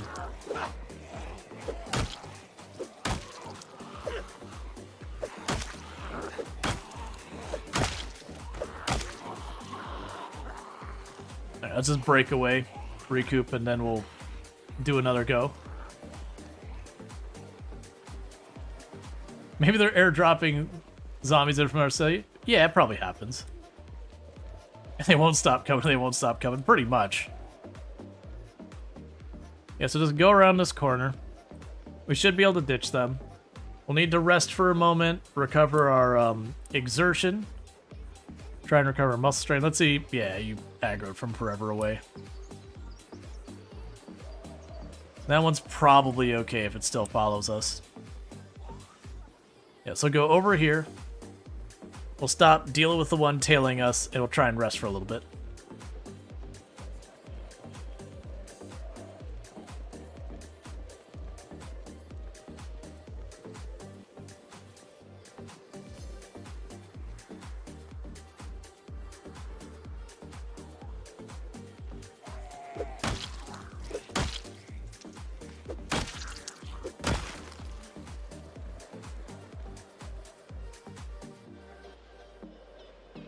Okay.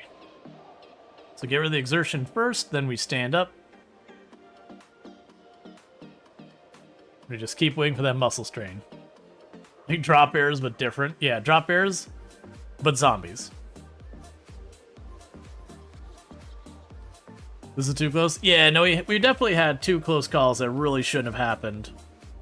Like the one just cheekily waiting outside that door. Honestly, that one was a little bit luck that he wasn't facing straight at me, so I had to turn around to attack me. Otherwise, I would have gotten grabbed, and there was not a whole lot I could have done about it unless I managed to time the not sprint, but the jog. But I've been pretty bad about that.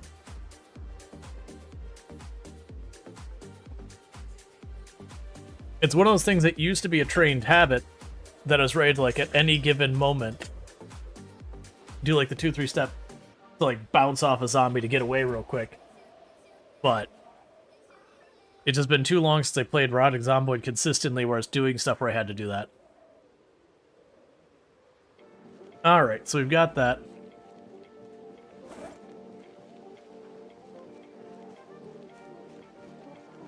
Have a little bit of cereal.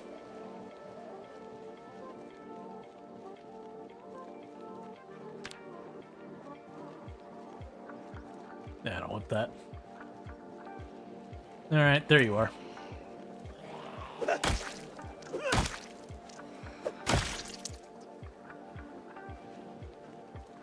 Man, you can see just this last couple days walking up this road. This area down here is pretty hot. It's definitely nowhere near as bad as the resort was.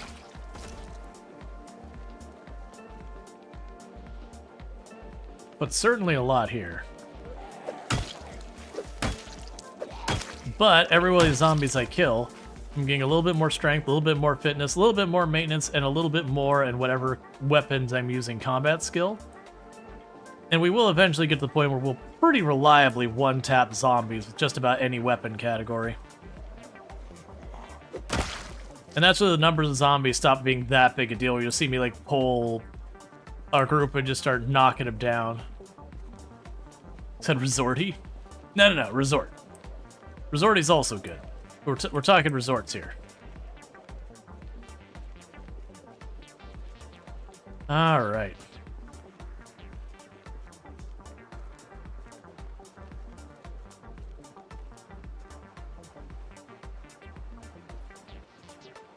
So let's take a peek again at this yard. And see if we can't get in here.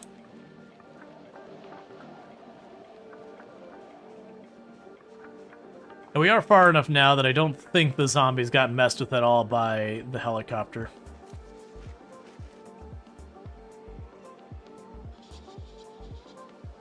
There you are.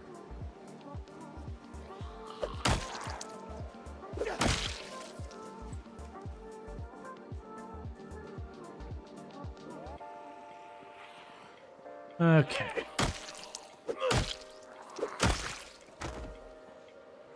You know, I haven't noticed a single basement in any of these. I've been watching a little bit, but not super carefully. It's entirely possible I've just overlooked a basement or two.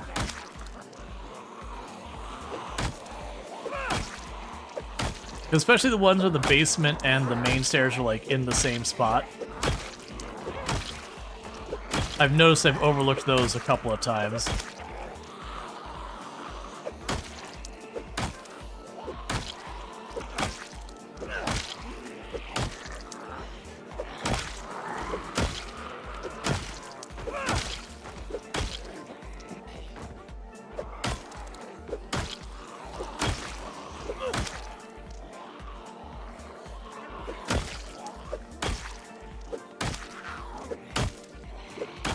I'm also kind of impressed that this hammer hasn't broken yet.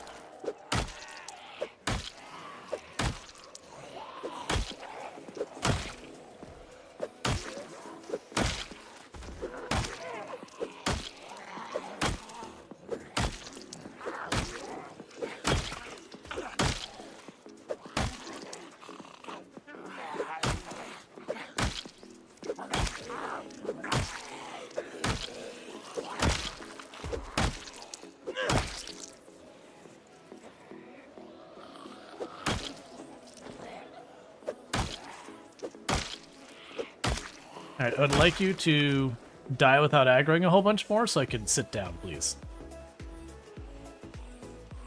Just 2 more.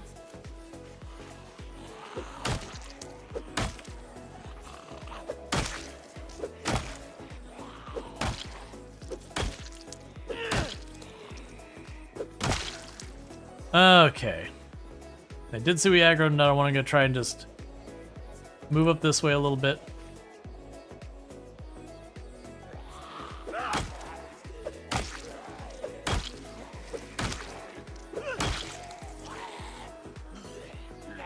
Just snuck into like a little bit of a rest to try and stave off high exertion.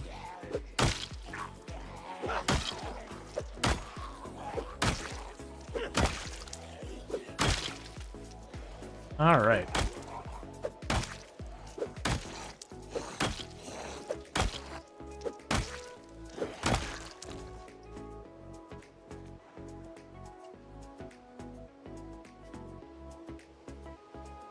Okay, finally getting a rest in here.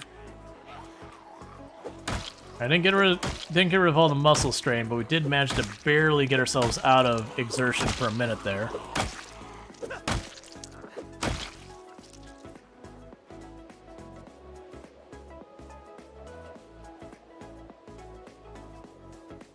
Okay.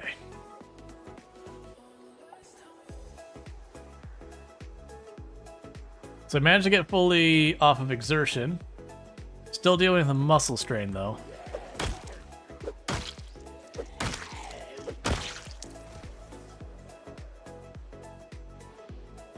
Alright, come on.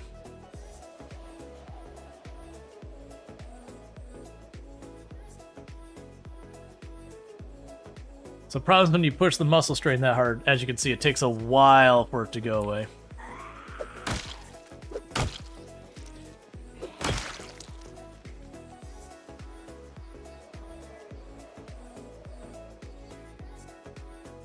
Okay, so muscle strain's finally starting to drop off.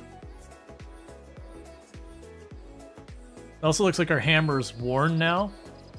Oh, it's actually got a decent amount of life left still in it. I didn't know they would sway back and forth. You just stood still for a long time. I usually don't just stand there. It's just with the muscle strain, there's not a whole lot else for me to do other than wait for it to go away.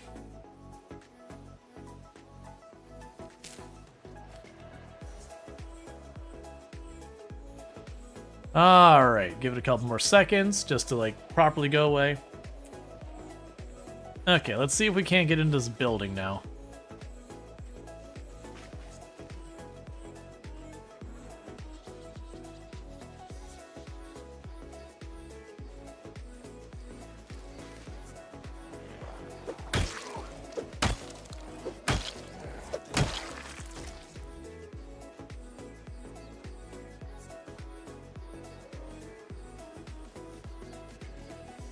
Alright, before we go in, let's just peek around this corner. Yeah, that's one reason to peek around the corner. There's a group of zombies behind the building that probably would have seen me when I got up the second floor windows.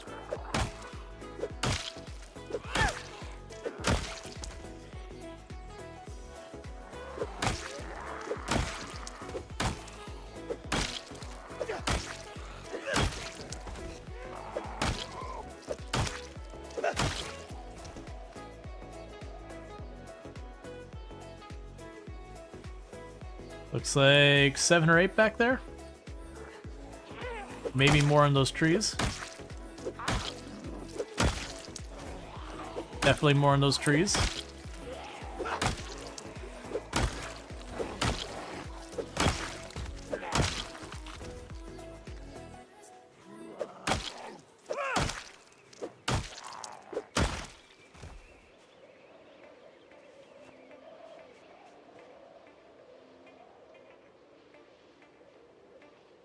Alright, we can rest up real fast. I've got like one more small pack of them right there.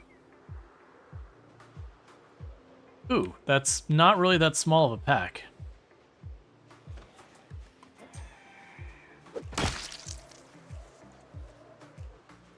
Alright, let's wait till the muscle fatigue can do it. What's your character's current favorite weapon? Still the crude stone axes. I'm a little surprised by that. Because we haven't used those much in a long time. But that's fine. We did use them for a good while.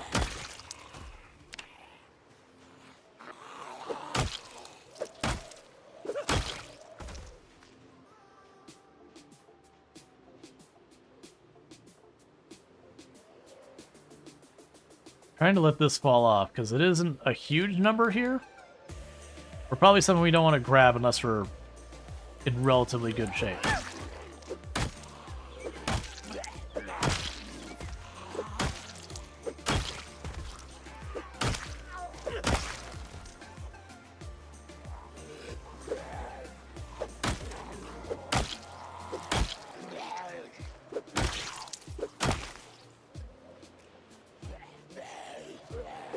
Okay. I could see someone who wants to be like way out in the middle of nowhere. I could definitely see them basing up down here. It seems like the kind of place that'd be easy to clear if you wanted to play this like cursed Sims kind of thing. We just like live your life and occasionally zombies. I could definitely see you getting a lot of that gameplay down here.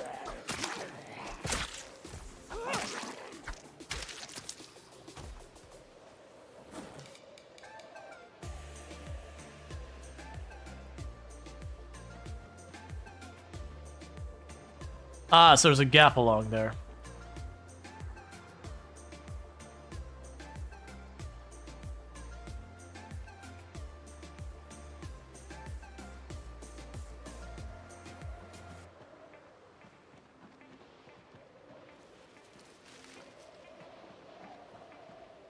I'm gonna leave them alone.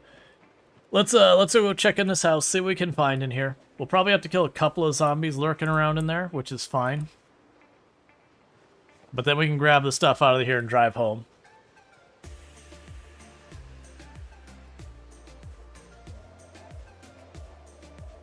Now, with the new settings in the in build 42 versus build 41, half of the buildings roughly will be already looted when you get there, when you start getting later on in the run. Just get over here, buddy.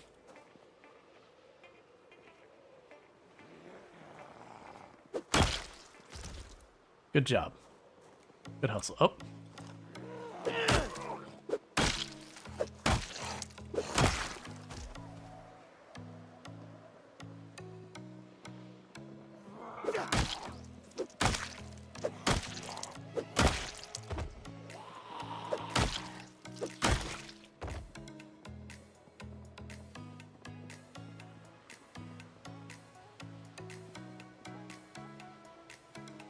Now, the buildings that are looted still have some stuff in. I think this is one of the buildings that are looted. You can tell by half the junk laying on the floor.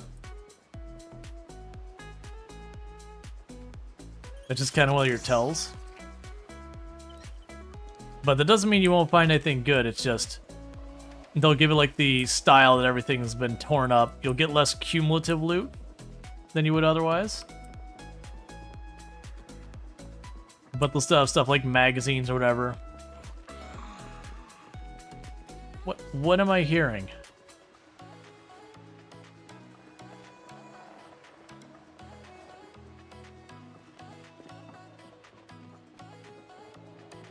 There you go. Here, let me help you out here. You're having some difficulties, I see.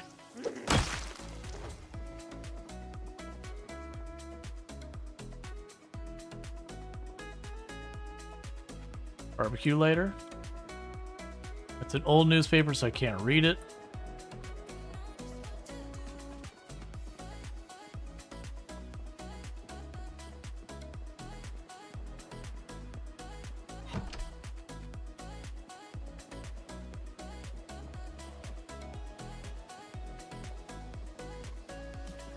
Not loving it. Definitely hear another zombie.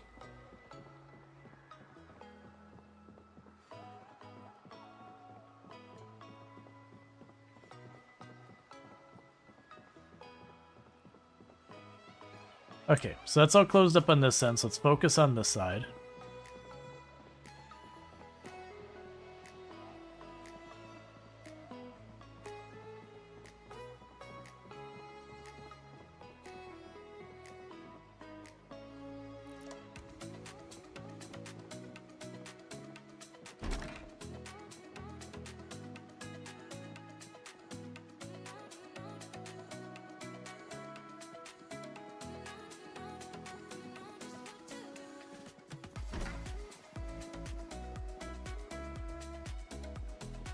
Alright.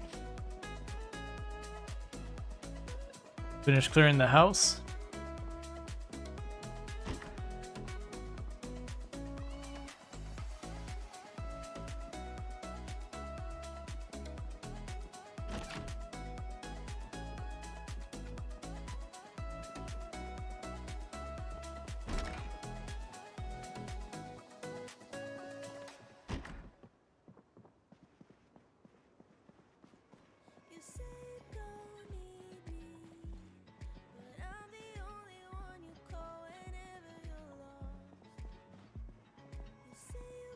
Yeah, so it's mostly just junk in here.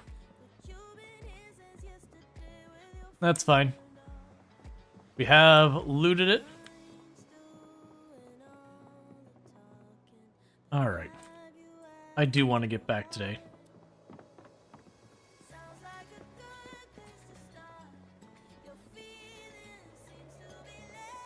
Let's hop in our car, we're gonna drive back.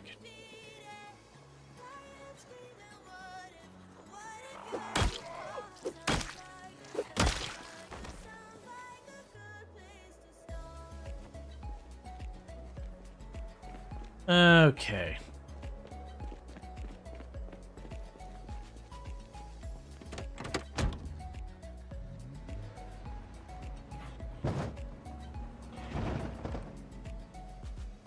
And now I just gotta drive our way home.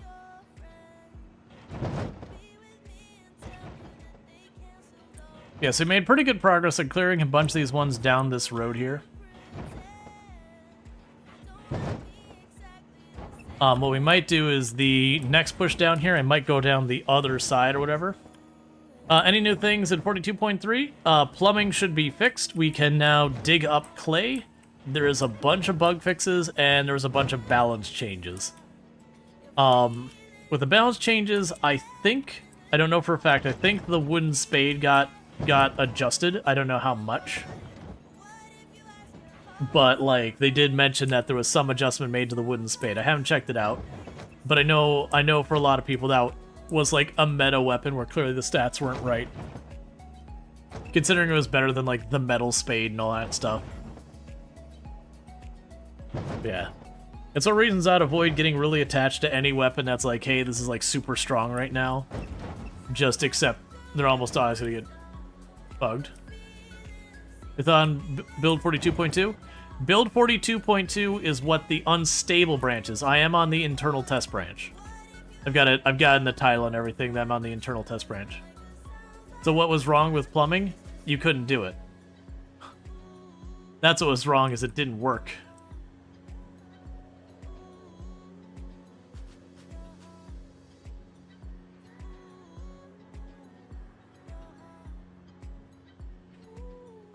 Alright. But yeah, because I have access to the internal test branch. And we are allowed to stream it and everything, those who do have access to it. But we're not allowed to, like, you know, I can't just, like, show you the patch notes or anything, because they're not final. So it is those things, I could show you the patch notes, but that doesn't necessarily mean that's what we're going to get. Because they're testing it. That's what we're doing.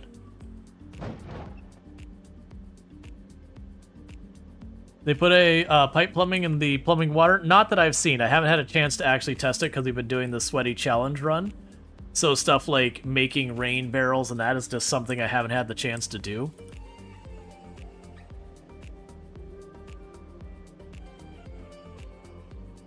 Alright, so let's get home to our resort. Or guarding sprinklers? Not that I'm aware of. Yeah, no, build 42.3 is not available to anyone outside the internal test group.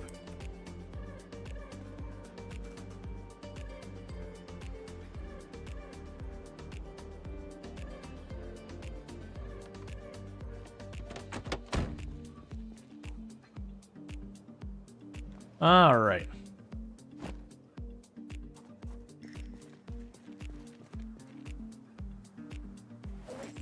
Let's go in here and start grabbing all these things.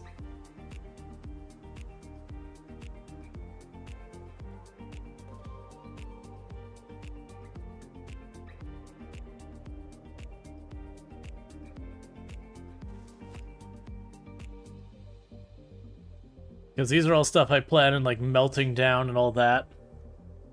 Well, not the food.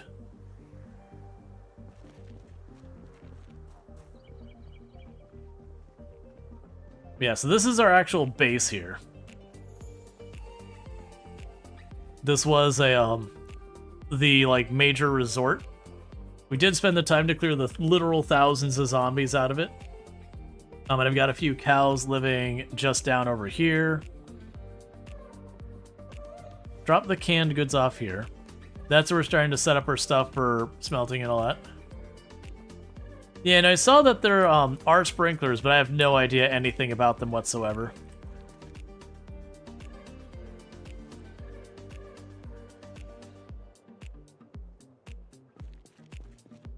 Okay, so all the metal stuff can go in there. Are the cows doing office work? Absolutely. Is that safe? Didn't imply anything that it wasn't. Only one way to find out, and if I burn down the resort, well, that makes things way more complicated. I mean, we've always been able to do stuff like grill indoors and all that. It's about the only one you had to be careful about was an open campfire indoors. That one was dangerous. Now, that said, I don't know if what I'm doing here is dangerous or not.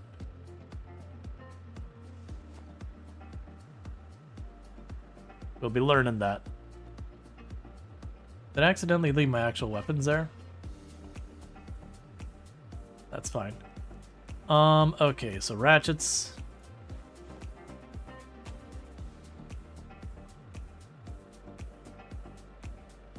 Scissors and screwdrivers. Steak knives. Wrenches.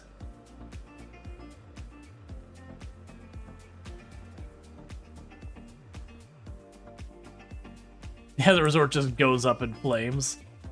Hey, it could happen. Honestly, as much of a frustration as that would be, it wouldn't be the end of the world. Honestly, the biggest setback would be just our crafting room. Losing all our just junk we've collected, I don't really care about that at all.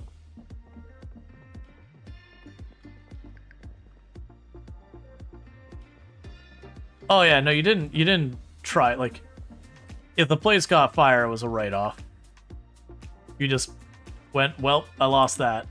Moving on with my life.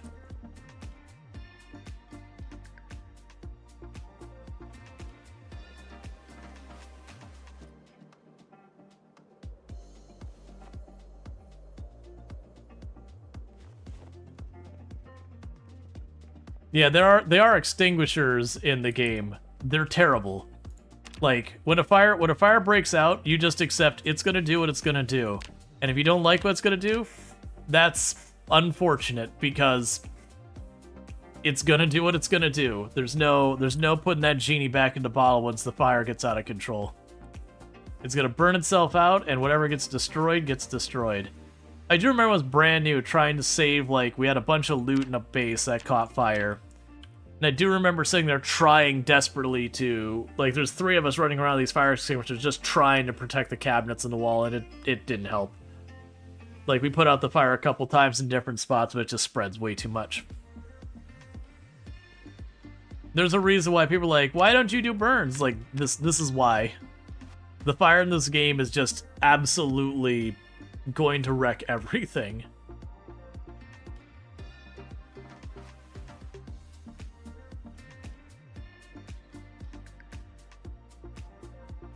You're never in the position? Yeah, no, it's like, it works, it's just super hard to do anything with. It's not reliable.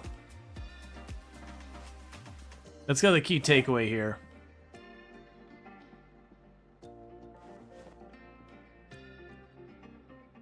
It's just something you don't want to depend on.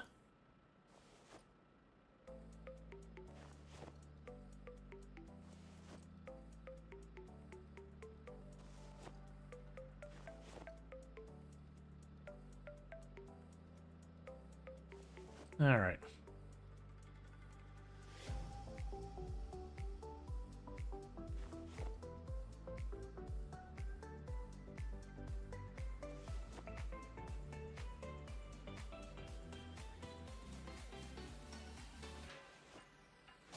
Grab more of these.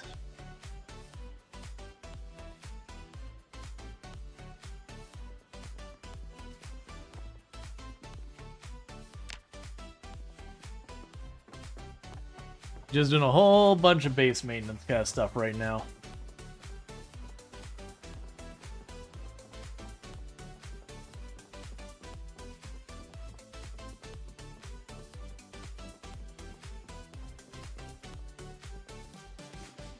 Let's pop over here. We can drop off the orange soda, drop off the maple syrup, drop off the salt. The Girl Scouts cookies are being put on display somewhere. I haven't decided that part yet. Actually, yeah, it's fine. Save those for a rainy day. We could forage in the morning.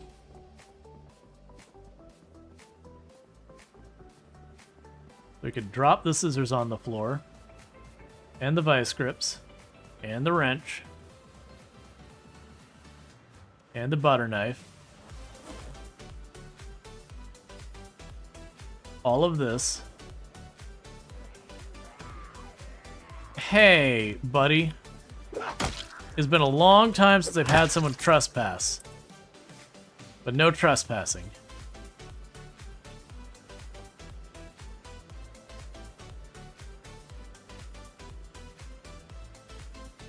I want to keep those nails on me.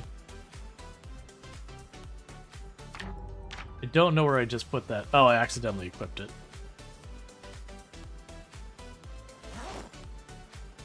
Alright, so that's just all stuff to melt once we get our crucible. Are you turned on or off? There we go. Unequip that.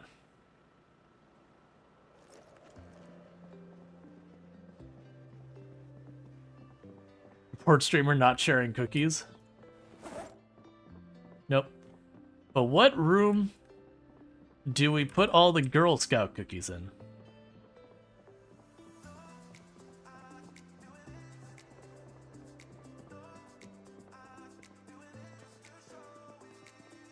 I think for right now,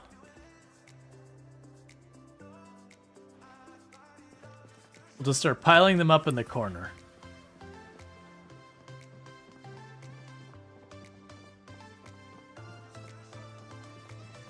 Piano room? Yeah, the down says I can't turn the lights on the piano room. The generator's too far away from it. Alright, yeah, so actually with this, we should have our character going to sleep.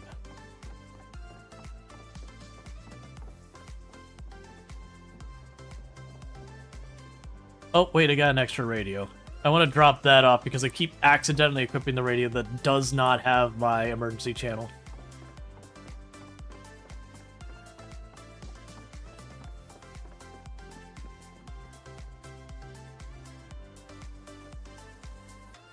Alright, there we go. So that should be good. Yeah, so I still need one more nail to make our pottery kiln. Or pottery whatever.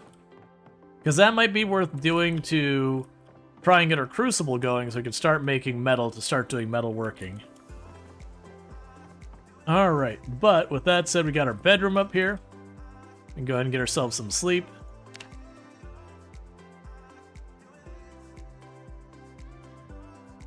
Alright, we woke up in a panic.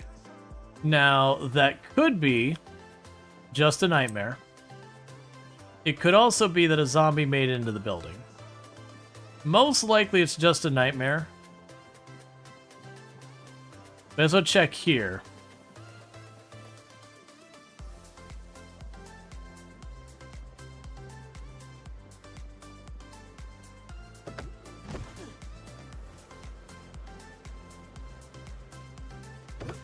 Yeah, it's probably just a nightmare.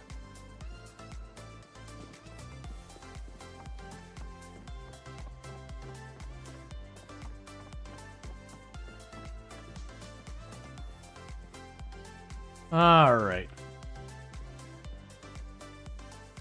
We're not going to be sleepy enough. Yes, we're not tired enough to sleep. This is always an awkward one. You know what we're going to do? I got a lot of caffeine pills. We're just going to eat caffeine pills to sort this out. Because the problem is I can work to make my character more tired.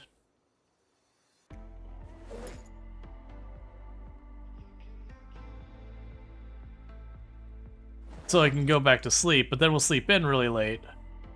Or I cannot sleep, which means I'm going to be really tired. But if we consume some caffeine pills to knock that sleep back down to as if we got a full night's rest, or close to, that should be fine. Because it is already light outside. Okay. Now, with all that said, I would say today has been a very productive day in Product Zomboid. Let me just go ahead and check to make sure our cows are still here. We've had issues with them wandering around.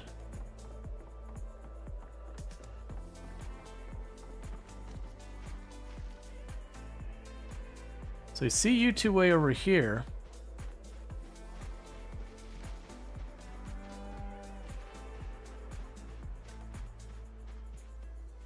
Hey.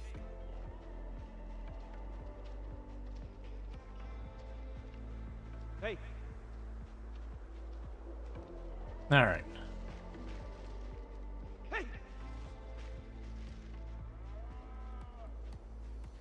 Hey. Come on. I don't need to milk or anything right now. Hey. I still draw them back into their pen, because that spot there is their pen. And they wander outside of that. I'll get that all enclosed eventually. We're not there yet. Anyways, what I was about to say there, is it going to be about that time? Looks like the cows are fine. I just wanted to check that before I forgot. But yeah, no, it's been a very productive day in Product Zomboid. If we consider what we've actually gotten done, let me mark you off. We did another helicopter. We handled that just fine. We cleared this area up. We did work our way down to looting these houses down here. So I've got 2 more this side. And then once those are done, it would be probably better for me to go around this way, because I got that patch of buildings there. Honestly, it might even be worth my while. Well, we'll have to see how the trees are. It might even be worth my while just walking right here. We'll see.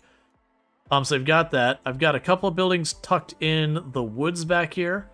I am curious what this community building is. I'm willing to bet it's like a fishing camp or something like that.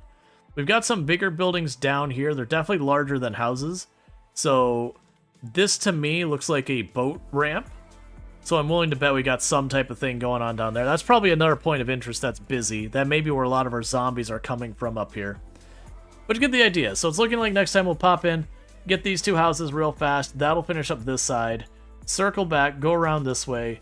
This looks kind of like it's a campground kind of thing, like a bunch of little bungalows or whatever. These are probably like a log cabin and a fishing place or whatever. And maybe this could be like a grocery store or something, like a little quick stop kind of place. Don't know. I'm also curious. I'm not willing to build the bridges out to check what that building and that building are. But it is an interesting curiosity that there is a little teeny tiny building there and a little teeny building there. That maybe there's a bridge that goes out here off of one of these properties. I'm starting to suspect they're just like little buildings are. Let's see, one small building in between the camp area and large buildings. Yeah. That's, we saw those ones. And that's just like, yeah, that's, because there's a service building and there's these 2 little tiny ones. Build 42.5 boat update. I wouldn't be against them adding boats. I would wonder how they would balance the boats, where you couldn't just live on the boat forever. Your boat was just near it? Or built, yeah. So you got this building, yeah, and you got these 2. Oh, I see. You're saying there's another one down here. Let me go and put an arrow on these buildings. They're kind of like the hidden ones. So that one.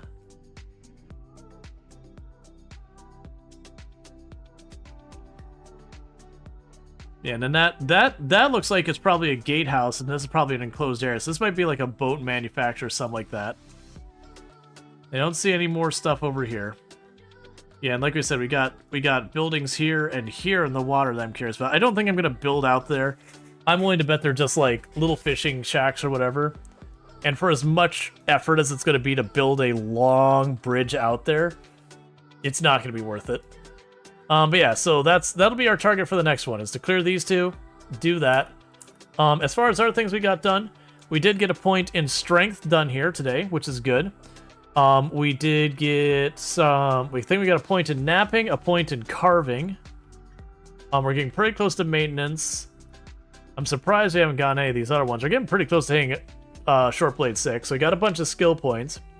We put a couple more 1,000 zombies on the kill. So with all that said, for those of you who have enjoyed tonight's content and aren't already following the channel, don't forget to drop a follow. That way you can find your way back here in the future. Yeah, napping with a K. So like chipping stones against here to get sharp pieces of flint. So like knapping. But the K is silent. But with all that said, if you are watching on YouTube, the stream will be ending abruptly for a review on YouTube because I can't raid out there. For those over Twitch, don't go anywhere. We are going to go and raid out to someone. I will be back tomorrow at 7 p.m. EST. We're going to be playing some more of The Lone Dark, picking up on episode 2 where we left off to